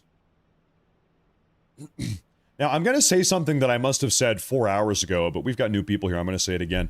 Who remembers, must have been 9 months ago now, President Trump did a big tour to the Middle East. He went to Qatar, he went to the UAE, he went to Saudi Arabia. Trump was in the Middle East for a week or two, making deals and shaking hands. And when Trump came back from his trip to the Middle East, he brought back $8 or $9 trillion worth of foreign investment. You remember that? He came back, he said, yep, over the next couple of years, Saudi Arabia, Bahrain, Qatar, UAE, all the big money in Dubai, they're going to be investing in the U.S. And people said, how did he do it? How did he do it? How did Trump negotiate these deals? Well, I think at this point, maybe it's fair. Listen, dude, you got to stop spamming the chat. You need to stop spamming the chat. It's out of this world. Okay, anyway,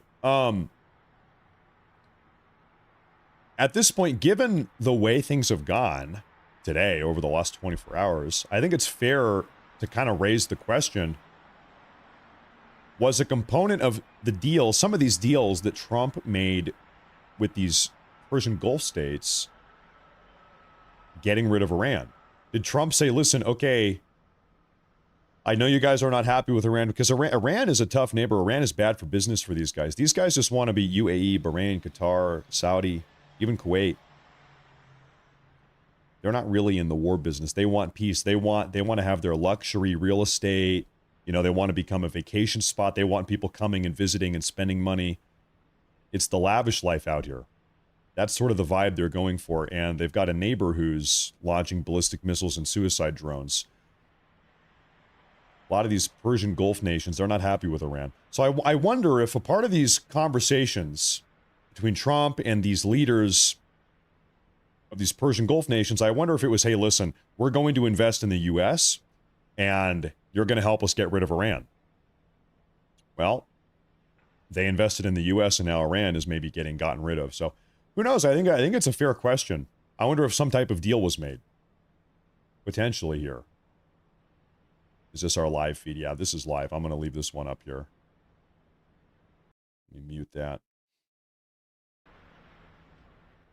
Makes you wonder.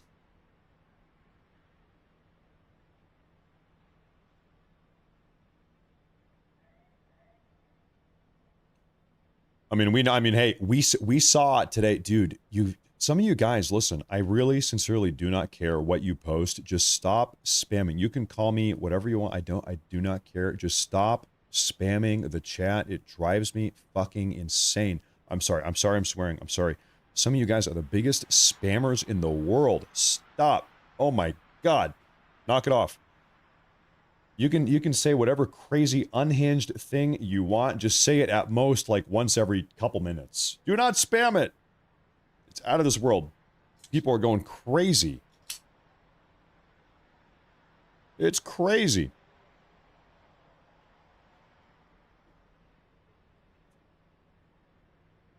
You know, obviously Iran does not have a good relationship with some of these countries if they're today, like 8 hours ago, launching ballistic missiles and suicide drones at them.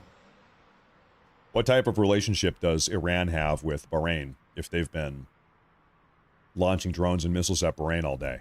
And same goes for Qatar and Saudi and Kuwait and UAE. Not the best relationship. I'm sure that all of these countries here had a vested interest in getting rid of Iran. And maybe Trump helped them do that.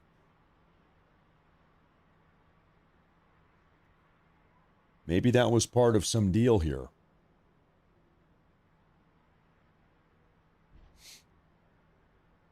I'm going to quickly scan for updates here.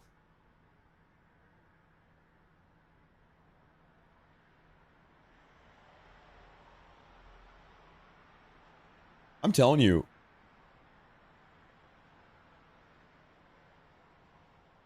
it actually seems like following this alleged death of the Ayatollah Khamenei, it seems like things have kind of mellowed out. He might have actually just been the venomous head on the top of the snake. You chop off the head and then everything else kind of simmers down. Now, there's still a lot yet to be determined. Trump and both Netanyahu were trying to push for and compel the Iranian people to rise up and take to the streets and seize their country, take their country back. I haven't seen any footage of Iranians on the streets marching around, but it's also like midnight. You know what? We might have You know, okay, what time is it? Maybe around the time people wake up in Iran. We might see people wake up and realize, oh, wow, overnight, Khamenei got blown up and he's dead. And then they're going to go to the streets and celebrate. That might be. Time in Iran. It is 11:42 p.m. So people are not going to be waking up for another 6 or 7 hours, you know. It'll be a little while. It'll be a little while.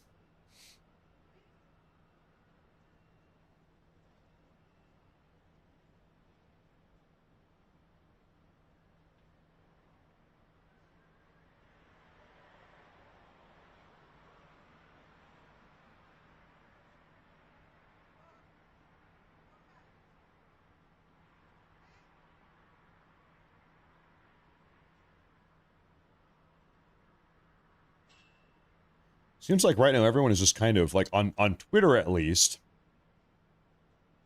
seems like everyone is just kind of celebrating on the internet. Israel War Room says Ali Khamenei is dead.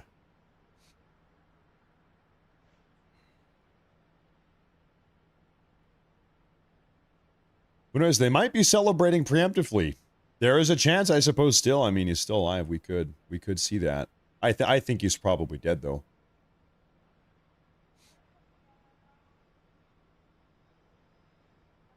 You know, the craziest thing is that we saw everybody was worried about Hezbollah. In the event of a conflict between Iran and Israel, everybody was worried about Hezbollah getting involved in attacking Israel also. Hezbollah did nothing. Hezbollah came out, they issued a public announcement a couple hours ago. They said, we strongly condemn what's going on here. But they never got involved. They didn't get involved, directly involved. They decided to sit this one out. Okay, 6 minutes ago, allegedly, photos of the Iranian leader Khamenei's body have been shown to President Trump. Allegedly, President Trump has seen the pictures also. Triad, hey, thank you. Welcome to the show. Welcome to the show. Lawrence Purdy says, President Trump needs to give you the Patriot of the Year award. My family and I watch you all the time. Love your brand of humor. Please don't change. I will not change. You know, I don't even know if Trump knows who I am. Probably not. I've never spoken to anyone inside the Trump administration. I'm just a total one-man show. I've got no connections with anybody. Other than you, of course. Hey, thank you. Thank you. That's very kind, though. Thank you very much. I've got a very curious video to show you guys. Well, there we go. This is a Iranian suicide drone striking near the Burj Khalifa.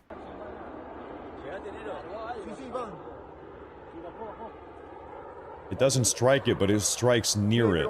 Look at that.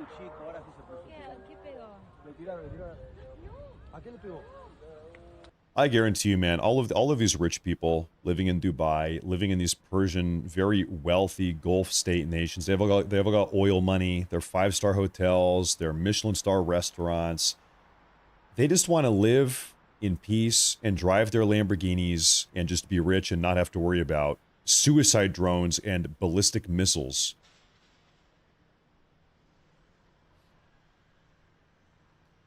I think they probably don't want to deal with this stuff. You know what is the craziest thing also is that some of the most luxurious real estate in the world is along the Persian Gulf, like big money, and you've all seen it. Look at all this vacation hotspots, all of this stuff.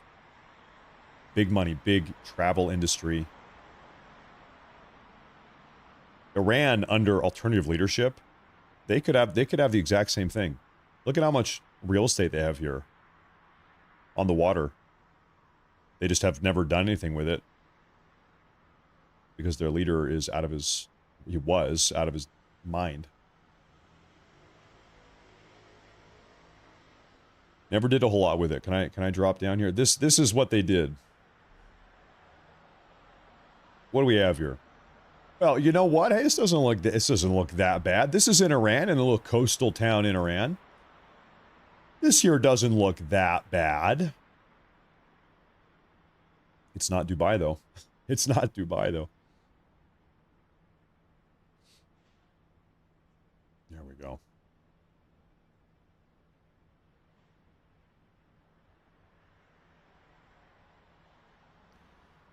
Blind Snake, it's not that they are sleeping during the bombing. It's more that the regime has the internet shut off and the news will spread word of mouth. Also, Trump told them during the bombing to stay home. Seems like the bombing is kind of done right now. That's been done for a couple hours.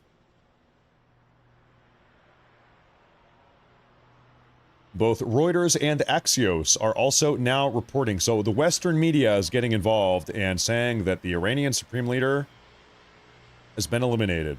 It is confirmed. Everybody is dropping the confirmation here.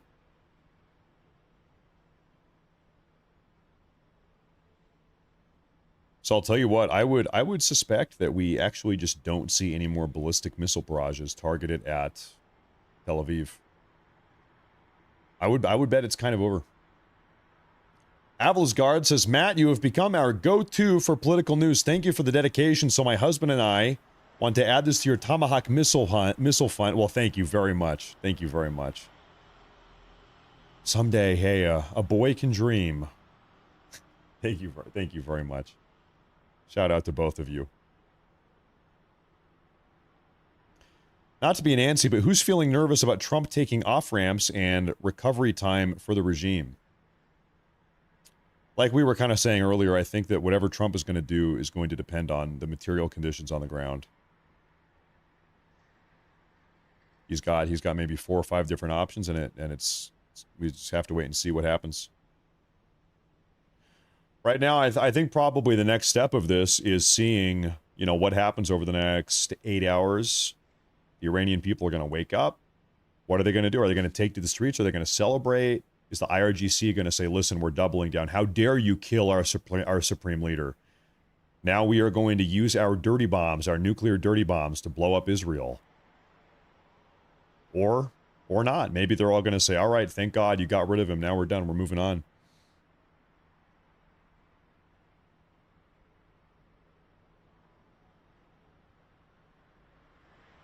Time will tell.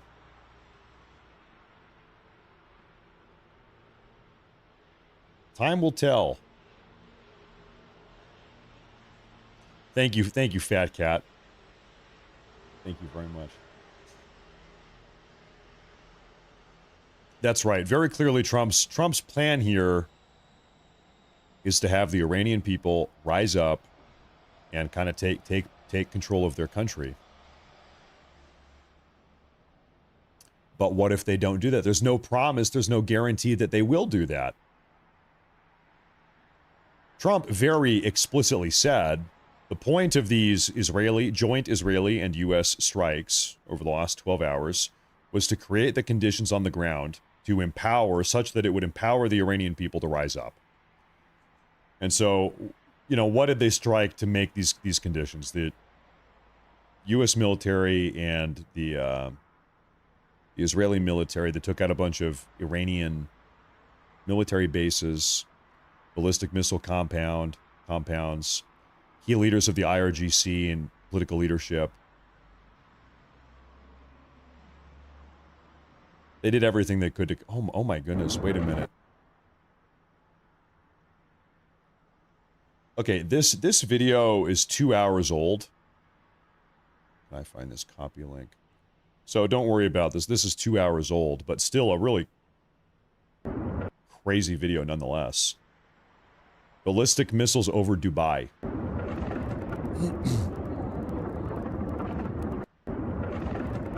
Couple hours old.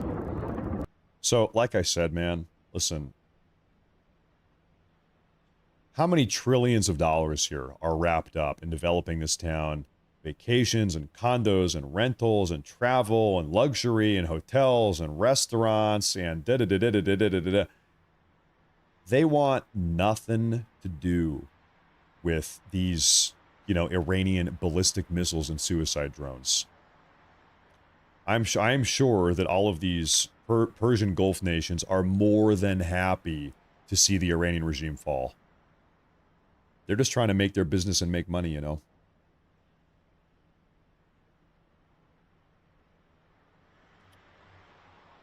They want nothing to do with this.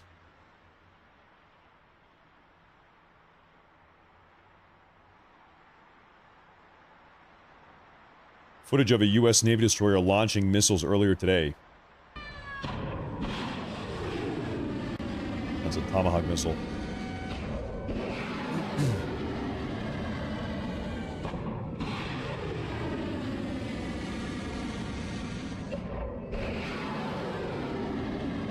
They're launching them.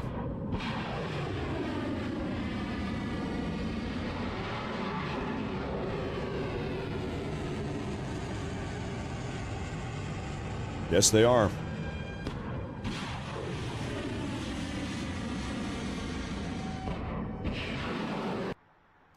Impressive. These Tomahawk missiles, man, they're the real deal. They are the real deal. You don't want to get hit by a Tomahawk missile. We have a massive super chat here from Jeep Man. He says, "What up, Matt? Been watching for a long time. Love your show and your patriotism. I'm a Navy veteran and have seen and touched Tomahawk missiles. Here's a super chat for your Tomahawk fund." Okay, listen, hey, okay. I need somebody that knows how to operate these things. So whenever I can actually afford a Tomahawk missile, I'm going to call you up and you're going to help me fire this thing. Okay, how about that? Hey, thank you. Thank you very much. Thank you very much. Otherwise, I'm going to blow myself up with one of these. Thank you. Thank you very much. I appreciate that. Thank you. Thank you very much. Khamenei's dead. Seems to be the case. Khamenei is dead. That's right. That seems to be the case.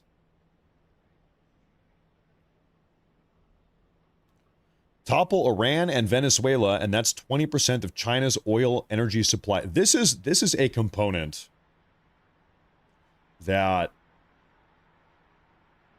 you know, a lot of people fail to appreciate or understand. China is Trump's #1 concern.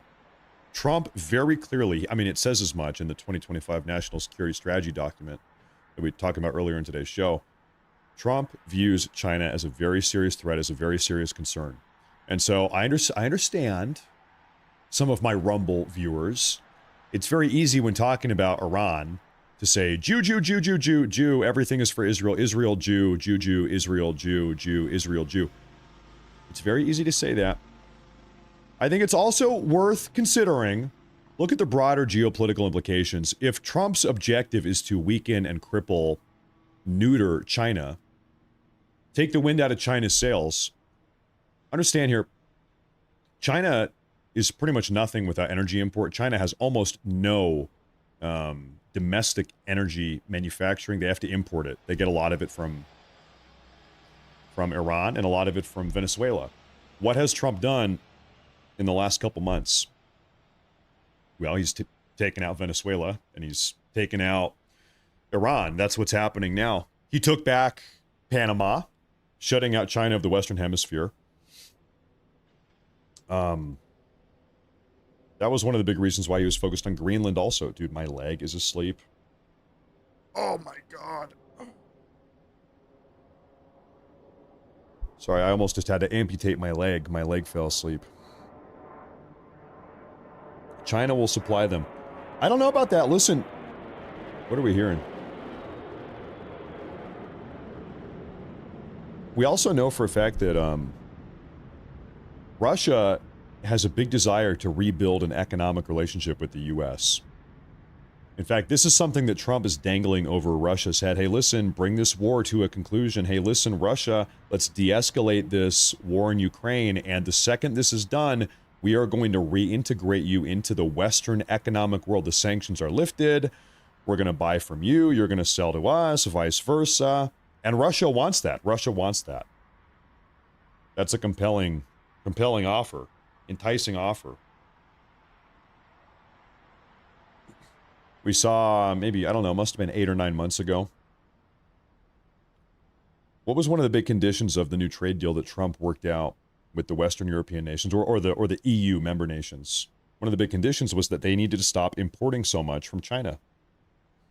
They need to invest. In fact, they ended up investing, God, I forget how much, some very large amount of money in American manufacturing. Trump wanted America to step in and manufacture for Europe instead of China manufacturing for Europe. So that deal with Europe 8 or 9 months ago was strategically designed to separate Europe from China. Everything Trump is doing is aimed at isolating and shutting down China. Everything he's doing, be it Venezuela, Iran, trade deal with Europe, negotiations with Russia, Panama Canal, Greenland. It's all about China, either primarily or secondarily.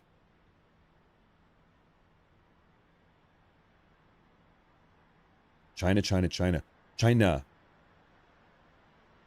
I see a post here. This says, topple Iran and Venezuela, and that's 20% of China's oil energy supply. China will have to turn more to Russia for cheap oil, remove El Mencho, cartel leader in Mexico, and you get rid of the criminals taxing 15% off the top of U.S.-Mexico trade. That is all crucial to U.S. plan to decouple from China. The actions we're seeing over the past couple of weeks are connected. The U.S. is implementing a grand strategy designed to weaken China's position. The goal is, if China moves on to Taiwan in the next 2 years, they will do so without support in the Middle East, without proxy cartels in Mexico, and without a Russia able to launch any attacks on NATO. The U.S. goal is to focus 100% on the Pacific in the next 2 years. And generally that is true. And we know that because this is what is posted once again in Trump's national security strategy document that they released 4.5 months ago now. China. Everybody say it with me. China.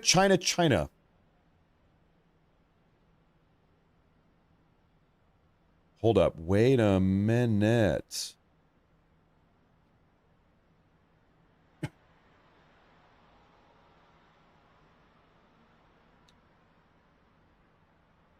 What do we have here? Okay, so what am I looking at?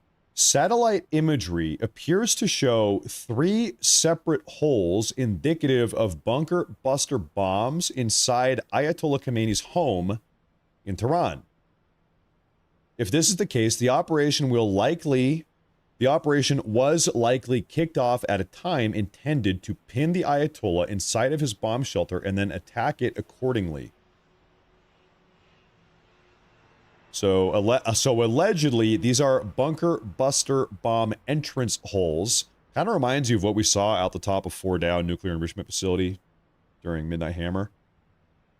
I am eagerly awaiting when the Trump administration comes out and gives us a breakdown of how this operation unfolded. Because you remember, it was about a day, maybe 12 hours after Midnight Hammer, Trump and Hegseth and General Raisin Kane. They came out and totally broke down step by step exactly how they pulled all of that off. I'm super excited for another briefing like that. Super interesting.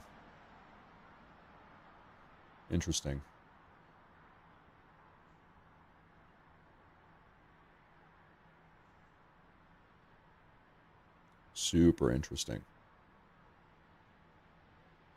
We also know, I mean, once again, I feel like a broken record. I just keep on mentioning this 29-page long national security strategy document that Trump released, the White House released 4 months ago. It also, go read it, very clearly says Trump wants to be done in the Middle East. For a very long time now, we've maintained a static presence of around 50,000 U.S. service members positioned in military bases across the Middle East. We have them right there right now. Trump wants to bring them home. Trump is done in the Middle East. However, in order to be done in the Middle East and bring those guys home and pull a presence back, what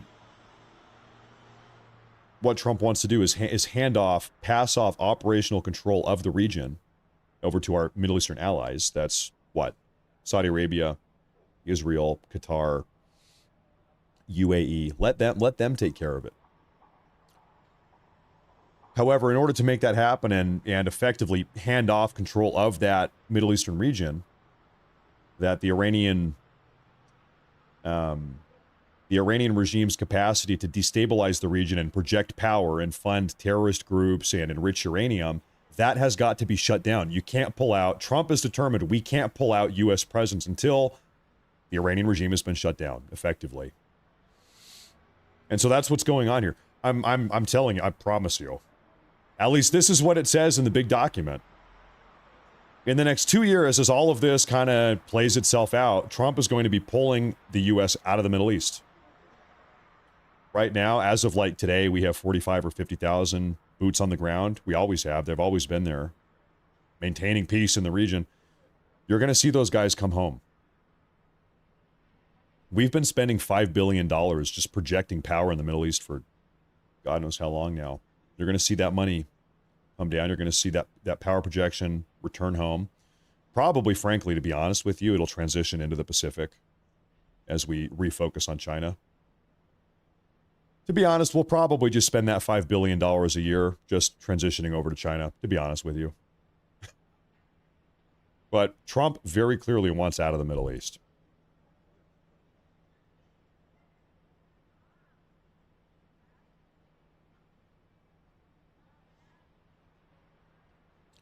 This is very curious, though. We're going to have to see what happened here. I'm super curious to see what the details are of how all of this unfolded.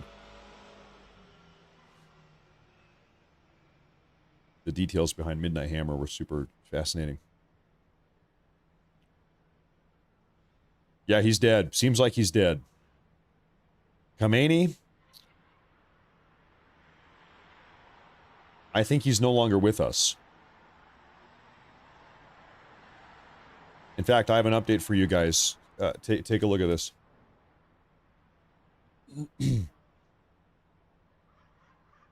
Take a look here.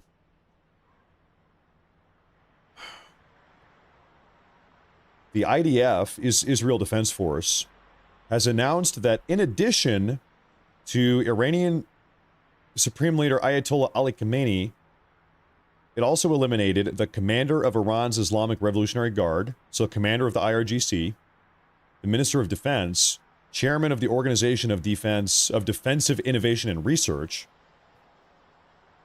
Khamenei's National Security Advisor, and the head of Khamenei's military bureau in a coordinated strike this morning on a compound in Tehran. Total shutdown. A decapitation strike. Decapitation strike. Premeditated. And I'm sure they've just been waiting for the right time to do it.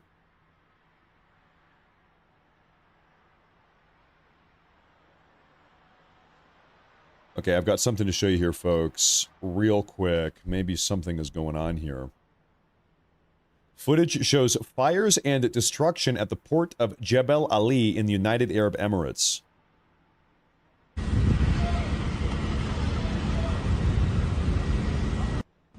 This is a port. You can see this is for, picking up shipping containers. So what the hell happened here? I mean, it's got to be either a drone or a ballistic missile.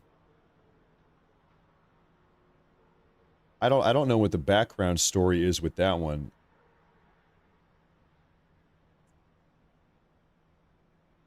Okay, I'm getting word now that Iranians are celebrating after hearing that Khamenei's dead.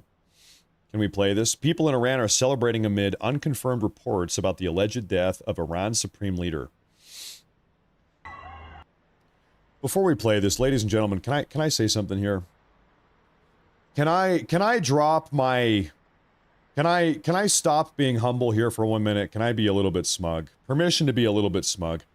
Every single day, I have been hearing from people, every single day for 13 months, more on the campaign trail, more than 13 months, saying, Trump is going to get us involved in World War III. It's going to be the War on Terror 2.0, boots on the ground. Trump is going to invade Iran. It's going to be an all-out war.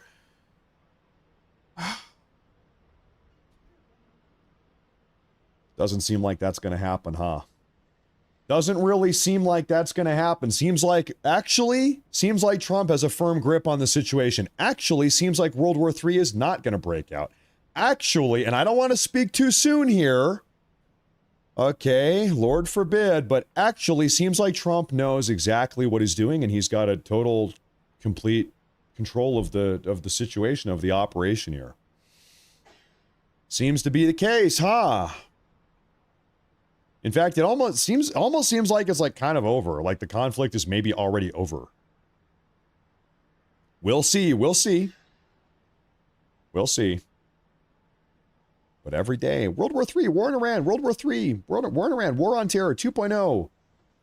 I've been seeing people, MAGA is dead, it's over.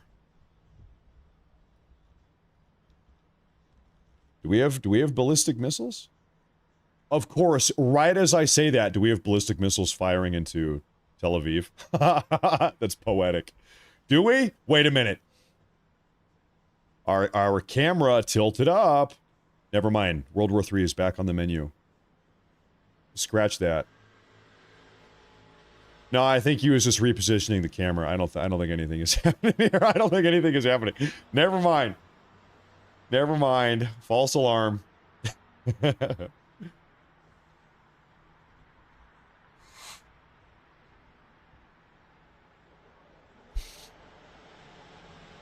False alarm. Oh, look at that. Okay, interceptors flying up. So this means Iran is still firing ballistic missiles. That is what this has to mean.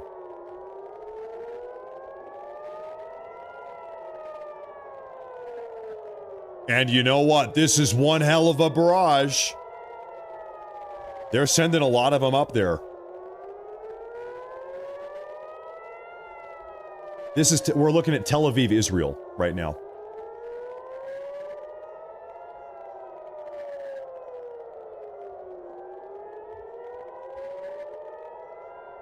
You think I jinxed it? Yep, I jinxed it. Sorry, everybody. My bad.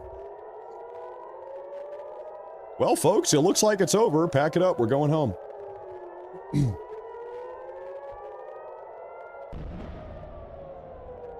That sounded like a hit, not an interception. If I'm being honest with you. Where's that one going? Yep, red alerts all across Tel Aviv right now. I'm looking at it. That's already been intercepted. Yep, see, that's just debris.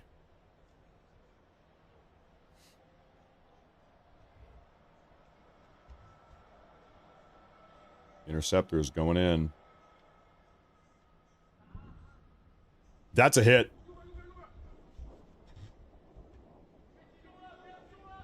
That's a hit. Wow.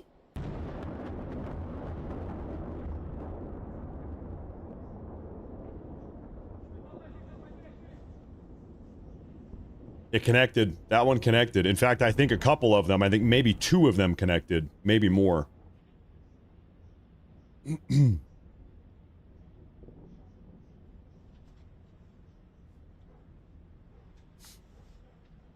This is Tel Aviv. Tel Aviv, Israel.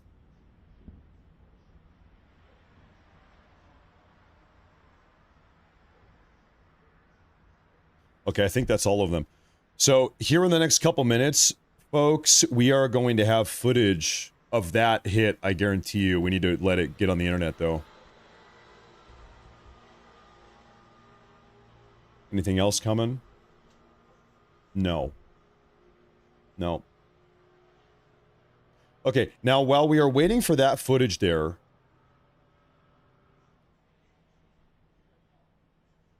something I was going to show you. First off, let's talk about the implications of what we just saw. Implications. Khamenei's dead. Everybody knows it. It's been confirmed. Khamenei is dead. In fact, like 6 or 7 other key leadership figures are dead also. Iran has not rolled over. The IRGC, in spite of Khamenei being dead and various other senior-ranking members of their leadership structure being dead as well, the IRGC has not surrendered.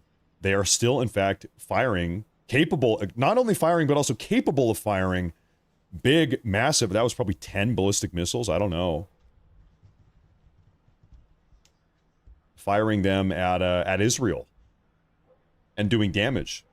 They have not rolled over yet.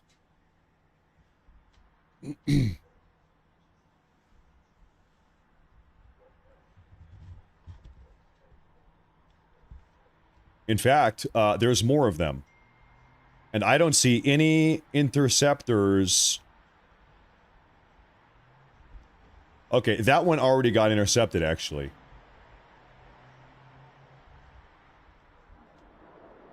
However, are there more? There's more.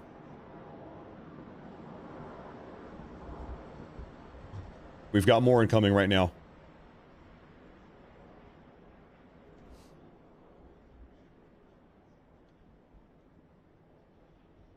Where the hell are they going? Those are interceptors going down. That's already been intercepted, yeah.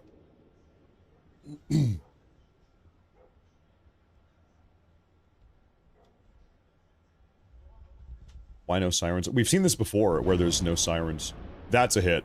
We just heard a hit. That's a guaranteed hit.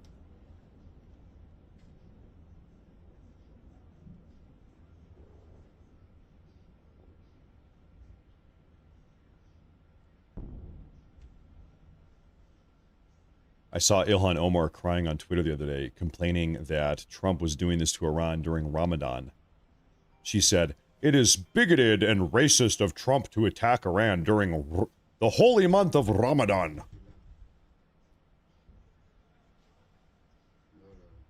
Uh-huh.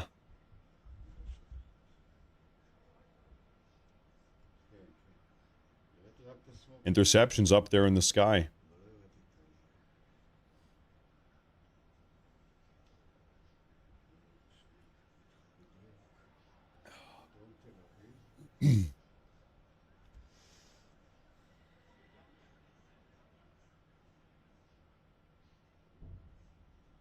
Okay, while we were watching this, I'm scanning for updates. Okay, confirmation, direct hit in Tel Aviv. It's the one that we saw a moment ago.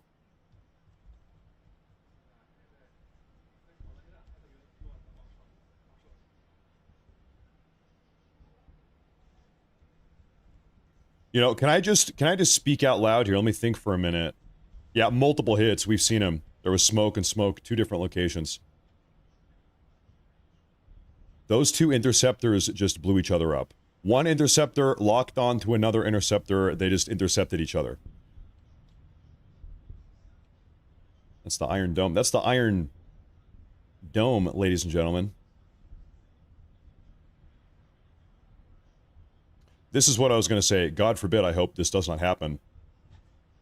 If Iran actually does have nuclear weapons or dirty bombs, this is the circumstance that they would use them. Don't you think? And I hope they don't. I hope they don't. And I hope they don't have them. And I hope that does not happen. That said, the Ayatollah is dead. They are facing existential threat from Israel and the U.S.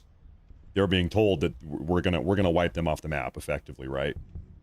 If there's any circumstance under which a psychotic regime like theirs would be inclined to use a dirty bomb or nuclear weapon, it would be now. It'd be under these circumstances. There's our air sirens.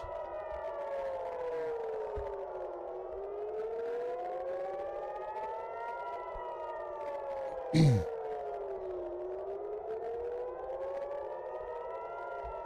got the sirens.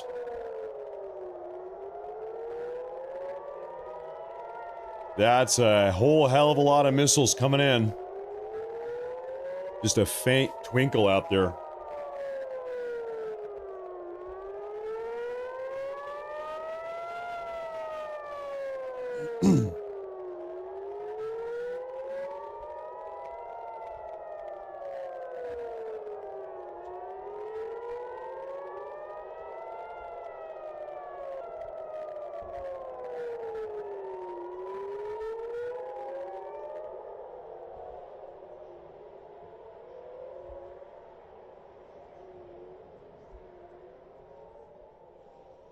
I wish this guy would zoom out.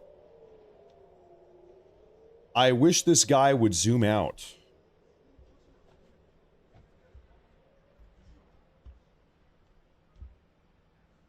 You just got to zoom out a little bit.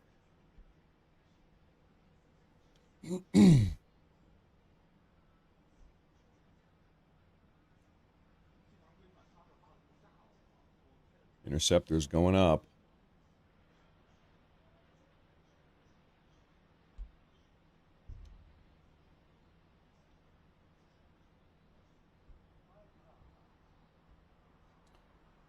I think for strategic reasons, they don't want to show the skyline or the ground, especially the ground line.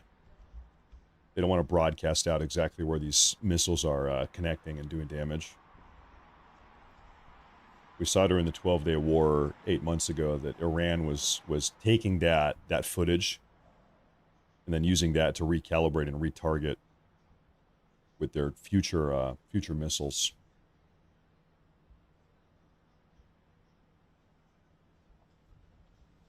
So I kind of get what he's doing here, but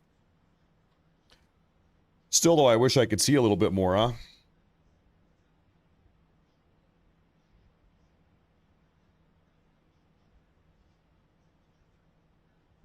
Well, listen, okay, folks, the big lesson of the last 20 minutes here is that the IRGC is not rolling over. They have not surrendered. Khamenei's dead, and they are still going. In fact, they might even be more pissed off than ever. That is what we have just seen in the last, I don't know, 15, 20 minutes. They're not done. People were speculating. We were speculating, okay, this might be it. They might roll over now. Nope. Remember, we said they could go down two different paths. They could say, all right, hey, he's dead. We're over. You know, let's move on from this. Or they could double down. They might be doubling down.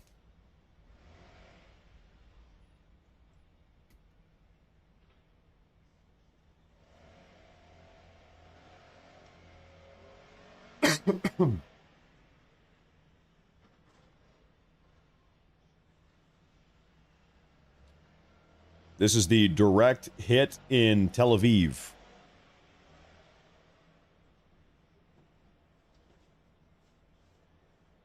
We don't need to see that. Okay, direct hit in Tel Aviv. We saw that there were at least a couple of them. Now, something I wanted to show you folks. People in Iran right now are celebrating amid unconfirmed reports about the alleged death of Khamenei.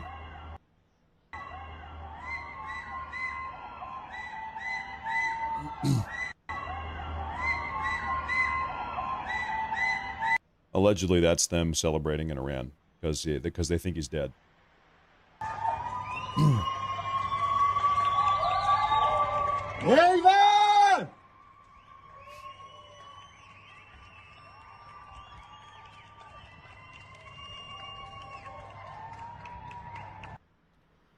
So I don't know. Maybe some people are celebrating.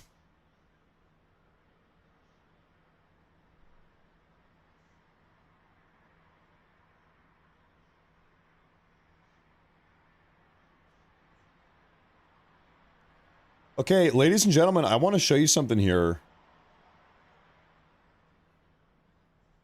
Iranian news agencies are denying right now Israeli reports that Ali Khamenei is dead. They are in fact saying that the supreme leader is firmly commanding the field.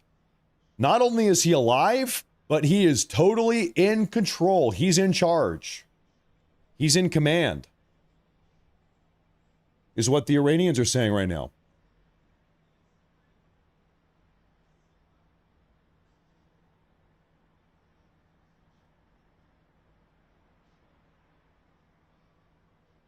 So we're having a back and forth. We were getting reports earlier, allegedly, that Netanyahu has seen the body, or a picture of the body, and that Trump has also seen a picture of the body. Khamenei, that is.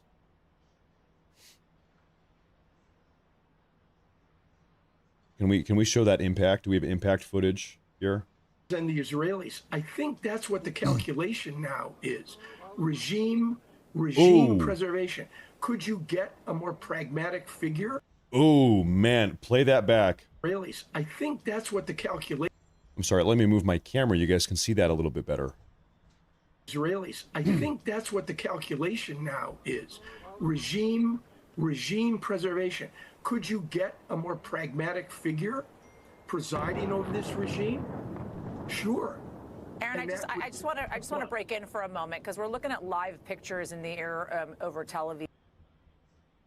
Israelis. I think that's what the calculation now is. Regime preservation. Could you get a more pragmatic figure presiding over this regime? Sure. Aaron, I just direct hit. Oh. Okay, so we're zoomed in on the aftermath of that. I thought there were more attacks, but no.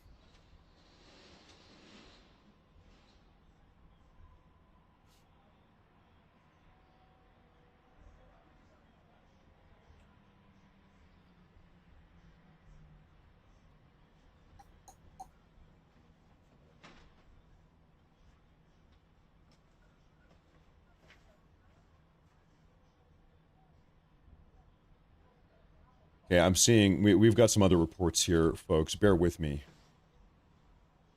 In addition to Israel, explosions and interceptions have just been reported in the last few minutes over U.S. bases in Bahrain, Kuwait, Qatar, and the UAE. So that barrage that we just saw over Tel Aviv was also kind of everywhere else.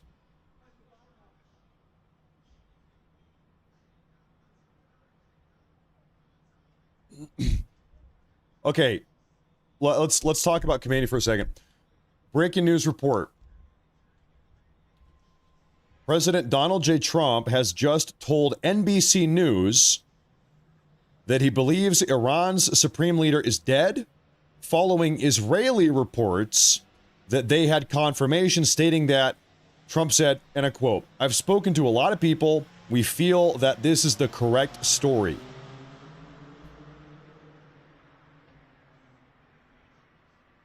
So Trump right now believes Khamenei's dead based off of Israeli intelligence.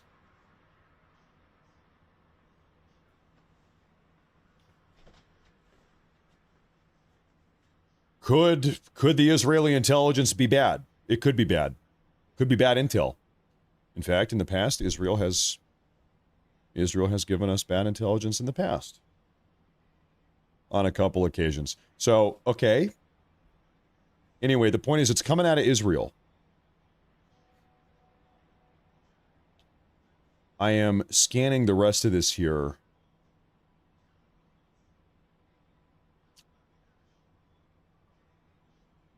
Okay, yep, okay. Stand by. Breaking news. Additional footage of a U.S. Qatari Patriot SAM system fighting off a major Iranian ballistic missile attack. So remember, we just heard that these ballistic missiles were fired elsewhere. Well, now we've got footage of that. This is Qatar.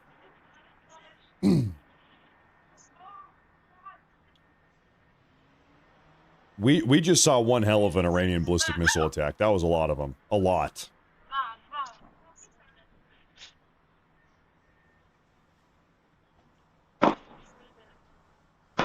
Interception.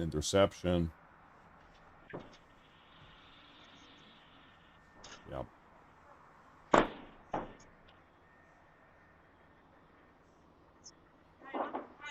Looks like one of them just connected there. Was that a connection? Might have been off the ground still.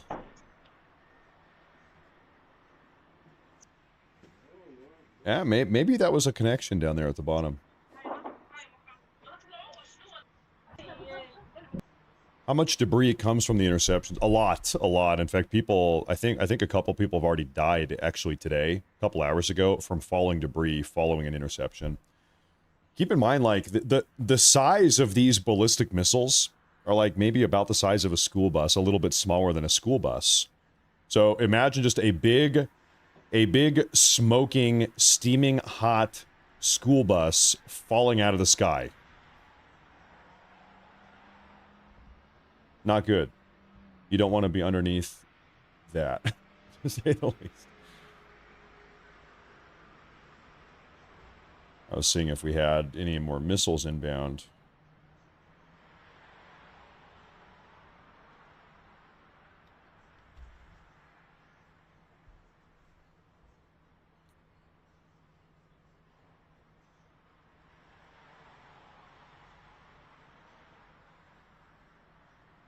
Now, I'm gonna do something I never do this. Ladies and gentlemen, if you're enjoying the show, first off, make sure to like and to subscribe on Rumble and on YouTube. Also, I'm gonna spam my own Twitter page. Hey, make sure to follow on Twitter, or X as it is known. Make sure to follow on X, Matt Morse TV. I've got a link in the YouTube and the Rumble chat. Make sure to follow and subscribe on YouTube and Rumble themselves. Thank you very much. Thank you very much. Okay, I'm looking for updates here. I also want to say real quick, folks, if I ever miss a super chat on a broadcast like this where it's all super go, go, go, I apologize. I really do. If I ever miss any super chats. We have images from Israel's MDA showing the aftermath of the Iranian. Okay, so that ballistic missile we just saw hit Israel, this is the aftermath of that. So it looks like it just landed right in a park, little open area maybe. You've got a couple cars that have been blown up.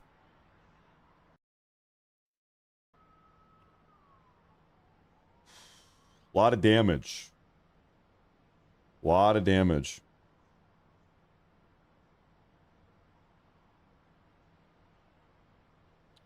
A lot of damage out here.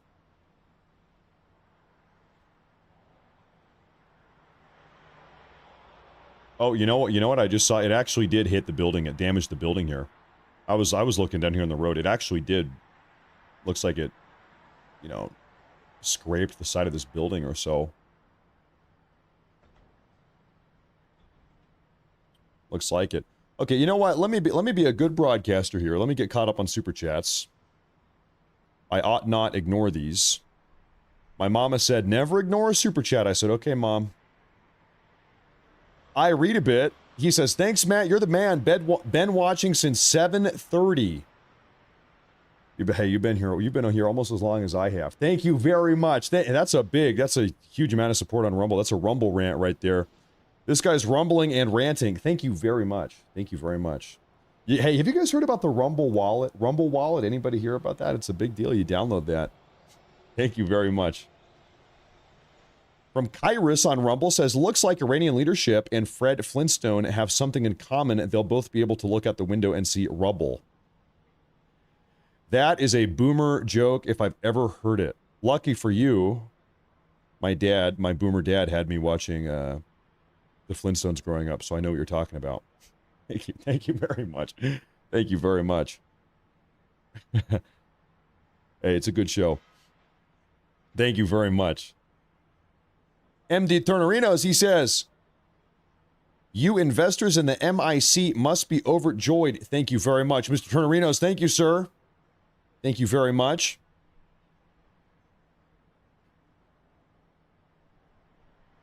We have Sean Maxwell. He says, hey, Matt, thanks for all you do, especially today with nonstop coverage. You are the only one doing this, and mad respect. Morse Force, I love your show. You are my favorite podcast.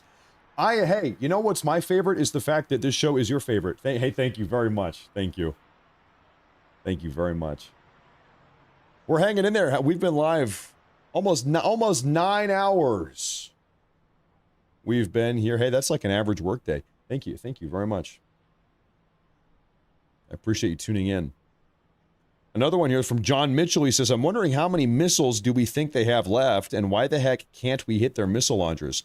We have been hitting their missiles. You need to understand, listen, we have been, I'm sure they have a lot, but we've been blowing up their missile caches, their storage facilities, their launchers. Their entire game plan is just stack as many missiles and missile launchers as they possibly can. They've been doing it for decades. They've been in fact, can I show you something here?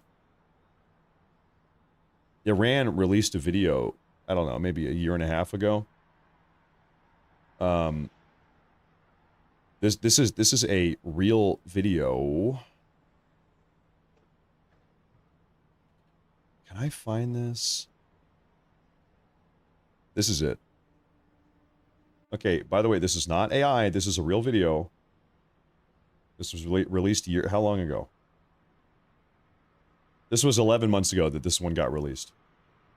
Okay. Iran has bunkers just like this all over the country. Literally all over the entire country. Massive subterranean bunker complexes. They've got different types of missiles, missile launcher vehicles. They've got bunkers like this everywhere. All over the entire country. They've been stockpiling for decades. And of course, slowly they get destroyed, right? But man, they've got a lot of and their entire like domestic economy is built around making their own missiles like this. It's actually, if you can get over how insane it is, it's actually kind of impressive. This is nuts. This is nuts. Looks AI. Why would you think this is AI when on 2 occasions in the last 12 months we have seen Iran launch hundreds of ballistic missiles? Why would you say, oh, there's no way they've got tunnel complexes full of ballistic missiles, when our entire foreign policy for 12 months now has been blowing up Iranian tunnel complexes and having them launch ballistic missiles? What would make you think this is AI? We're seeing them launch these at Israel like right now. we're watching them use these things. No, there's no way they have these. Then how do you think they're launching the ballistic missiles? What do you think they're launching at us? There's Trump. Anyway, we know they have ballistic missiles. We know they store them in bunkers. Where else do you think they're storing them?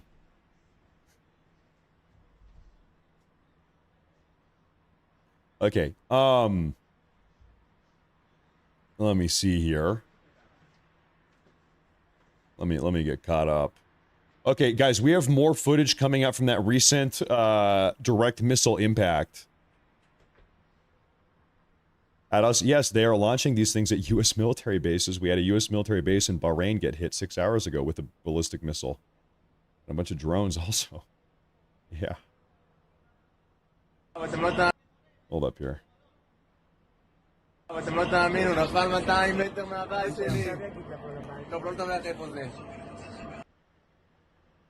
So this is that missile impact in Tel Aviv.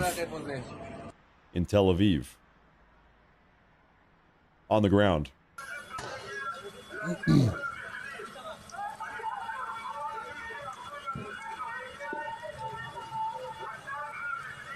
So that was a solid hit. It hit the building, it hit the cars. You don't want to be inside that thing. Just direct hit in a residential area too. Hopefully nobody got hurt. These Israelis, you know, they always go down in their bunkers. They've got bunkers everybody's hiding out in right now.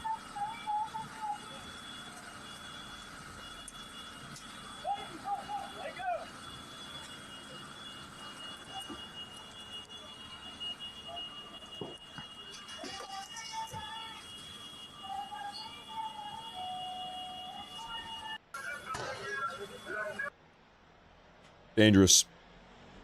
Dangerous.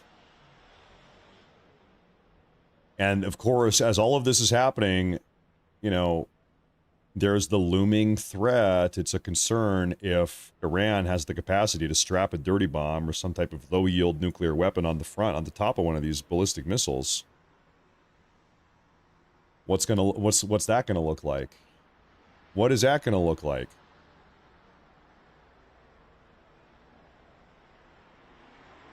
The UN is getting ready to condemn the USA and Israel live. Oh no. Oh no. Let me get caught up here. Nobody says your mods aren't Nazis. That's good. That's good, I guess. That's probably good. Really, listen, you guys know me both on Rumble as well as on YouTube. I'm a free speech enjoyer. It really does not bother me what you guys say. Even some of you guys that come in here, you shit talk me. It doesn't really bother me. You know what does bother me though is people that spam the chat. I had a guy in here. He was calling me Matt Morseberg. He was calling me Matt Morsestein, calling me a Jew. It doesn't bother me. What does it's fine. I can take it. I can take it. What bothers me is people that are spamming the chat. People that are spamming the chat. Ooh. That I can't tolerate. I cannot tolerate it. You will get deported. You will get deported.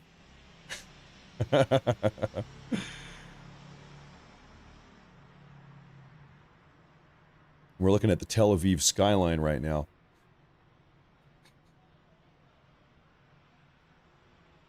Now let me get, okay, I need to get a grip on super chats. Andy Turnerinos, thank you very much. I need to get back to updates here. Captain Retired, thank you very much. We have a new supporter. It's Triad. Perp Groomer gifted 5 memberships in the YouTube chat. Thank you very much. Thank you very much. Matt Morsberg Steinowitz.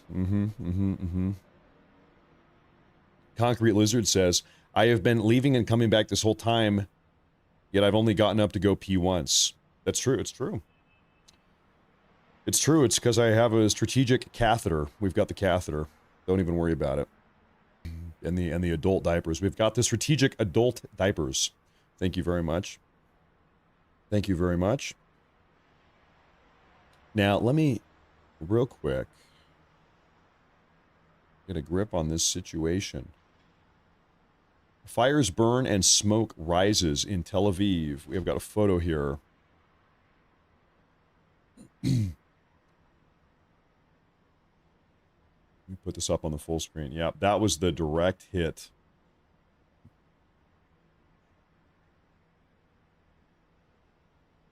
The direct hit.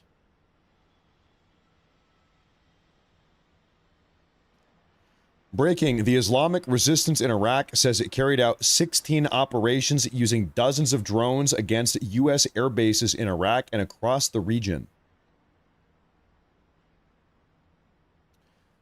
You know, you kind of do have to consider. You just look at the firepower that both, you know, either side. You got two sides of the equation here. You've got Iran and their proxies in the region, and you've got Israel and the U.S. And also, we've got our kind of like proxies in the region. We've got support from Bahrain and Qatar and UAE and Saudi Arabia. So it's, you know, that you can tell who's on what side here. So you just look at the firepower on one side and on the other side. It's not looking good for Iran. You don't, even if you can put your bias aside, I'm pro-Iran, I'm pro-Israel, whatever bias you have, it's not looking good for Iran. Like they're not going to win this thing. Iran is not going to win. If the U.S. and Israel want Iran crushed, Iran will be crushed.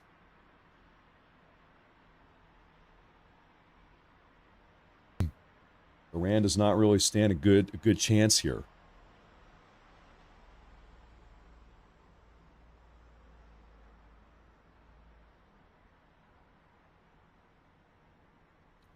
Do you realize you will be paying more for gas now? I actually filled up my gas tank yesterday evening. I've got a full tank of gas in my car. So I'm good for like a week or two maybe. If I could give all of you advice, it would be to go to the gas station, go fill up, go top off the tank before anything else happens.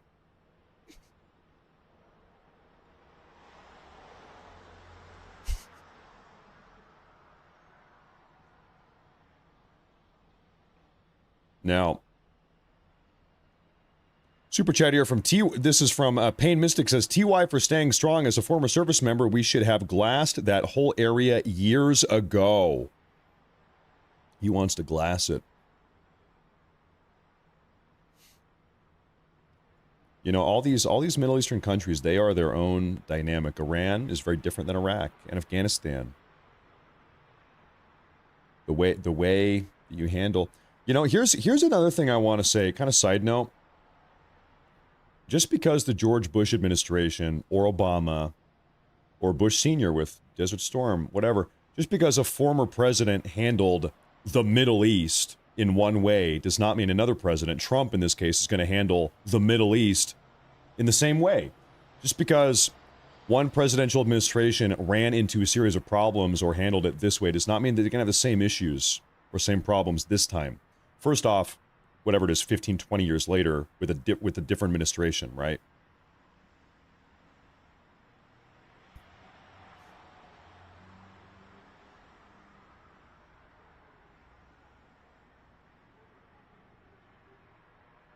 Why didn't Iron Dome work? The Iron Dome is I don't want to say I don't want to say easily overwhelmed, but the Iron Dome can be overwhelmed. If there's too many missiles, ballistic missiles and drones incoming at the same time, then the Iron Dome it has a difficult time intercepting all of them.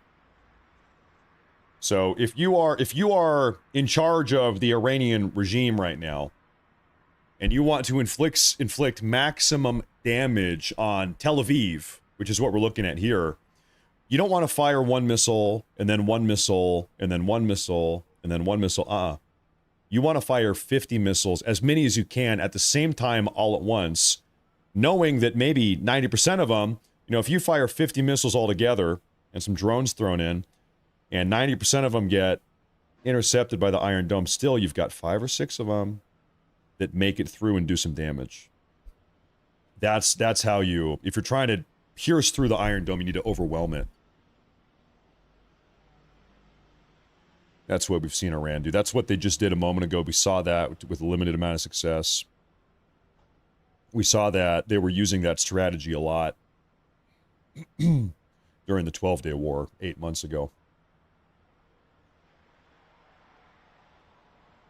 It is already 1 in the afternoon. Good Lord. Feels like not too long ago I woke up at 3 in the morning.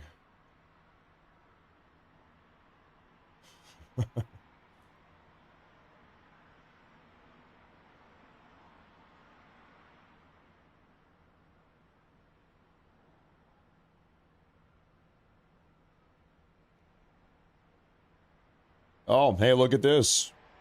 You guys want to hear something that nobody cares about? Saisie d'urgence du sujet au regard de la gravité du moment que nous traversons. Monsieur le Président, cette région a besoin. This is the UN Security Council, and they are complaining about things in foreign languages that I can't understand. I really just don't. There's a representative of the Iranian Republic. Listen, man, if you're going to complain about what's going on here, at least speak English. Good Lord, at least learn how to speak English. Please. Otherwise, nobody cares. Literally, nobody cares.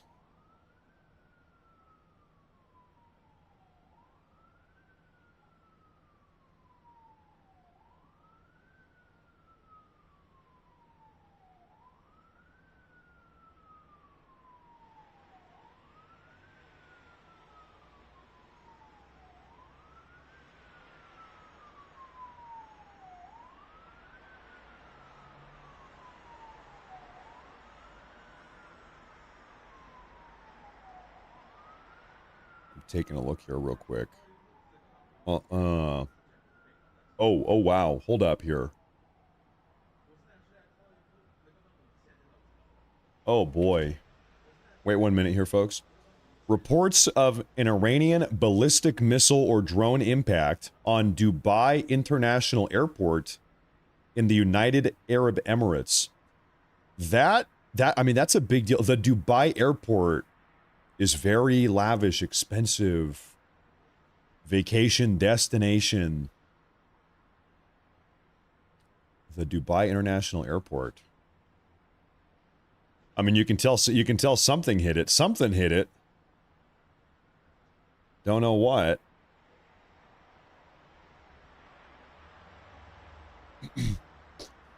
Lynn Toblin, hey, thank you very much. Thank you very much. That's a big super chat, not even a message either. Thank you very much, ma'am. Thank you, ma'am. I'm gonna flip that off. We don't need to look at that guy anymore. Thank you very much. Thank you very much. Make Persia great again. That's right. We need to bring back the Achaemenid Empire. We need to bring back Xerxes and Darius. That's the only hope forward. They all need to become Zoroastrians again.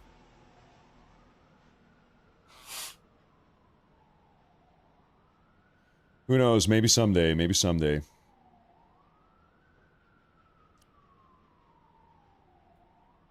Maybe someday. Yeah, okay, we've got footage coming out of the Dubai airport. I just saw this. This is as of 3 minutes ago.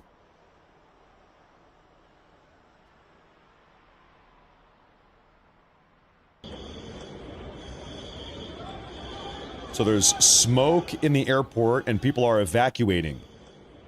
Hot off the press, Dubai International Airport. There you have it.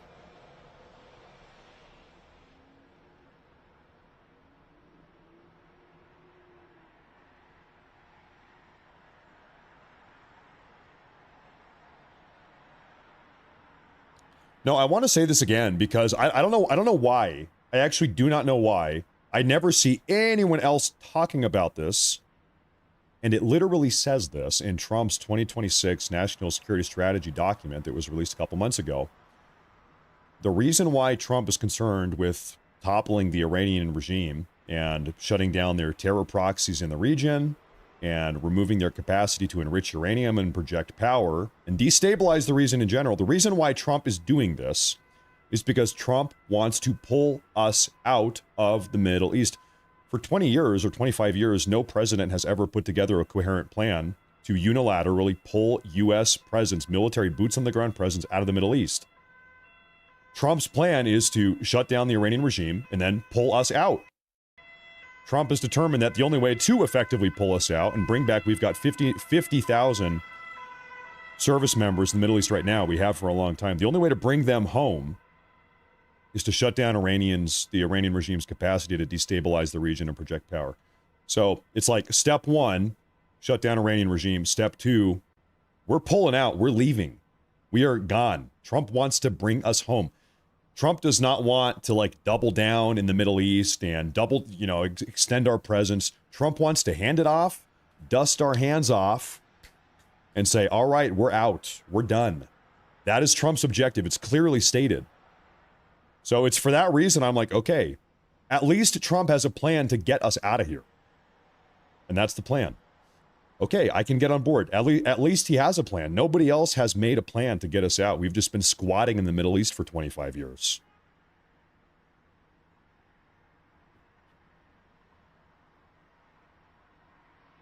And it all says this. It's not a secret. This is all publicly stated.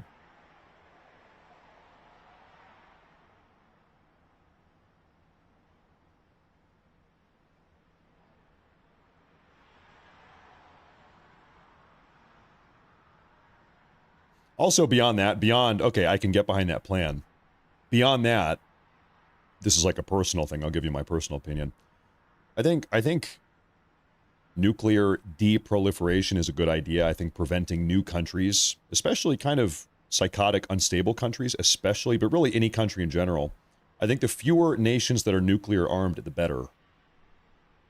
Trump seems to also share this goal. There's a reason why Trump has been negotiating with China and Russia to reduce nuclear stockpiles. It's because Trump wants to reduce the number of nuclear weapons in the world. That's a good objective. This is the reason why Trump in 2019 went to North Korea to talk about de-escalating nuclear tensions and reducing nuclear arsenals. That's good. That's good.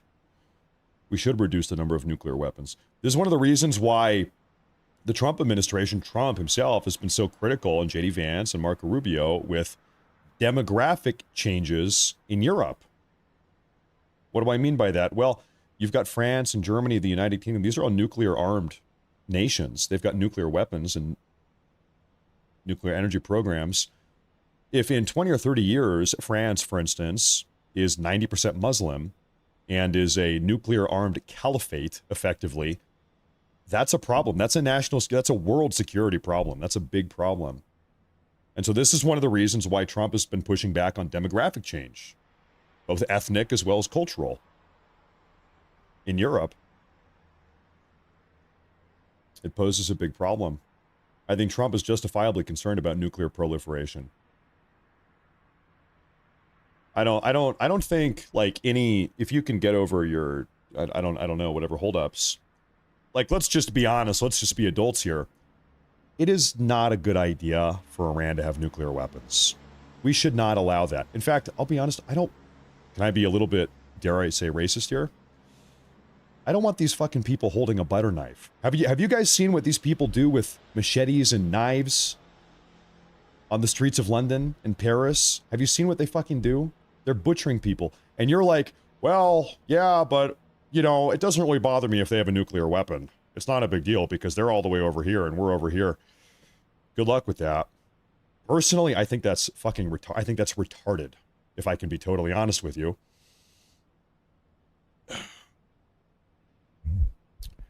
But that's my humble opinion. That's just my humble opinion nobody asked for.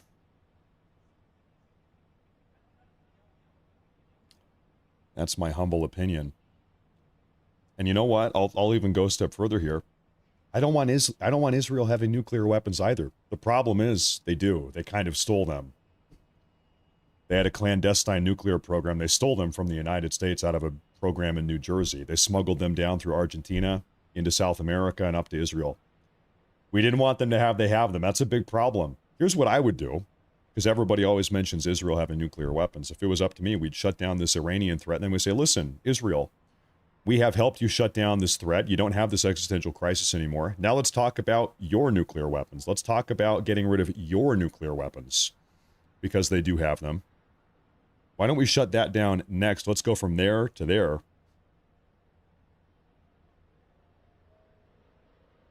We might have some action happening here. Something might be going on here. We might have missiles inbound here, ladies and gentlemen.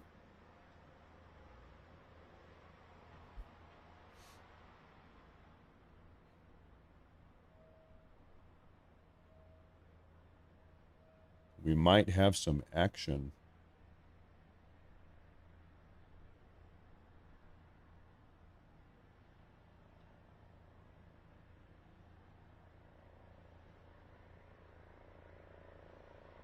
This is presumably some helicopter, I'm guessing. It seems like interceptors were popping off in the distance over there, though. That's what that looked like.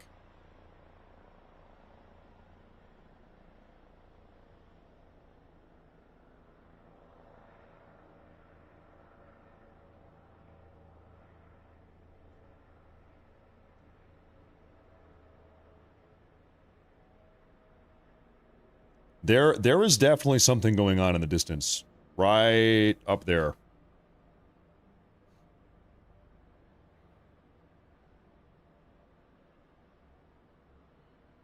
I'm scanning my reports here, though, and I don't see anything at the moment.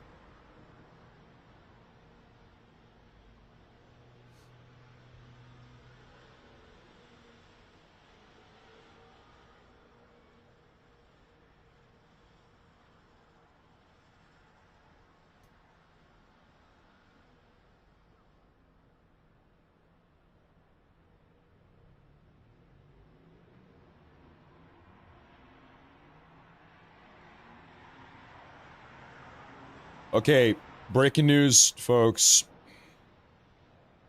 Ladies and gentlemen, big breaking news. The IRGC announces a new wave of attacks aimed at, quote, expanding and deepening the war. Expanding and deepening the war.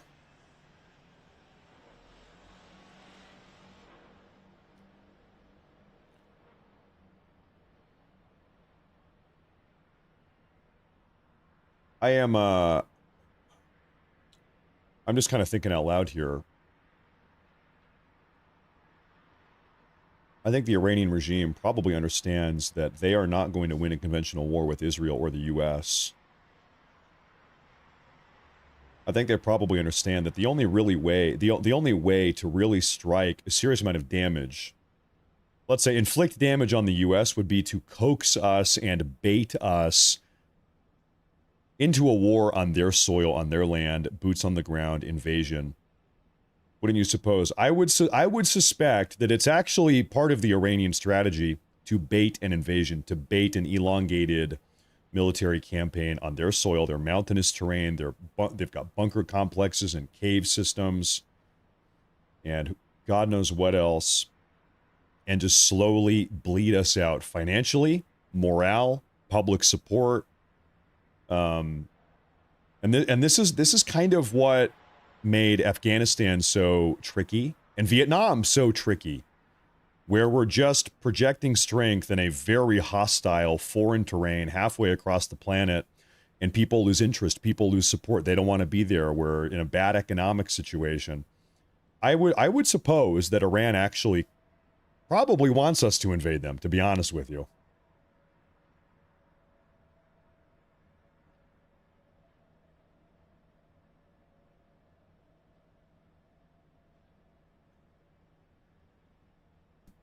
Now, that being said, I think Trump will not take that bait. I think you'd have to be an absolute moron to take that bait.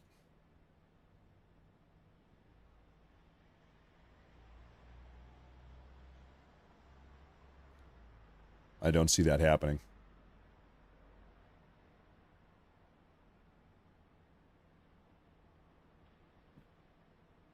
People don't realize how big Iran is. Iran is big. It's very big.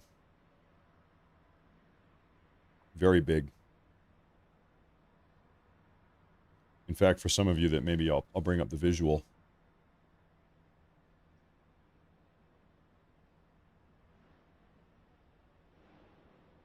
Let's pull up the visual.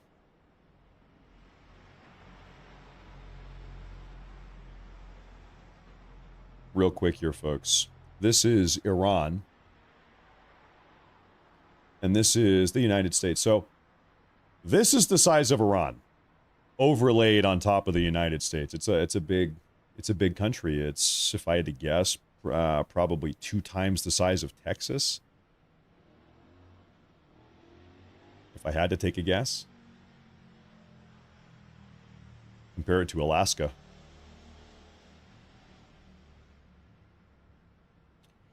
It might even be slightly larger than Alaska, maybe 15 or maybe 15%.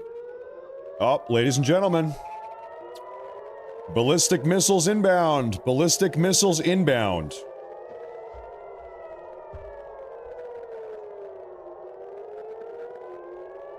The sirens over Tel Aviv.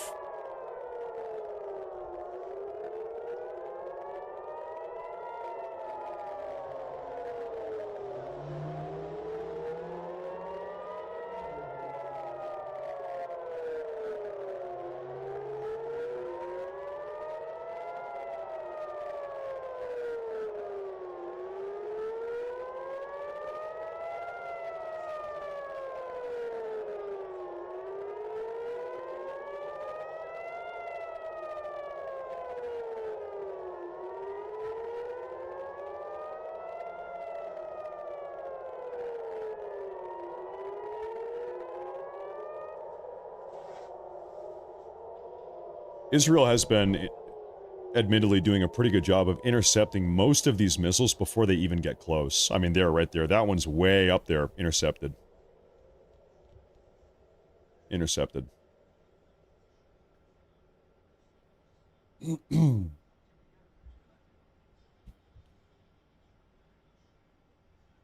It is such a feat that you can have the ballistic missile going whatever, like 600 miles an hour that way, and the interceptor going 600 miles an hour that way, boom, and intersect perfectly. That's just nuts that they can pull that off.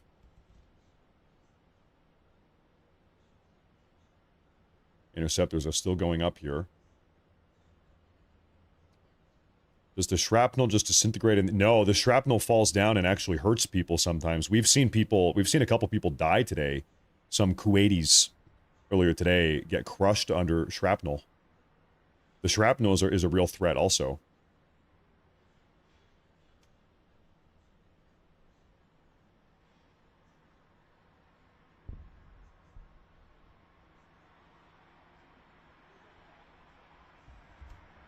More interceptors going up.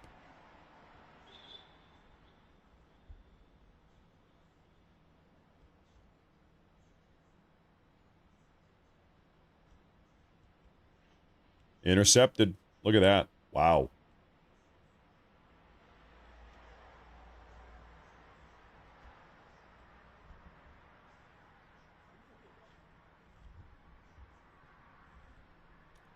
More interceptors going up. I wonder how this works, if somebody is pulling the trigger on the interceptors or if it's just all automatic. I would assume it's automatic.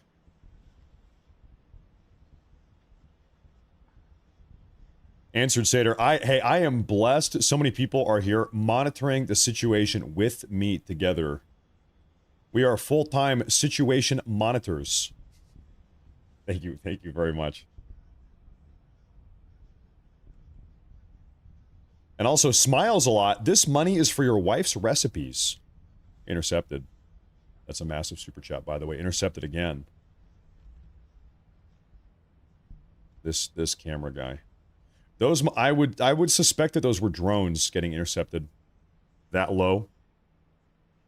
Iran likes to time the ballistic missiles up with the drones to try to have them, you know, arrive at the target, at the destination at the same time, to try to overwhelm the Iron Dome.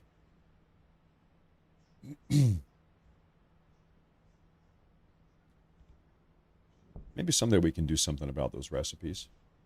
Thank you very much.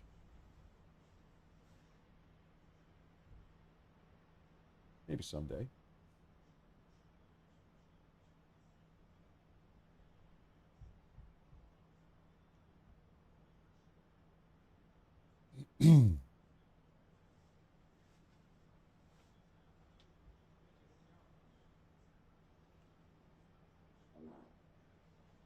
Well, that might just be the end of it there.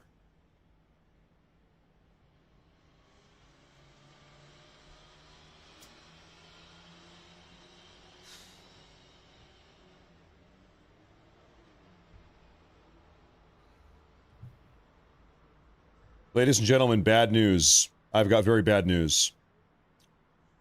The Iranian Football Federation says that the Iranian football team will not be participating in the World Cup. Sorry about that, folks. I know that's a big letdown. I know that's a big letdown for a lot of you. Rough news.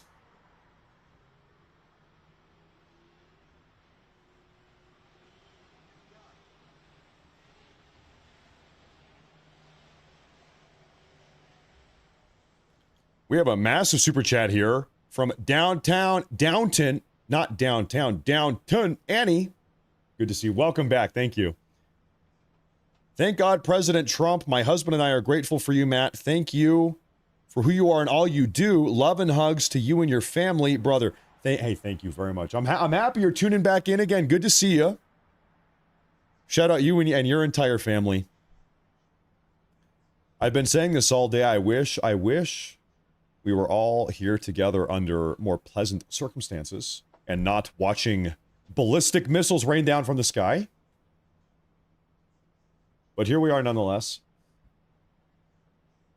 We're hoping that all the innocent people on every single side of this equation, Israeli, Iranian, I don't know, there's people, you know, Iraqis, they've got debris falling on their head. Hopefully everybody's staying safe. Imagine you're an Iraqi guy. Imagine you're an Iraqi guy. And you're living in a little hut right here in the middle of the desert in Rutba. Your house is in Rutba. And you're looking up into the sky. And it's Tomahawk missile, Israeli fighter jet, ballistic missile, suicide drone. Choo, choo, choo. Man, I'm just trying to get a good night's sleep. I just want to go to bed. Can these Jews and these Persians keep it down? I'm trying to go to bed. Yeah. It's a tough life. It's a tough life.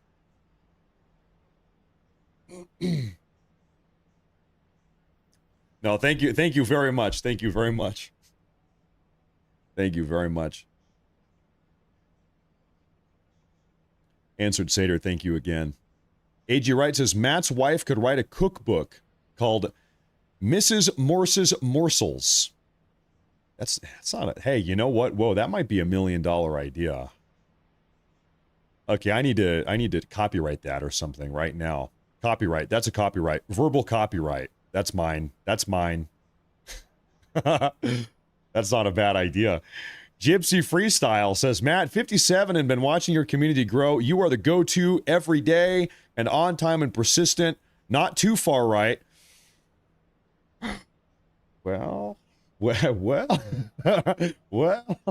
that. Well, about that. No, I'm just the perfect amount. Just the perfect amount. Thank you very much. Thank you very much. Let me do a quick scan here. Yeah, we just had a big series of red alerts. It's always Tel Aviv. It's always Tel Aviv. They're always trying to blow up Tel Aviv. Matt, have you gone to the bathroom yet? No, I told you I wear diapers when I'm doing these broadcasts. Hey, you're never going to see Tucker Carlson wearing a diaper. Guess who is? Me. Have you ever seen, has Jesse Waters ever talked about wearing a diaper? Guess what? I just pooped in my pants, okay? That's what sets me apart. That's why I'm different. I'm built different. I'm wearing a diaper. So don't even worry about it. Don't even worry about it. We got it under control. We are in control. Now, I'm out here looking for updates here.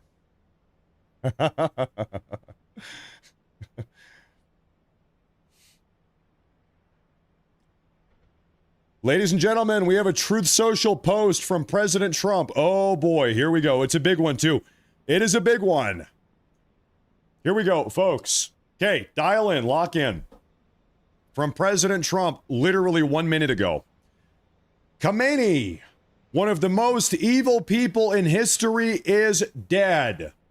This is not only justice for the people of Iran, but for all great Americans and those people from many countries throughout the world that have been killed or mutilated by Khamenei and his gang of bloodthirsty thugs.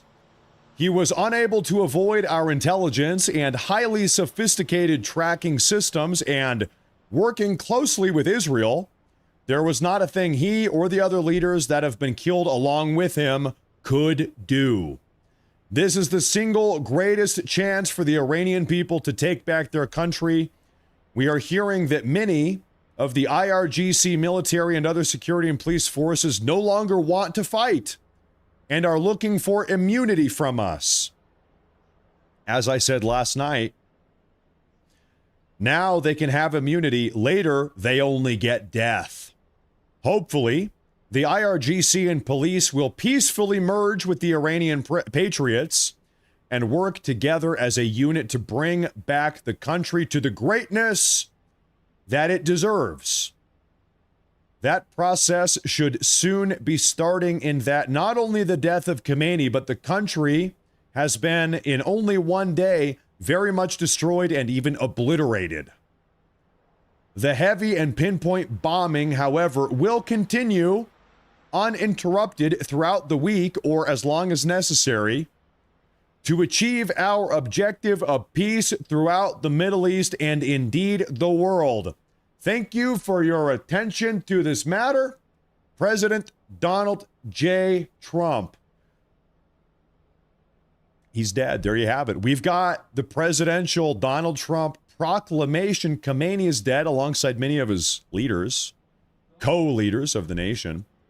And the bombing will continue. He implores every single member of the military, IRGC, security police forces, lay down your arms. Lay down your arms. It is over. The struggle is over. If you don't, well, if you do, we will grant you immunity. If you don't, we are going to blow you up. And the bombing will continue, says President Trump, for a week, maybe more. For a week or maybe more, the bombing will continue. We're going to see, I mean, right now, as of like 10 minutes ago, we're still seeing ballistic missiles get launched towards Israel and really all over the place. So we'll see. We'll see here. We'll see here. We will see where this goes. It's going to be very curious to see how long the IRGC keeps on launching off these ballistic missiles. Also, I'll say it again, and once again, I'll preface this by saying I hope this does not happen.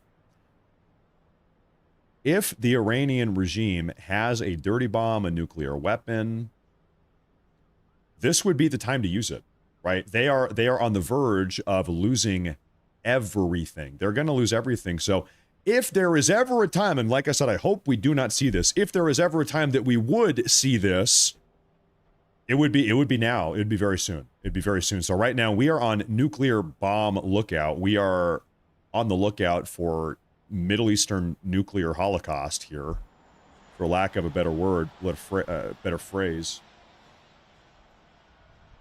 We'll see. What time is it in Tehran? No, okay. In Israel, time in Israel, 11:43 p.m. It's almost midnight. Time in Iran, 1:13. 1:13. Mr. Froggy, thank you very much for the 5 gifted Rumble premiums. Thank you very much. Thank you very much. I appreciate that, sir. I appreciate that.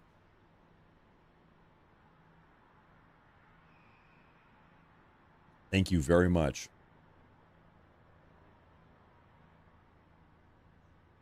Matt, stop it. What? Stop talking about the current geopolitical situation? No. I'm gonna keep doing that. We have a super chat from Popeye. He says, "Hey Matt, could you please move your image up to the top right?" First off, I should full screen that. He says, so we can see all of the skyline. Yeah, I can do that. How about that? How about that? But then you can't see the sky. You know, maybe this is just the best way we can do this.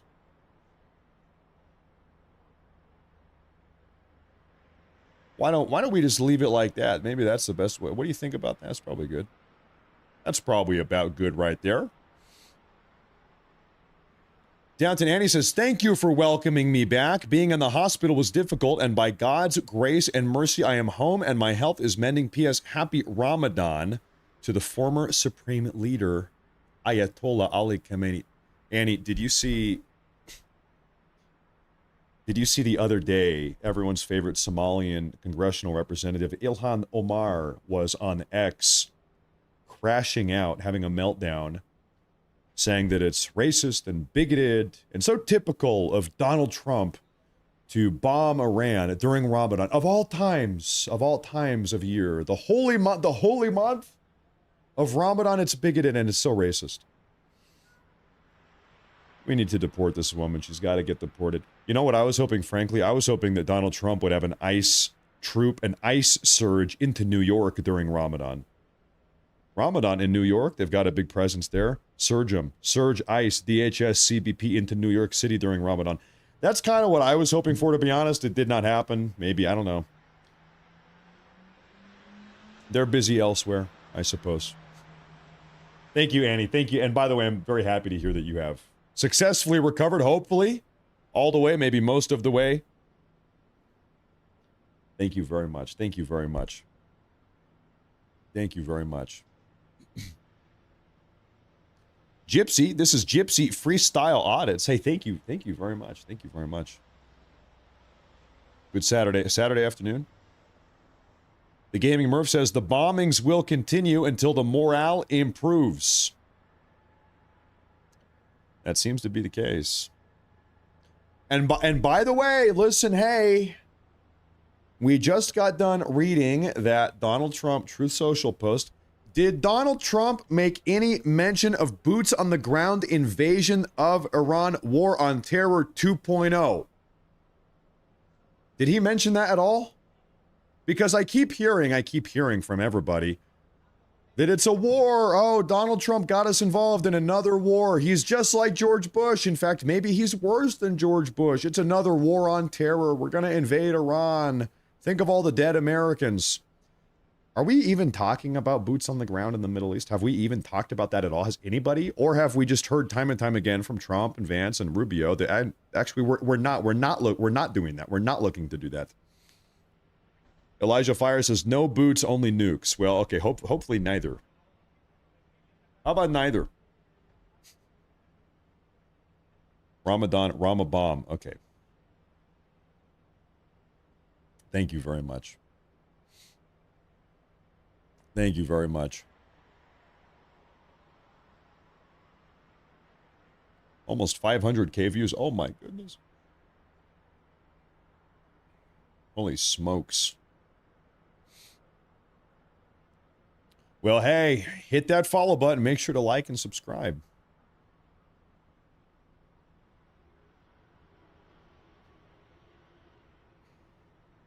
A good question. What does granting immunity look like in a war zone? I'm guessing Iranians seeking immunity want a ride to the U.S. No. They're not coming to the U.S. It means that we're not going to kill you. It means that once this is all over with, done and over, and the regime has been totally dismantled. It means former members of the IRGC, members of leadership, they're not going to be killed or tried or criminally punished. It's like, hey, it's over. We're moving on. I don't want a single one of these people coming into our country. How about that? And also, I know a lot of people are talking about there will be a refugee crisis. All of them are going to go to Europe. They are staying in Europe. We're gonna make them stay in Europe. We're gonna make them stay in Iran. They are staying in Iran. Regardless of what happens, none of them are coming into the U.S. None of them are going to Europe. These people, they are staying in Iran. They're at most somewhere else in the Middle East. They're not coming here. No Iranian refugees. They're not coming in. Zero. Boner Jam says, imagine being a superpower and taking 4 years to get nowhere. I'm American, so I wouldn't know. Yeah, there you have it. Do you remember when everyone was saying India superpower by 2020? India, 2020 superpower. India will be the world's #1 superpower by 2020. Now it's 2026. Can we check on India real quick? How's India doing? Can we check? I'm going to go to Jaipur. How's the superpower India doing these days? Just take a little look.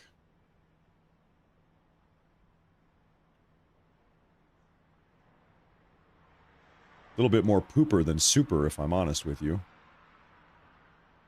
Maybe they meant pooper power. India pooper power 2020. A little bit of a typo. A little bit of a typo there, must have been. Okay, that's fine though. We all make typos sometimes. Okay.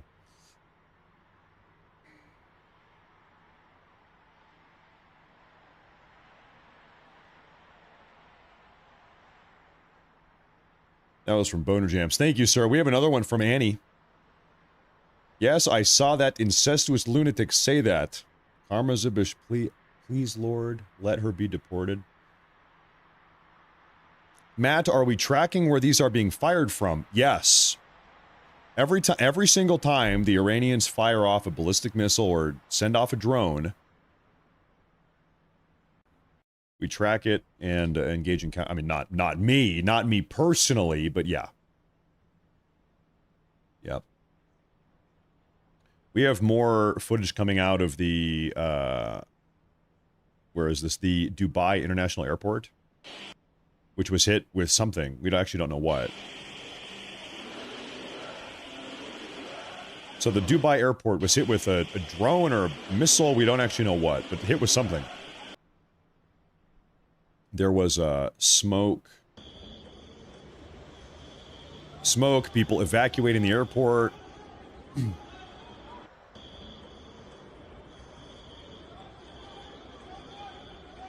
Shout out one of my favorite viewers. He goes by the name Brutal True. Brutal True. Good morning there, brother. Hey, good evening for you.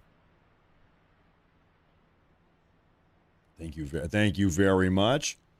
Now, I need to get caught up here. This is out of control. Mr. Froggy, thank you again. Tweety Logic, thank you, Tweety Logic. The Whites Templar says the Iranian government would have 100% been a peaceful ally to the U.S. if it wasn't for Israel's blatant sabotage. You know, I'm not exactly certain of that. You know, can I push back a little bit here? I think it is important to not hate Israel and Jews so much that you start carrying water for Iran. I'm not telling you who to love and who not to hate. You can hate whoever you want, that's fine. But just don't let it consume you so much that you start carrying water for the Iranian regime. These people are not, listen, these people are psychotic. You might hate one. You know what? Here, how about this? I invite you to hate both. Okay? But you don't need to hate one so much that you start to carry water and defend the other. This regime is not your ally. They're not your friends. You'd be better off just hating both. If anything, just hate both of them.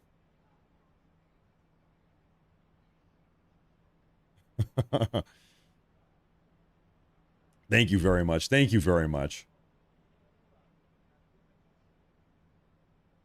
Correct 1776, it says Ramadan Bombathon. That seems like what this is. Seems like what this is.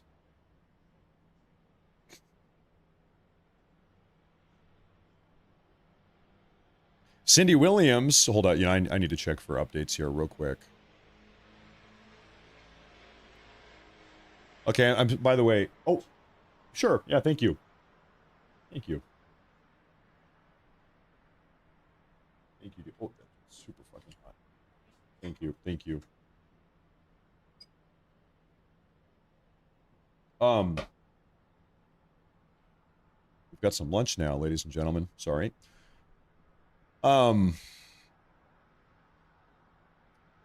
Anyway, okay, I was gonna say we're getting red alerts in Tel Aviv again. I'm seeing red alerts pop up for Tel Aviv, which is what we are looking at right now. I'm seeing the IRGC publicly. They are talking about ramping up pressure. They're gonna double down here. They're gonna triple down, quadruple down. They're quadrupling down.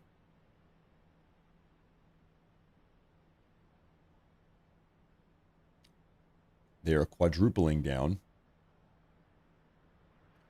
Time will tell how many members of the Iranian regime and the IRGC sort of take President Trump's advice. Lay down your arms. We're going to grant you immunity. It's over. It's over. If you say it's over, it's over. We'll see.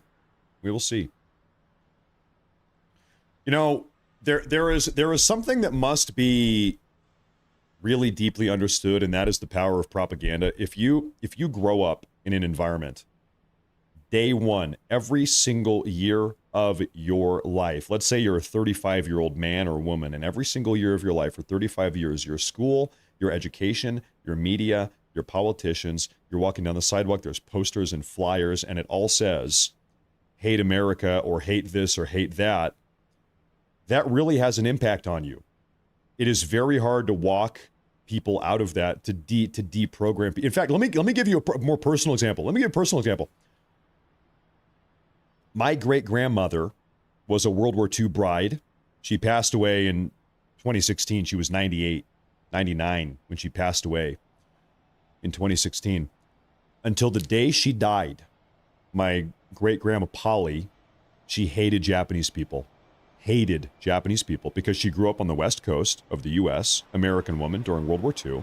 And for her, over here on the West Coast, we had Japanese internment camps, and the Japanese, all the anti-Japanese propaganda, she hated Japanese people because that was the environment for 10 years during her formative youth, her young adulthood. It was, you need to be anti-Japanese. There's posters and flyers and everything, and they're demonic and whatever. She was 99. She hated Japanese people till the day she died. And so just like consider the environment that a lot of the Iranians have been raised in. I'm not saying all of them. I'm not saying all of them by any means.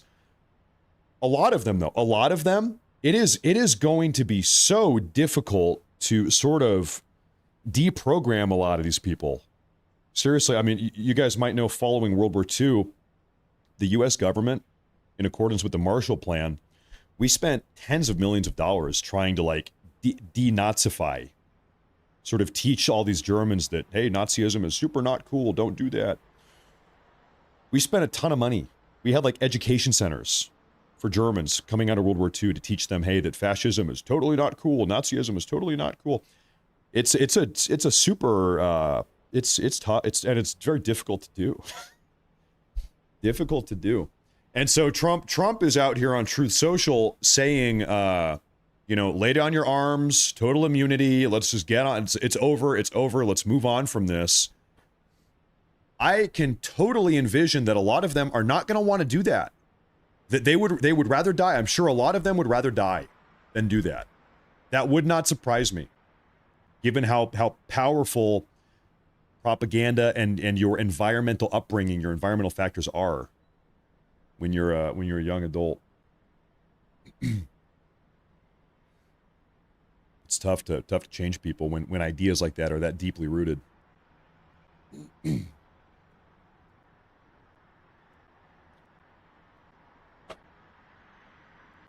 In fact, I'll tell you kind of a funny story. I'll go back to my great-grandmother here. Right now, we're waiting for updates. I was born in Japan. My parents were working in Japan when I was born. I was born in Tokyo. And my great-grandmother, until the day she died, was livid, pissed off at my mom, her grandmother. My great-grandmother was pissed off at her granddaughter, it's my mom, because she gave birth to one of her great-grandchildren in Japan. That because she hated Japanese people. She hated them. How dare you give birth to one of my great-grandchildren in Japan? It's a disgrace. How dare you? She was pissed off. That's how anti-Japanese racist she was, legitimately. That's how deep-seated it was.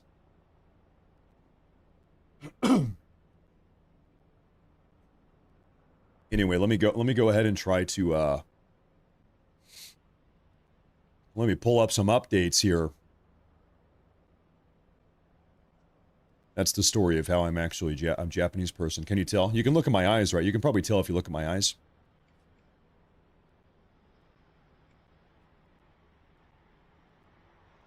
We have an update here I'm going to show you folks. This is a famous Burj Al Arab hotel in Dubai was just hit by an Iranian drone or missile.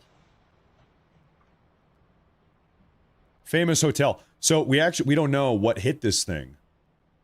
It was hit by something. I would suspect probably a drone. Probably a drone here. This is in Dubai.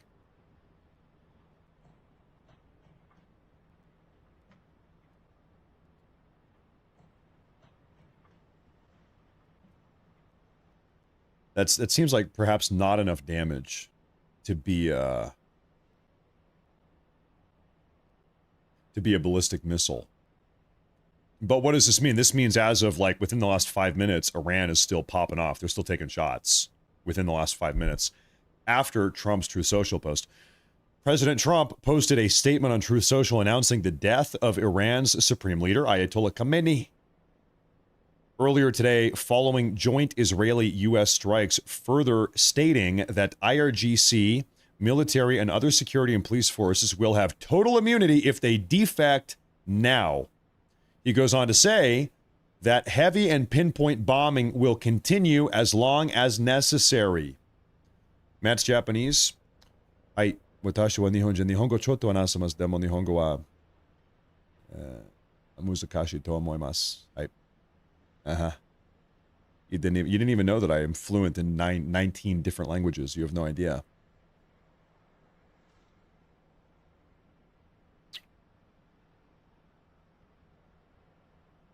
Now, I'm scanning out here.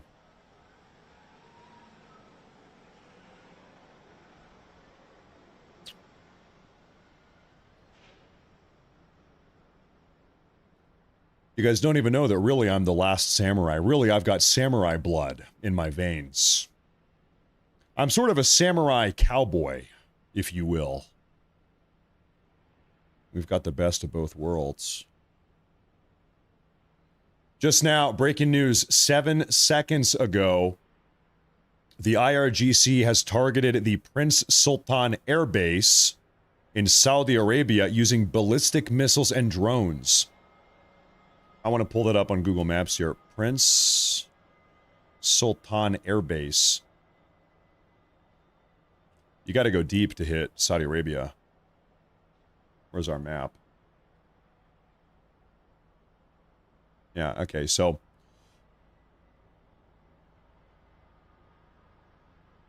it's not that deep. Just a little bit beyond Qatar. The Prince Sultan Air Base is where it is. Uh-huh. God, talk about a boring drive. You see this? Talk about the most boring drive in your entire life. What's it look like? We don't have street view. Not a lot to look at. It's like 100 miles of just desert. Anyway, sorry, I'm getting distracted. So the Iranians have just fired either drones or ballistic missiles, maybe both, at Prince Sultan Air Base. And the reason why, presumably, is because this is an air base that the Saudis let us operate out of. These are... We're going to see U.S. military jets. Yeah, aircraft. This is our stuff, yeah. Yeah, so... Do we have photos on the ground? Look at that. We've got a couple pictures here. You take a look. Look at that. Well, I wonder how old some of these pictures are, man. There's a mess hall. Look at that. Some of you, this probably looks familiar to some of you guys, huh? Look at that. I don't know who the hell they are. I don't know. Anyway.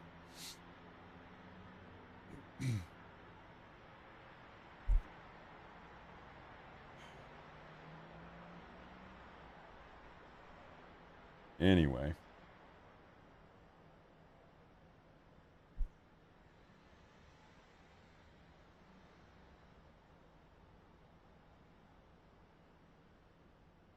All is temporarily quiet.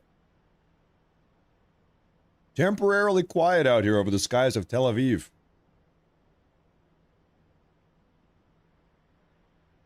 So President Trump, he made that True Social post about 10 minutes ago. 15 minutes ago.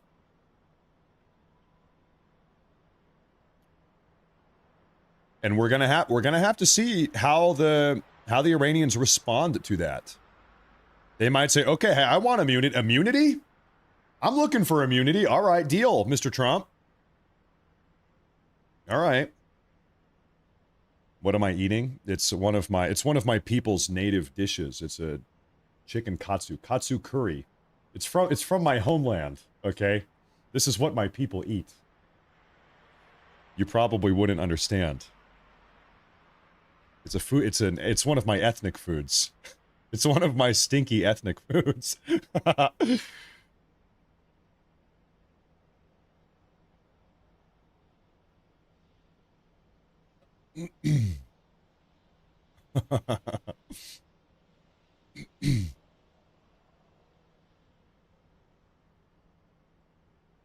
Yeah, so this airbase, Prince Sultan Airbase, has been targeted. I guess we're going to be seeing ballistic missiles. We'll see footage coming out of there here pretty soon.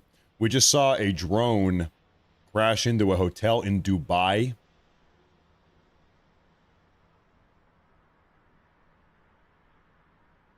So there has yet to be complete and total Iranian surrender. They're still going. They're plugging away.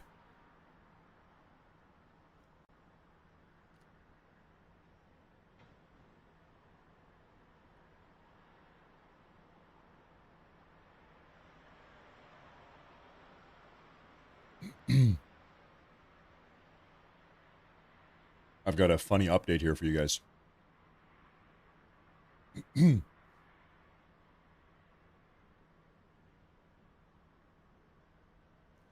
A journalist friend of a network reached out and confirmed that Trump is using Faitouk's this is the Twitter page, Faitouk's network, to monitor the situation in the Middle East. Trump is browsing some Twitter. How can you even tell what that? How do you even tell what that is? Maybe it is. Maybe it is. Maybe you can tell what that is. Maybe Trump is tuning into the show. Maybe he's watching the show.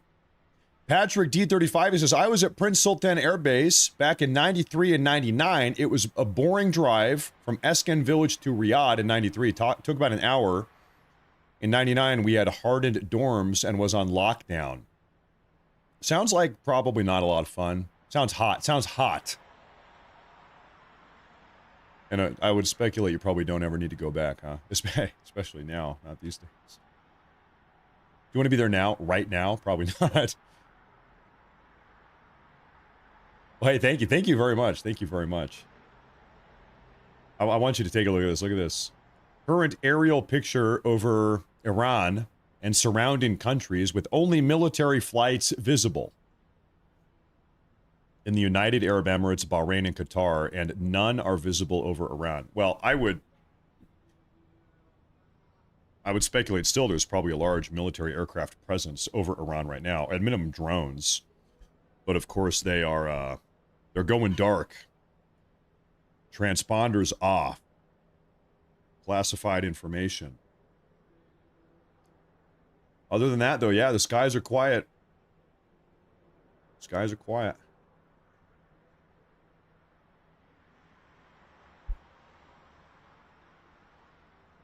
Matt, the president posted Khamenei. I know, yeah, we read through the True Social post. That's right. You know what I should do? I should actually change our note up at the top of the show here. Bear with me here, ladies and gentlemen. I'll do this. Trump confirms. Supreme Leader Khamenei is dead. Dead. You know who is probably having the time of his life right now is Mark Levin. Can we get a live check on Mark Levin's Twitter page? This guy probably can barely contain it. All right, what's going on here? He's alive. Well, Trump said he's dead. Trump said he's dead. Okay, Mark Levin is calling Bernie Sanders a Stalinist. The funniest name is Katarlson. Tucker Katarlson. Okay.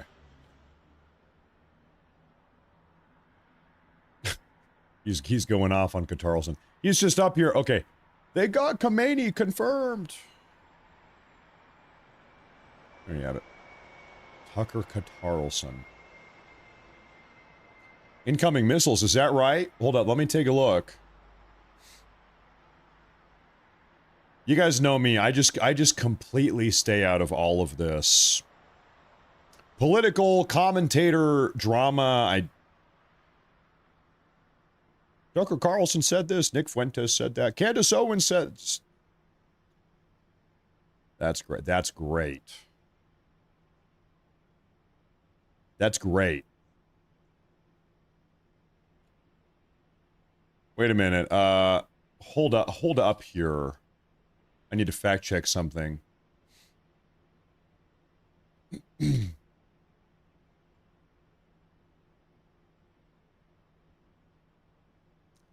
Okay, so I'm seeing a report here that protesters are being shot at by security forces in Karaj, Mashhad. That's a town, it's a region, it's an area in Iran. This is in Iran. Allegedly, protesters are being shot by security forces. Security forces are firing warning shots now at the crowds in Tehran. Warning shots in Tehran. They're being shot in Karaj, allegedly. I see just one report here, and I don't see anything. I don't see anything corroborating that.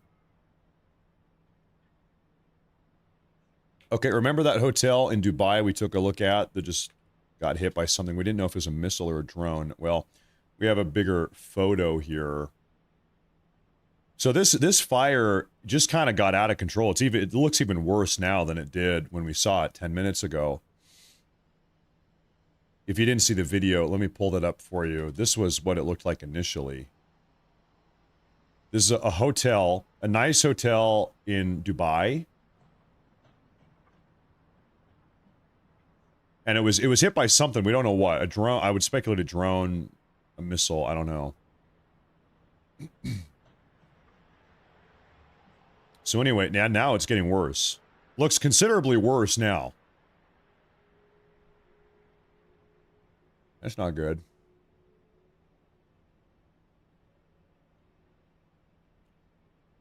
That's not bueno at all. Okay, this was a big question of mine. We knew that Marco Rubio, Secretary of State, was scheduled to go to Israel on Monday and Tuesday of this upcoming week to talk about his 20-point Gaza recovery plan. 20-point Gaza plan. That trip has now been canceled. Marco Rubio is not going to Israel on Monday and Tuesday. That had been on his calendar for weeks. So that trip has now been canceled. Considering the circumstances, I think that, I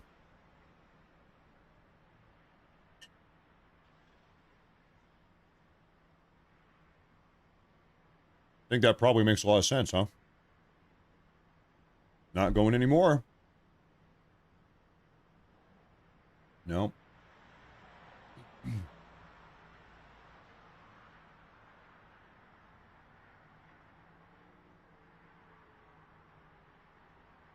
You know, if Trump is confirming this guy's death, because before there was some speculation, maybe he's dead, maybe he's not, I don't know. If Trump is posting it, you got to believe it.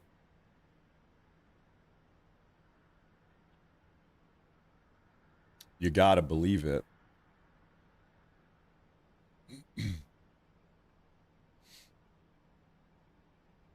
Trump should bomb the bot farms so we don't have to deal with this spam crap in the chat anymore. You know what?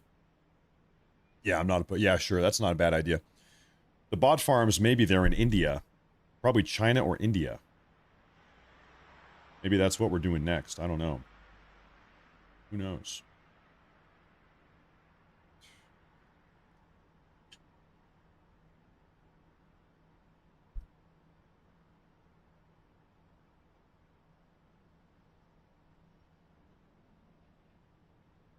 $10. Folks, we just broke the 10-hour mark. 10-hour live coverage.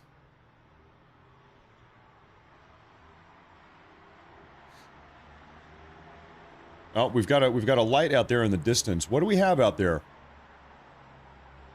Could be a plane, who knows? Who knows?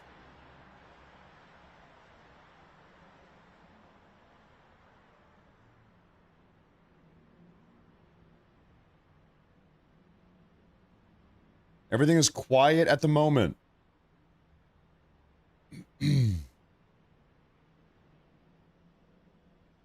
Satchel of Richards, hey, thank you very much. Thank you very much.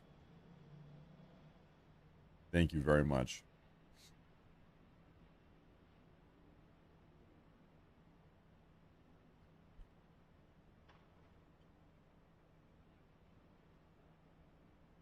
Time for a little snack here.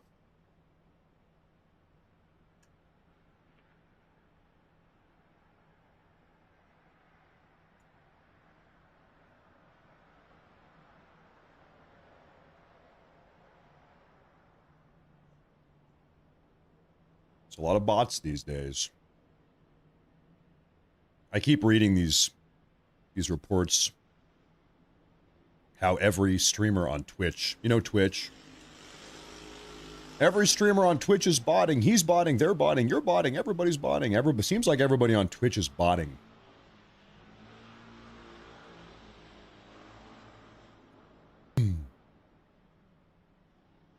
Everybody's botting.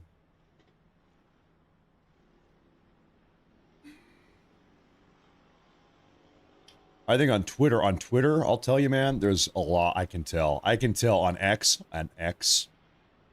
lot of bots. So many bots.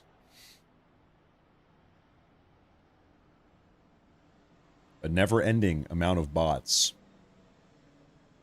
Yeah, okay. The U.S. State Department has officially canceled Marco Rubio's scheduled trip to Israel.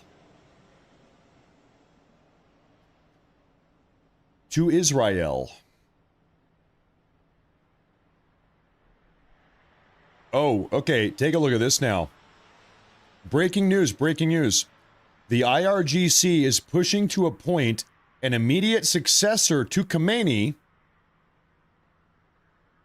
violating the Iranian constitution. In the next couple hours, they want to appoint a successor violating the constitution. Presumably, they have to have some fake election. They got to do the whole thing. They just want to skip the election and just appoint somebody. They went from Khomeini to Khamenei. They're going to need to go to like Khamenei. Khamenei. They have to do all the vowels.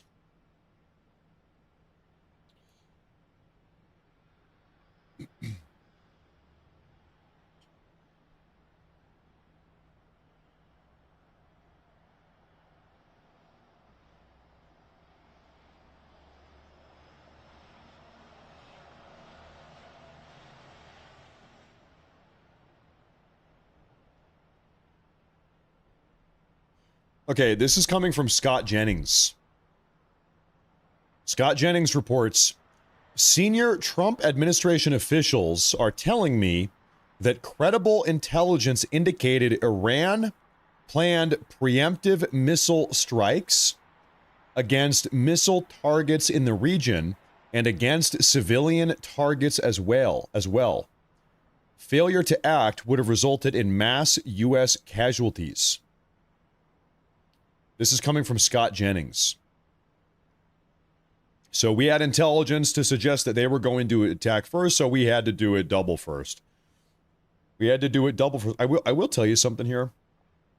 This is something I was curious about. We saw, this was a couple days ago. It was actually the afternoon of the State of the Union address, so on Tuesday. Marco Rubio held a press conference with the Gang of Eight, the top-ranking members of the House and the Senate, and on the House and Senate Intelligence Committees. So the top 8 congressional representatives, effectively. And Marco Rubio held a private press conference with these guys. Include them in on Iran, what's going on in Iran. And all 8 of them, came out and looked like they had seen a ghost. Even Chuck Schumer came out and he was like, yeah, this is very serious. This is very serious, and Trump needs to address the public about this. Even Chuck Schumer, the biggest Trump hater in the world, said, yeah, this is, we've got a problem, pretty much.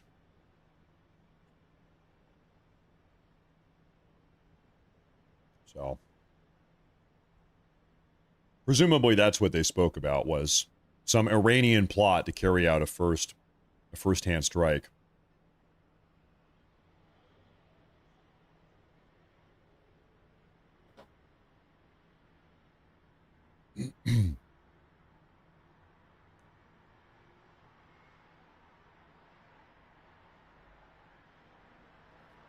Okay, we've got something from CENTCOM here. U.S. Central Command.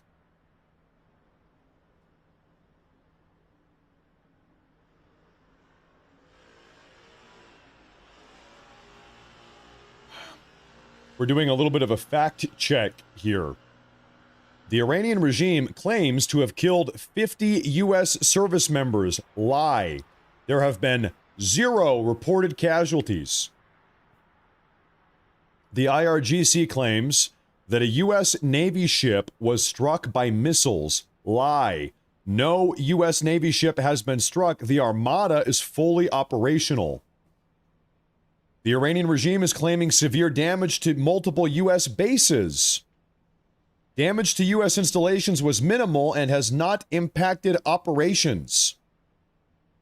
This one here, we do have video footage of a ballistic missile blowing up at least some portion of the Navy base, the Navy facility in Bahrain, the U.S. Navy facility in Bahrain. We did see that. So they've done a little bit of damage. We need to keep it honest. They did a little bit of damage. But beyond that, yeah, we haven't seen much other than that. To keep it real here.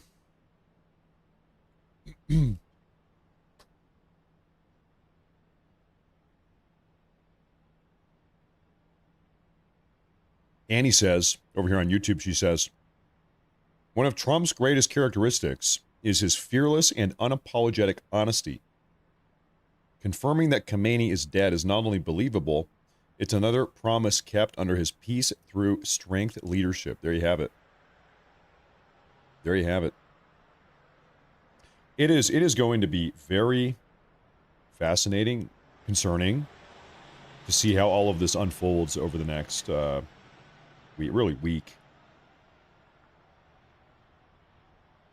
Really, I am curious to see what the Iranians do, Annie, when they wake up. You know, right now a lot of them are sleeping across the country. It's like what, maybe 1 in the morning. They're going to wake up 6-7 hours from now.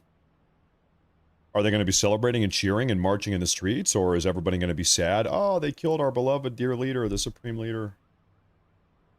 It'll be curious to see what is the response here once people are awake and daytime is once the sun is up. Thank you, Annie. Thank you very much. Fairness has been watching since 6 a.m. Eastern. You are the best for my go-to real news. Hey, well, thank you. Thank you very much. Thank you very much. Thank you very much.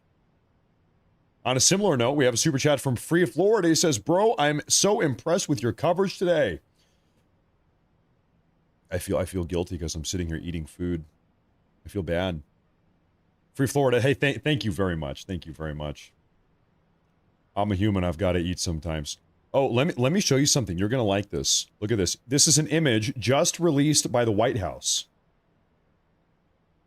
It shows Vice President Vance and several cabinet secretaries monitoring today's strike campaign against Iran, Operation Epic Fury, from the Situation Room, while President Trump and other administration officials oversee operations from his Mar-a-Lago resort in Palm Beach. So here you've got Bassett and Tulsi Gabbard Vance, these two guys, I don't know who their names are, in the Situation Room. And Trump is down in Mar-a-Lago with Rubio, Hegseth.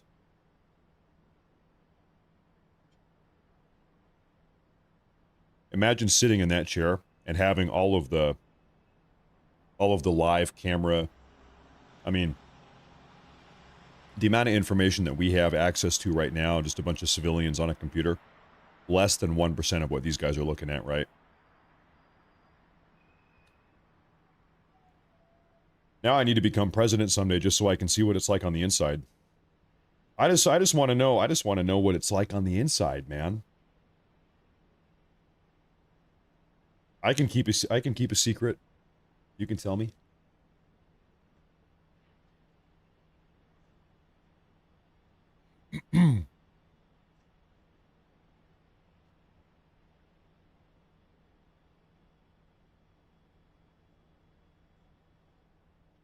Okay, little write-up here, ladies and gentlemen.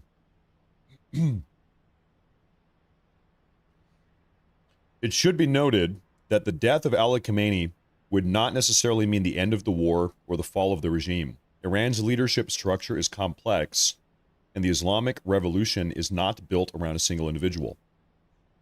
When Khomeini died, a successor was appointed, and the same process would likely follow Khamenei's death. There was Khomeini and then there's Khamenei. We just got rid of Khamenei. Another possibility is that the next successor may not be primarily a religious figure, but rather someone with a more political profile. For now, this is just an initial assessment. The situation could evolve, and we'll have to see how events unfold. We're talking about a new leader.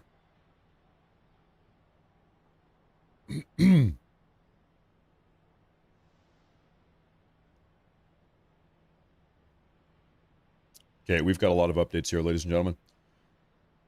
4 crew members were injured at the Doha airport earlier today and received immediate medical treatment. Minor damage was caused. Not U.S. crew members, by the way. Minor damage was caused to the airport. Breaking news. Iranian first vice president Arif has announced his intention to take full control of Iran under wartime conditions. So the Iranian vice president, you know, now there's kind of like a leadership vacuum at the moment. Who's in charge? Who's calling the shots?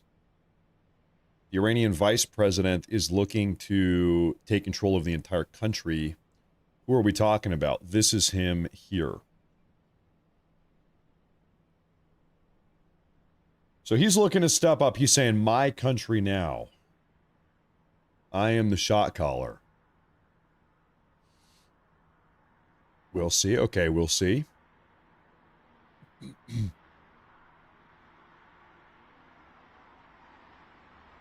We also have a video to share with you folks.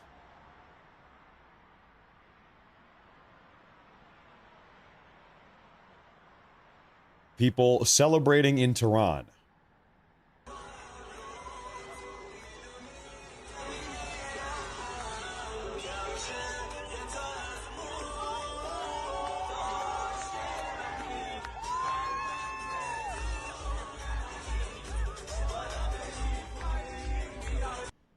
Here's the problem I have with these videos is I don't speak this language, and I personally have no way to know if this video was recorded 5 years ago and they were celebrating the outcome of a soccer match or something, right? I have no idea. I have no idea when or why this was recorded. That's the one. I don't know. Maybe somebody knows. They're getting down with it. They're getting jiggy with it. That's all that matters.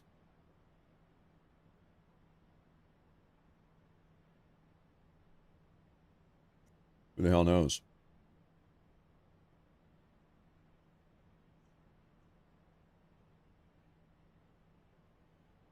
There's a video going around of a woman with her face covered in blood. She was injured at the Dubai International Airport following the Iranian attack. Maybe glass sliced her face or something. I'm just not going to show that. I'm not going to show that one.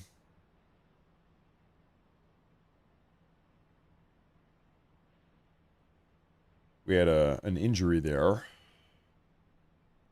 And right now, I'll tell you what, right now, again, it's one of these quiet parts. Every time I say, seems like things are simmering down a little bit, then you hear the Tel Aviv sirens, and you see another wave of ballistic missiles. So I don't want to jinx it here.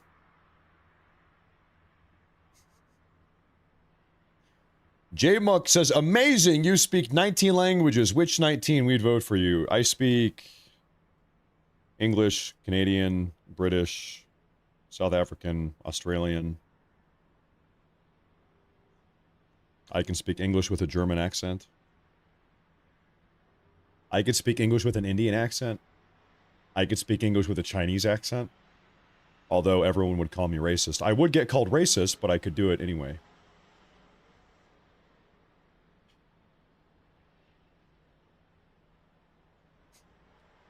By the way, thank you. That's a massive super chat. Thank you very much. Thank you. That's a massive amount of support. Thank you very much. Thank you very much. That's a huge one. Massive one.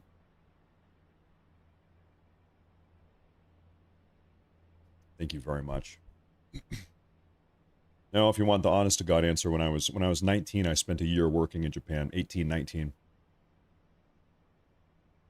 I spent a year working on farms. I was a farmhand in Japan. I kid you not, for about 13 months. And so I became somewhat fluent in Japanese just by nature of being surrounded by Japanese people. But that was over a decade. It was another life. It was, I don't know, over a decade ago now. I haven't used Japanese once since then. So no, I don't really speak Japanese. Maybe I used to. A little bit. I speak a little German because my wife is German too. I've got a German wife. So we speak a little bit of German around the house. Man, I'll tell you, my mother-in-law, and my father-in-law, they're some real Germans. They say, hey, when I'm speaking to them, I need to be speaking German. Okay. Careful.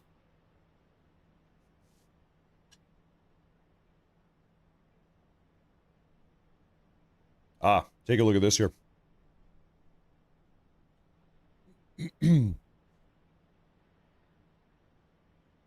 This one right here. Breaking news, U.S. Central Command has announced the first combat use of low-cost, unmanned combat attacking systems, Lucas, one-way attack drones from Task Force Scorpion Strike in the attack on Iran today. So it's funny because Iran kind of like pioneered these drones. We have reverse engineered them, made them better, and now we're using their own kind of drone design back against them today. How funny is that? We've been sending in these. Yeah, the Lucas is based on the Iranian Shahid one-way attack drone. You're gonna make suicide drones? We are gonna make suicide drones. I almost said super cider. We're gonna make super cider drones. I'm craving some super cider. That sounds good. Well, listen, I hate to jinx it. At this point, we might not even see any more ballistic missile attacks. Maybe it's over. Maybe Iran is done for the night. Time will tell here.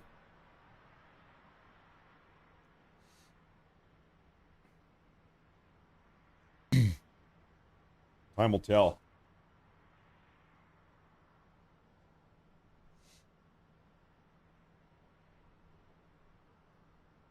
Germany did it first. Well, who invented suicide? It's probably Japanese. That's probably my people, the kamikaze bombers.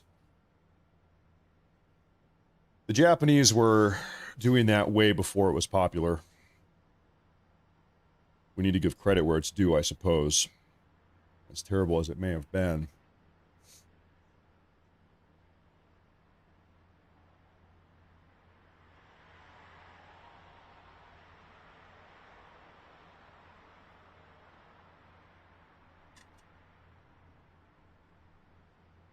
What a day. Literally, what a day. This has been one of the most dayest of days.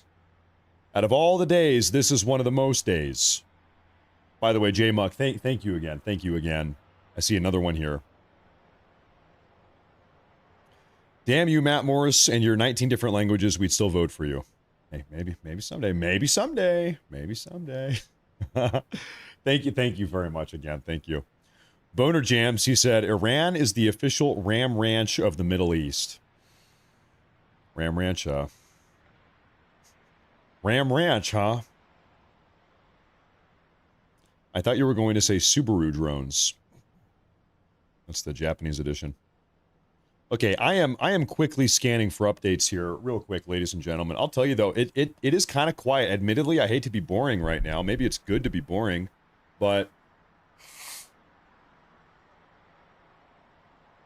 it's kind of quiet. There's not a lot of updates happening. It seems like maybe nothing has happened right now. Maybe everybody just kind of went to bed. The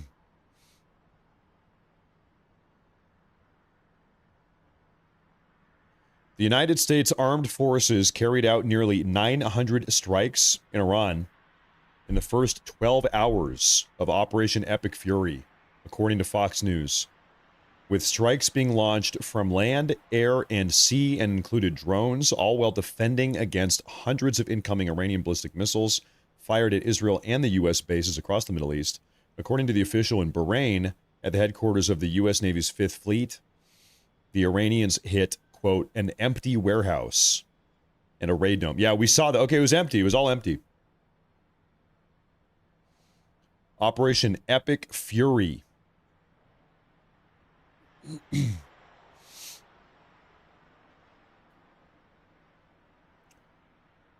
Seems like the Iranian regime has pretty much, for lack of a better word, gotten blown out. They got blown out. This was not even close for all of the tough talk. It's actually crazy when you think about it. Like 10 days ago, Khamenei was on Twitter talking about blowing up U.S. aircraft carriers. Literally, the guy was on Twitter talking about how if the United States crosses us, we will use weaponry the United States has never seen before. We're going to blow up, we're going to sink the Gerald R. Ford aircraft carrier. And now, 10 days later, he's dead. Now he's dead. Now he's just dead. Now he's dead, and none of our aircraft carriers got sank. The aircraft carriers are still floating, and you are dead. That's crazy. That's crazy how that went. That's nuts. That's crazy.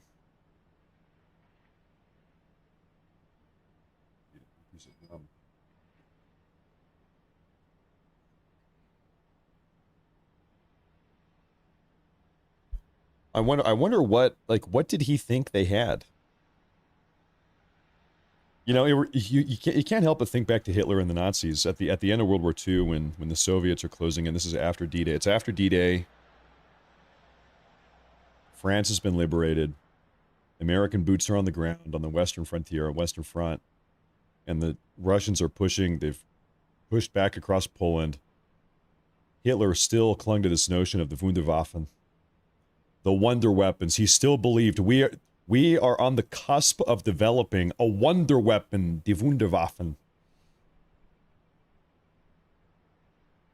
We're going to have this super weapon and it's going to save us. We're going to turn the war around. And then it never came. You can't help but notice almost a similar phenomenon, right? With Khamenei. We're going to sink your aircraft carrier. Well, not really though. Am I getting tired? You know,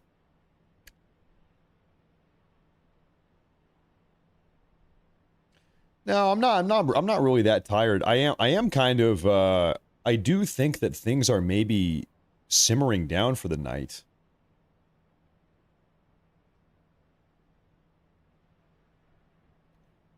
I do think, dude. Breaking news, ladies and gentlemen, big news. You're not going to believe this, actually.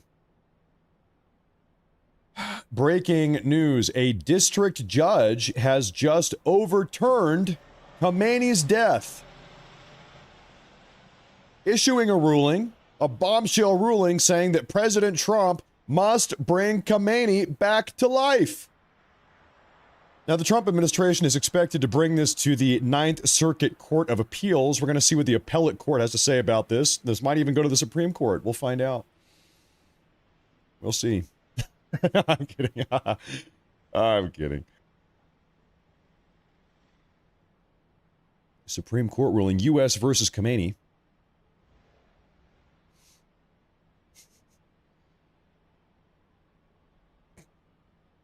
If they could, they would. You know, if they could, they would. Okay, we have a quick statement from the IDF. All right, is this guy speak English or what?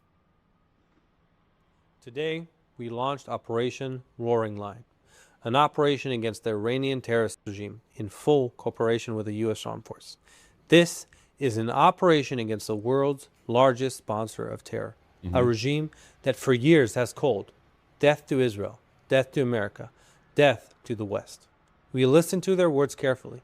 We watched their actions. And today, we acted. We acted because we had to. We launched this operation by seizing an operational opportunity, conducting coordinated strikes against high-level gatherings of senior figures within Iran's military and security leadership. We can now confirm that these senior Iranian regime officials were eliminated by the IDF. Ali Shamkhani, advisor to Khamenei on issues of defense and Secretary of the Defense Council. Muhammad Pakpour, commander of the IRGC. Muhammad Shirazi, head of the military bureau of the Iranian supreme leader for almost 40 years. Salah Asadi, the senior intelligence officer of the Supreme Command. Aziz Nasirzadeh, the Iranian defense minister, and others.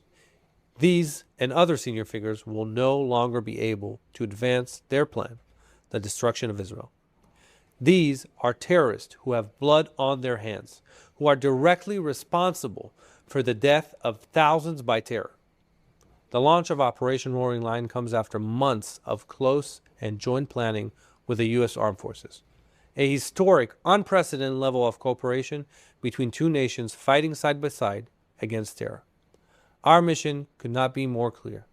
The IDF will continue to act to remove emerging threats against Israel because the price of inaction is too high. There you have it. There's the official IDF statement. I think this thing is wrapped up, in all honesty. I really do. Downton Annie says, as Iranians awaken to a new day and learn that their prayers have been answered, they will celebrate. Trump told them that they have our support and encouraged them to make it a better place. May God bless them all. And that is what we're all kind of waiting for. I think you're right. I think they will do that. I hope they do that. We'll see what they do. I mean, right now, Trump has put the ball in their court, right? We got to see what they do. Are they going to run with this? We had some uncorroborated report. In fact, you know what, Annie? I've got some news for you here. By the way, that's massive. Thank you.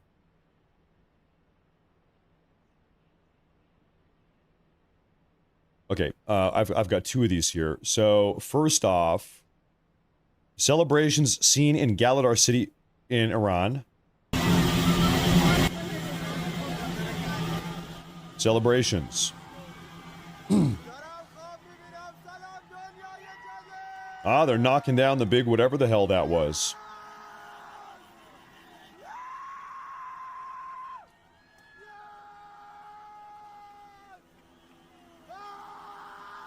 Seems like they're happy. They're probably burning all of this, pro-regime material.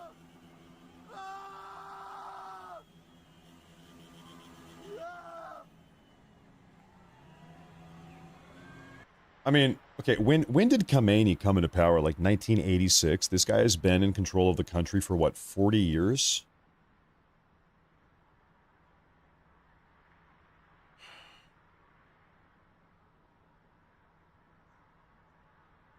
I'm just double checking.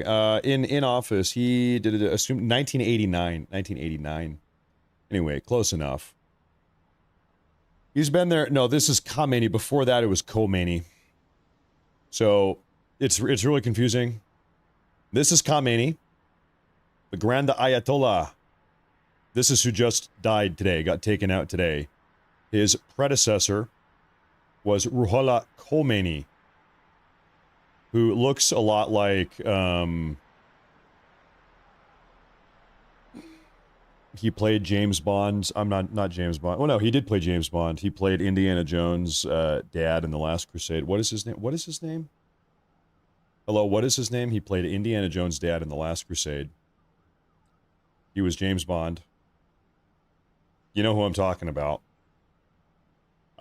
Sean, he looks like Sean Connery. He looks like Sean Connery, right? He kind of does with a beard.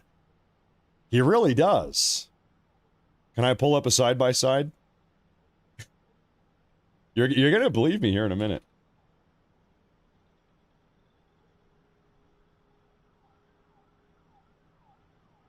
He does. Right? He kind of does. There. This is the one. Tell me I'm wrong. I'm not wrong. Tell me I'm wrong. I'm totally right about this. In fact, it could be him. Could be him. Might even be the same guy. I don't know. Anyway, so he was the predecessor. Anyway, he was the predecessor. It was Khomeini into Khamenei. That's how it went. But anyway, Khamenei, he was there for what, 35 years or almost 40 years.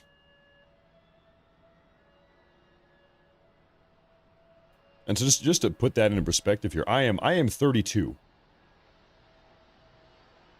So I'm just like imagining having a leader who's like this for literally my entire life. For my entire life, uninterrupted, he's the guy. He's the head honcho, and it's terrible, and life sucks.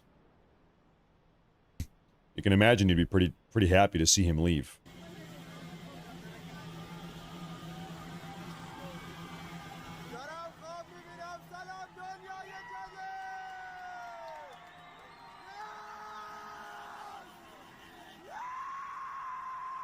John Biondo, hey, thank you. Hey, thank you very much for tuning in on Rumble. I appreciate that, sir. Thank you very much.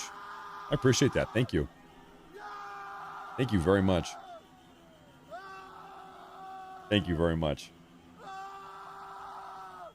This guy is having a meltdown. He must be very happy.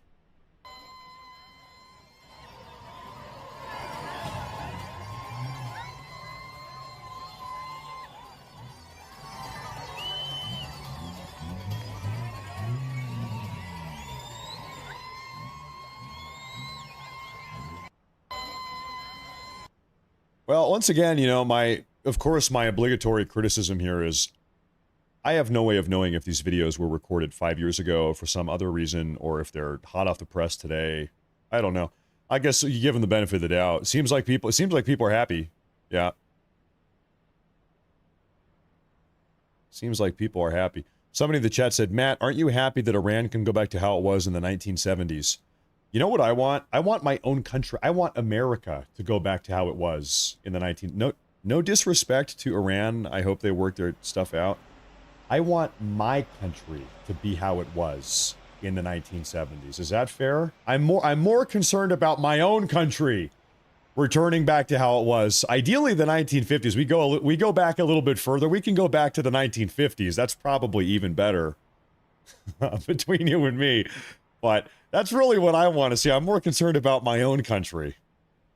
We got to rewind the clock back a little bit here. Make America great again. Make it the 1950s again. I'm homesick for a time I wasn't even alive for. I miss it so much, even though I wasn't even there.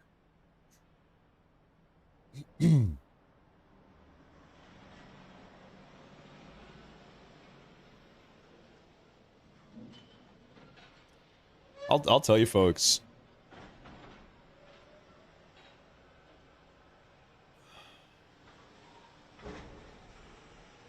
The news really I think it's just over. I think it's over. I think it is just over. For now. The Black Tomahawk cruise missile has been seen for the first time in strikes against Iran. We have gotten our first look at the Maritime Strike Tomahawk, and the missile appears to share some of the same coding as other Navy ship anti-ship. So this is a new type of Tomahawk missile, purportedly, that was used for the first time ever yesterday. For the first time ever, they're breaking out some of the new technology.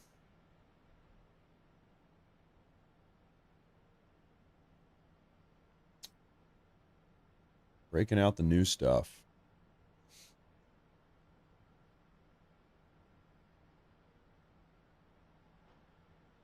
We're starting to get more footage of these celebrations that are breaking out across the country.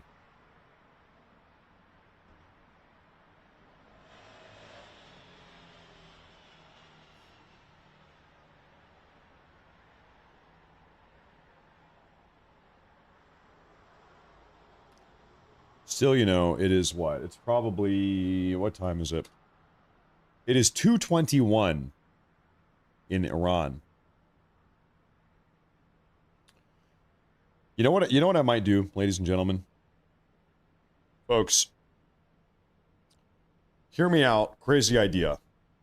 Right now it's dead. There's no news. There's nothing happening. Take a break, wrap it up, come back. I take a little nap, take a little nappy. Come back 5 or 6 hours. 5 or 6 hours from now, if things are going haywire again, if things are crazy again, at that point, it's sunrise. Sun has risen. I'll take a look. I'll see if it's going down. And if it is, then we will go live again.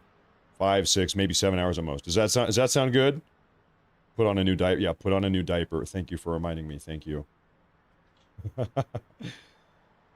But, you know, I think there's no point in sitting here when nothing's going on. So, how about this? Let's put a bow on it here. Come back 5, 6, 7 hours. See what's going on. Maybe we'll touch base again this evening, depending on how things have evolved here. But until then, ladies and gentlemen, I'm going to go take a nap. I want to say, man, thank you all very much for tuning in. This has been an historic day. Big news. Big news. Regime change potentially. Khamenei is dead. We got the presidential confirmation of that. Hopefully, things just de-escalate going forward and things remain peaceful. Sincerely. I'm going to see you guys probably later tonight. If not, I'll see you tomorrow. Thank you all. A lot of support. Super chats, new follows, Rumble, YouTube, everywhere. Thank you all very much. We have been here for 11 hours. 11 hours, one of the longest broadcasts of all time. So I'm going to go take a little power nap, and then we'll see where we are tonight. Thank you all very much. I'll see you when I see you. Until then, God bless. God bless everybody involved here, the Iranians, Israelis, everybody caught in between. God bless them all. Stay safe to you and everybody out there. And maybe I'll see you later tonight. Take care, folks. Thank you very much.